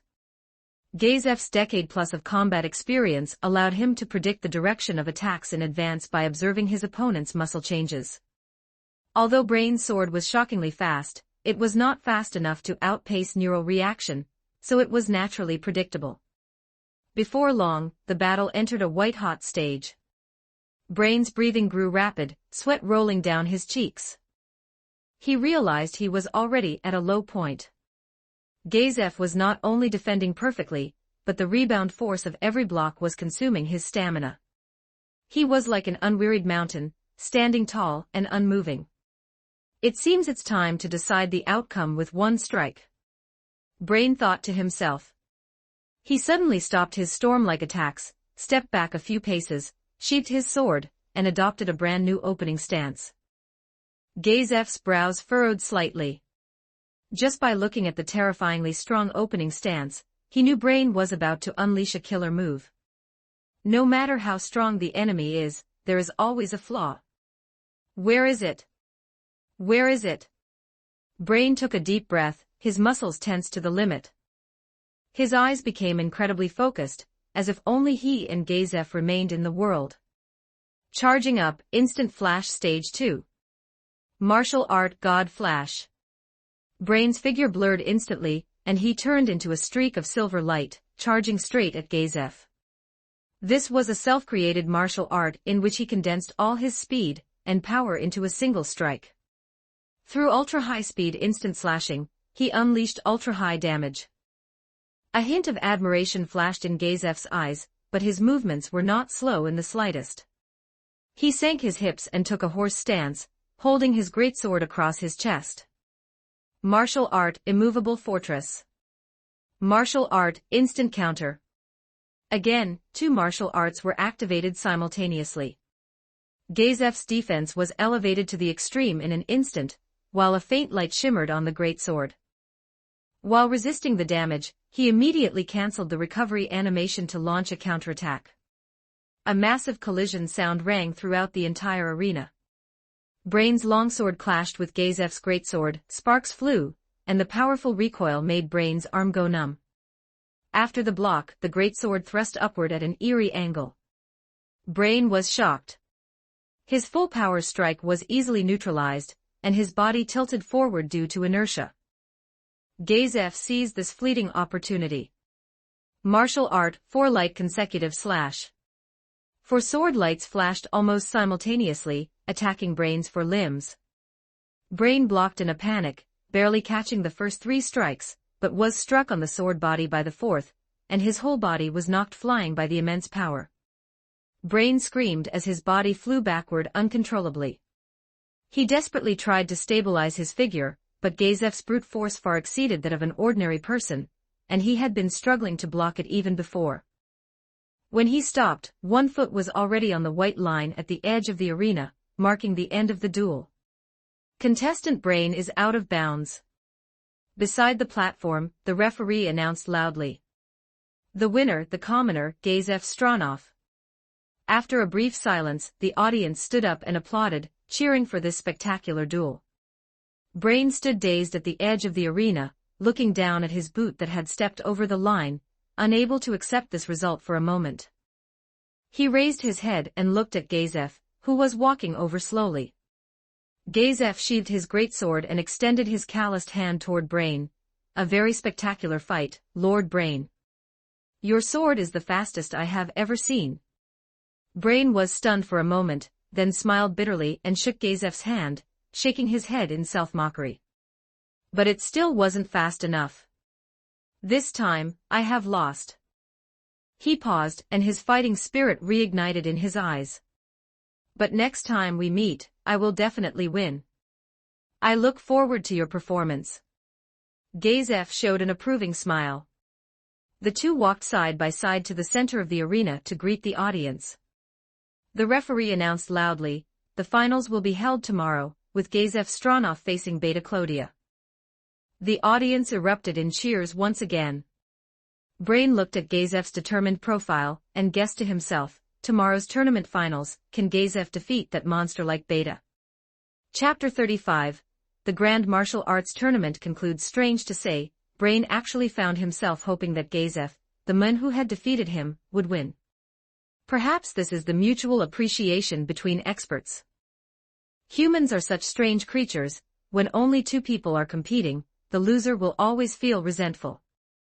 But when a third person appears, the one who lost will genuinely want the person who defeated them to win. As if that could prove their defeat wasn't unjust and that losing was only natural. After all, they aren't the only one at their level to have fallen, and they use that to console themselves. Night fell. Gazef sat alone on a wooden chair in the contestant lounge, wiping his greatsword, which had been his companion for many years, with a coarse cloth. The blade shimmered with a cold, chilling light under the glow of the oil lamp, reflecting his resolute face. 30 years of sweat will not have been shed in vain. He whispered the words he had muttered earlier that day, his fingertips gently stroking the small nicks on the blade. Each nick was a testament to a battle, a proof of his victory over an opponent. Knock, knock, knock, knock, knock. A knocking at the door interrupted Gazef's thoughts. May I come in? A familiar voice rang out.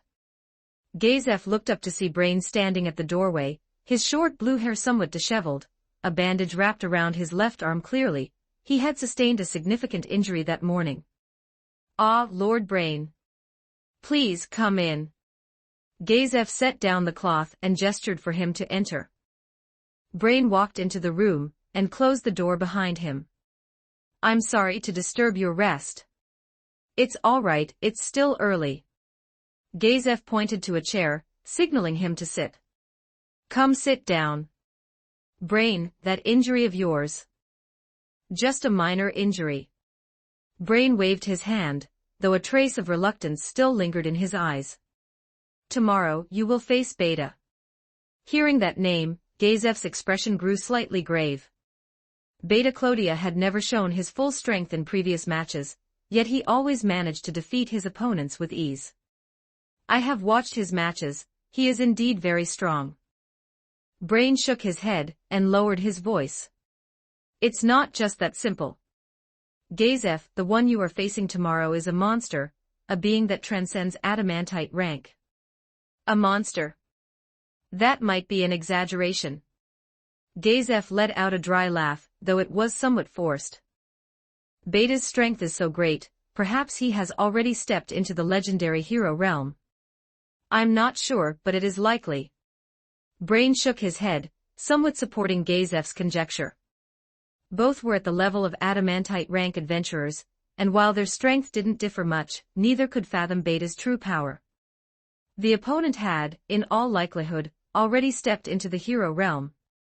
If adamantite rank was the boundary that separated genius from mediocrity, then the hero realm was the ticket to becoming a true powerhouse. Be careful in tomorrow's final. If you cannot defeat him, you can surrender immediately, no one will mock you for it. Gazef was silent for a moment, then suddenly smiled.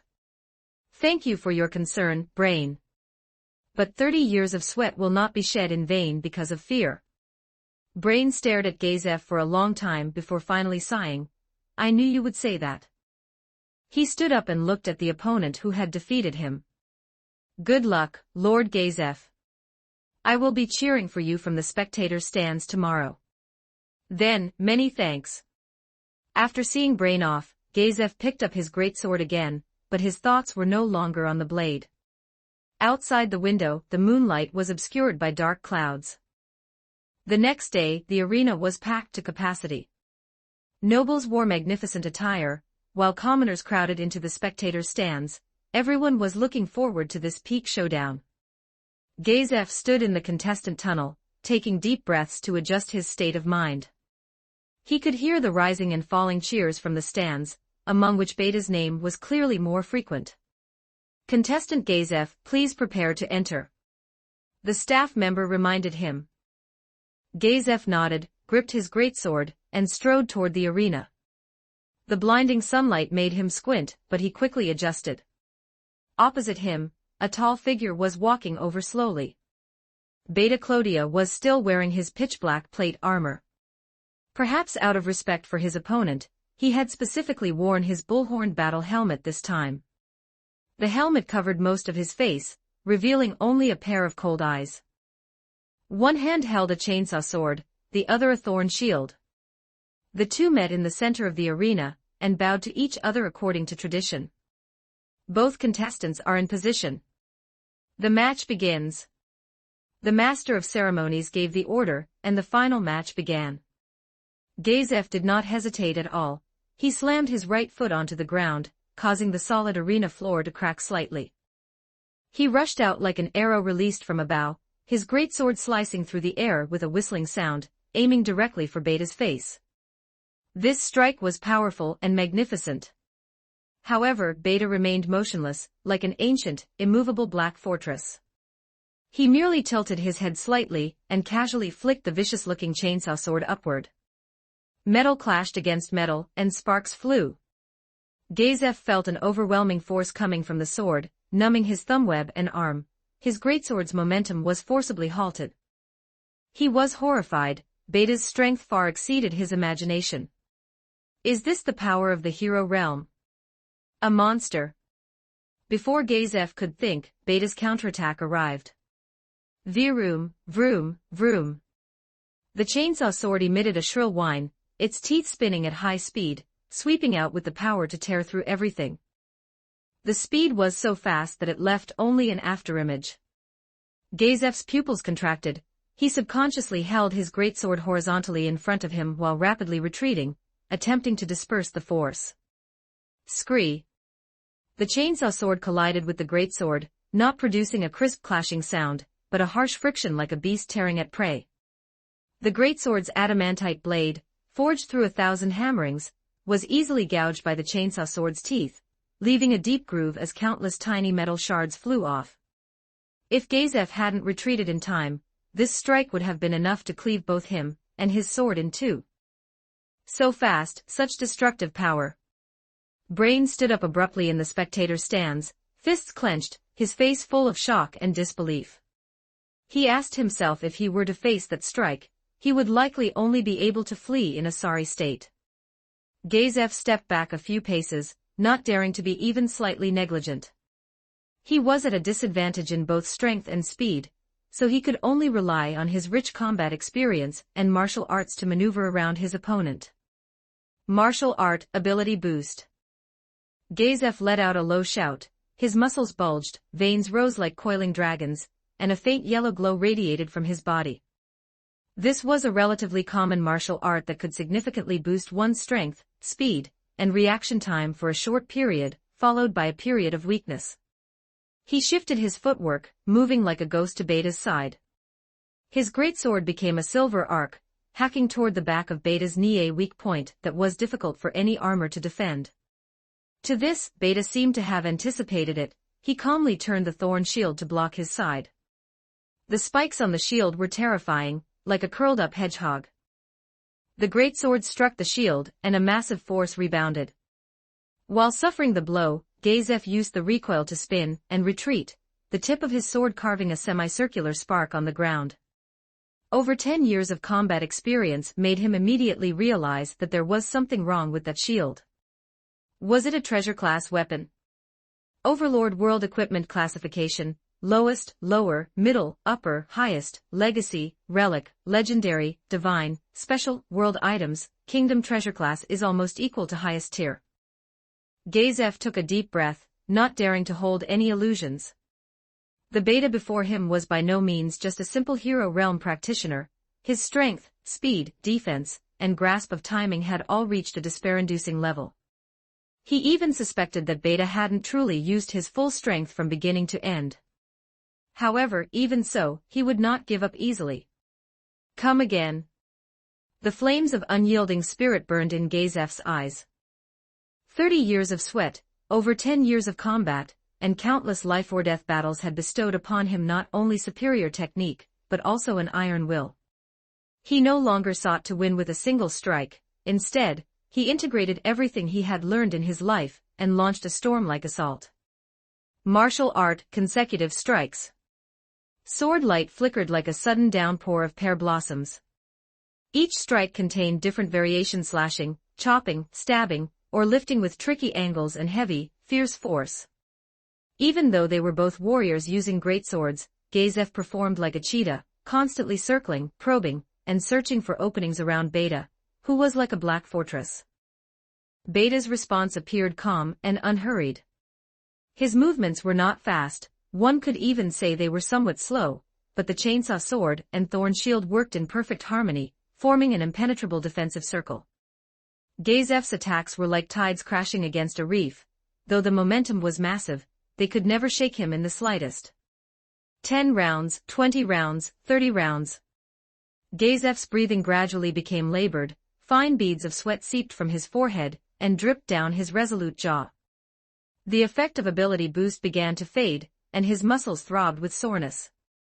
Although his attack frequency remained the same, the force and speed had inevitably declined. Brain watched with his heart in his throat. He knew better than anyone how massive Gazef's exhaustion was at this moment. Hold on, Gazef. You have done well enough. At the same time, he was also observing Beta opposite him. The opponent remained as steady as a mountain. He hadn't even launched a few decent attacks, spending most of his time blocking. That cold gaze stared calmly at Gazef through the slit in the helmet, without any fluctuation. What is this? Is he holding back? An absurd thought flashed through Brain's mind.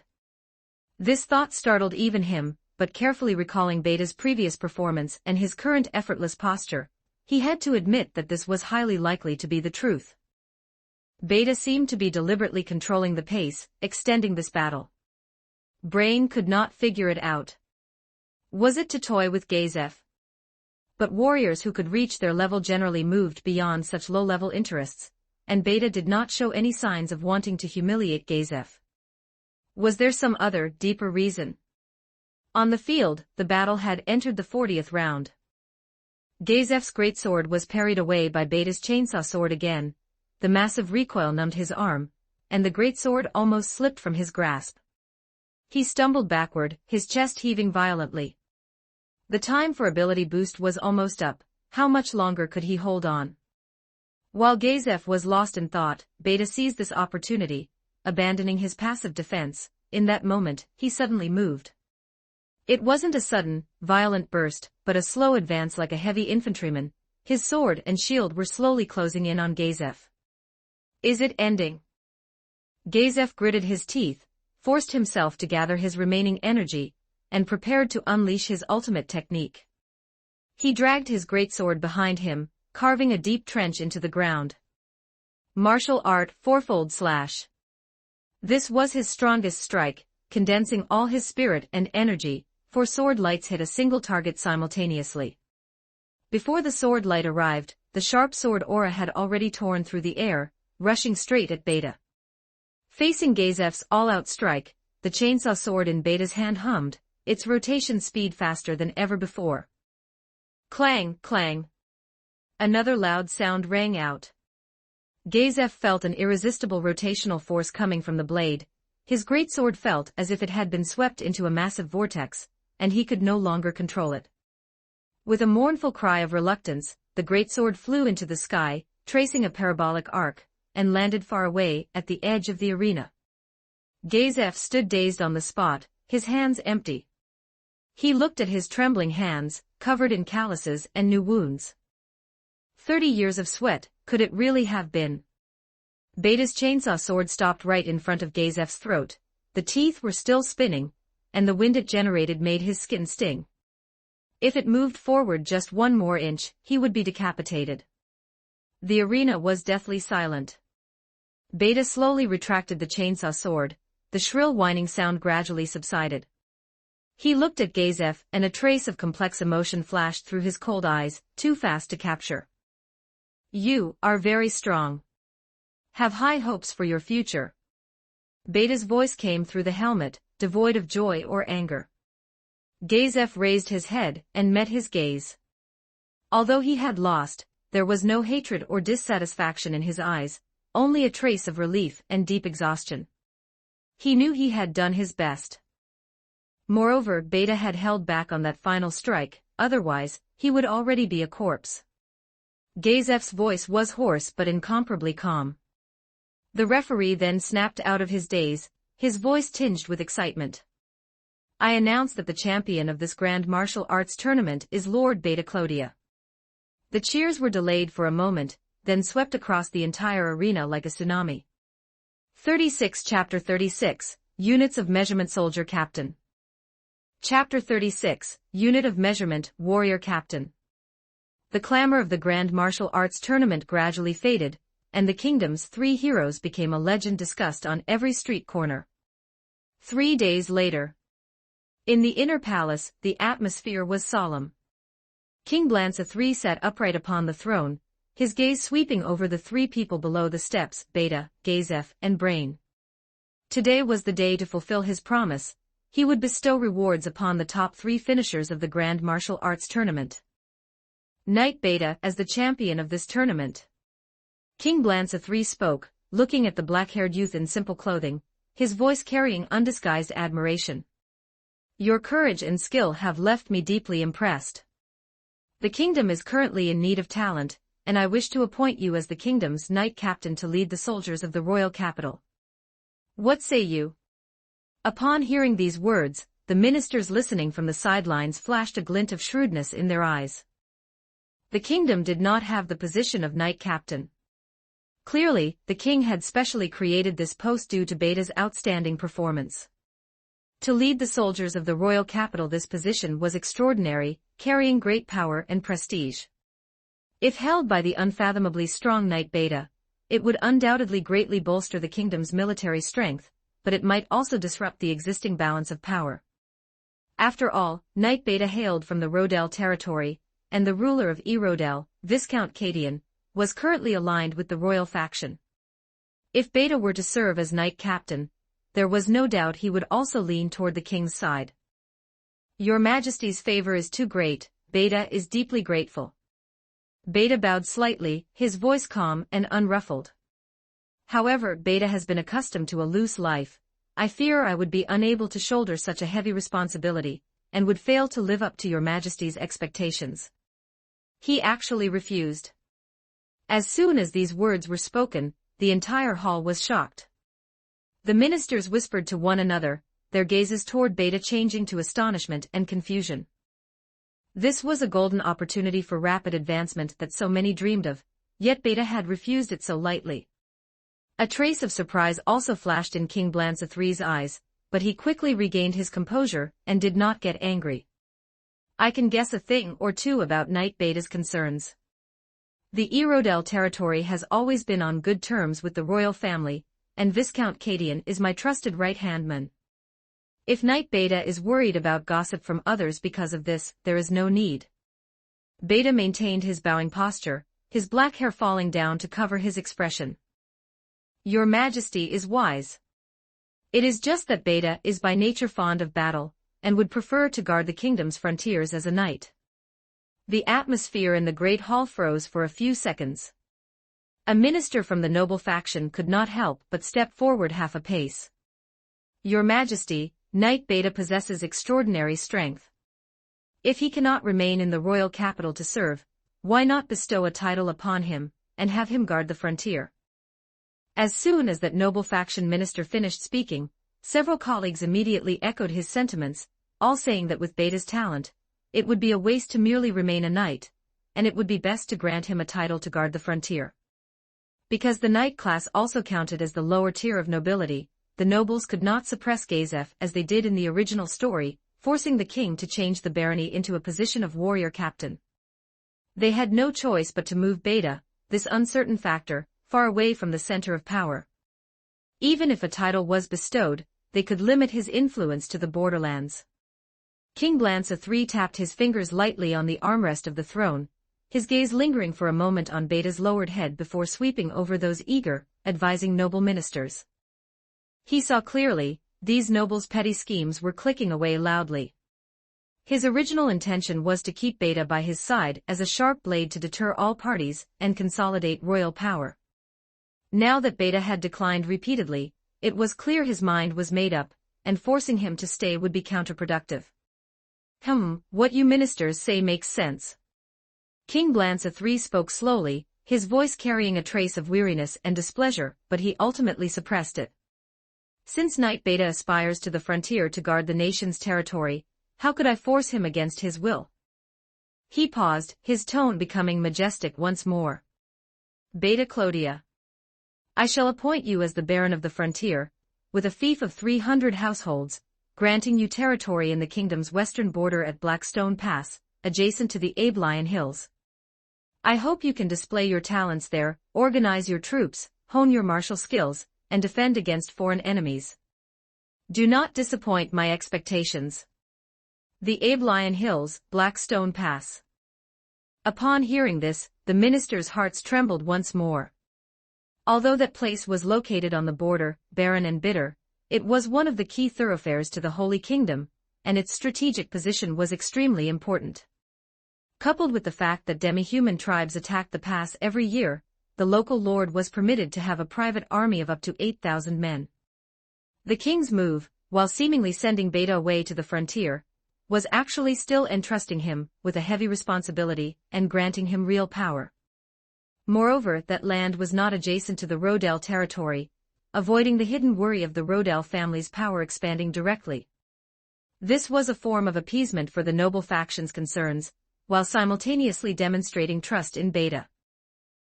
It could be considered killing two birds with one stone. Beta raised his head, his eyes clear and firm. Your subject, Beta Clodia, thanks your majesty for your great grace. This time, Beta did not refuse again. In any case, his master's order was that he could not hold the position of knight captain/warrior captain. He could accept all other rewards. The barony was enough to give him sufficient autonomy on the frontier, and it also suited his inner desire for battle. King Blanca III nodded slightly, considering the matter settled. He turned to Gazef, the most burly and sturdy of the three, and a look of admiration reignited in his eyes. Sir Gazef, your performance in the tournament was equally outstanding. Since Baron Beta does not wish to serve as knight captain, the position shall be changed to warrior captain, and you shall take it up. What say you? Upon hearing this, Gazef's burly body trembled slightly, his dark face filled with disbelief. Previously, as a mercenary, he had always lived a wandering life, possessing martial arts, but having no way to serve his country. He had finally managed to appear in the Grand Martial Arts Tournament, but he had narrowly lost to Beta. He had thought that after receiving his reward today, there would be nothing left for him to do. He had not expected that His Majesty the King would actually be willing to recommend the position of warrior captain to him. For a commoner, this was undoubtedly the highest honor. What else was there to say? A warrior dies for one who appreciates him. Gazef knelt on one knee, his body trembling slightly. Commoner, Gazef Stronov, thanks your majesty for your great grace. His voice was slightly hoarse with excitement, yet filled with incomparable firmness. Your subject is willing to swear loyalty to you unto death, to protect the peace of the royal capital, and will never fail your majesty's trust. Finally, a fierce general had been recruited. King Blanca III looked at this loyal and devoted man below the steps, a satisfied smile appearing on his face. Gazef was of humble origin, and had no noble background. With him serving as warrior captain, he could both fill the vacancy left by Beta and counterbalance the noble faction, acting as a killer of nobles. Good, Sir Gazef, I truly did not misjudge you. In his joy, King Blanca III said loudly, in addition to the position of warrior captain, I shall also bestow upon you the rank of knight and grant you 1,000 gold coins as a reward. Your subject, Gazef, thanks your majesty. Gazef cowed out again, his voice filled with gratitude. From an ordinary mercenary, he had leaped to become a pivotal warrior captain of the kingdom, granted the rank of knight, and given a reward of 1,000 gold. This was already immense wealth and glory. The ministers of the noble faction, although slightly dissatisfied with the king's move to strengthen royal power again, found that Gazef, after all, had shallow roots, far less than Beta, so they could reluctantly accept it. King Blanca III's gaze finally fell upon Brain, the youngest and most aloof in temperament among the three. This genius swordsman from the kingdom's west had also shone brilliantly in the tournament with his swift sword skills. Sir Brain, your swordsmanship is superlative, you are also a pillar of the nation. I wish to appoint you as the royal sword instructor, responsible for the sword training of the palace guards and young nobles. Would you be willing? This was also a leisurely and decent position, which could both utilize his strengths and bring him into the royal family's field of vision. However, contrary to everyone's expectations, Brain shook his head, a trace of faint aloofness and yearning on his face. He bowed slightly, his posture elegant yet possessing integrity. Your Majesty's favor is great, Brain accepts your kindness in spirit. It is just that Brain has been obsessed with the way of the sword since childhood. What I seek is constant improvement, to explore the ultimate peak of martial arts. Within the palace, though comfortable and glorious, it is not what my heart desires. Another refusal. The minister's just calmed emotions rippled once more. First Beta refused the knight captain position, and now Brain has refused the royal sword instructor position. Are the kingdom's three heroes also indifferent to fame and fortune? King Blanca III's brow furrowed almost imperceptibly. Today's rewards were far more convoluted than expected. He looked at Brain's persistent eyes, and knew that what the other party said was not false. For a true martial artist, perhaps challenging the strong was far more attractive than official positions and wealth. Then what are your plans, Sir Brain? King Blanca III asked, his tone carrying a trace of curiosity. Brain raised his head. Replying to your Majesty, the tournament allowed me to see that there is always someone better, and a heaven beyond heaven. Baron Beta's strength, as well as the resilience of other contestants, have deeply moved me. I intend to leave the royal capital for the time being, to travel the four corners of the world, seek out famous masters, exchange skills, and hone myself. When my swordsmanship achieves success in the future, if the kingdom has need, Brain will certainly serve your Majesty again with the loyalty of a dog or horse. His words were sincere and earnest. King Blanca III was silent for a moment, then finally sighed and waved his hand. Very well, everyone has their own aspirations, one cannot force them. Since Sir Brain aspires to travel the world, I shall not force you to stay. I hope your journey goes smoothly and your swordsmanship reaches a higher level. I shall further grant you 500 gold coins and a travel token. With this token, you can travel through the kingdom without obstruction. Thank you for your understanding, Your Majesty. Thus, the imperial rewards were settled. Beta was appointed Baron of the Frontier, guarding Blackstone Pass. Gazef was promoted to warrior captain and granted the rank of knight. Brain gave up the position and chose to travel the world. As the news spread, the royal capital boiled over once again. Some envied Gazef's rapid ascent, some speculated about Beta's grand ambitions, and others expressed understanding and yearning for Brain's martial heart. The story of the kingdom's three heroes, due to the results of the rewards, added a few more legendary colors. Chapter 37, Recruiting local talent. A few days later, the hustle and bustle of the royal capital gradually subsided. Although discussions about the grand martial arts tournament and the kingdom's three heroes continued, they were no longer the sole focus of conversation on the streets. After receiving his baron's seal and relevant documents, Beta did not stay in the royal capital for long. Under Leonardo's orders, he declined Viscount Cadian's request for him to stay, taking only a few down-and-out knights and mercenaries he had met at the tournament who were willing to follow him. A group of 13 set off for Blackstone Pass. Beta's goal was clear: to take over his fief as soon as possible, reorganize his troops, and provide a favorable base for his master's plans. He could take this opportunity to release some of the unit types that had been gathering dust in the system space for a long time. Once the numerous demi-human tribes in the Abelian Hills were cleared, he could expand his base in that vast territory. Gazef was incredibly busy. Rising from a commoner to the position of warrior captain of the kingdom, commanding all the soldiers in the royal capital, was unprecedented in the kingdom's history.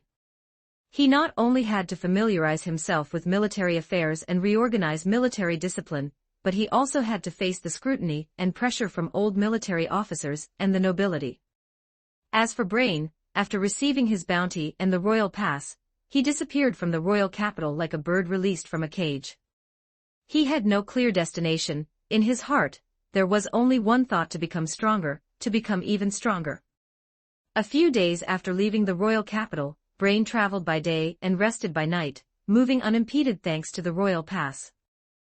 Dressed in sturdy attire with a long sword on his back, he walked across the lands of the kingdom, seeing the local customs with his eyes while his mind dwelled on the changes in his sword techniques. On this day, he arrived at a small town in the eastern part of the kingdom. The town was built along a river. It was not large, but because it was located on a major thoroughfare, it was quite lively.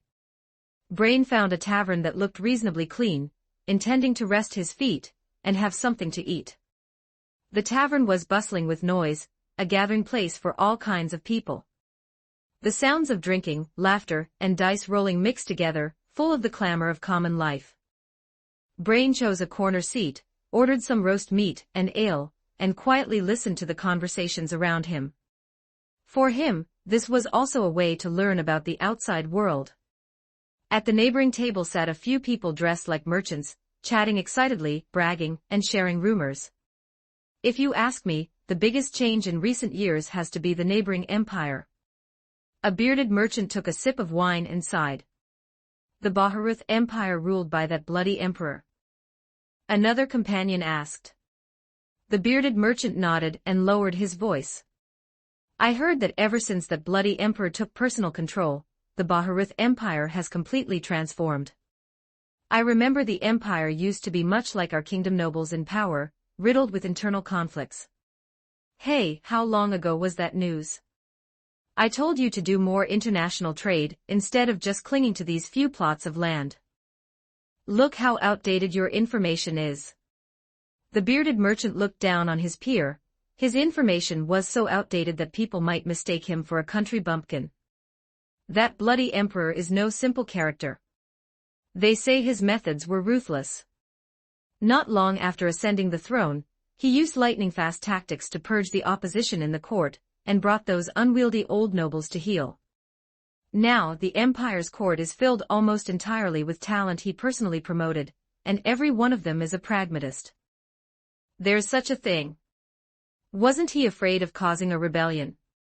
Great, another ill-informed guy. Chatting with these hillbilly merchants really gave one a sense of superiority. Rebellion? Who would dare? The bearded merchant chuckled. I heard that the Empire's army has also been completely reorganized by him. Not only has the equipment been upgraded, but the soldiers' training has also become several times more rigorous, and their combat effectiveness has skyrocketed.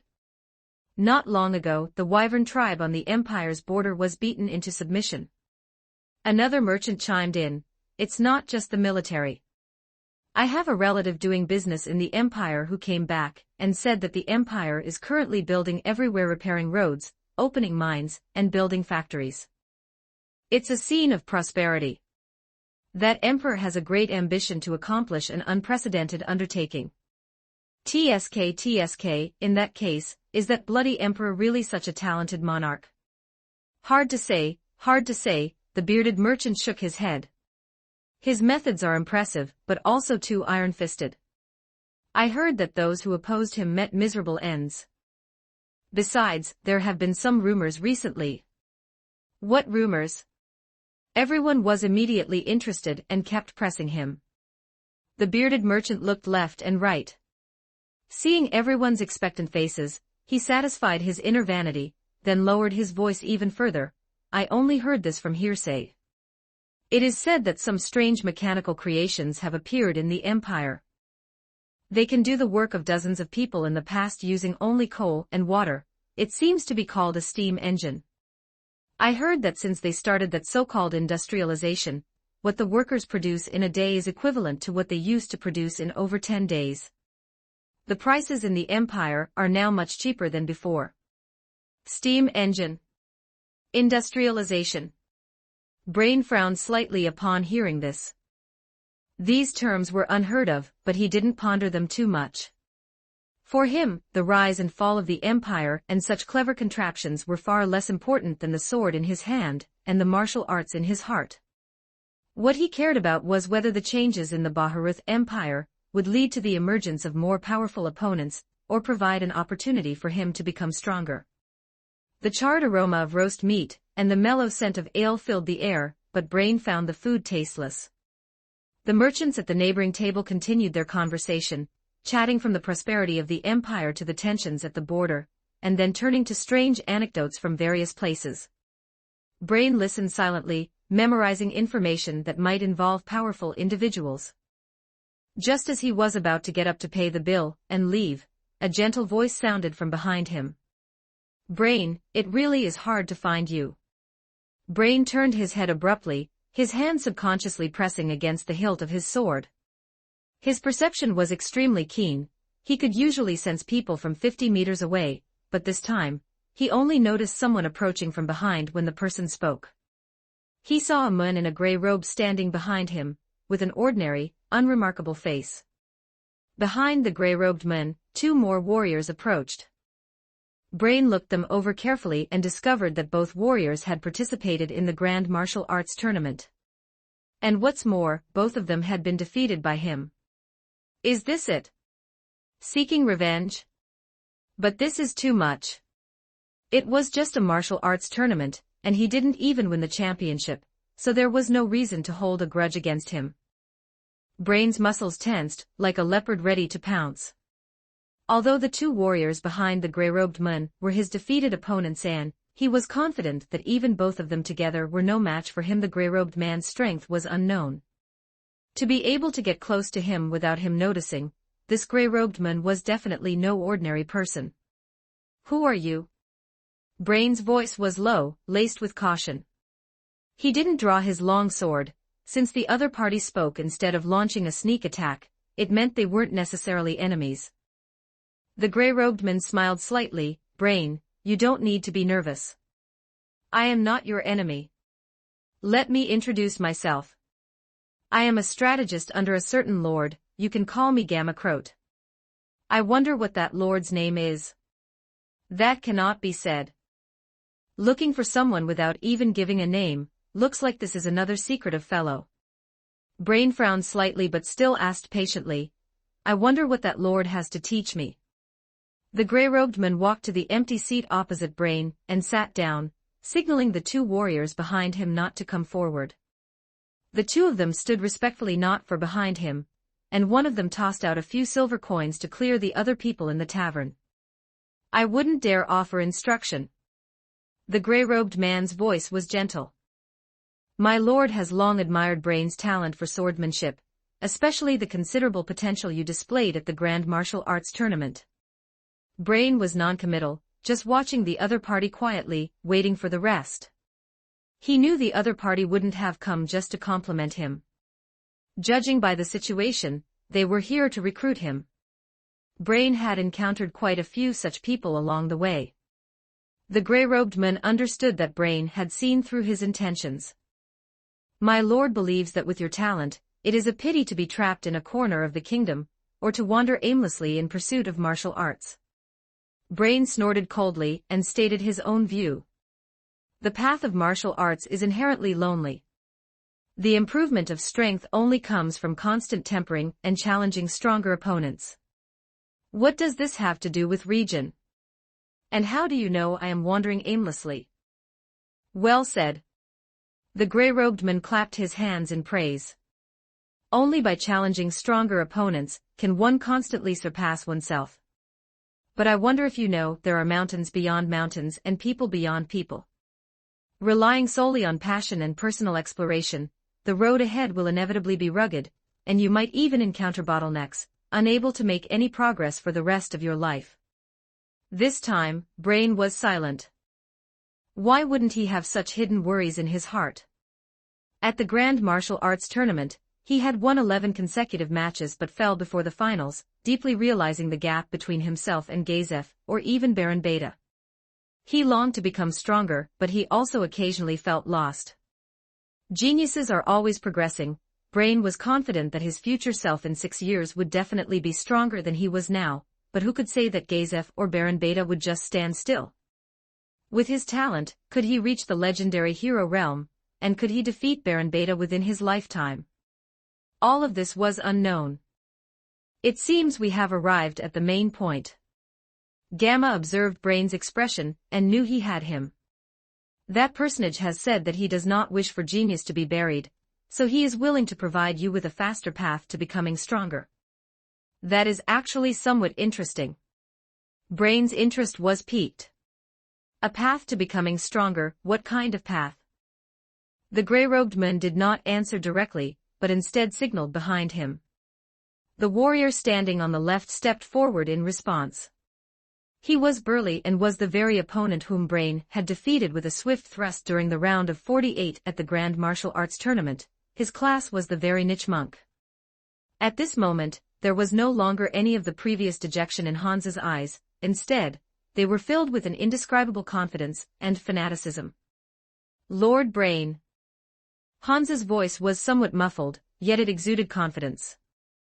During the tournament, my skills were inferior, and I conceded defeat. But today, I would like to spar with you once more. Brain was somewhat stunned. He almost thought he had misheard. The Hans before him, while his aura seemed somewhat different, did not appear to have experienced a qualitative leap in strength in his view. Why did he dare to challenge him? Was it the arrogance brought on by increased power, or did he truly possess that strength? Hans, do not be rude. The gray-robed man feigned a scolding, then looked at Brain, using a very obvious provocation. Lord Brain, do not take it seriously. Hans has simply gained some insights recently and his strength has increased significantly, which is why he wishes to ask for your guidance. One after another, are they all this confident? Doubts swirled in Brain's mind, but with the other party provoking him like this, given his personality, there was no reason for him to back down. He slowly stood up and a sharp aura was emitted involuntarily. Fortunately, most of the guests in the tavern had been driven away by this time, leaving only 2 bartenders cowering in the back. Fine, I shall see what your insights are. In the open space in the center of the tavern, the two stood facing each other. Hans took a deep breath and assumed a defensive stance. Please enlighten me. Hans gave a low shout and launched the attack first. His speed was much faster than before, and his strength also seemed to have increased greatly. A straight punch carrying the sound of breaking wind aimed directly at Brain's face. Brain did not dodge or evade. With a flick of his wrist, the long sword at his waist was already unsheathed, transforming into a streak of silver lightning that struck precisely at Hans's fist. The sound of metal clashing was crisp and piercing. Brain's unstoppable sword strike was blocked head-on by the metal bracer on Hans's arm. Hans let out a muffled groan, his arm slightly numb, but his feet did not move an inch. A fierce look flashed in his eyes as his other hand formed a fist, smashing towards Brain's ribs with a brutal force. Brain was shocked. How is this possible? Hans's strength, had it actually increased by this much? He had no time to think, his body retreating like a willow catkin, barely evading the punch. Come again. Hans did not let up, pursuing him like a shadow, using both fists and feet, his offensive becoming exceptionally fierce. His moves were wide and sweeping, lacking his previous dexterity, but every strike was filled with explosive power and astonishing speed, completely making up for the lack of technique. This guy, how did he become like a barbarian? Brain's figure moved rapidly through the tavern, sword light flickering as he constantly blocked, dodged, and counterattacked. 10 rounds, 20 rounds, 30 rounds. Gradually, fine beads of sweat seeped from Brain's forehead, which was extremely rare in his past battles. His swordsmanship was known for its speed and precision. The previous Ainz could not even last 30 rounds. But now, Ainz was like a crazed bull, relying on strength and speed far exceeding his past to force him into a defensive position. With every block, Brain could feel an overwhelming force transmitted from the sword, numbing the web between his thumb and index finger. This guy's progress, it's simply a complete transformation. Brain's heart was in turmoil. He absolutely did not believe this could be explained merely by having some insights. Behind this, there must be some secret he did not know, and this secret was clearly inextricably linked to the grey-robed man before him, Gamma, and the personage he spoke of. The sound of metal clashing echoed in the empty tavern, sparks flying as they collided dozens of times in just over 10 seconds.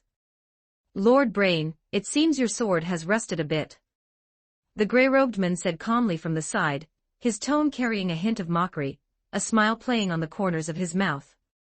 Hearing this, a surge of impatience welled up in Brain's heart. He gave a sudden low shout, his sword speed accelerating abruptly, leaving only a white wake of air. It was one of his self-created martial arts. Martial art God Flash. The sword light enveloped Ainz, forcing him back half a step. Brain knew Gamma was trying to shake his resolve, but Ainz's change was an ironclad fact, like a thorn deeply embedded in his heart. He yearned to become stronger, yearned to stand at a higher peak. This was the instinct of every warrior. Ainz was pushed back but did not care. Instead, he became more excited.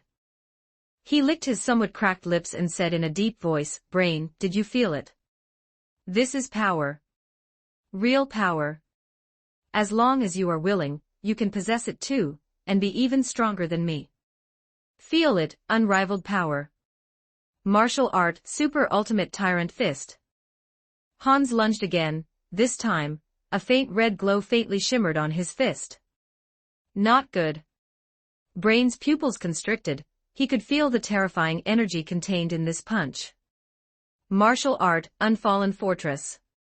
Martial art, rigid strike. Brain imitated Gazef, launching a counterattack while defending. A faint fluorescence covered his body, and the sword emitted a clear hum as it met Ainz's iron fist. The long sword collided with the fist, emitting a dull, thunderous sound. Ainz was hit as if by a heavy blow, his body flying backward and slamming heavily into the wooden wall of the tavern with a cracking sound, wood chips flying everywhere. Brain was also shaken, retreating repeatedly, his blood roiling. The victor had been decided. Brain leaned on his sword, panting, looking with complex eyes at Ainz, who was struggling to get up from the ruins. Although this monk was in a sorry state, blood spilling from the corner of his mouth, and his hands dripping with blood, the fanatical fighting spirit in his eyes had not diminished in the slightest. Instead, it was even more intense. How truly tenacious. If it were anyone else, they would have already collapsed from such injuries. It seems Lord Brain's sword is still sharp. On the side, Gamma slowly clapped, his tone carrying just the right amount of admiration, but his gaze locked onto Brain like a hawk. But you have also seen Ainz's progress with your own eyes. In just a few days, going from an opponent you easily defeated to one who can contend with you head-on, and even force you to use your trump card. Are you not curious about the secret behind this? Brain remained silent, sweat sliding down his cheeks and dripping onto the scratched blade. He looked at Ainz's appearance defeated yet glorious, still confident and satisfied, and the doubts and desires in his heart intertwined and churned. Gamma's words were like a needle, precisely piercing his final restraint. Exactly is this power? Brain's voice was somewhat hoarse. He knew that by asking this question, he had already lost half the battle. Or rather, he had bowed his head to that unknown power. That's more like it. In this world, no one refuses power. The smile on Gamma's face deepened. He stepped forward and took an orange-yellow potion from his bosom, which emitted a faint fluorescence in the dim light. This is the gift the Master has prepared for geniuses, like you, the KW-89 Enhancer. Gamma gently cradled the potion in his palm, as if displaying a rare treasure, and introduced it carefully. KW-89 Enhancer can act directly on your body, stimulating your hidden potential, allowing you to obtain strength, speed, and recovery far exceeding ordinary people in a short period of time. Just like Hans, no, you can be even stronger than him. If the end of a mortal's life is merely the hero realm, then the KW-89 Enhancer is the key to a higher level, breaking the limits of the human race. Stimulate potential, break through oneself. Break the limits of the human race. Is it really that strong? Brain muttered this unfamiliar name, his gaze fixed tightly on the potion, his heart beating wildly out of control. He thought of his days and nights of arduous training, sweating profusely, yet still struggling to break through his bottleneck. He thought of Gazef and Baron Beta, both of whom were stronger than him, especially the latter who had already stepped into the hero realm. Could it be that he could still defeat him within his lifetime? Then, what is the price?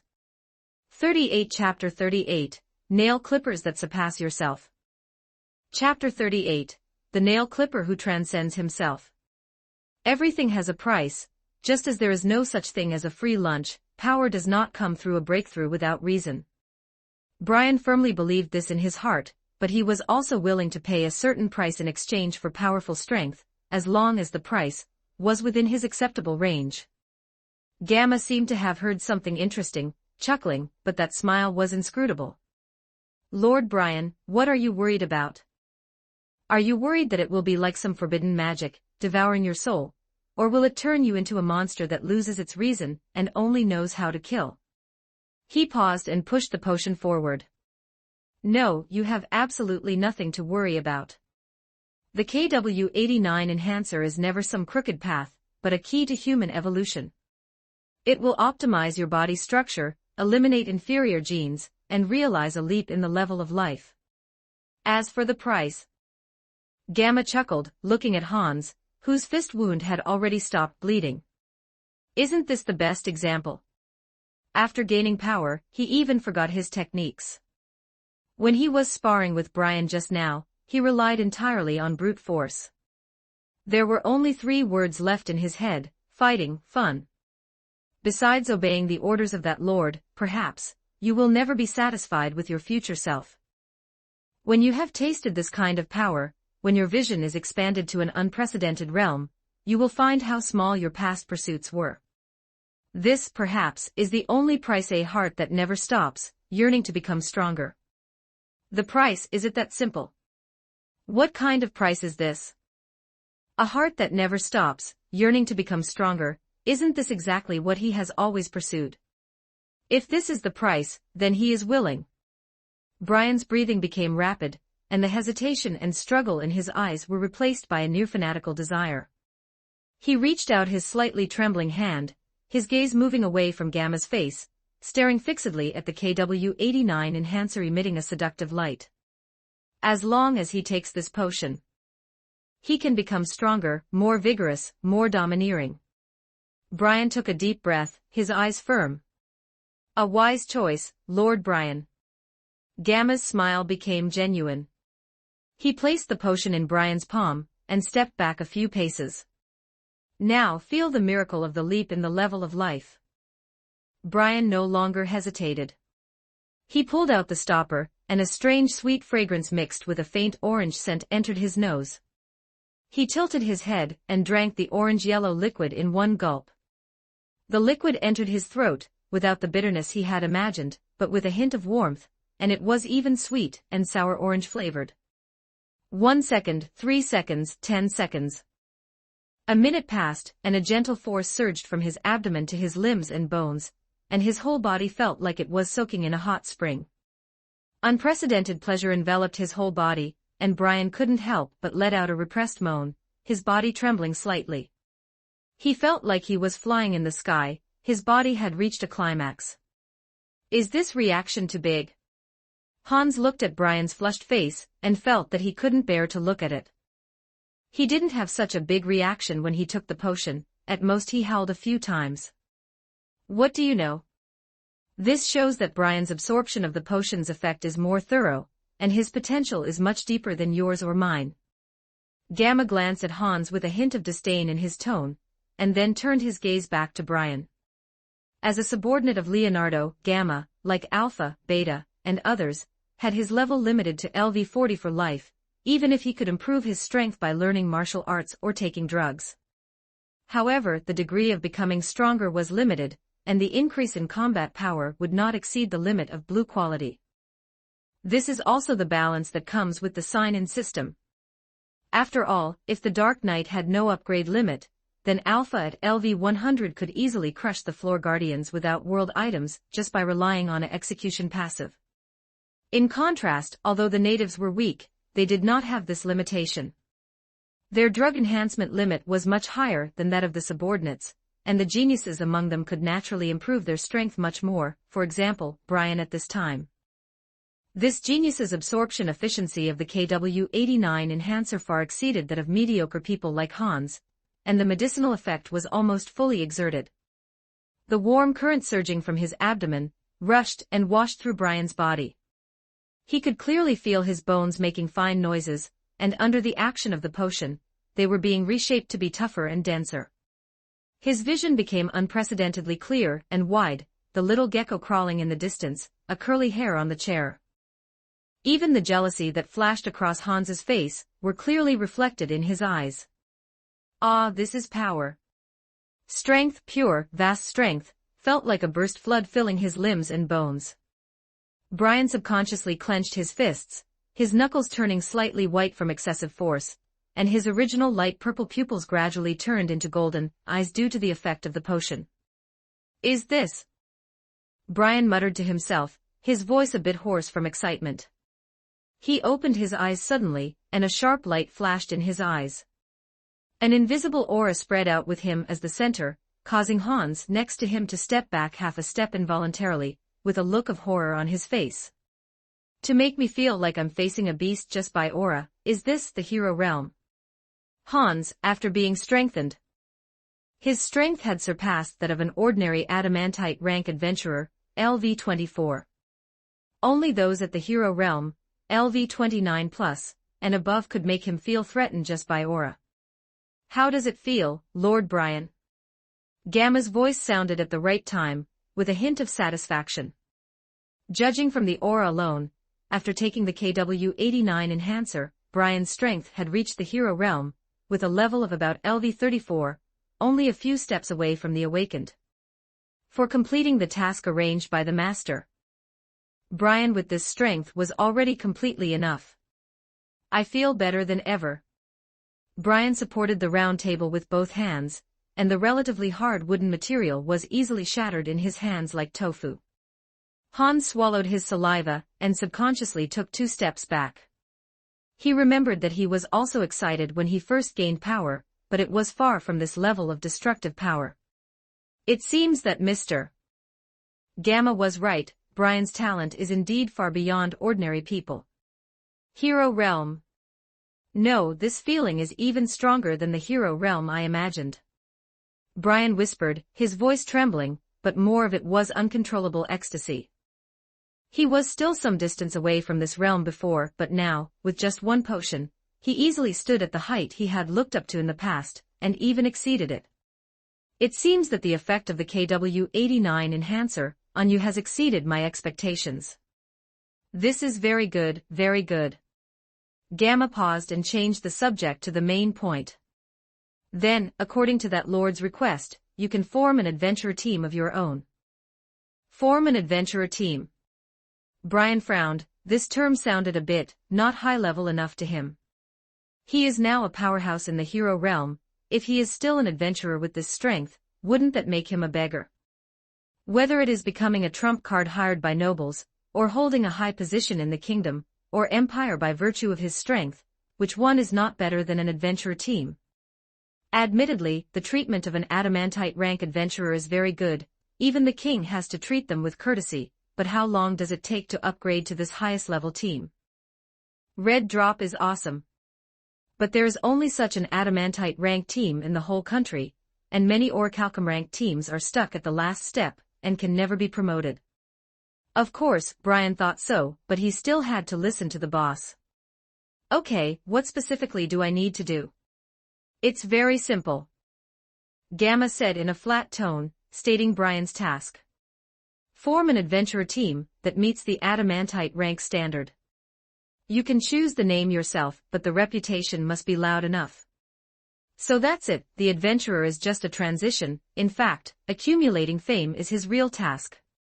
Brian understood that the lord behind Gamma needed a pawn that not only possessed powerful strength, but also had huge appeal among the people. And an adamantite rank adventurer team, undoubtedly is the best way to achieve this goal. Top adventurer teams are not bound by the system like nobles or officials, their actions are relatively free, and it is easier to gain the attention and worship of ordinary people. I understand. Brian nodded and accepted the job. Then, in terms of funds and manpower. Gamma smiled slightly. Everyone working as a minion has a salary. Working for his own master, money is naturally not lacking. Funds are not a problem, that lord will provide sufficient startup funds. As for manpower. As he spoke, he glanced at Hans, who was a bit restrained next to him. Hans can join you temporarily. Although he is mediocre in talent, he is loyal and is familiar with the body after potion enhancement. You need to find the rest of the members yourself. Remember, better to have none than to have poor quality, at least it must be at the orichalcum ranked level, and it must be absolutely reliable. Brian looked at Hans, his eyes full of scrutiny. Hans felt a bit uncomfortable being watched by him, grinned, and showed 2 rows of white teeth. Lord Brian, please take care of me in the future. I'm still very fierce in fighting. Brian was non-committal, just nodded slightly. He had already seen Hans's strength just now. Although his techniques were abandoned during the strengthening, and he became a reckless man, he was still qualified as a pure meat shield and thug. Then, how should I contact you? Brian asked. This kind of secret cooperation must have a special way of contact. Gamma took out a black communication crystal from his arms and handed it to Brian. Take this. When you need help or have important intelligence to report, tap the crystal 3 times gently, and someone will contact you naturally. Of course, unless necessary, do not use it easily. Brian took the communication crystal. It was cold to the touch, and a complex rune he had never seen before was carved on it. Okay, everything that needs to be said has been said. Gamma clapped his hands and gave a final instruction before leaving. Hans, you stay and assist Lord Brian. I have other things to deal with, so I won't chat more. Yes, Lord Gamma. On the side, Hans replied respectfully. Gamma took a deep look at Brian, his eyes meaningful, as if saying don't let that lord down. After that, he turned and left the tavern with another warrior, leaving only Brian and Hans. Royal Capital, St. Ignis Academy. Is everything done? In the dormitory, Leonardo was lying on Dodgy's white silk thighs, enjoying the lap pillow while listening to Gamma's report. Master, as you ordered. Brian has accepted the KW-89 enhancer, and will form an adventurer team soon. Gamma's voice came through the communication crystal.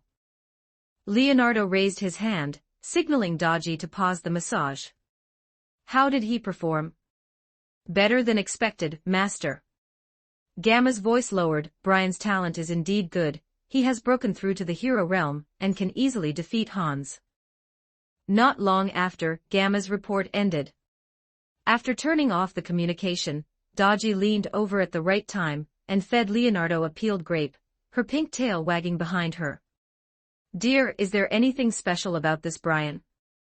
Dodgy's voice was soft, with a hint of curiosity. Leonardo opened his eyes halfway, spat out a grape seed, looked at the ceiling that was half covered, and sighed in his heart that it was a bit dazzling. Anything special? Leonardo thought for a while. The nail clipper has many special features, whether it is his talent, his resilience, or the tragic heroism of daring to challenge the insect king after awakening. He is a mortal, and he is also a hero. Like everyone else, Brian has emotions of arrogance, jealousy, and cowardice, but what is different from ordinary people is that he only needs a little guidance to transform into a hero. To become someone who dares to swing a sword at death. Dares to swing a sword at death. Dodgy's jade fingers gently crossed Leonardo's eyebrows, her hands resting on his bihui acupoint, continuing the massage that had just paused. Sounds like an interesting person. Dear, you seem to have high hopes for him. Leonardo hummed comfortably, rubbed his head deeper into Dodgy's soft thighs, the tip of his nose lingering with the faint fragrance on her body, feeling a long-lost peace of mind. High hopes is not the word, it's just throwing a stone into this stagnant world. Let's see how many ripples it can stir up in the future, or rather, the butterfly effect. He gently held Dodgy's hand that was massaging him.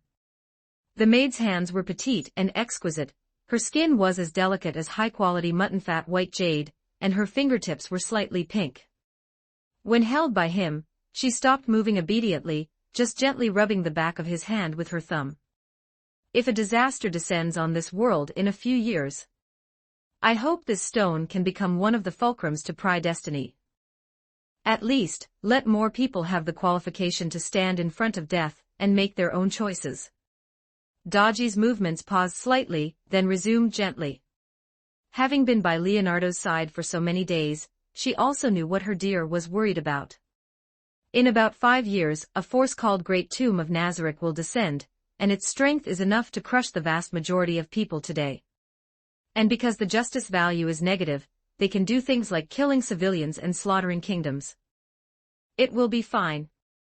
Dodgy will not let anyone hurt my dear, all dangers will be blocked by Dodgy. The maid whispered softly, comforting Leonardo with love, like taking care of a cub. Leonardo didn't respond, just buried his cheeks deeper into Dodgy's warm thighs, feeling the softness and fragrance that could melt all anxiety. The descent of Nazareth is destined, all he does is just sowing some seeds before that storm that sweeps the world, and changing some regrets in his heart. Dear, you are always like this, thinking about things so far away. Dodgy lowered her head, her face almost touching Leonardo's forehead, her voice like a whisper between lovers. With me by your side, no matter what happens in the future, we will be together, won't we? Chapter 39, Reboot Glory Arena. BRRR. The tranquility of the cozy haven did not last long. The transponder snail placed on the desk opened its eyes wide and emitted a series of sounds, causing Leonardo, who was enjoying Dodgy's lap pillow, to furrow his brows slightly. This frequency, it was a call from Alpha. He had told him last time to report at most once a month, it had only been 2 weeks, so why was he calling again? And at this time of all times, it was truly ruining his mood. Although he thought this, Leonardo still signaled Dodgy with his eyes. She understood immediately, gently lifting his head, then gracefully stood up to smooth out her skirt. Leonardo took the opportunity to sit up and answered the transponder snail. Master, I have an important matter to report. It concerns the latest developments regarding Jerknev. The Puppet King's latest developments. That is a serious matter, and certainly worth paying attention to. Speak, what's the situation? Master, Jerknev has become interested in the kingdom's recent method of selecting their warrior captain. He believes that since the empire is vast and populous, there must be no shortage of hidden talent.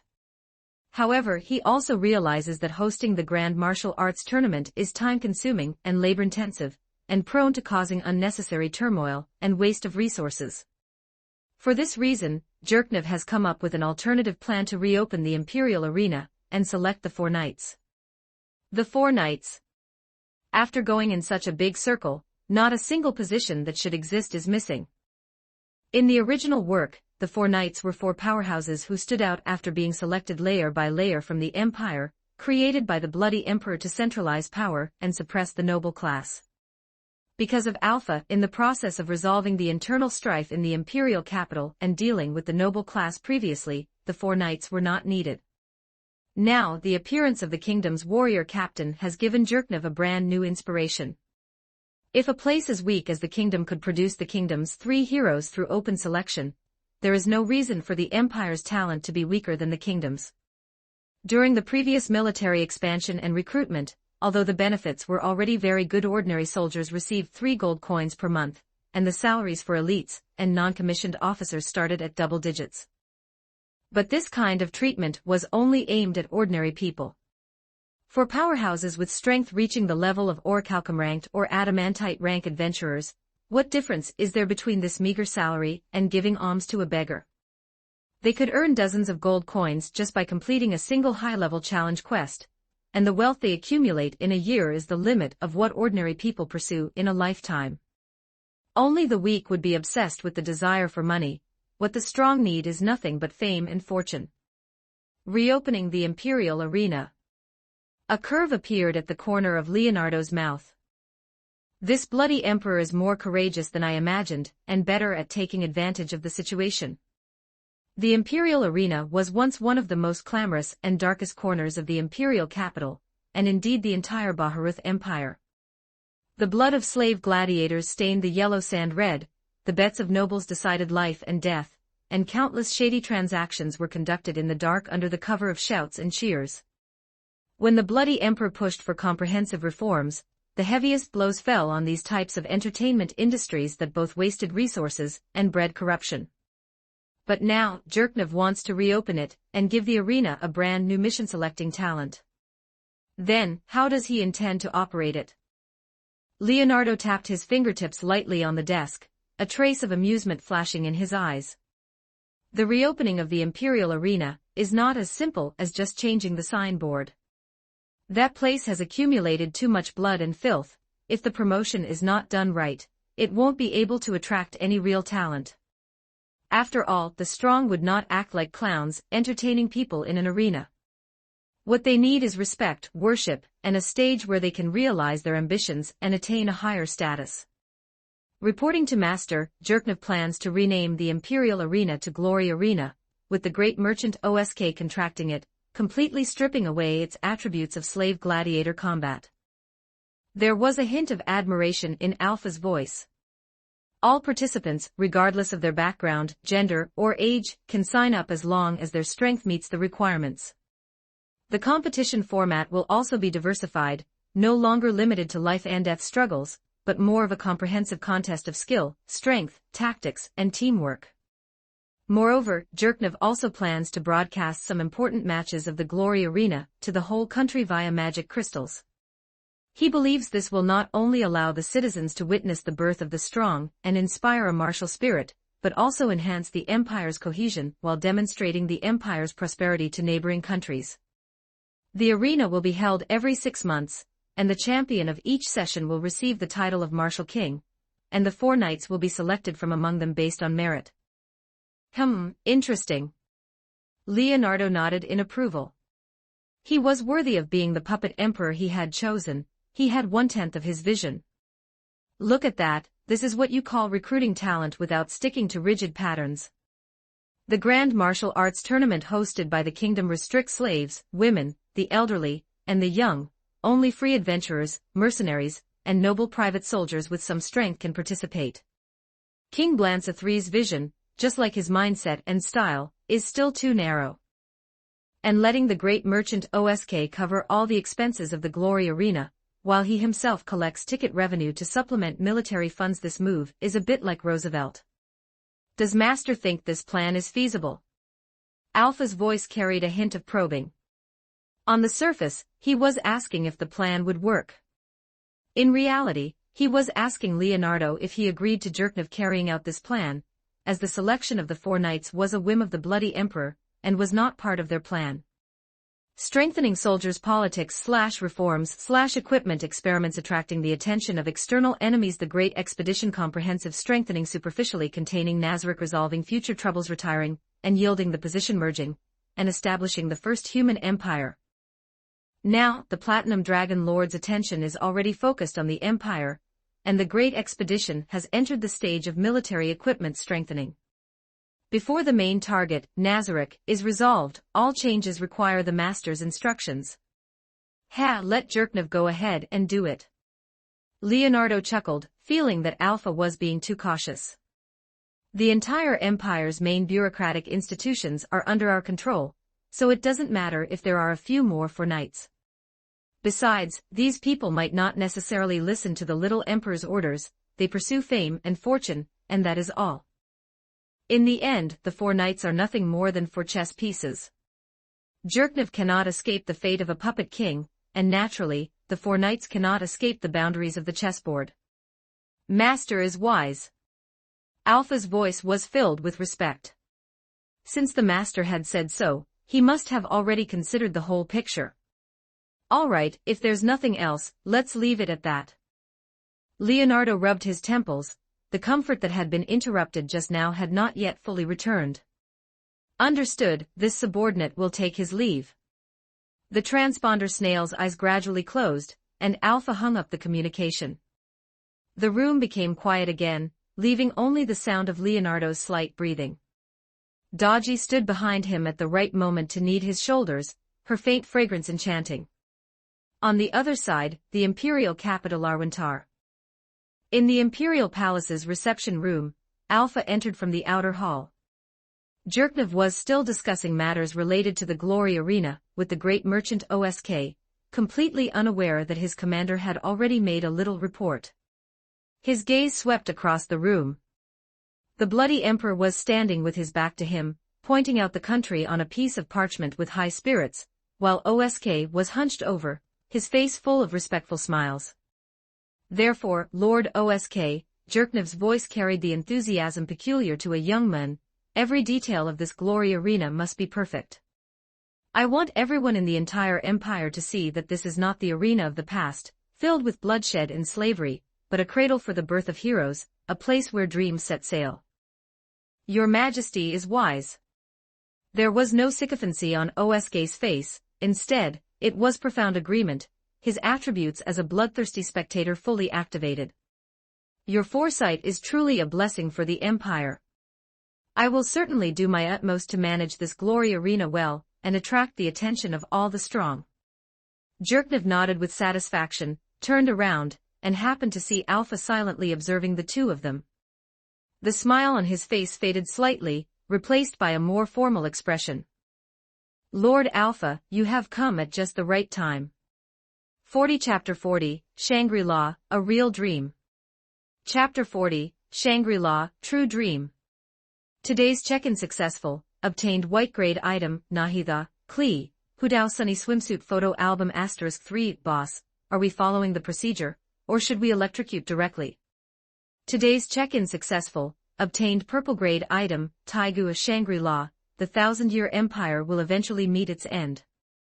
Today's check-in successful, obtained purple grade item, 12 talismans a sheep Shindu, I didn't do anything.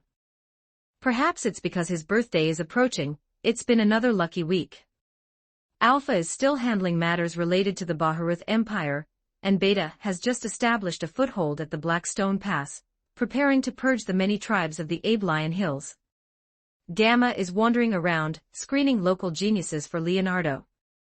Besides sword geniuses like Brain Unglaus, those with innate talents like Nfiria are also among the recruitment targets. The plan is proceeding steadily. And the items obtained from this week's check-in have undoubtedly added more variables to this chessboard. Taking advantage of the time Dodgy is out shopping, Leonardo's gaze falls on those 3 slightly frivolous photo albums.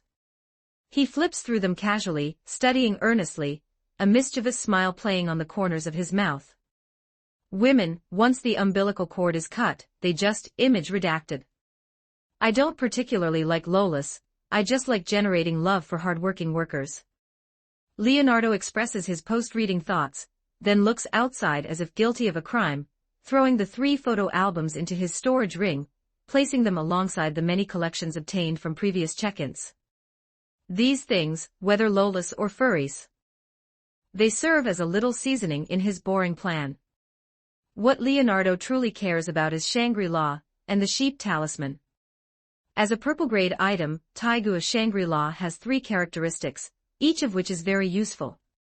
Characteristic 1, space marking, mark any location, the limit depends on the user's own strength. Characteristic 2, space teleportation, perform space teleportation, the number of people and distance depend on the user's own strength. Characteristic 3, interdimensional exile, expel the designated target from the real world, randomly banishing them to an interdimensional space in the interlayer. Overall, the functions of Shangri-La have not changed much. Its status in this different world is the same as in the Akame Ga Kill world. It is a top-tier space-type treasure. Although in the original plot, Shangri-La's performance was not prominent, that was related to the Taiga user themselves. It's just like how some eroge otaku can stop time for 30 minutes, but their minds are always thinking about CCB, while some golden-haired guy can pause for 5 seconds and arrogantly wants to conquer the world. Leonardo himself has building-level strength. In his hands, Shangri-La will only become an invincible blade. Its value far exceeds ordinary purple-grade items. From now on, I will be able to gallop across this world. A sharp glint flashes in Leonardo's eyes. The appearance of Shangri-La undoubtedly greatly accelerated the progress of his plan, and gave him more room for operation. And the other purple-grade item, 12 talismans a sheep, is also of immeasurable value. Like Shangri-La, the sheep talisman also comes with 3 characteristics. Characteristic 1, astral projection, the holder can leave their body and make contact with other souls. Characteristic 2, dream construction, the holder can sneak into others' dreams, and weave or modify the content of the dreams according to their own will, making them realistic and believable, making it difficult to distinguish between illusion and reality. Characteristic 3, mental barrier, the holder is immune to mental damage, control, and charm. 3 characteristics, each of which can be called a divine skill, and when combined, they maximize control and defense on the mental level. Shangri-La, sheep talisman, teleportation plus dream. Leonardo's fingertips brush over the sheep talisman, repeatedly combining the abilities of these 2 items in his mind, feeling that he can plan for the world without leaving his house. True dream. Yes, that's it. Who should I use to test the new ability? Looking at the map of human territory on the desk marked with circles and crosses, Leonardo's gaze finally settles on the land in the south shrouded in the radiance of faith, the Holy Kingdom. Speaking of which, Our Majesty Kalka is 18 years old now, right? Leonardo taps his fingers lightly on the map. He thinks of the gentle and kind Saint Queen in the original work. This time is about 2 or 3 years after her ascension, and she is 18 years old. In this different world, it's also the age to get married and have children. His men have long controlled the southern nobles of the Holy Kingdom, while in the north where Kalka is located, only 6 Dark Knights have been inserted to join the Paladins.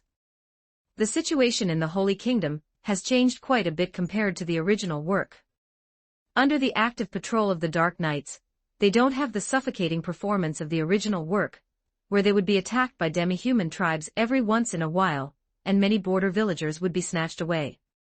However, just external military pressure might make them unite, but it may not necessarily stimulate their deepest potential. A flash of determination crosses Leonardo's eyes. A future so real that it will leave a lasting impression on them might allow them to be prepared in advance. Goodness and gentleness alone cannot protect one's country. My Kalka, don't blame me for putting pressure on you. An environment of comfort cannot adapt to the cruelty of the future. Leonardo decides to weave a dream about 5 years later. A nightmare based on his prediction of the future trend, adapted from the original work but incredibly realistic. In the dream, Demiurge will lead a terrifying army of demi-humans to invade the Holy Kingdom. That will be a collision of faith and despair, a slaughter of flesh and steel. And the 3 women, Kalka, Kalart, and Remedios, will play key roles in this catastrophe, and will also suffer varying degrees of suffering. Remedios, this brainless woman. Leonardo ponders. If he didn't want to eat a rice bowl, he wouldn't invest much in a brainless muscle woman like the captain of the Paladins. Her will is the firmest, her faith is the most fanatical, and she is also the one who most needs a profound warning. Give her 50% realism for the pain in the dream. Let her personally experience the cruelty of the battlefield, the collapse of faith, and the despair of being unable to save the situation. Kalart, this is a black-bellied woman. Leonardo continues to think. Kalart's method of death in the original work was having her head removed by the Wrath Demon General, so the realism definitely cannot be 100%. Her wisdom and piety are the spiritual pillars of the Holy Kingdom, but they are also relatively introverted. 20% of the pain should be enough to make her feel the approach of the crisis. As for Calca, mentioning this Saint Queen, Leonardo's eyes become somewhat complex. If the first two sisters were just lustful impulses, then he truly likes the gentle Calca. Clearly being a princess, yet she has no excessive demands on suitors, only hoping that the other party can genuinely like her. What a humble and sincere young girl. Thinking of the T0 little fairy version from his past life, 360k bride price, half of the assets after divorce. I like Calca even more, don't I? It's hateful that the kindest people meet the most cruel deaths. So kind, beautiful, gentle, and cute. Would 10% pain be too high? The way of death like the princess sword will leave quite a lot of psychological shadows, but 1% realism is too low. 5% is fine. 1/20th of the pain, Calca should be able to fully bear it, right? If not, I'll lower it later and change it to Remedios's perspective. It's not abusing the heroine, it's just that the Saint Queen's overly kind personality won't change without some hardships. The captain of the paladins is so thick-skinned that she will definitely be able to withstand half the realism of the princess sword. But before that, I can find a few noble trash to test the color, so that I can precisely control the dream later. Chapter 41, Dual Dreams. The chaos in the Roble Holy Kingdom occurred after the fall of the Riestai's kingdom. That was 2 or 3 years after Nazarick descended upon this different world. At that time, the Saint Queen was still a maiden. If not for the threat of the Great Tomb, Leonardo wouldn't mind acting out a "your name" scenario with this kind girl, getting to know each other and falling in love in a dream, that kind of top-tier romantic game. But now, he didn't have that much time for romance. That night, the starry sky was brilliant. After enjoying the sumptuous dinner prepared by Dodgy, Leonardo lay on his bed and activated the astral projection ability. His soul drifted away from his body like a wisp of light smoke. Hovering in the room for a moment and glancing at Dodgy, who was watching over him, Leonardo's spirit body streaked through the void like a blue meteor, flying toward the distant Holy Kingdom. In just a few minutes, his spirit body arrived above Kailan Shah, the northern capital of the Holy Kingdom. The royal capital was quiet and peaceful under the moonlight, with the magnificent palace standing in the center and the cathedral nearby. Leonardo did not pause at all. Being a ghost, he silently slipped deep into the royal palace. Relying on his powerful mental energy and a vague perception of the target individuals, Leonardo's soul quickly found the 3 women, who were resting in their respective rooms. Calca's sleeping posture was very quiet, her hands resting calmly on her chest, looking exactly like a sleeping beauty in slumber. Leonardo took a glance at her dream, and could only say that she was worthy of being an ideal Saint Queen. She was truly naive. Calca Besserez dreamed the once unruly southern nobles, under her influence, bowed down to her. Those disobedient nobles who once gave her endless headaches had now become her capable assistants in governing the country. In the city, the streets were clean, people's faces beamed with happy smiles, children chased and played in the square, and the elderly dozed peacefully in the sunlight. In the countryside, smoke curled from chimneys, the fields were abundant with crops, cattle and sheep roamed in herds, and the tolling of the temple bells echoed melodiously, no longer praying for victory in border wars, but singing praises for the gift of peace, and the joy of harvest. The common people lived and worked in peace and contentment, well-fed and clothed. They talked about the young Saint Queen Calca, their words filled with gratitude and adoration. They said it was Her Highness Calca who, through her efforts and kindness, had brought about this unprecedented era of prosperity. Calca stood in the center of this utopia, feeling the support of the masses, her heart filled with warmth and satisfaction. Silly child, how could the world be so ideal? Leonardo whispered in his heart, his spirit body slowly descending and merging into Calca's dream. Reality dream. The Holy Kingdom chaos, initiate. The blurry world gradually became clear. A gentle breeze brushed across her face. Calca looked at the bustling city before her, for a moment unable to distinguish whether it was real or fake. She pinched her arm gently. The sensation was real, but there was no pain. It seemed she was still dreaming, just a lucid dream. Since it is a dream, I might as well do as I please. Kalka whispered to herself, a smile appearing on her face. In reality, she was a saint queen burdened with great responsibilities. Her words and actions had to befit her status, always maintaining dignity and majesty. But in this dream, she could temporarily set aside that heavy burden. Kalka strolled along the wide street. The architectural style on both sides was elegant, colorful flowers were placed on the windowsills, and the air was filled with the sweetness of bread and a faint floral fragrance. The pedestrians all wore relaxed and happy smiles. When they saw her, they stopped and bowed respectfully. "Your Majesty, you look so beautiful today." Kalka nodded with a smile in response. The fatigue she often felt in reality due to the infighting among nobles, and the tense situation at the borders vanished into thin air at this moment. She walked to a candy stall. The owner was a kind old woman who, upon seeing her, hurriedly handed her a skewer of crystal-clear orange-flavored sugar balls. "Your Highness, please have a taste, these are freshly made." Kalka took the sugar balls and gave them a light lick. So sweet. A refreshing sweetness spread across her tongue. Just as she was about to thank the old woman, she suddenly heard a piercing alarm sound that shattered the peaceful atmosphere. Dong dong dong dong dong dong dong. 7 loud and urgent bell tolls instantly tore apart the peaceful atmosphere of the street. The smiles on the pedestrians' faces froze, replaced by terror and panic.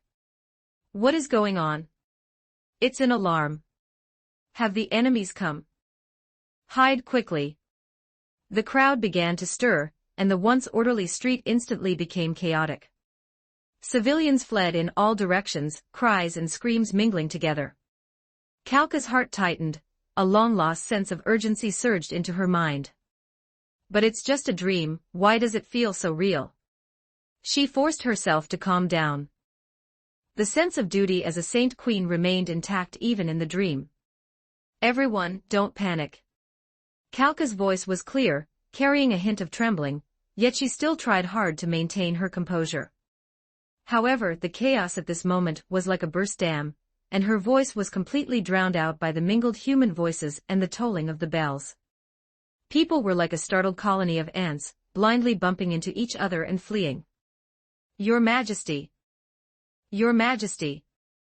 An anxious and familiar voice pierced through the chaotic noise. Kalka looked toward the source of the sound and saw Chief Priest Kalart leading a squad of knights, struggling to push through the crowd toward her. Kalka felt a sense of relief, and hurriedly went to meet her. "Your Majesty Kalka, are you all right?" Kalart rushed in front of Kalka and asked urgently, while vigilantly looking around to prevent any sneak attacks or assassination attempts by the enemy. "I'm fine. What exactly is going on?" Kalka asked. Although she knew it was a dream, the scene before her was too realistic, making her instinctively feel somewhat at a loss. "I'm not sure. The alarm came from the square, it seems like there is an enemy invasion. The captain has already taken people there, and she ordered me to find you immediately and protect you by taking you to a safe place." Kalart explained at a very fast pace, while signaling the knights behind her to form a small protective circle, shielding Kalka in the center. "A safe place? No, Kalart, I cannot hide." Kalka shook her head. The sense of responsibility of a saint queen overcame everything at this moment. As the spiritual leader of the Holy Kingdom, how could she shrink back because of this? "If the enemy has truly invaded, I must be with my people. Take me to the square, I want to go and comfort everyone." Kalart was stunned for a moment, then a trace of admiration flashed in her eyes. She knew Kalka's personality, gentle on the outside, but exceptionally resilient on the inside. "But Your Highness, it is too dangerous there." "Precisely because it is dangerous, I should go even more." Kalka's tone was firm, making one subconsciously convinced. If even the Saint Queen retreats, the enemy will only become more rampant, and the common people will become even more panicked. "So please, you must take me there." Kalart looked at Kalka and finally chose to compromise. "As you command, Your Majesty. Please stay close to me." The group of several people, led by Kalart, moved against the fleeing crowd, struggling toward the square in the center of the city. The windows of the houses on both sides of the street were smashed by people in the chaos, some shops' goods were scattered all over the ground, and the air was filled with the smell of gunpowder. It's all right, this is all just a nightmare. Kalka followed Kalart, walking unsteadily through the chaotic streets, the desperate cries of the civilians and the roar of collapsing buildings ringing in her ears. She could only keep comforting herself in her heart. Everything was fake. She couldn't feel pain here. She was just having a nightmare, an incredibly realistic nightmare. The closer they got to the square, the stronger that incredibly oppressive aura became. Finally, they rushed out of the narrow alleys, and the view before them suddenly opened up the central square. Once the place where Kalka held celebrations, had now turned into a living hell.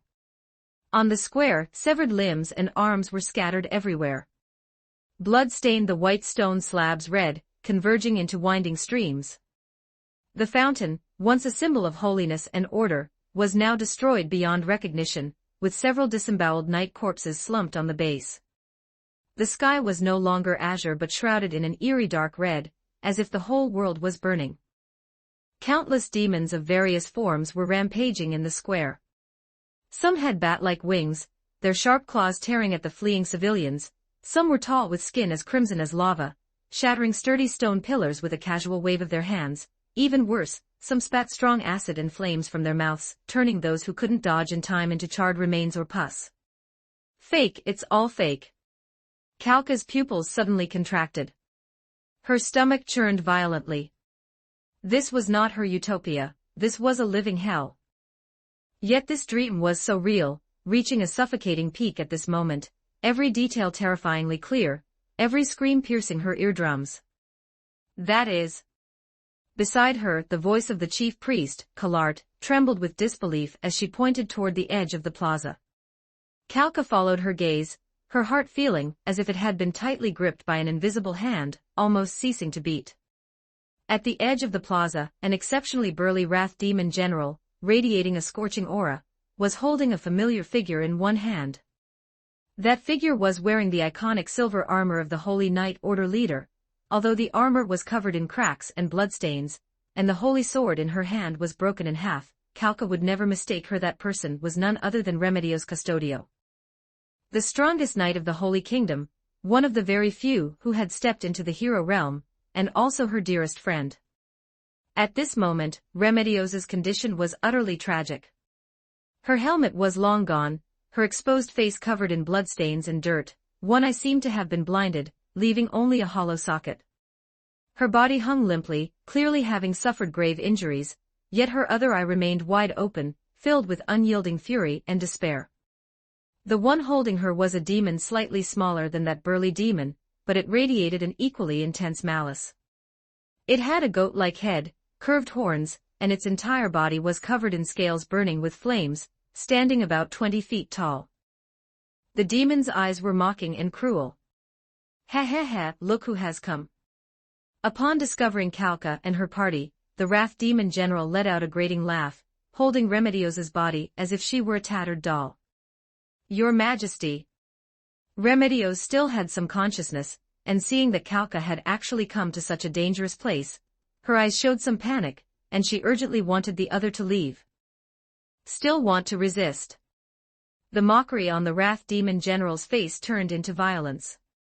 Since you're so tough, then use your body to crush your foolish compatriots. Before the words had even faded, the wrath demon general swung Remedios's body up, as if using a weapon.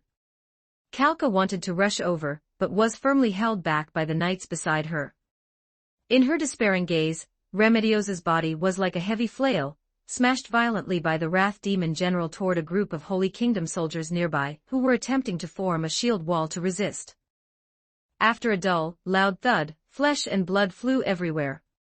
The sturdy shields shattered like paper, and the soldiers were struck by this terrifying impact, their bones broken and internal organs ruptured. Remedios's body also emitted a teeth-gritting sound of breaking bones under this violent impact, and fragments of armor mixed with flesh and blood, splattering everywhere. Kalka's vision turned blood-red, she could not feel her own heartbeat, nor could she feel herself breathing. Her mind went blank, with only the sight of Remedios's broken body, and the tragic deaths of the soldiers frantically assaulting her nerves.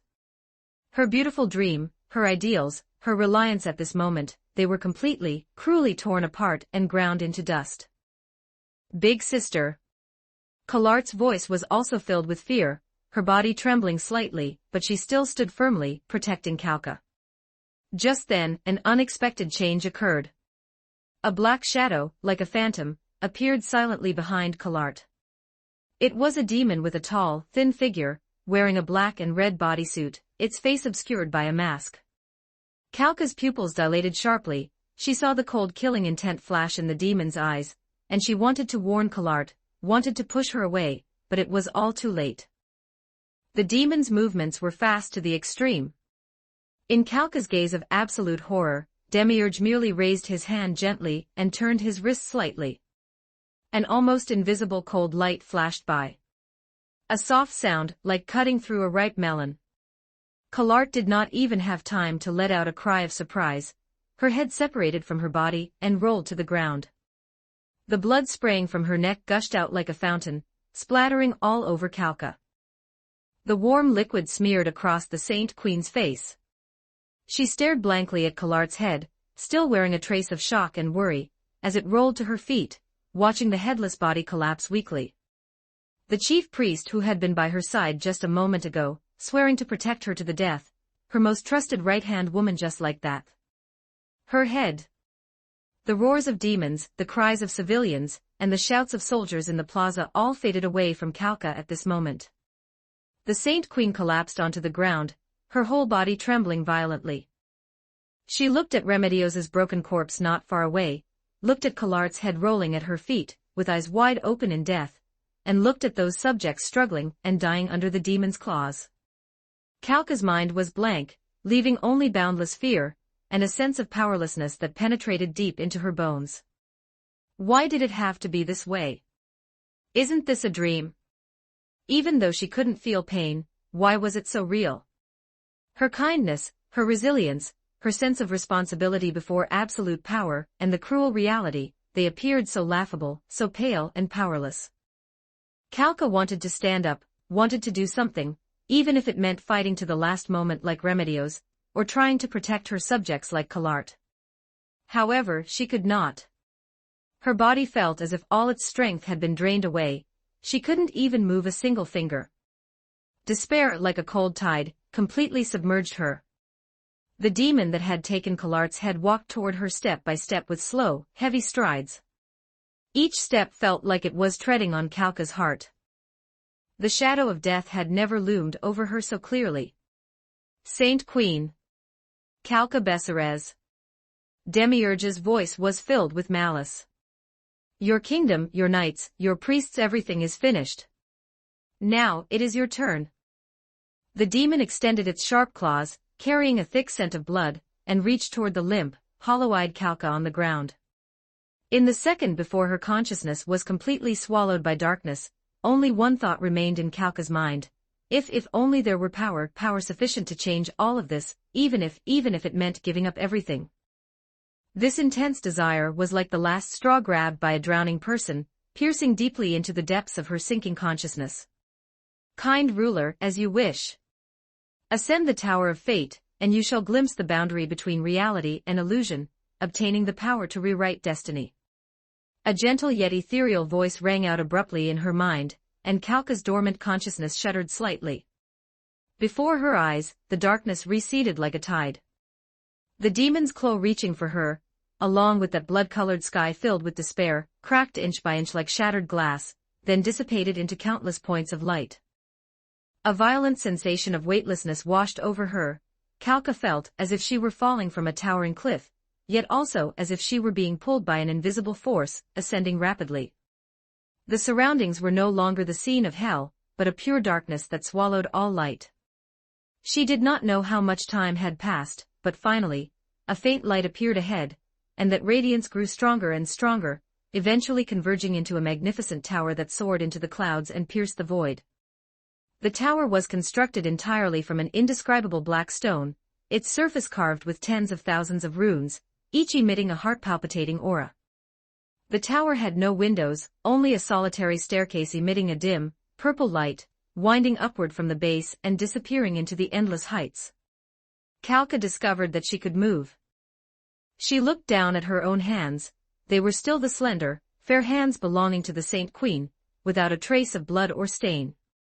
She touched her cheeks again, and that warm, viscous sensation had vanished without a trace. Is the dream still continuing? Kalka muttered to herself, her voice carrying a trace of trembling. The scene of hell from moments ago was too real, and that despair that penetrated deep into her bones still lingered, even now as she stood within this eerie black tower. 42 Chapter 42, Karko's Dream Trial. Chapter 42, Kalka's Dream Trial. A dream within a dream, is it really this realistic? Kalka's fingers gently brushed against the cold stone wall of the black tower. Those runes emitting a faint fluorescent glow had strange shapes. They resembled neither Elvish nor any human language. Tower of Fate has opened, welcome to the challenge. Current floor, 0 daily challenges remaining. 3 A deep blue panel suddenly appeared before her eyes. Kalka took a deep breath, the cold air rushing into her lungs, helping to slightly calm her chaotic thoughts. Having just experienced the miserable scenes of the Holy Kingdom's turmoil, she could accept even stranger things now. Tower of Fate. Challenge. Does this mean that what happened in the previous dream is something that might occur in the future? Kalka had already faintly sensed that what she was encountering didn't seem as simple as a dream within a dream, but rather a kind of precognition. In human history, there was no shortage of legends regarding precognition, oracles, and fate. But there had never been any record that could, like this moment, place the future's outcome, and the means to rewrite fate so straightforwardly before a mortal. Climb this tower, obtain the power to rewrite fate. If there really was a chance to change that suffocating ending, to change the tragic deaths of Remedios and Kalart, to change the Holy Kingdom's disaster, to change the wailing of her subjects. No matter what price I have to pay, I will reach the top of the tower. Kalka looked up at the dimly lit purple staircase. She didn't know what material it was made of, but each step shimmered with a cold luster. This was her path to redemption. Steadying her mind slightly, Kalka lifted her foot, and stepped onto the first step. In an instant, purple light flowed over her entire body like water, and the surrounding darkness parted like a torn curtain, revealing a brand new scene. An emerald forest replaced everything. Floor 1, Goblin Forest Challenge Objective, 10 Goblins, LV3, Reward, Fate Points x10, Iron Sword. The emerald forest stretched out before Kalka, towering ancient trees rising from the ground, with sunlight leaking through the branches and leaves scattering like broken gold onto the damp moss. The air was filled with the fresh scent of soil and vegetation. Goblin Forest. Kalka murmured softly, her fingers subconsciously clenching tight. Demiurge's power made her tremble, but if it were merely lowly goblins, what reason did she have to lose? Although she had no weapons or armor, as a faith-based priest, and a genius who could use 4th-tier magic by the age of 15, dealing with these low-level monsters should theoretically be more than enough. The Saint Queen took a deep breath. The fresh air of the forest slightly soothed her throat, which had been on the verge of retching, but this moment of tranquility did not dispel the vigilance in her heart. Goblins, these low-level monsters that often harassed villages on the border, might not be feared individually, but they often moved in packs, and were inherently base and cunning. In the name of the holy light, appear, loyal messengers. Kalka clasped her hands together, her gaze gradually becoming firm. She did not want to be that Kalka who sat helplessly trembling in a pool of blood. She wanted to become the Saint Queen who rewrites fate. A soft and holy light shone before her. The light converged, condensing into 3 humanoid silhouettes with white wings and spears in hand. 2nd-tier magic, Guardian Angel. The 3 guardian angels hovered lightly beside Kalka, awaiting the Saint Queen's orders. This was one of the summoning spells she could currently cast stably. The guardian angels were not high level, only LV12, but that was more than enough to deal with goblins. Guardian angels form a triangular defensive formation. She ordered softly, although her voice remained gentle. Something had indeed changed. The 3 light-winged angels nodded slightly, their spears pointing diagonally at the ground, guarding the Saint Queen to prevent any sneak attacks from the base goblins. Rustle, rustle. Gulabi-yu. Goo goo gaga. Before long, a shrill, irritating screech came from behind the nearby bushes. Immediately after, several short, ugly green figures walked out. Their skin was deep green, their bodies hunched, but their heads were abnormally large, and a pair of shifty little eyes flickered with greed and lewdness. These little green devils held crude wooden clubs or rusty short blades in their hands, their bodies haphazardly wrapped in a few rags. They were exactly 10 goblins. Furthermore, for the sake of the later stages featuring goblin paladins, goblin heroes, goblin kings, and many others, the image Leonardo adopted was still the CS goblins from the Goblin Slayer world, guaranteed to make everyone want to beat them up on sight. These goblins, why do they feel a bit different? Kalka also discovered the difference in the stage goblins. She frowned slightly, as the undisguised, nauseating desire in their eyes was truly disgusting. This was completely different from the low-level monsters she knew that acted solely for plunder and destruction. Their gazes were more like a kind of scrutiny of a sex slave mixed with primal impulses. This kind of gaze made her feel even more uncomfortable than pure killing intent. Angels, attack! Kalka's voice grew colder. She could not tolerate these filthy creatures looking at her with such eyes. The 3 guardian angels received the command, flapped their wings, and turned into 3 streaks of white light, swiftly charging towards the goblins. Their attacks carried the holy attribute, which had a natural restraint against these evil low-level monsters. The goblin in the very front didn't even have time to let out a complete scream before its chest was pierced by a spear, and it was sent flying into the air with an upward strike. Seeing this, the remaining goblins were not afraid. Instead, their ferocity was stirred by their companion's death, and they let out shrill cries, brandishing their weapons and charging up. However, the gap between LV3 and LV12 was massive. The guardian angels moved freely among the goblin pack. Several goblins had just raised their clubs when they were nimbly dodged by the guardian angels, who then swept their spears across their necks. Those ugly heads rolled to the ground, and green blood gushed out like a fountain. In just one encounter, 4 goblins were dead. The remaining goblins let out terrified screams. Their lewd desires vanished in the face of death, and they began to flee in all directions. Kalka ordered without hesitation. Being merciful to enemies was being cruel to oneself. Having experienced that hellish future dream, she understood this point profoundly. The guardian angels received the order and quickly darted through the forest. Their movements were elegant and lethal. Every swing of a light spear took a goblin's life. In just a minute or two, the last goblin, having run over 100 meters away, was also pierced by a light spear amidst desperate wails. Challenge complete. Reward obtained, Fate Points x10, Iron Sword. A plain and unadorned iron sword appeared out of thin air on the ground in front of Kalka, and the panel before her underwent some changes. She bent down to pick up the iron sword. It felt cold in her hand, and the size was just right.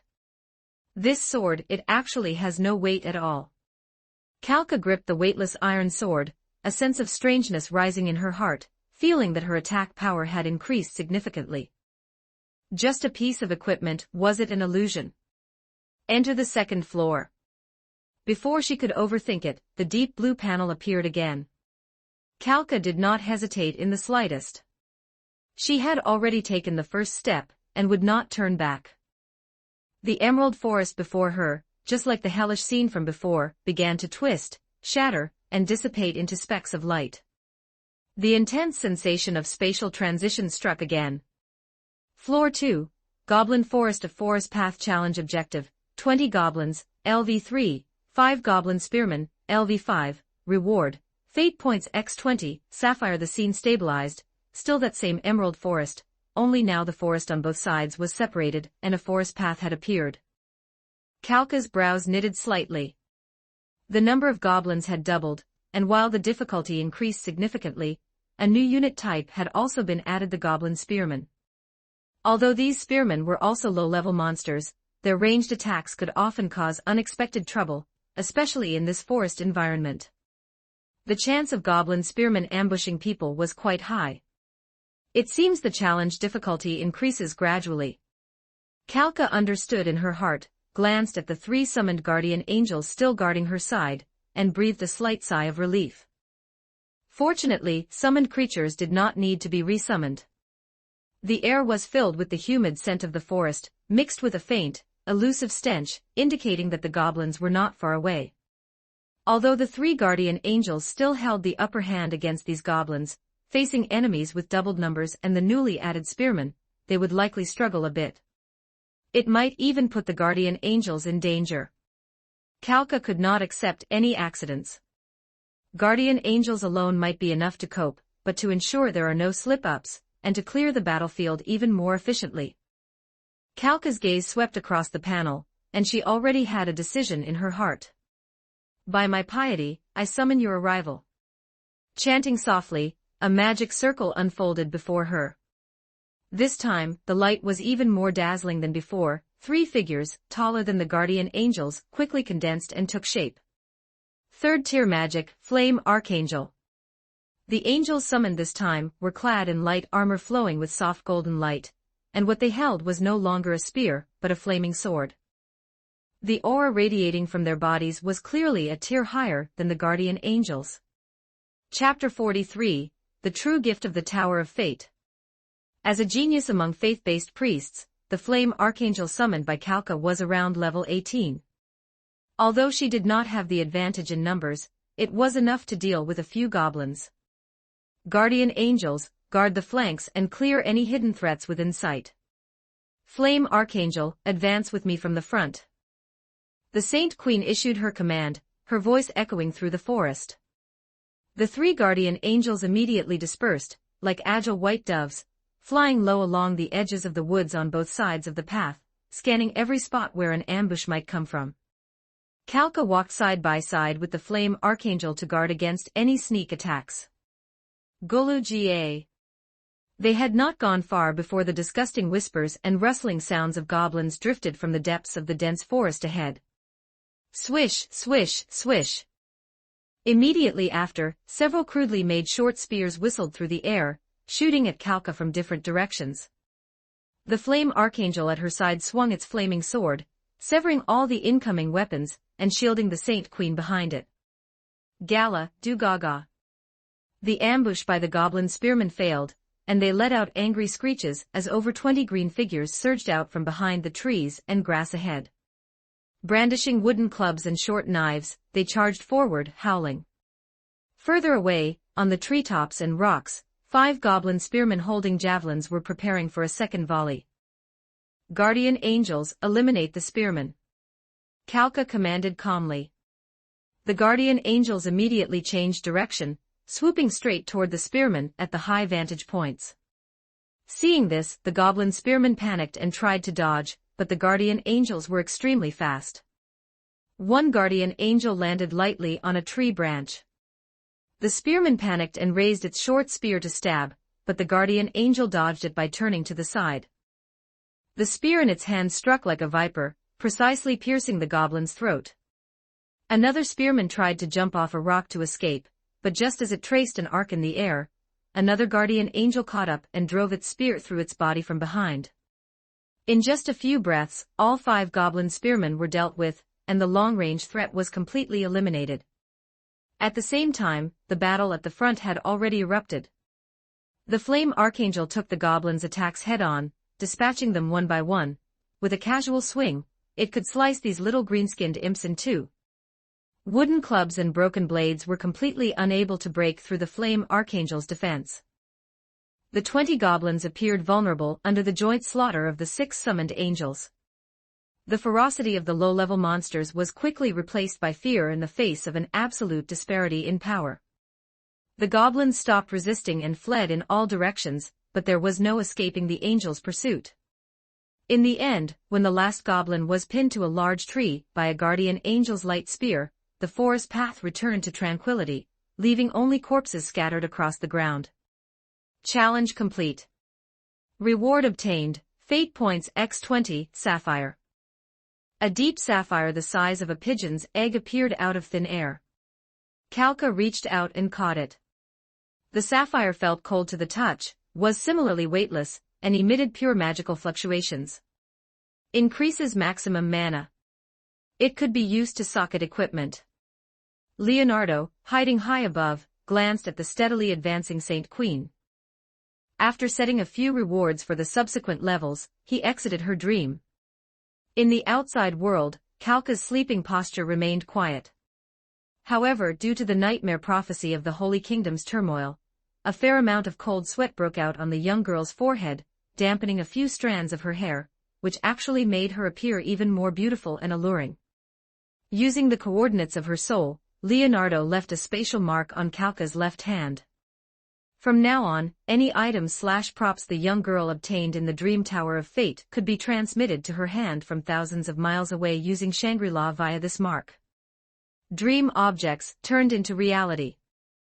In this way, Kalka would completely believe in the nightmare prophecy of the Holy Kingdom's turmoil, and think that the Tower of Fate was a gift from the gods. Of course, it wasn't that Leonardo wanted to play the role of an old charlatan. He simply couldn't think of any other way to provide the Saint Queen with supplies to improve her strength, while simultaneously changing her kind and weak personality. The Holy Kingdom was a country with a very strong religious belief, and the Saint Queen herself was a devout believer. By using the banner of fate and this method of cheating in a dream, it would be easier for her to accept it. Once she adapts in a few days, I'll open a multiplayer mode. After designing the cheat for his future wife, Leonardo glanced at the sleeping Kalka once more, very much looking forward to seeing her reaction when she met him after clearing the 15th floor. Kalka, Collard, Remedios. He didn't know what the first two would do, but that female brute would definitely seek out Kalka, and the other after waking up, spilling everything she encountered in the dream all at once. This way, the three women would realize that the so-called person favored by fate was not just one person. Teaming up to clear the tower, gaining power, and rewriting fate. Doesn't that sound familiar? This otherworld version of Sword Art Online only had spots for Leonardo and his pre-selected harem. It was perfect for both increasing strength and playing games. With this shared secret, even if they were thousands of miles apart, the feelings between them would soar. Furthermore, with the god-tier skill of dream weaving, Leonardo wasn't afraid of the women starting conflicts. There was no need to worry about any shuraba, love rival battlegrounds. Only the powerless worry about becoming nice boat Makoto. Those with power don't need to do anything, and the worst-case ending is just becoming Shiro Amiya. In front of himself, who could blow up a building with a casual wave, only the LV-88 Zeshi Zetsumei was slightly difficult to deal with, but she was someone who believed that the strong possess everything and dominate everything. The night breeze blew past, and the night view of Kalen Shah remained beautiful. Leonardo's spirit body turned into a streak of light and vanished from the spot, while the moonlight spilled onto Kalka's tranquil sleeping face, coating her in a layer of holy radiance. Spending a few minutes, he successively wove similar dreams for the two sisters, Collard and Remedios, and after leaving spatial marks, his spirit body turned into a meteor and vanished from Kalen Shah. Insufficient challenge attempts, please come back next time. Today's challenge attempts, 0, I almost forgot, the Tower of Fate has a limit on attempts. True Dream, Kalka's Trial. The Saint Queen, who had cleared 3 floors in one go, looked at the prompt popping up on the panel, and recalled all the angel summons that were still on the field. Having cleared 3rd floor, Goblin Forest Outpost Cave, she was convinced that the evil goblins spawned in the Tower of Fate had no connection to the green-skinned imps in the outside world. After all, what decent person's territory has a 2-meter-tall hobgoblin? The reward for the 3rd floor was 40 fate points, plus 2 white-tier items, a ruby and 2 small red potions. From the information provided by the panel, Kalka learned that the function of fate points was to purchase items from the store after clearing the 5th floor and unlocking the fate store. Extract today's challenge gains. Kalka looked at the prompt on the panel, her fingertip hovering slightly. Extract. Could it mean extracting them to the real world? So, this is the so-called power to rewrite fate. By obtaining items from the Tower of Fate in this way, perhaps, it really could prevent the Holy Kingdom's turmoil from happening. The levels became more difficult as they progressed, and the rewards became richer. The Saint Queen calculated rapidly in her mind, the Fate store wouldn't unlock until the 5th floor, so she could only look at the Fate points for now. And that ruby, similar to the sapphire, could increase blood energy, stamina, and other aspects. It was useful equipment for clearing the levels. The number of goblins on the second floor was twice that of the first, with the addition of goblin spearmen. The number of goblins on the third floor was twice that of the second, with the addition of hobgoblins. By this logic, the number of goblins on the fourth floor would be twice that of the third, with a new goblin troop type appearing.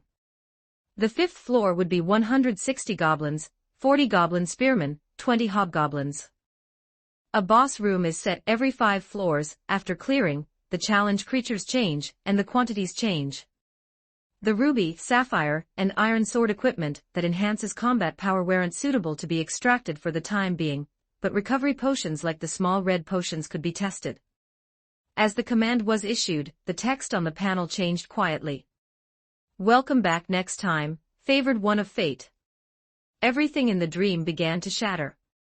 After feeling a wave of dizziness, Kalka slowly opened her eyes, and what entered her view was the familiar ceiling. She gently pinched her skin. The sensation was real, and there was even pain. She must have truly returned to the real world. Right, the small red potion. Remembering the item she had extracted, Kalka looked around and discovered an item had appeared beside her left hand. It was a small, crystal-clear glass bottle about the size of 2 fingers, containing a translucent crimson liquid. It felt warm to the touch, the bottle was smooth, and it had a faint, pleasant fragrance. Kalka shook it gently, the liquid rippled slightly, emitting a faint sound. Is this the small red potion? The Saint Queen got up, placed the small red potion in her hand into a brocade box on her desk, and decided to ask Kalart for help in checking it tomorrow. After doing all this, Kalka felt a wave of exhaustion wash over her, not physical, but mental exhaustion. Recalling the nightmare prophecy of the Holy Kingdom's turmoil in the dream, Kalka's heart felt heavy. She looked out the window. The night sky of Kailanshaw was brilliant with starlight. Regardless of whether this Tower of Fate is a gift from the gods or some unknown existence, I must become stronger. The Saint Queen's gaze was firm. She lay back down on the bed, but she no longer had any sleepiness, tossing and turning from side to side every now and then, looking exactly like an internet-addicted girl. 44 Chapter 44, The Comedy Sister Who Was Betrayed. Chapter 44, Clementine Faces Betrayal. I have a feeling that something is off about this mission. Captain, aren't you being too sensitive? In a border town of the kingdom, Clementine, wearing a gray robe, checked into an inn with 2 of her team members. At this time, Clementine did not yet have her signature nameplate underwear. With her adamantite rank strength, she was considered a rare genius, and should have been a key focus for development by the slain theocracy. However, there were 2 prodigies in one family. Born at the wrong time, Clementine had an older brother who was more excellent and perfect than she was. Coupled with her parents' preference for sons, Clementine had never received any affection since she was a child. The less anyone cared, the harder she strove to move forward. But talent is just like that. No matter how hard Clementine tried, she could not reach her brother's achievements. No matter how well she did, in her parents' eyes, she was still not as perfect as her brother, Ainz, and in the eyes of outsiders, she was viewed as just a fragment of the Ainz family. Her own parents did not care about her either, treating Clementine only as a tool for killing. Clementine's life had already been defined. No matter how hard she tried, she was destined to live under the shadow of Ainz. The night was like ink, gently swallowing the hustle and bustle of the border town. Inside the inn room, a flickering oil lamp emitted a dim yellow glow, illuminating Clementine's face, which still carried a hint of childishness yet looked determined. She pulled down the hood of her gray robe slightly, feeling a bit uneasy. This mission was very simple: investigate the kingdom's warrior Captain Gazef Stronov and Baron Beta, and incidentally collect some evidence of the crimes of the underground organization, 8 Fingers. Led by her and adamantite rank, along with 2 orichalcum-ranked teammates, there would also be 3 undercover informants in the kingdom acting as local guides. Guided by the first informant, they successfully entered the kingdom's border and checked into this inn. By the way, Clementine, I heard your brother has been selected for the Black Scripture. That's really impressive. One of her teammates, the somewhat burly orichalcum-ranked warrior Locke, said this with a tone of envy while wiping his sword. Yeah, another teammate, the female ranger Lena, who was skilled in tracking and stealth, chimed in. Her gaze landed on Clementine with a hint of curiosity. The Black Scripture is the slain theocracy's highest combat force. Every member is a legendary existence. Lord Ainz being able to join at such a young age is truly a role model for us. Clementine's fingers tightened around the water glass, her knuckles turning slightly white from the force. Under the dim light, a shadow flashed in her eyes. It was her brother, Ainz, again. No matter where she went or what achievements she attained, that name was like an invisible mountain, crushing her until she couldn't breathe. So what if she was adamantite rank? In front of the halo of the Black Scripture, it was equally lackluster. He is him, and I am me. Clementine's voice was calm and waveless, revealing no joy or anger. Only she knew what kind of screaming, twisted, and dark mentality lay beneath that calm surface. She placed the water glass on the table, making a soft clinking sound. During the mission, do not discuss irrelevant topics. Our targets are Gazef, Baron Beta, and 8 Fingers. Locke sensed the subtle change in atmosphere, chuckled twice, said nothing more, and turned to check the equipment in his bag. Lena glanced at Clementine thoughtfully, then lowered her head to organize her arrows. The room was left with only the crackling sound of the burning oil lamp and the occasional barking of dogs from outside the window. Clementine closed her eyes, forcing herself to calm down. Calm down, Clementine. You are you, he is him. She was no worse than Ainz. So what if it was the Black Scripture? After this mission was over, she would go and secure a seat for herself too. We will meet the informant in a while. A few minutes later, Clementine opened her eyes. Out of inner unease, she still decided to remind her teammates. The second informant has been stationed in this city for a long time, responsible for intelligence work in Irantal and the surrounding areas. Locke, you are responsible for the direct contact. First, test his tone to see if he has been compromised by the kingdom's counterintelligence. Lena, keep an eye on the surrounding movements, and I will provide support from the shadows. Remember, prioritize your own safety. Understood. Locke and Lena replied in unison. As the night deepened, the appointed time arrived.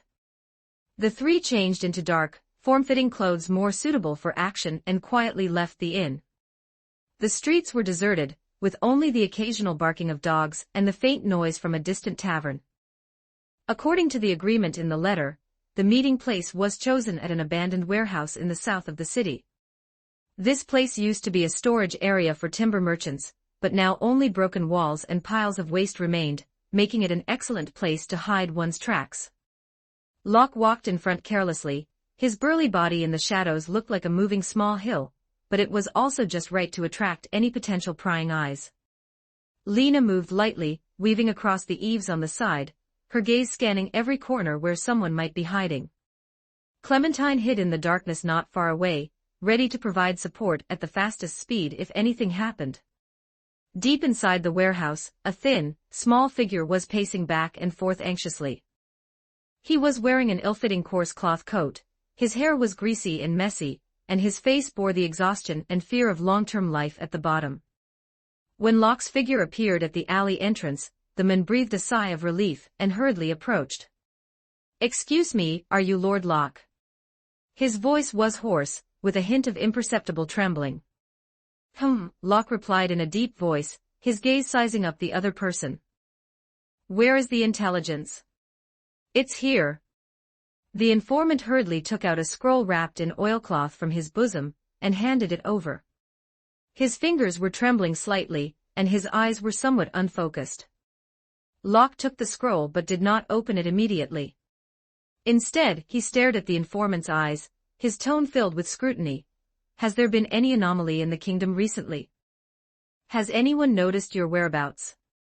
"No anomalies," the informant's eyes flickered, avoiding Locke's gaze, and he stammered, everything is the same as usual. Lord Gazef has recently strengthened patrols, Baron Beta has been keeping a low profile, and as for Eight Fingers, ever since the abolition of slavery, their activities have become even more secretive. Locke frowned slightly. The informant's state was obviously not right. His eyes were unfocused, his lips trembled uncontrollably when he spoke, and he gave off a strange smell. This guy, could he have already betrayed them? Is that so? Locke's voice grew colder. But why do I feel like you seem very afraid of me? The informant's body trembled violently upon hearing this. He subconsciously took a step back, his hands twisting together uneasily, and he forced a grin while saying, how could that be? Clementine, observing from the shadows, felt alarm bells ringing in her heart. Something was wrong, very wrong.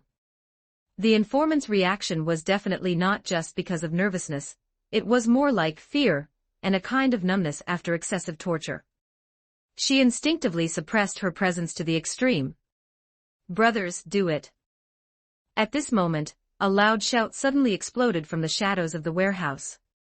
Before the voice faded, more than a dozen black shadows sprang out from behind the broken walls and piles of waste, cold blades flashing in their hands as they rushed straight at Locke. At the same time, Lena's short exclamation and the crisp sound of blades clashing came from outside the warehouse. Clearly, she had also encountered an ambush. Bastard, how dare you betray us? Locke reacted extremely quickly, roared, and his sword instantly unsheathed from his waist, creating a silver arc that slashed the assassin at the very front to the ground. But the opponents were numerous, coordinated, and their moves were ruthless. They were clearly well-trained killers. I'm going to kill you. Locke parried the fierce attacks while glaring at the informant who was slumped on the ground, shivering. The informant raised his head, his face full of snot and tears, his eyes filled with begging. Sorry, they gave me black powder. I couldn't help it. I can't live without that. They said as long as I cooperated, they would give me. He was incoherent, completely exposing the reason for his betrayal. Clementine's heart sank. Black powder was a new type of drug recently popular among Eight Fingers. Ordinary people would develop a great dependency after consuming it, and long-term use of black powder would also cause cerebellar atrophy. Unexpectedly, the kingdom's underground organization Eight Fingers had actually infiltrated the slain theocracy's informants, and used such despicable means to control him. This mission had fallen into the enemy's trap from the very beginning. Lena, Locke, retreat quickly. Clementine shouted sharply, while her figure moved like lightning, shooting out from the darkness. Her target was clear. She rushed straight at the one who looked like the leader among the assassins surrounding Locke. Martial art, flow acceleration. Clementine's speed was extremely fast. In her hands, she suddenly held a pair of stiletto daggers flashing with cold light. These were enchanted weapons she had bought for a high price, carrying fire and lightning magic. At high speed, the stiletto daggers easily slashed the assassin leader's throat, and warm blood sprayed out. This sudden attack threw the assassins into disarray. Locke's spirits lifted, and the pressure on him suddenly decreased. Break out separately and rendezvous at the predetermined location. Clementine's voice was cold. She knew it was not the time to linger in battle. Since the enemy had set an ambush, they must have backup plans. Understood. Locke roared, his strength surged, forcing back the surrounding assassins, and he rushed towards the hole on the other side of the warehouse. Clementine turned to support Lena. The latter was being entangled by 8 agile killers. Her left arm was already injured, and blood had soaked through her sleeve. Clementine's joining immediately relieved Lena's pressure. Her pair of stiletto daggers were like vipers striking, each move aimed at the enemy's vital points. Go, run separately. Clementine whispered, her stiletto daggers forcing back for people, creating an opportunity for Lena to escape. Lena gritted her teeth, enduring the pain, rolled out of the battle, and fled in the opposite direction from Locke. Seeing this, the assassins split up, some chased Locke, some chased Lena, and the rest surrounded Clementine. They seemed to know that Clementine was the strongest of the three, as the remaining number was far more than double those chasing the others, intending to keep her there first. Clementine's eyes were cold, but there was no panic on her face. Although these assassins were well trained, most of their strength was around the platinum level, and occasionally one or two were close to mithril level, which was not enough to pose a fatal threat to her. However, this was not a place to stay for long. What she needed to do was to get rid of these people as soon as possible, then confirm the safety of her teammates and report this mission to her superiors. Annoying guys, get out of my way. Martial art, flow super acceleration. Clementine snorted coldly, her figure suddenly accelerated. As her stiletto daggers danced, they brought up a cold light of death. Every flash was accompanied by a scream and a falling figure. However, the number of assassins far exceeded her expectations. For every one she killed, another replaced them, surrounding her tightly. Moreover, Clementine keenly felt that there were more hostile auras approaching outside the warehouse. Can't drag this out any longer, Clementine decided, suddenly unleashing her power. Her stiletto daggers were coated with a layer of lightning. Trading injury for life, she forcibly broke through a gap in the encirclement and dashed towards the dense forest behind the warehouse. The enemies pursued relentlessly, poisonous arrows raining down like raindrops, but Clementine dodged them continuously with her superior footwork. But one arrow still hit her left shoulder, bringing a sharp pain. In the dense forest, Clementine's breathing gradually became rapid. She felt the wound on her left shoulder continuously oozing warm blood, and every swing of her arm brought tearing pain. Those damn arrows were coated with poison. Although not fatal, it made her reaction sluggish. More importantly, the effect of flow superacceleration was fading, and the footsteps of the pursuers behind her were getting closer and closer. Can't outrun them, must shake them off. Clementine gritted her teeth, forcing herself to focus. She suddenly turned and rushed into a dense thicket. Sharp branches scratched her cheeks and arms, leaving fine bloodstains. But this was exactly what she wanted. These traces would mislead the pursuers. Passing through the thicket, a rushing stream appeared before her. Clementine jumped into the cold water without hesitation, letting the current wash away the bloodstains and scent on her body. The stream water soaked into her wound, bringing bone-chilling pain. She almost cried out, but she forced herself to endure it. After flowing downstream for about 300 meters, she struggled to climb onto the bank, her soaked clothes clinging heavily to her body. Blood loss and cold made her vision begin to blur, but she knew she couldn't fall down now. That damn informant, before I go back alive, I must kill him first. Clementine leaned against a tree trunk, panting.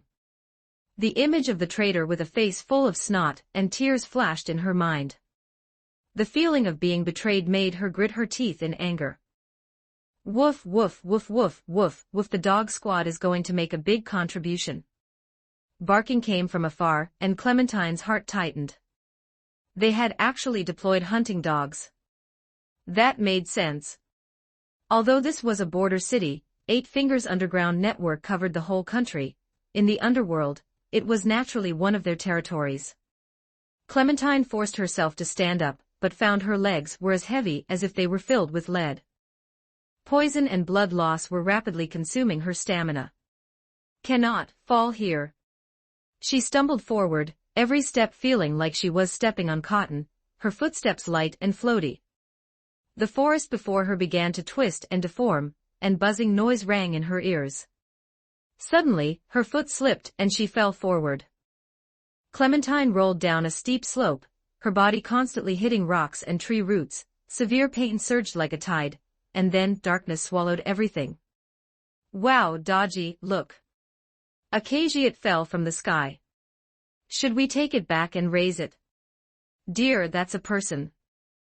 Damn, why didn't you say so sooner? Didn't inform you. Did she run into two weirdos? Before Clementine's consciousness faded, she felt a serious sense of unease. Two passing travelers could not save her. If she ended up in the hands of Eight Fingers, what awaited her would surely be countless humiliations and tortures. However, her body was no longer listening to her, and her consciousness, like a candle in the wind, sank into darkness. Chapter 45. A convenient matter. Slain theocracy is preparing to intervene in the kingdom. Gazef, Baron Beta, and all senior members of Eight Fingers are within the scope of their intelligence gathering. This was intelligence voluntarily disclosed by an informant from the slain theocracy. Hilma felt this was an opportunity, so she had herself, as the vice minister, come to lie in ambush, looking for a chance to intercept and capture the reconnaissance team sent by the slain theocracy. But wouldn't doing this provoke an attack from the slain theocracy? What is there to fear? We Eight Fingers operate in the shadows of the kingdom. The slain theocracy has always prided itself as the guardian of humanity. It's impossible for them to send troops to attack the kingdom just for a few people. These were Hilma's exact words, and Rockla felt the same way. It was impossible for the slain theocracy to openly attack the kingdom.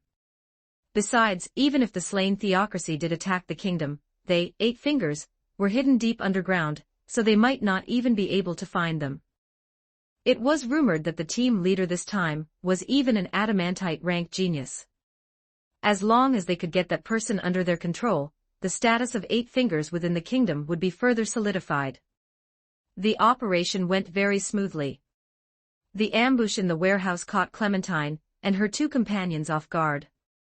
The warrior named Rock was brave, but could only flee in panic. The other, a thief named Lena, had an injured left arm and likely couldn't run far. And their target Clementine was indeed as powerful as the intelligence suggested, fighting off multiple opponents, and still managing to run while covering her teammates' retreat. What a pity, she was hit by a poisoned arrow in the end. Rockla licked his lips, a glimmer of excitement flashing in his eyes. During the battle, he watched from afar as Clementine struggled to escape. Not only was her combat prowess superb, but her appearance was also outstanding, and her figure was as seductive as a cat's. A woman like this would be interesting to interrogate. He had 100 ways to make Clementine kneel and beg for mercy. First, play a war of attrition, then interrogate her using nail-pulling, chest-crushing, bone-scraping, branding, and his favorite, the iron pear blossom. He, I'm really looking forward to it. Everything was going according to plan. Clementine's speed gradually slowed down under the effect of the poison, and her direction was also intentionally guided by them toward this dense forest. Rockla could already foresee the scene of a successful capture. However, just as he thought victory was within his grasp and led his men to chase down to the bottom of this steep slope, an accident occurred. Clementine rolled to the bottom of the slope, her life or death unknown. But beside her, there were a few more people. No, to be precise, it was a young man riding a horse, with a demi-human maid behind him, and several guards. The Rodell family crest. Isn't this the local noble from next door? This is not the time to be causing trouble. Rockla's heart sank. If they were just two civilian passers-by, it wouldn't matter. He could just kill them, and no one would care. But they were nobles wearing a family crest. Without any special reason, attacking a noble would be very troublesome if discovered later. However, having finally caught Clementine, the fat meat in his hand could not be discarded so easily. Hey, who are you people? Rockla suppressed the irritation in his heart, stepped forward, and shouted sternly, this person is the prey of Eight Fingers. If you know what's good for you, hand her over, otherwise. Before he could finish speaking, the young noble didn't even lift his eyelids, he just glanced at him lazily, as if looking at an ant blocking the road. He didn't even speak, he just casually extended his right hand, and tapped his index finger forward lightly, and an invisible force shot out.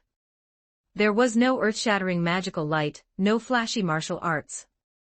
Rockla only felt a blur before his eyes, and an indescribable, terrifying force instantly pierced his chest.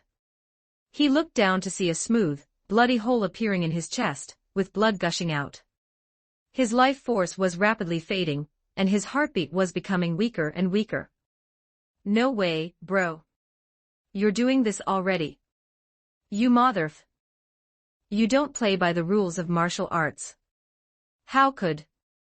Rockla looked at the young noble in disbelief, his lips moving, but he couldn't make a sound. The assassins behind him were also stunned. The Orichalcum-ranked vice minister just died like this. Like a stray dog on the roadside, killed by someone just like that. Dodgy, the small fry behind are left to you. Understood. Beside Leonardo, Dodgy looked at the dozen or so assassin lackeys dozens of meters away, and pushed gently with her fair, jade-like hand. Soul shock. A pink soul shockwave with a diameter of over 20 meters quickly hit the group of assassins. The opponents didn't even have time to let out a scream before they fell to the ground like puppets with their souls extracted, completely losing their breath. On their faces, there still remained the shock and disbelief of having just witnessed Rockla being killed instantly. With just one move, the entire pursuing squad was wiped out. My dear, should we save this person? Of course, as a cat lover like me, I won't let a cute Khajiit die in the wilderness just like that. Leonardo wouldn't appear here for no reason. The entire slain theocracy was within his surveillance range. Clementine, Zeshi Zetsumii, and the newly joined Holy Chant, Astrologer Thousand Leagues, and Infinite Magic of the Black Scripture, all five were his key objects of attention. He had already finished giving cheats to his wives in the Holy Kingdom, and originally planned to prepare cheats for Locus and the others next, but his familiar monitoring the slain theocracy's actions reported that the little wildcat was in trouble.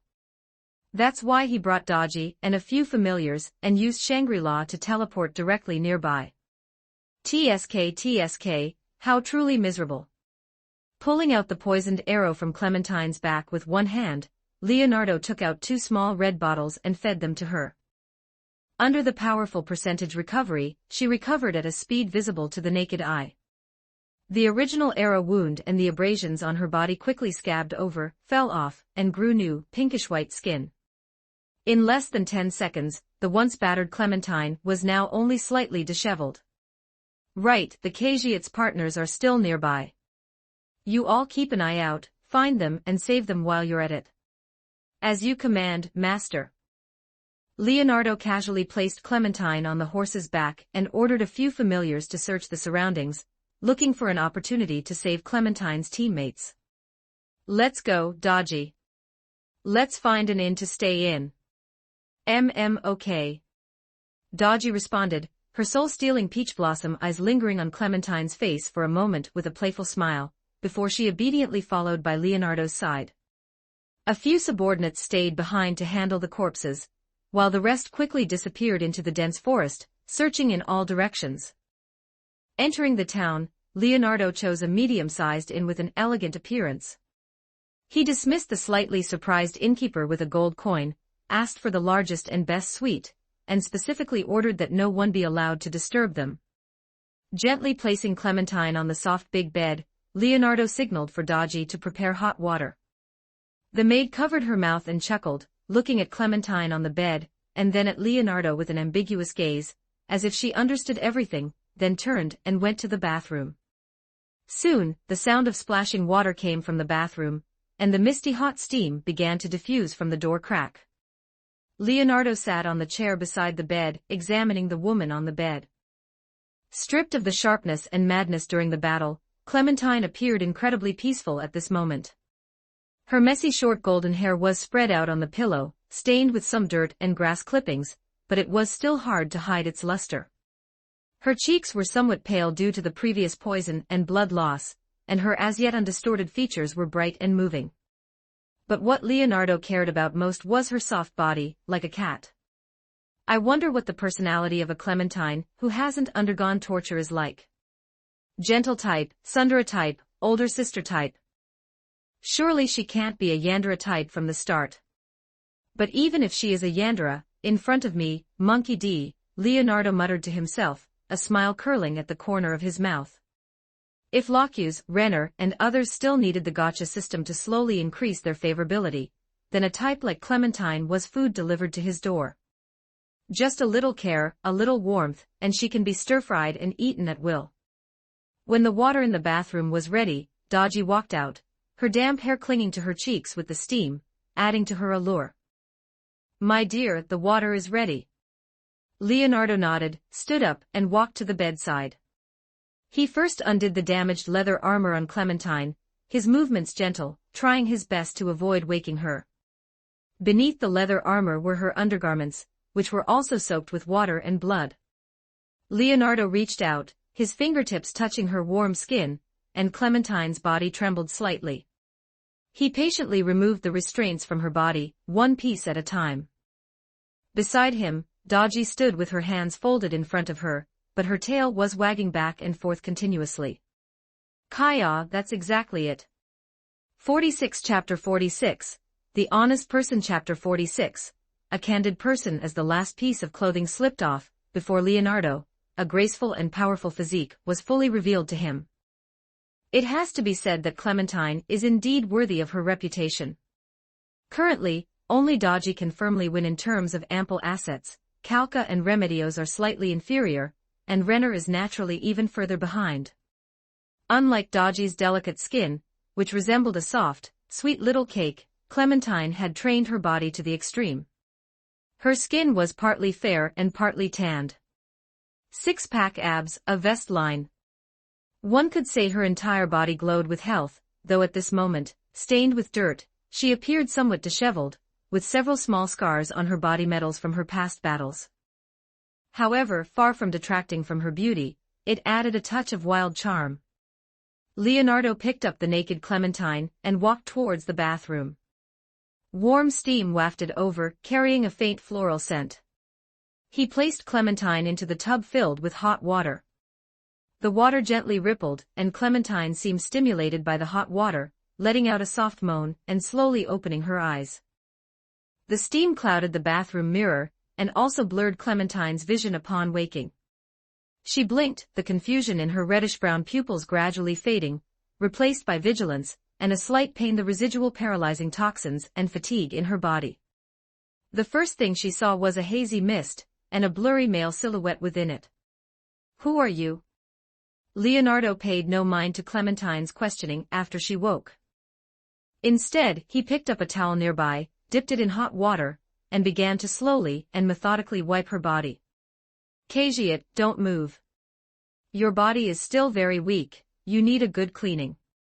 His voice was very gentle, as if he were comforting a startled Cagiat, preparing to groom her fur. "Let me go.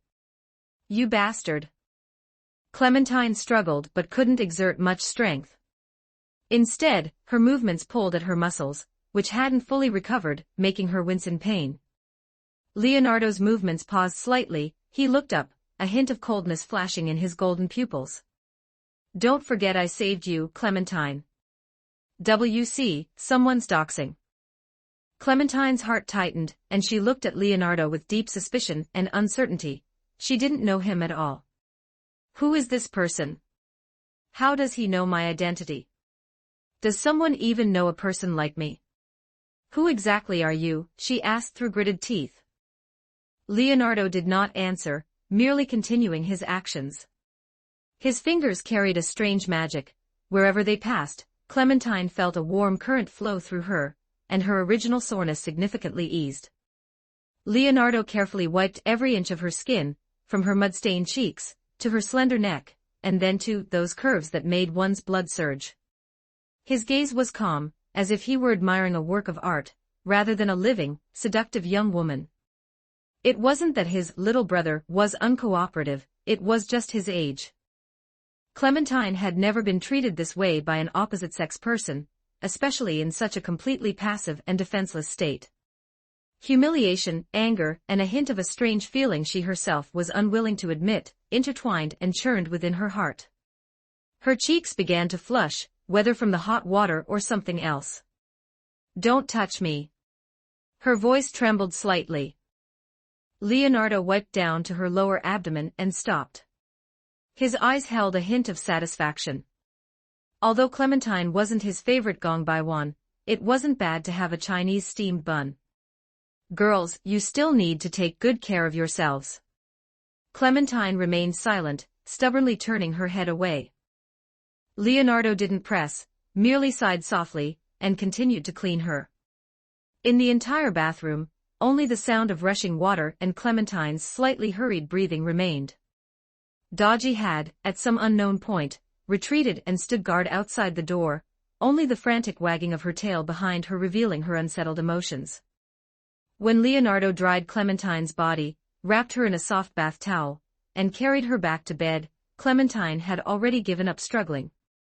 She just stared at him with her reddish-brown eyes, as if to engrave his appearance onto her soul. Leonardo placed her on the bed, covered her with the quilt, then sat by the bed, looking at her wet golden hair, and said, "Get some good rest, Clementine. When you regain your strength, we'll have a good talk." With that, he stood up and turned to walk towards the sofa in the outer room. Clementine lay weakly on the bed, her heart filled with confusion, anger, and an indescribable. This guy had seen everything, yet he didn't go any further. This realization left her with a strange sense of loss, yet also a sigh of relief, grateful she hadn't lost her innocence.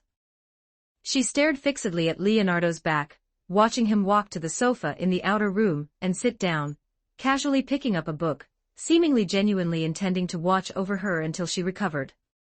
The steam in the bathroom gradually dissipated, and the room was filled with a faint floral scent and the fresh aroma after a bath. Clementine curled up in the soft covers. The fatigue in her body surged like a tide, but her mind was exceptionally clear. The man's figure, his gentleness, his domineering manner, his eyes that appreciated art, and the affectionate nickname he used, all echoed repeatedly in her mind. "Cagiat. Little wildcat." Clementine murmured the word softly. "What does this mean, an insult? Or something else?" Leonardo seemed oblivious to her gaze, merely quietly flipping through the King Dodgy photo album, making the maid cafe attendant beside him stare in bewilderment. Dodgy couldn't remember ever having a photo album published. However, if her dear liked it, she wouldn't mind preparing some real-life photo shoots for Leonardo in the future. Both women were lost in their own thoughts. For a moment, only the rustling of Leonardo turning pages and Clementine's slightly hurried breathing after her dirty thoughts remained in the room. This eerie tranquility made Clementine feel utterly uncomfortable. She would rather he pounce on her like those men who showed their lewd faces upon seeing her beauty. That way, she could at least fight him with her remaining strength, even if it meant making him tuck his tail and run, or ending in mutual destruction.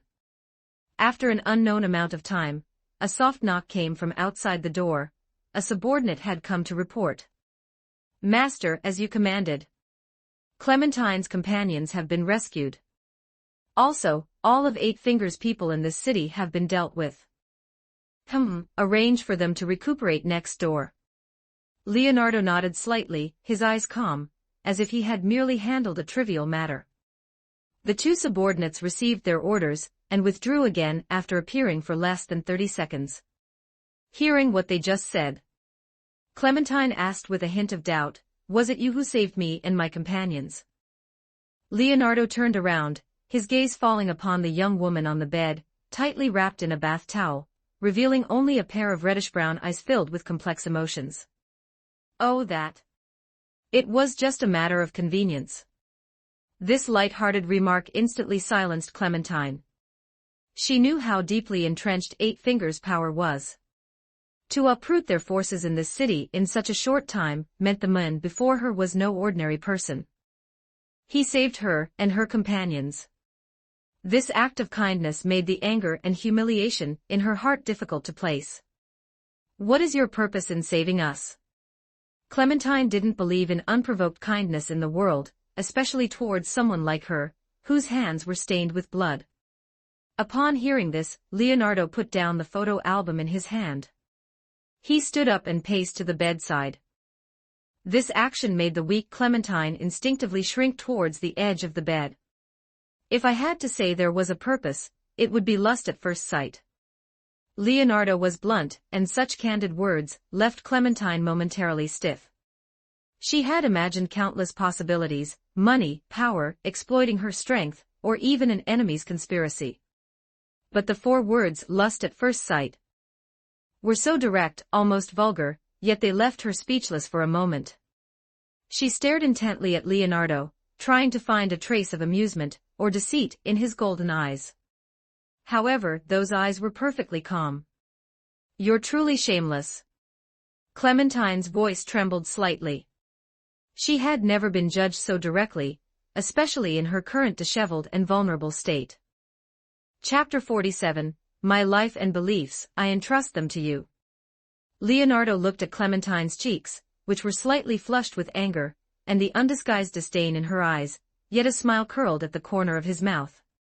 "Shameless," he said indifferently, showing no shame or annoyance at being accused.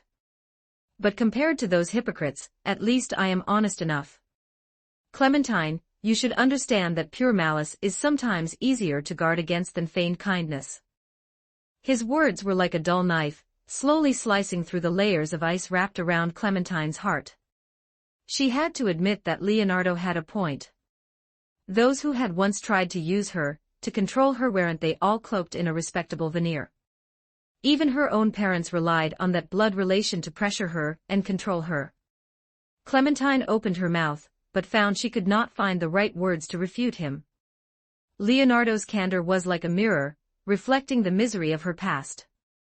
Clementine was used to surviving in treachery and deceit, used to being a tool for slaughter. This sudden bluntness, however, left her somewhat at a loss. Clementine wanted to say something, but the words died on her lips, turning into a soft huff. She turned her face away, no longer looking at Leonardo, a trace of struggle flashing in her reddish-brown eyes. This was the first time someone cared about her this much. Even though it was out of lust, that concern could not be faked. It was clear that he truly liked her. Anger, shyness, heart-fluttering, anticipation. Clementine's heart was filled with a complex mix of emotions. If Leonardo had followed the normal trend, first getting to know her, understanding her, and letting their feelings grow through interaction, that kind of romantic courtship was the way she had dreamed of, the lover she had longed for. But this man was too impatient. He was too direct, like a sudden storm, barging into the world she had grown accustomed to, a world of gloom that she had built high walls around. Yet, this direct, rough, and honest interaction had unexpectedly cracked open a corner of her defenses. Leonardo's undisguised possessiveness strangely didn't make her feel offended. Instead, for the first time, she felt that she was someone who was cared for and needed. "With your status and position, you shouldn't be lacking for women, right?" Clementine's voice trembled. No matter how much she denied it, she had to admit that she was somewhat moved. Since she was a child, she had only been a maggot crawling in the darkness. No one cared, no one listened. She was like a clown. The harder she tried, the more painful it became. Her parents would never see her achievements, only attributing everything to the family's excellent bloodline. No matter how hard she tried, Clementine was just a poor imitation of Cagiat. Leonardo's blunt candor made Clementine feel moved, but it also left her feeling lost. Just like someone who has never seen the light, once they feel the warmth of the light, they can no longer endure the loneliness of the darkness. She was afraid that Leonardo was just having a whim, that he was like those so-called nobles who would play with her for a few years, and once they lost interest in her body, they would discard her like trash. That would be even more painful than killing her outright. "I am indeed not lacking for women around me." Leonardo sat on the edge of the bed and glanced at Dodgy, who was watching the show. "I also admit that my desires will not stop at just one person. Someday in the future, perhaps there will be others by my side, and they will all receive my affection. Being unfaithful is the essence of a man, and it is my nature. I never intend to hide it, and I will not change for anyone. So-called love is essentially something that starts with appearance, remains loyal to character, becomes obsessed with the flesh, and gets intoxicated by deep affection." Leonardo's words were like a basin of ice water poured over her head, instantly extinguishing the faint flame of heart-fluttering that had just ignited in Clementine's heart. She opened her eyes wide, her reddish-brown pupils slightly dazed from the shock, looking at him in disbelief. What was this? Was she really just a toy, a mistress in his eyes? To finally have a heart-fluttering moment, and I have lost so thoroughly. Before the blonde loser could explode, Leonardo reached out his finger and gently brushed a stray lock of hair from Clementine's forehead, his movements intimate. Clementine instinctively recoiled, but did not completely dodge away. "Clementine, you and I both know that in this world where the weak are prey to the strong, love is the most luxurious thing." Leonardo saw through Clementine's disguise and anxiety. "You crave to be cared for, to be needed, that is good. But what you should crave even more is the power to ensure that you are never looked down upon or abandoned by anyone. He paused, his gaze turning to the window, as if recalling something, or perhaps looking ahead.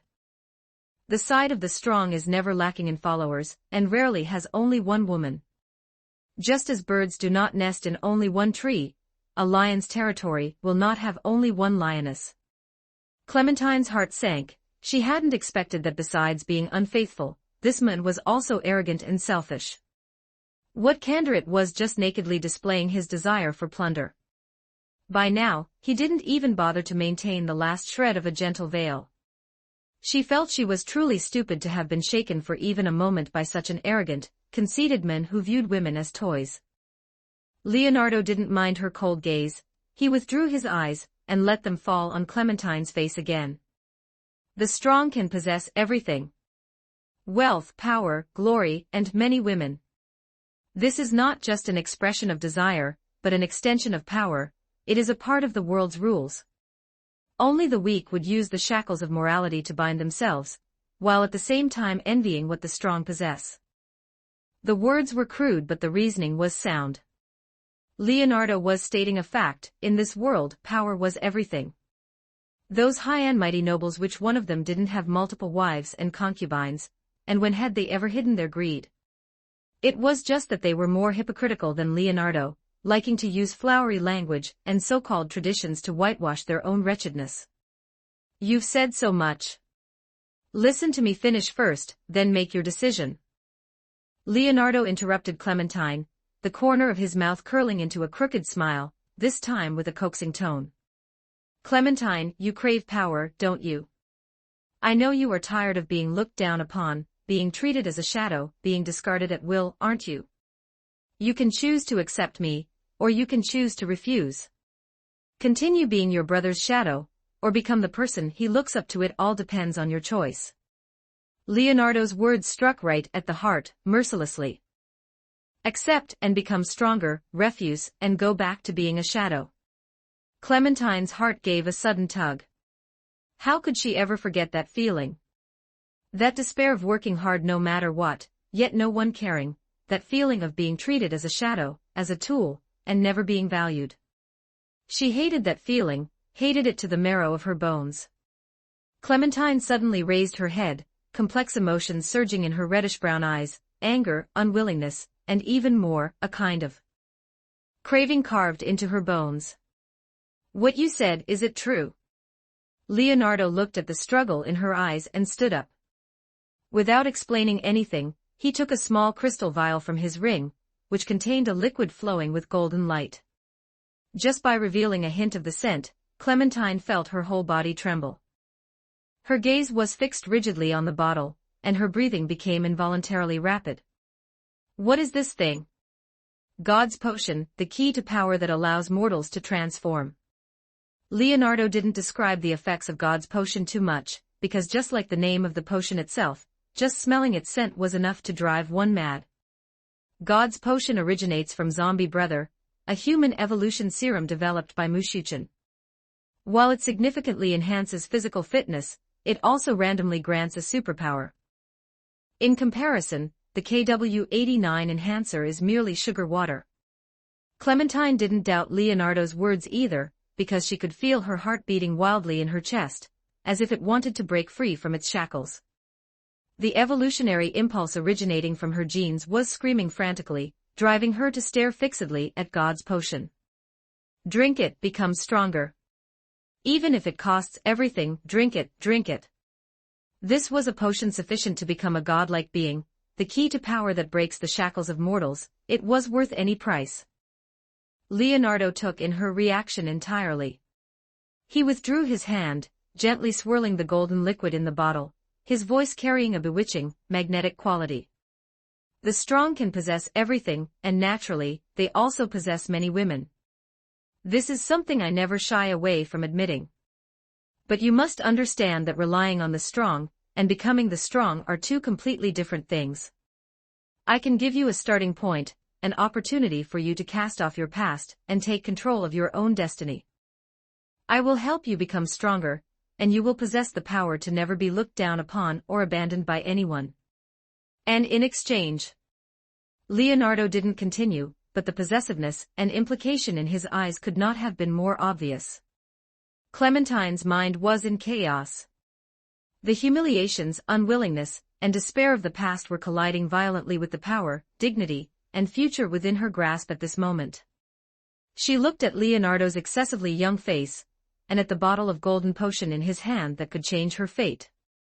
This man was shameless, honest, arrogant. He laid all his conditions out on the table without a shred of hypocritical concealment. That's right, he was unfaithful. He viewed women as an extension of his power.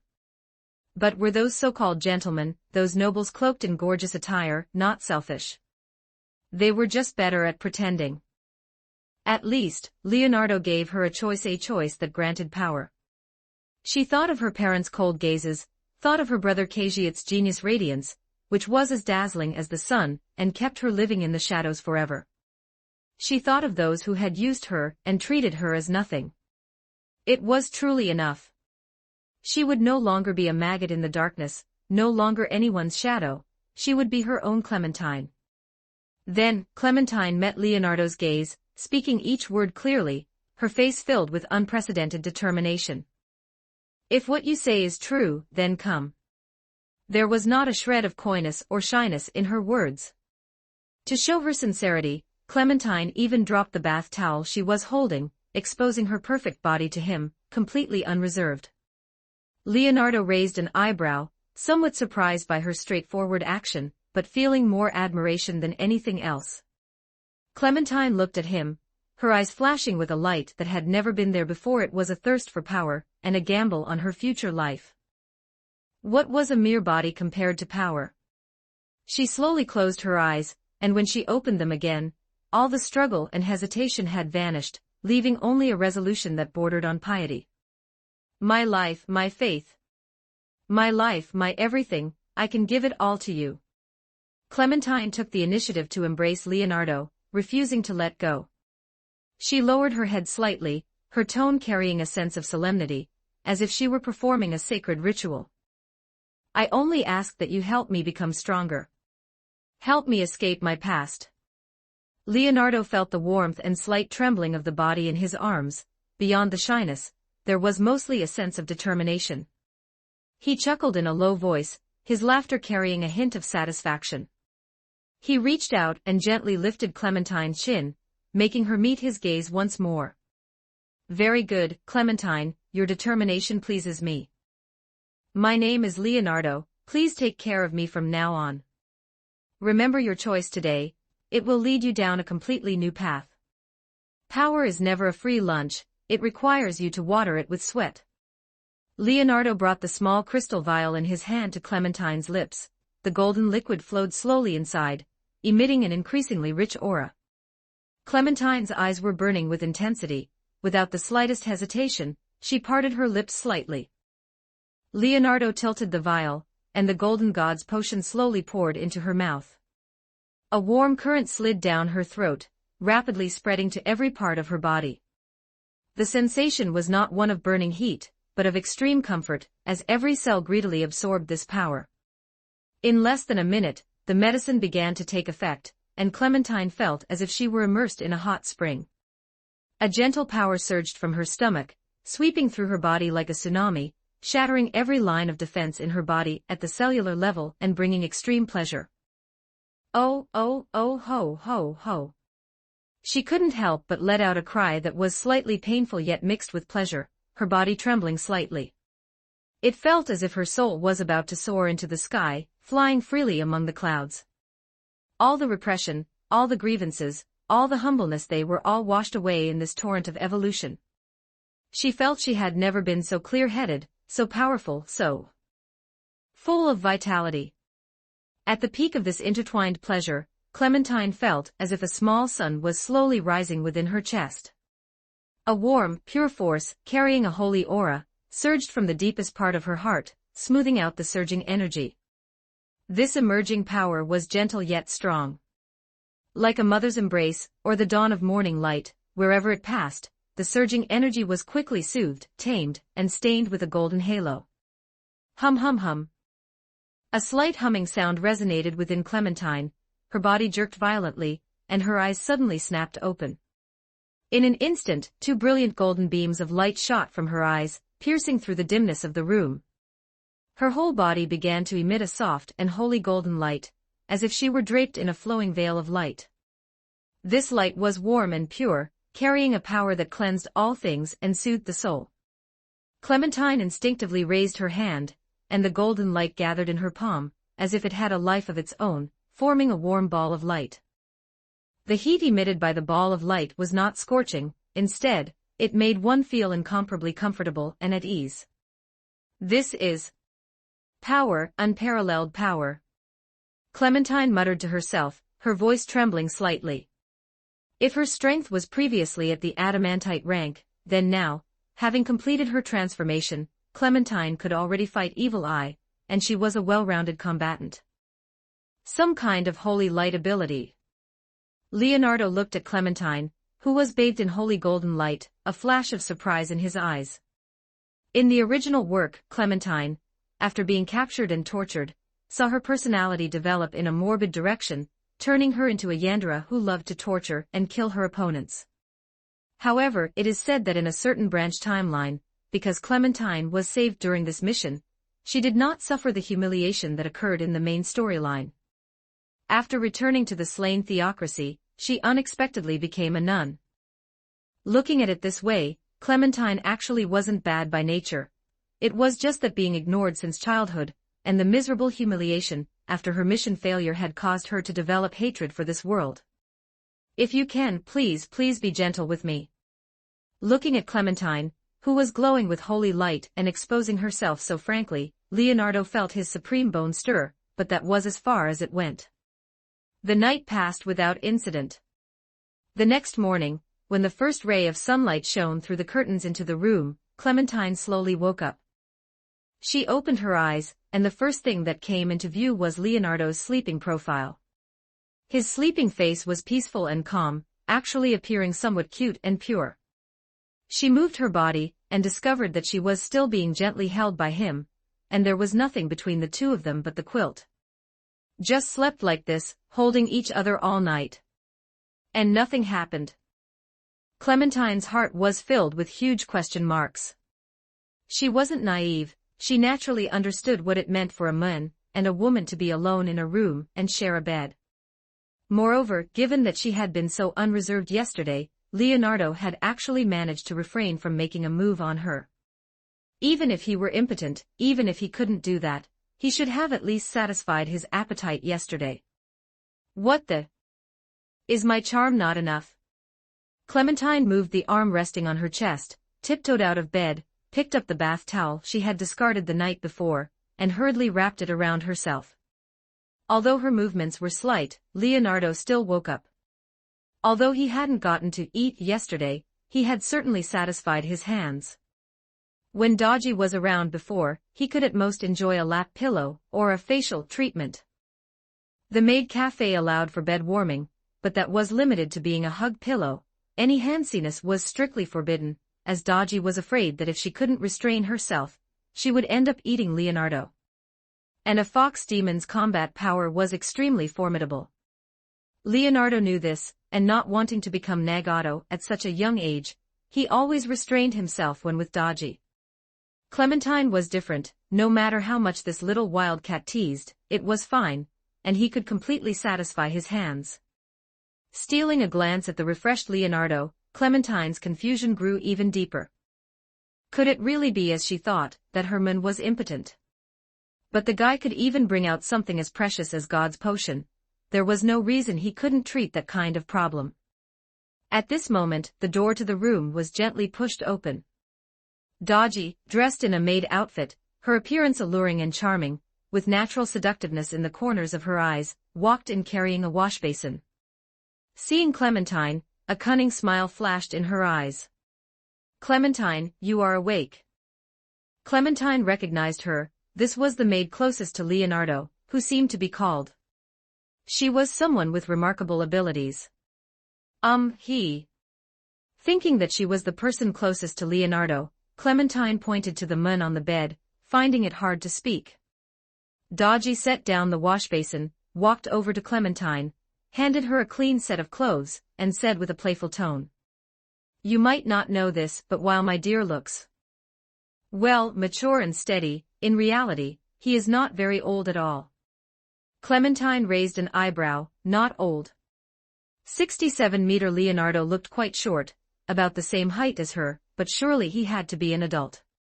Dodgy glanced at Leonardo, leaned into Clementine's ear, and explained with a teasing tone. Clementine widened her eyes, almost thinking she had misheard. Yes, Dodgy nodded, her tone certain, so, Master is actually still quite innocent in some aspects.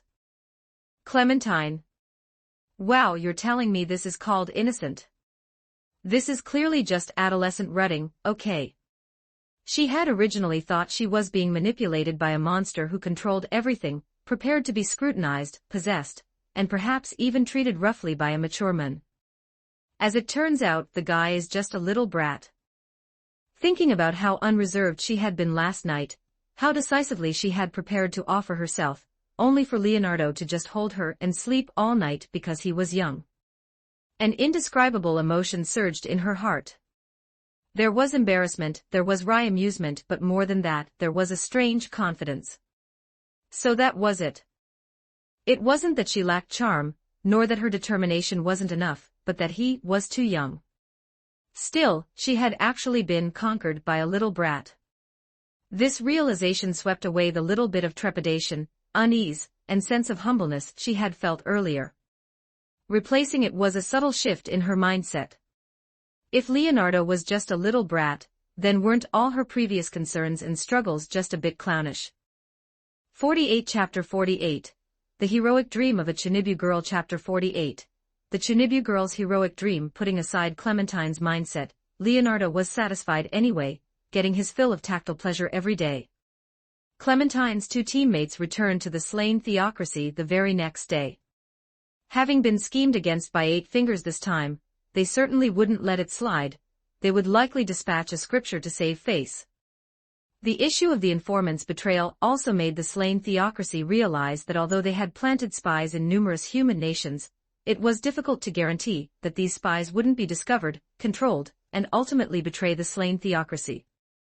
After an urgent discussion, the Pontifex Maximus decided to recall the overseas spies in batches and give them the same treatment as the Sunlight Scripture, forcibly implanting a magical brand deep within their consciousness, so that if they leaked information about the slain theocracy for more than 3 sentences, the heads of these spies would turn into tomato juice. As for the missing Clementine, even her parents didn't care, and Quinexay, a member of the Black Scripture, didn't say anything either.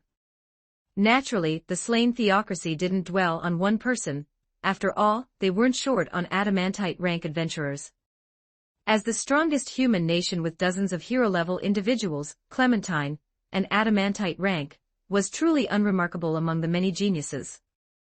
Of course, if they knew that Clementine's current comprehensive strength was not inferior to the Godkin captain, the Pontifex Maximus would likely be crying and begging, even resorting to moral blackmail to win Clementine back.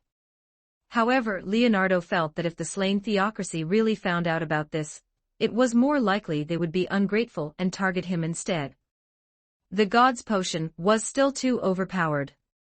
Combined with the physical constitution of the local residents, it could easily reach the level of Evil Eye, with an extra superpower thrown in as a bonus. Like the holy light that Clementine awakened, it was clearly the bane of undead beings like Ainz. If he spent some resources to stack Clementine's level to 100+, even without using a world-class item, she would be another boss-level threat to Nazarick. And Leonardo, who had awakened the Space Devourer skill, was even more impossibly treacherous. His left hand was high mechanics, and his right hand was high mechanics. The royal capital, noble district. Inside the private villa bought for a fortune, Clementine changed into a nun's habit, tied a black blindfold over her eyes, and clasped her hands together in front of her chest, like a devout believer. It wasn't that she liked this outfit, it was just that Leonardo thought holy light paired well with a nun, and the black blindfold was to better train her holy light ability. It's still missing a little something. Watching Clementine focused on training her superpower, Leonardo, watching from the side, always felt something was missing. This holy outfit of Clementine's made it hard for people to feel any desire to profane her. Dear, is the clothing too conservative? Beside Leonardo, Dodgy, who had long known her little master inside and out, guessed his thoughts in just 2.5 seconds. Seeing Clementine awake in holy light, he wanted to create a nun of desire. However, the humans of this world were truly devout in their faith in gods, so nun habits were very formal and conservative, making it hard for people to stir up mortal desires. Of course, it could also be a problem with the person. Anyway, Dodgy was very confident that if it were her wearing this conservative nun's habit, she could still charm Leonardo to death. Fox-eared girls and the like were the perfect bonus.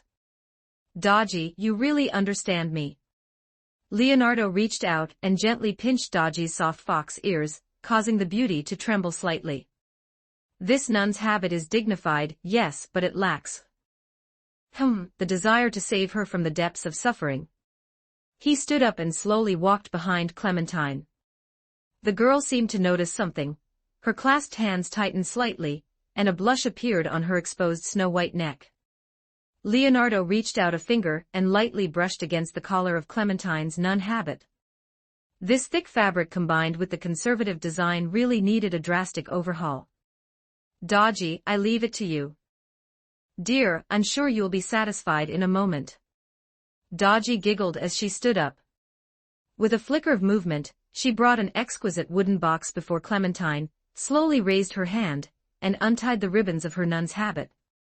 As the clothing slid off, a curvaceous, powerful body was revealed to the air. Under the gaze of Leonardo and Dodgy, Clementine still felt a bit restless and uneasy. Relax, little sister Clementine. Dodgy walked over and affectionately linked her arm with hers. Let me dress you up properly. I guarantee it will make Dear's eyes light up, and he won't be able to keep his hands off you. Leonardo sat on the sofa, watching with composure. Not long after, the new outfit was completed.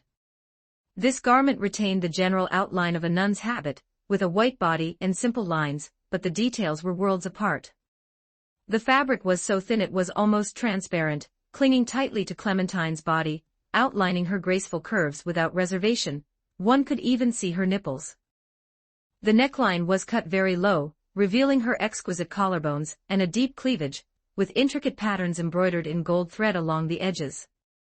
The sleeves were cut short, revealing her fair forearms and elbows. The hem of the skirt was also much shorter, cut downwards from the hips, allowing her long, straight legs to be seen as she walked. Moreover, Dodgy hadn't prepared any inner garments for her. This is too lewd. Clementine felt the close contact of the fabric against her skin, and the sense of shame from having nowhere to hide. Her cheeks became burning hot, and even her earlobes turned bright red. Wearing this outfit was no different than being naked. Absolutely perfect. This is the nun I wanted. Leonardo stood up abruptly, a hint of admiration in his eyes. He walked forward and circled around Clementine. Under the holy light, the thin white fabric shimmered with a holy halo, as if she were truly an angel descended into the mortal world. The bold cut, the enchanting curves, and the black blindfold still covering her face gave her a forbidden allure. Holiness and strangeness, dignity and seduction. Yes, yes, that's the feeling. From now on, wear the formal outfit when you go out, but wear this one at home. Bring. Before Leonardo could get his hands on her and play with the cosplay outfit himself. The den mushy rang, completely ruining the atmosphere. Between planning and desire, Leonardo chose to have both. Lazily answering the den mushy, Leonardo's fingers still wandered restlessly across Clementine's waist, causing her to bite her lip and tremble slightly. Master, base number 1 in the Taub Forest reporting. The den mushy simulated a serious face. According to your previous strategic reserve plan, the ammunition automatically generated daily by the 10 Zakutu units has been unloaded, and every 5 Zakutu units have had some of their limbs unloaded to combine into a brand new model. With the 10 parent models working day and night, we have already assembled 700 submodels, damaged and unrepairable, unable to automatically generate ammunition, and the ammunition has filled up 3 warehouse areas. I request instructions on whether to expand the base. Leonardo unconsciously grabbed a lump of dough, and while thinking about the layout, he kneaded the dough into different shapes. 700 submodels, that's almost catching up to the one-year war. 3 ammunition warehouse areas aren't enough to supply them. He pondered for a moment and made a decision. The base can expand downwards, build multi-level basements. From today, stop assembling submodels. Seal up all the submodels that have already been produced, as well as the accumulated ammunition. Remember, keep detailed records and classifications. I don't want it to be a mess the next time I need to use them. As for those 10 parent Zakuto units, continue to keep them running at low power to maintain ammunition generation. Understood, I will strictly follow the master's orders. The Den Mushi replied respectfully, then cut off the communication. Leonardo let go of the dough, looked at the shy Clementine, and once again displayed the subtle operations of a master technician. Come to think of it, Locus should have founded Blue Rose by now, but I wonder when Evil Eye will join. Should I go take a look? Kneading the one in his arms while enjoying Daji's lap pillow, but thinking about another woman in his heart. To be honest, Leonardo felt he was a bit of a scumbag, but he chose to enjoy the moment and keep everything going together. Nearly 2 years had passed since the last banquet. With the growth of her strength, Locus also gained the recognition of her elders and inherited the family heirloom, the magic sword, Kilinirum. With its slender hilt and a pitch-black blade that shone like the starry sky, Locus fell completely in love with this incredibly beautiful ancestral sword at first sight. Under the arrangement of her family and her uncle Azuth, she teamed up with Gagrin to found Blue Rose. To sponsor his niece's dream, Azuth also selected a set of floating swords from his treasury and gave them to Locus. With Gagrin, who was stronger than a bear ogre, by her side, few veteran adventurers would provoke Blue Rose. The two started as an iron-ranked adventurer team, and by steadily building their reputation and being helpful, quickly raised their rank to a gold-ranked team. What surprised Locus even more was that Rigret, who originally didn't want to be on the front lines and wanted to retire, decided to mentor the new generation because she admired Locus's character, and because they were friends. So, this former member of the 13 Heroes decided to mentor the new generation, passing on her adventure experience and knowledge to Locus, hoping that she would achieve sufficient growth. With a veteran leading the team, and the opponent being one of the illustrious 13 Heroes, having such a legend by her side made Locus unable to stop herself from fantasizing about a day in the future when her own fame would, like the 13 Heroes, ring out across the entire kingdom, and even the whole world. How could a hero, a legend, exist without a flashy ultimate move or a resounding title? Clinging to this thought, Locus would stay up very late every night, always taking out her magic sword to strike poses before finally resting. Gradually, she developed a strange habit. O evil rival! I am the descendant of the Black Knight, one of the ancient 13 Heroes, and I have come today to challenge you. From this day forth, the inhabitants of this land shall be liberated. Inside the royal capital's inn, Locus donned her full equipment, gripped her magic sword with both hands, and tried hard to look like she was seriously crusading against a demon king. My Chunibu, Small Fry Sr. is unexpectedly cute. High in the air, Leonardo, his soul having exited his body, watched quietly from the sidelines. Locus's Chunibu side was a rare sight indeed. Martial art, dark gravity burst super wave. Swinging her sword downward sharply, Locus paused for a few seconds, feeling that the move she had created didn't sound cool enough, and besides, it was already late. She simply tossed the magic sword aside, unequipped her armor, and went to sleep. As for skills and moves, she would think them over properly later. Kalka needed the Holy Kingdom's turmoil to change her weakness. Given Locus's personality, what kind of nightmare prophecy should I create for her? Leonardo floated above the Small Fry Sr. like a ghost. He glanced at her developing cleavage, wondering what he could use to spark the motivation for Locus to improve. Stage the day of the kingdom's destruction. But Locus, having grown up in an ivory tower, certainly didn't have the same stress resistance as the Saint Queen Kalka. If she were stimulated too much and her personality changed drastically, that wouldn't be good. Just like the difference between the saintly Clementine and the crazy, Yandra Clementine, Leonardo still preferred the positive state of the energetic Locuse over the unknown state of the small fry senior. Locuse's personality is upright, brave, and full of responsibility, but it also carries a hint of idealistic stubbornness.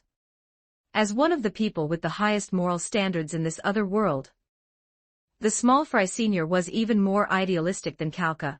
The latter at least only wanted the kingdom to be safe, and the people peaceful, while the former dreamed of equality for all living things and harmony between races. In the original plot, Locuse would even fight against Nigan, the captain of the Sunlight Scripture who was executing an extermination order, in order to save the commoners of a demi-human tribe, thereby making an enemy of him. This did not align with Leonardo's philosophy. In his view, humans were destined to become the masters of this world, while other species would become rare animals in a zoo, and many demi-humans would be culled. Those with high aesthetic value and utility, like elves, dwarves, catkin, and foxkin, would certainly be kept, while the rest would all be entered into the racial cleansing program. Low-tier monsters like goblins and ogres went without saying. If they couldn't pick cotton, then they could go generate bioelectricity. I've got it. Why not just recreate the goblin invasion of a village from the Goblin Slayer world within the Tower of Fate, and include those cannibals from the demi-human planes as well? Didn't Locuse want to be a hero? Then first, let her experience the cruelty of other races. Having made up his mind, Leonardo watched Locuse, who was tossing and turning in bed with a sleeping posture that was anything but ladylike.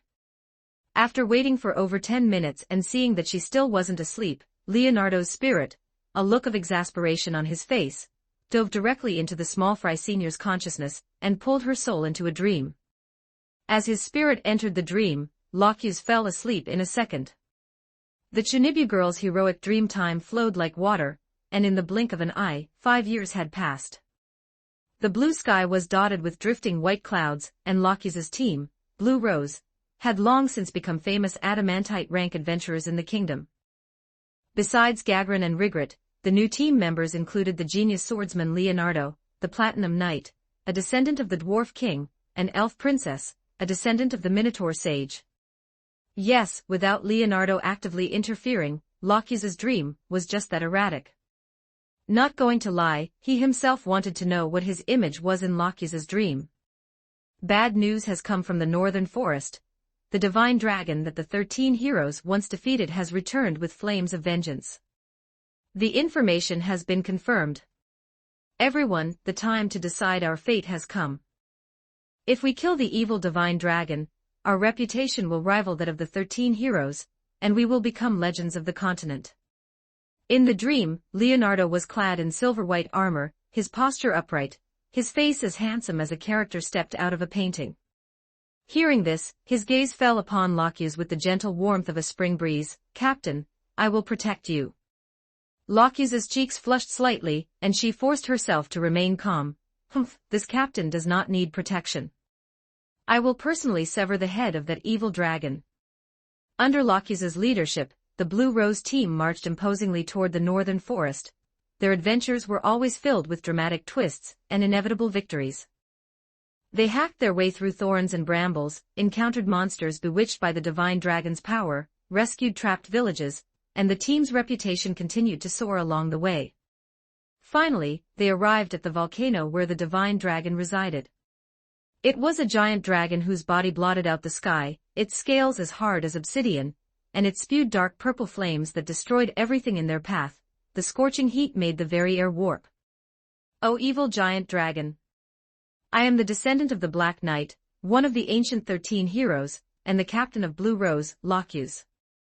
I have come today to crusade against you and bring peace to this land." Locuse held her magic sword high and shouted at the top of her lungs. "Tiny human, you dare to challenge my majesty." The divine dragon let out a roar, its massive dragon tail sweeping across, while a blast of dragon breath shot toward Locuse. The speed was too great. She could only close her eyes in despair. The excruciating pain she had expected did not come. Locuse opened her eyes, only to see Leonardo blocking the way in front of her with his own body. Locuse's voice trembled. "Because I want to protect you. Sacrifice the lover to gain boundless power.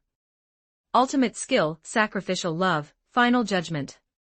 In the end, the divine dragon was killed, and Leonardo was resurrected by Rigret using a secret art.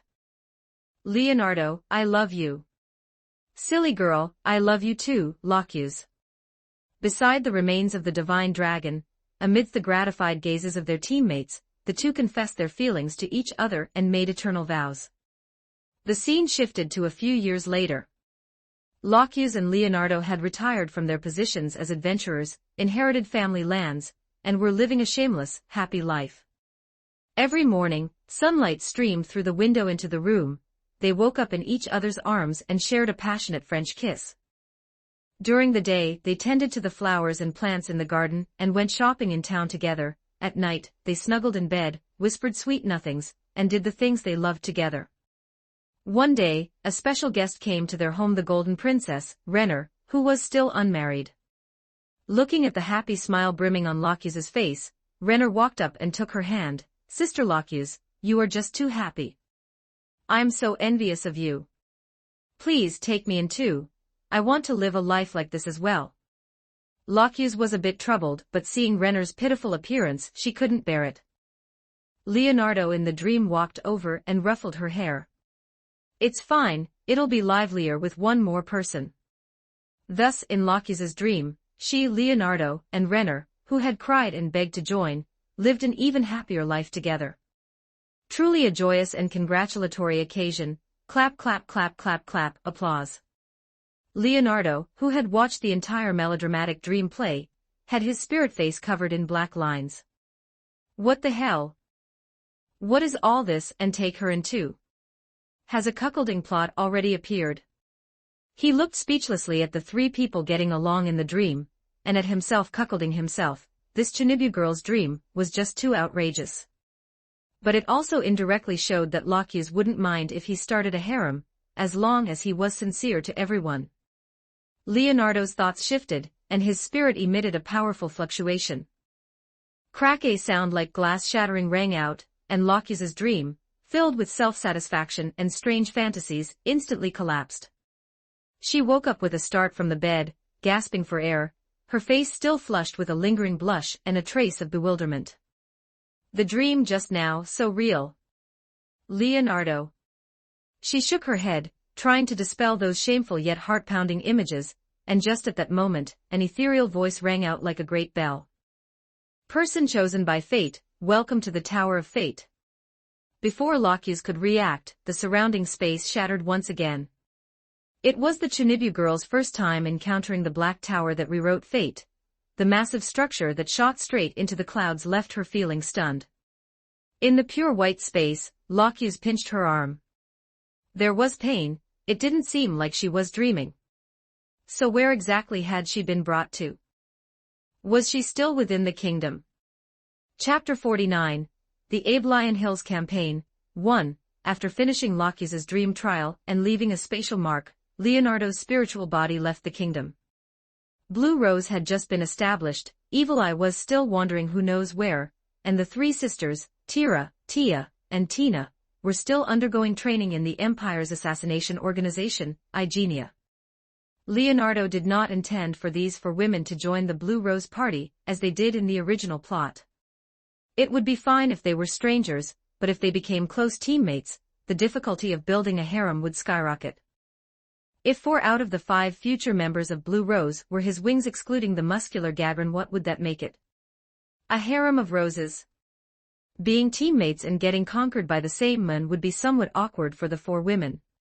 Not everyone is like Shaltir, following wherever he goes. He would definitely keep Evil Eye by his side. Who doesn't love a sweet, soft, little cake? Even if she were electrocuted by Yersama while cooperating with the Southern Power Grid, she would be worth a resurrection ticket. Leonardo had other plans for the 3 sisters, Tira, Tia, and Tina. They came from an assassin family and through extensive study and training, acquired the ninja job class, which usually requires reaching LV60.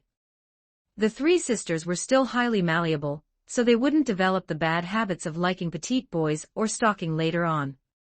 5 minutes later, over the imperial capital, Arwentar. Leonardo glanced at Jerknov, who was busy with state affairs.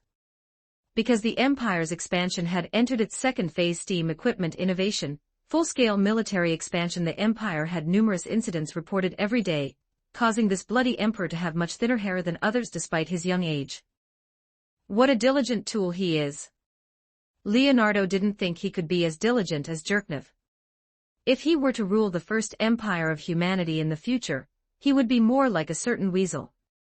Leave the state affairs to the prime minister, and take responsibility for the military himself. Unfortunately, there cannot be two emperors in one country. There would only be one future master of humanity.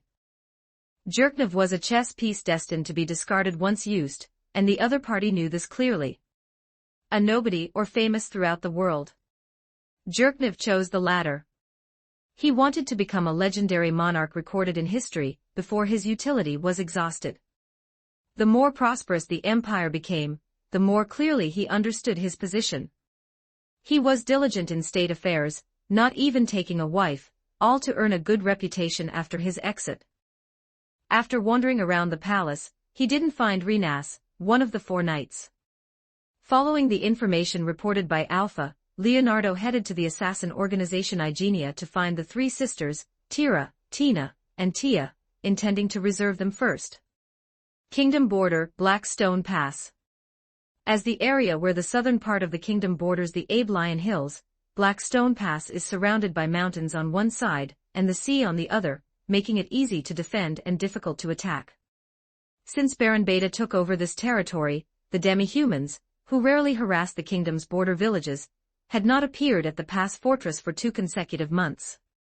However, just because these heretics didn't come didn't mean Baron Beta wouldn't go to find them.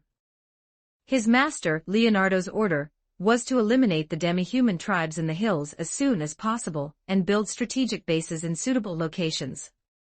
After 2 months of reorganization and recruitment, some elite interferers and Dark Knights, who were also Leonardo's subordinates, joined the private army, strengthening the ranks.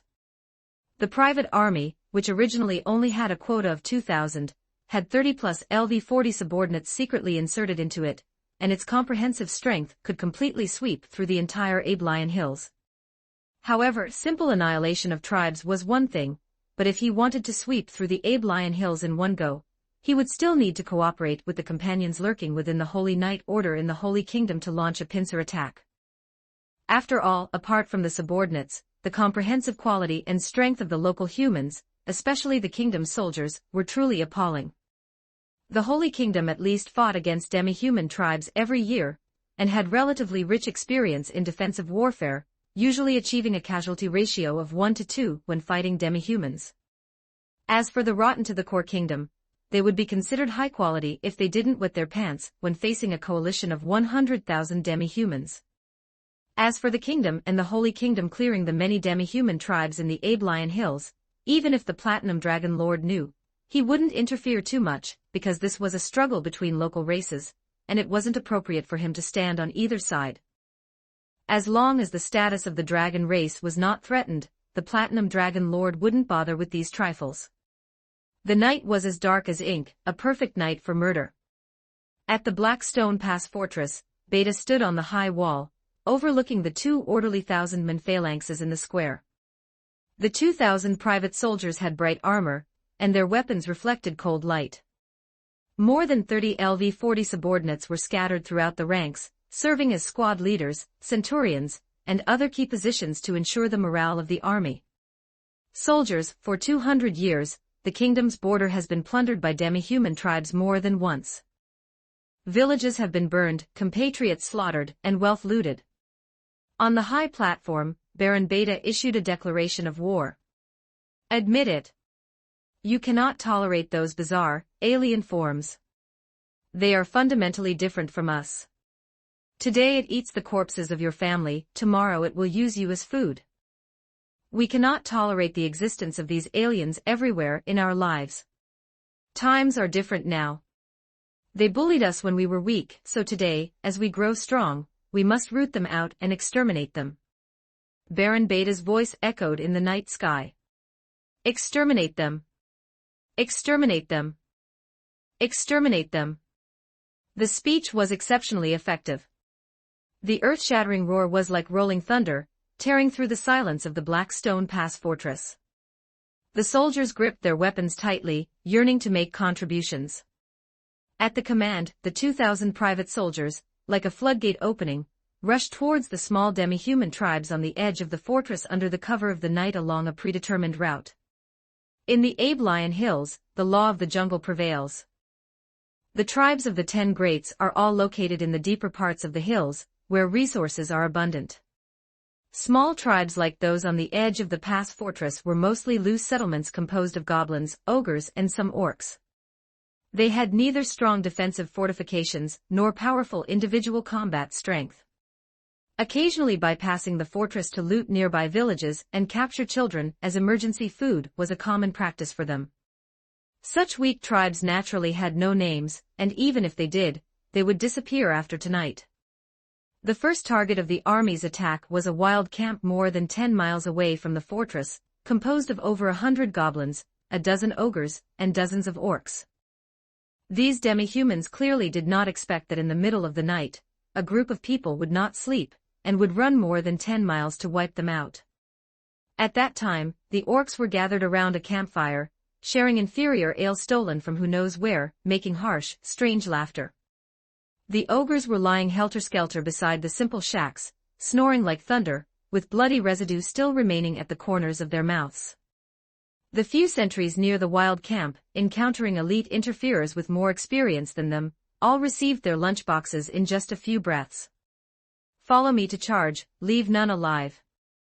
As the vanguard sneaked into the camp, a low command from a dark night centurion caused the soldiers, who had already sneaked into position, to rush into the camp like tigers descending a mountain. There was no shouting, only a silent charge.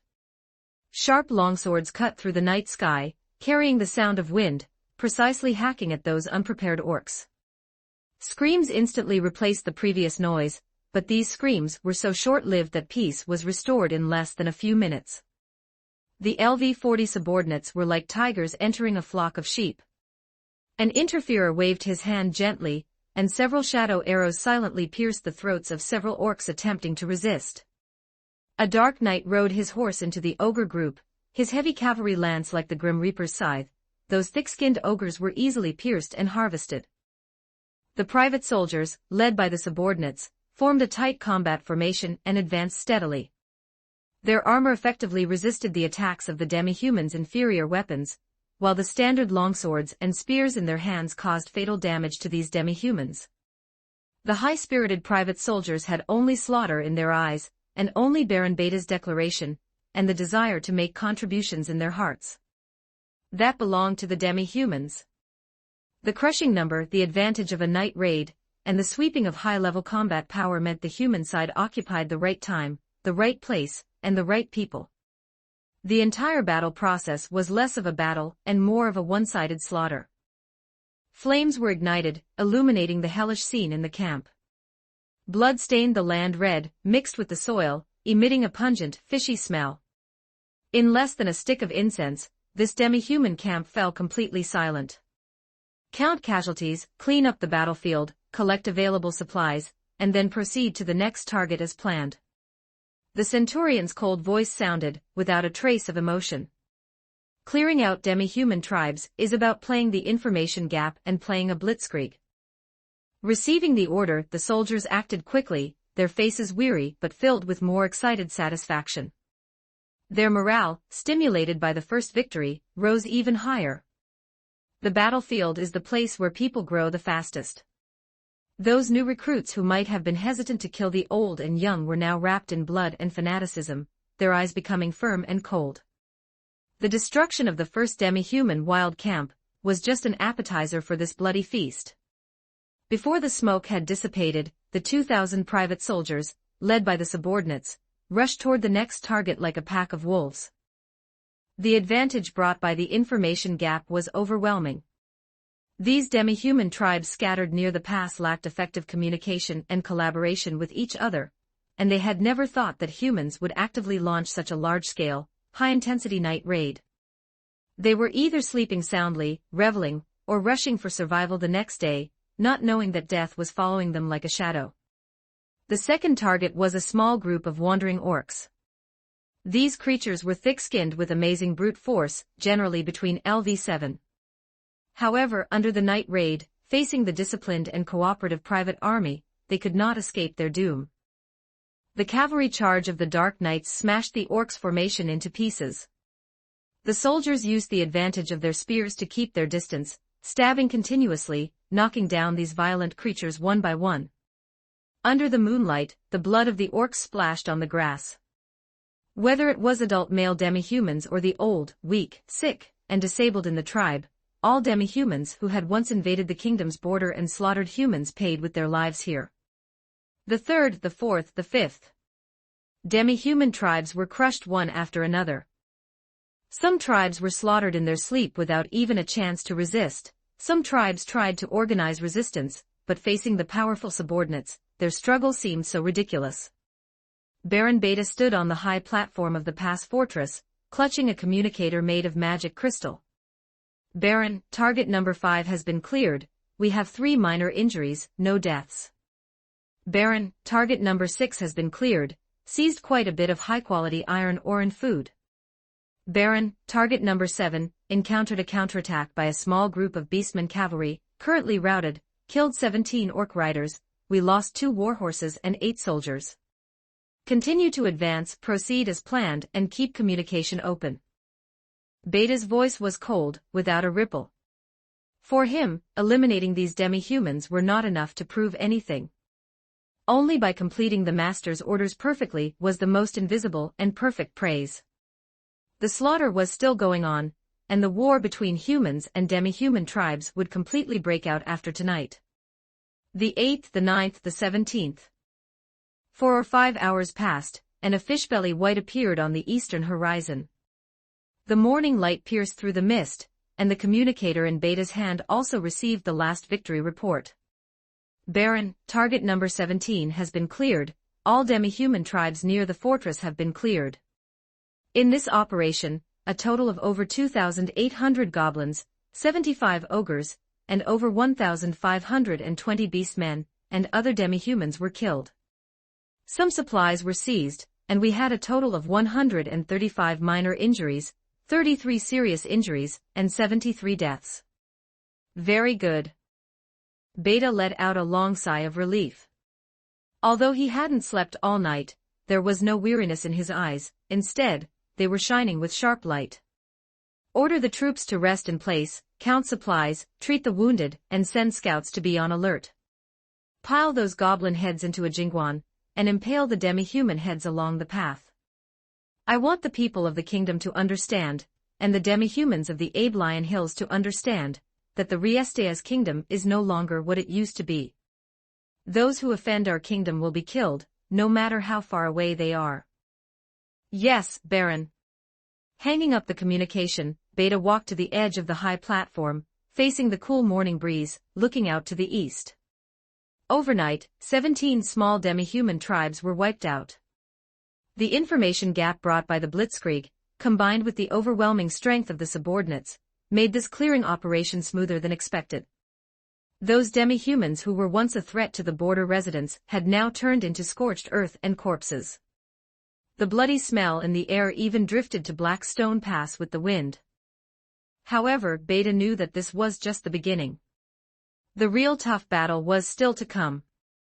The 10 great tribes deep in the Lion Hills were the main targets of this trip, and to deal with these old overlords, relying solely on his 2,000 private troops, even with the subordinates leading, would inevitably come at a significant cost.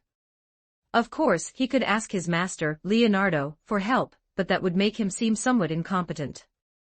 Alpha, in the neighboring empire, had already become the imperial commander, managing subordinates and the army in an orderly and disciplined manner. As a contemporary, how could he be worse than Alpha? 50 Chapter 50, Battle of Aberline Hills 2 Chapter 50, The Lion Hills Campaign, 2, Inside the Holy Kingdom, the northern city of Kalen Shah. Remedios was dressed in a brand new set of holy knight armor, engraved with intricate holy runes that granted it recovery, holy light, and malice detection. This was the manifestation of the completion reward from the Tower of Fate. Her face remained resolute, but her eyes were sharper than ever. Having experienced the nightmare prophecy in her dream trial, Remedios already knew of the tragic future. The chaos in the Holy Kingdom, her being used as a weapon until she was crushed to death, her younger sister being decapitated, and the fate of Saint Queen Calca remaining unknown. This was something she absolutely could not accept. For this reason, every night, she would desperately try to clear the Tower of Fate in her dreams, though the early monster-grinding mechanics were truly unfriendly to a holy knight. After playing for so many days, she was still stuck on the 10th floor. However, the destiny points she earned daily had been used to exchange for quite a few useful things, such as that KW89. That orange soda was genuinely delicious, and it provided enhancement buffs, too. Remedios bought 3 bottles at once, besides consuming one herself. She gave the remaining 2 to her younger sister and Saint Queen Calca. Unexpectedly, she ended up getting lectured by her sister. Calart, like Calca and herself, was one favored by fate, and they had already cleared the 14th floor. They were busy saving up destiny points to purchase powerful equipment. Remedios, on the other hand, was spending recklessly, though both women still accepted the Holy Knight Order leader's good intentions. The armor she was wearing now was the reward for Calca clearing the 13th floor. It was far superior to Remedios's previous Holy Knight armor. After putting it on, our commander Remedios could clearly feel that the holy light power within her was more condensed and powerful than before, her strength far exceeding her past self. If Remedios's strength before entering the Tower of Fate was equivalent to 1.5 to 2 Gazefs, then after this period, coupled with the armor's enhancement, her strength was now equal to 5 Gazefs. As usual, with night falling like a curtain, after ending her dream trial, Remedios did not immediately return to the Holy Knight Order barracks, but stood alone on the city wall, gazing into the distance toward the Abelian Hills, lost in thought. About a week ago, Baron Beta of the kingdom proposed a collaboration to clear out the demi-human tribes.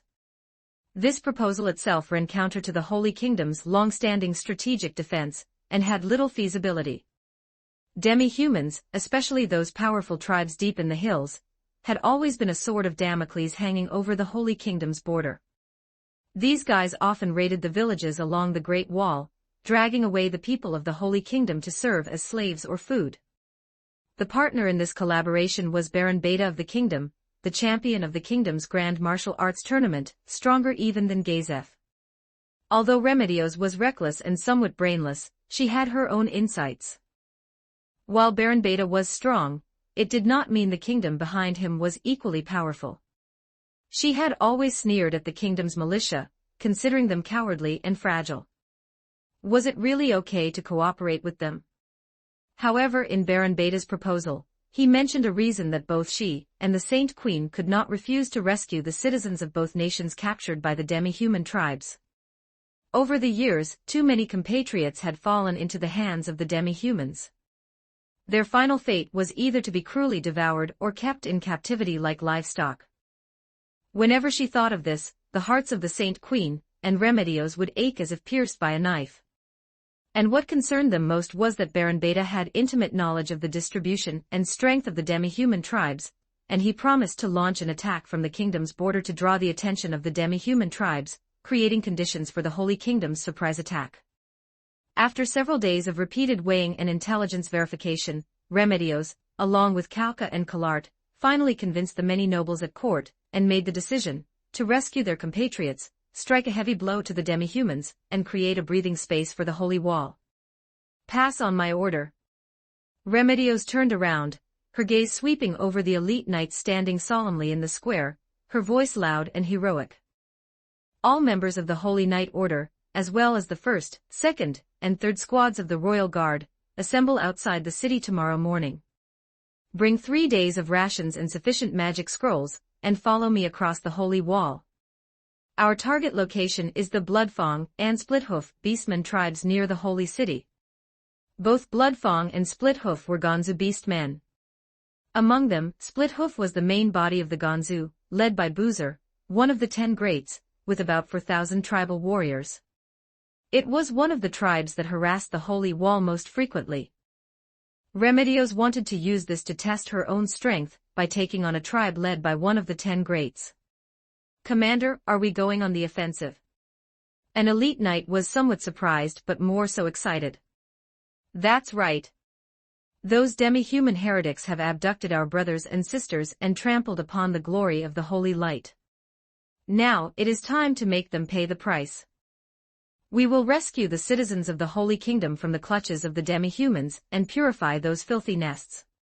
For the holy light. For the Holy Kingdom." The elite knight knelt on one knee in excitement and shouted aloud. "For the holy light. For the Holy Kingdom." The order was quickly relayed. Within Kailansha, the sound of horns blared urgently, breaking the silence of dawn. The well-trained holy knights poured out of their barracks like a tide and quickly assembled outside the city. 500 holy knights, clad in bright armor, holding longswords and spears, sat atop magnificent war-horses. Their eyes were firm, and their morale was high. Unlike the rabble of the kingdom, these holy knights were the pride of the Holy Kingdom, an elite force baptized by countless battles against demi-humans and monsters. Half an hour later, the 3,000 royal guards had also finished assembling. Remedios vaulted onto her beloved horse, drew the holy sword from her waist, and pointed it directly toward the Aibelian hills. "Knights, march with me."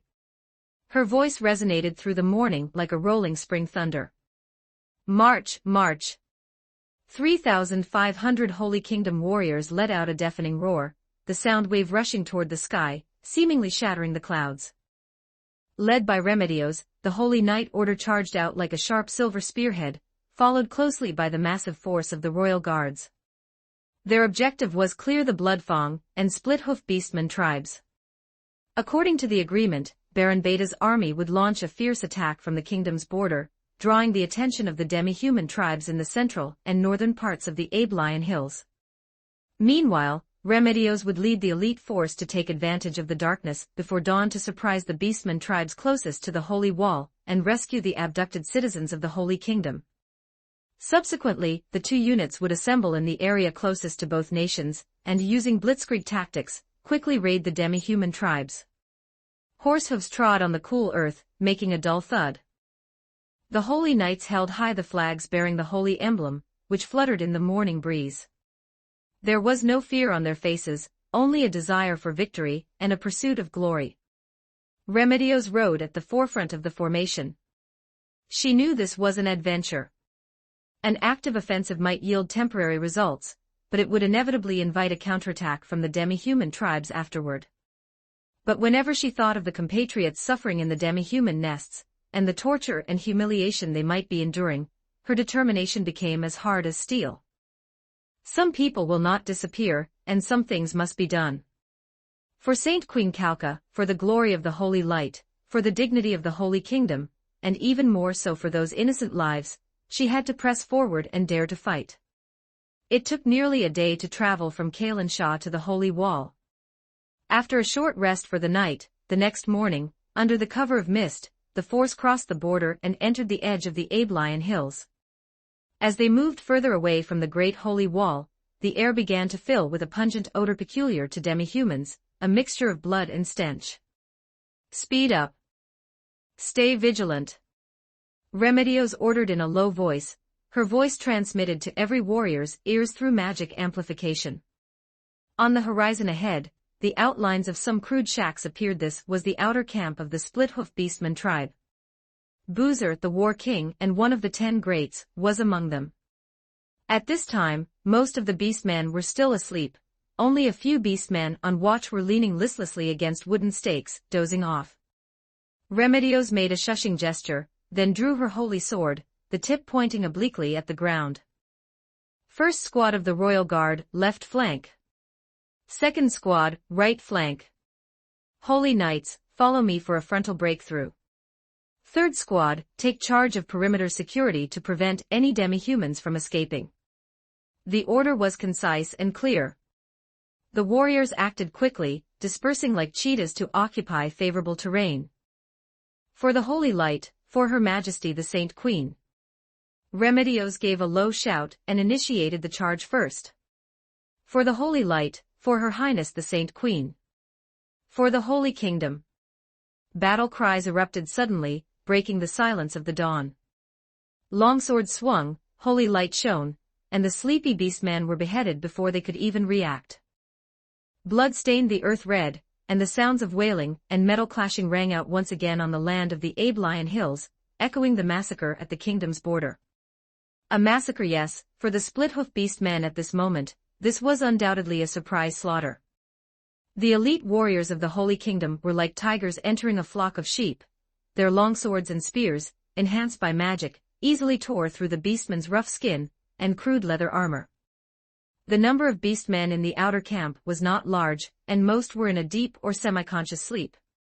Facing the well-equipped attackers, they had almost no effective ability to resist. The archers of the royal guard occupied the high ground on both flanks, and arrows rained down precisely upon those beastmen attempting to get up and resist or flee. The Holy Knights formed a tight wedge formation, creating an unstoppable force under the cavalry charge, continuously pushing deep into the camp. "Search carefully, find our captured compatriots," Remedios commanded loudly while swinging her holy sword, cleaving a resisting beastman in two. The battle quickly spread to the core area of the camp. The shacks here were taller and sturdier, clearly where the higher-ranking beastmen of the tribe lived. The resistance also began to intensify. Some beastmen clad in heavy armor, wielding giant axes or spiked clubs, rushed out of the shacks, their eyes filled with bloodshot rage, emitting deafening roars. For the tribe. Kill these tribal dogs, long live the Holy Kingdom. The sounds of metal clashing, bones shattering, as well as the roars of the beastmen, and the war cries of the Holy Knights intertwined. "So noisy, can't you see I'm eating?" The curtain of the tent was violently ripped open. The War King Boozer walked out. He was nearly 3 meters tall, with knotted muscles, his face covered in hideous scars, and bits of uneaten flesh still remaining on the corners of his mouth. This guy was shirtless, wearing only a crude animal hide skirt around his waist, and holding a gnawed clean bone that looked like a human lower leg in his hand. "Cowards of the Holy Kingdom, daring to run to my territory and act wild. Truly overestimating yourselves." Boozer casually picked up an iron hammer from the side. He took a step and walked toward the battlefield. A Holy Knight saw this and roared as he thrust his sword at Boozer's thigh.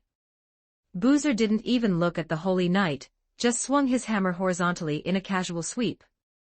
With a dull thud, the Holy Knight was sent flying, sword and all, blood and internal organs splattering the surroundings. Boozer snorted contemptuously. After killing the offender, he did not immediately join the battle but watched coldly as his clansmen were slaughtered. "Chieftain!" An injured beastman warrior crawled toward Boozer. The War King looked down at him, his eyes devoid of any pity, filled instead with disgust. "Trash, better to die than live on." He raised his foot and stomped down hard, the beastman warrior's head instantly turning into tomato juice. Remedios's gaze remained locked on Boozer. She saw his cruelty, saw his indifference. At the same time, she had also largely gauged the opponent's strength. This so-called the 10 Greats didn't seem to pose much of a threat. "Your opponent is me." Remedios gave a clear shout, tightened her legs around the horse's belly, and charged toward the War King like a silver bolt of lightning. "A decent one has arrived. Human wench, your meat must be tender." Boozer licked the bloodstains remaining on the corners of his mouth. Before he could continue mocking her, Remedios had already dashed in front of him, leaped from her horse, and struck down with the force of a falling mountain. What strength could a woman possibly have? Boozer raised the iron hammer in his hand, but the next second, his shocked head rolled from his thick neck, fell to the ground, and made a dull thud. As one of the national treasures, the holy sword was not something that could be blocked by just any ordinary weapon. Moreover, Remedios's strength had risen sharply recently. How could a careless War King handle her casually?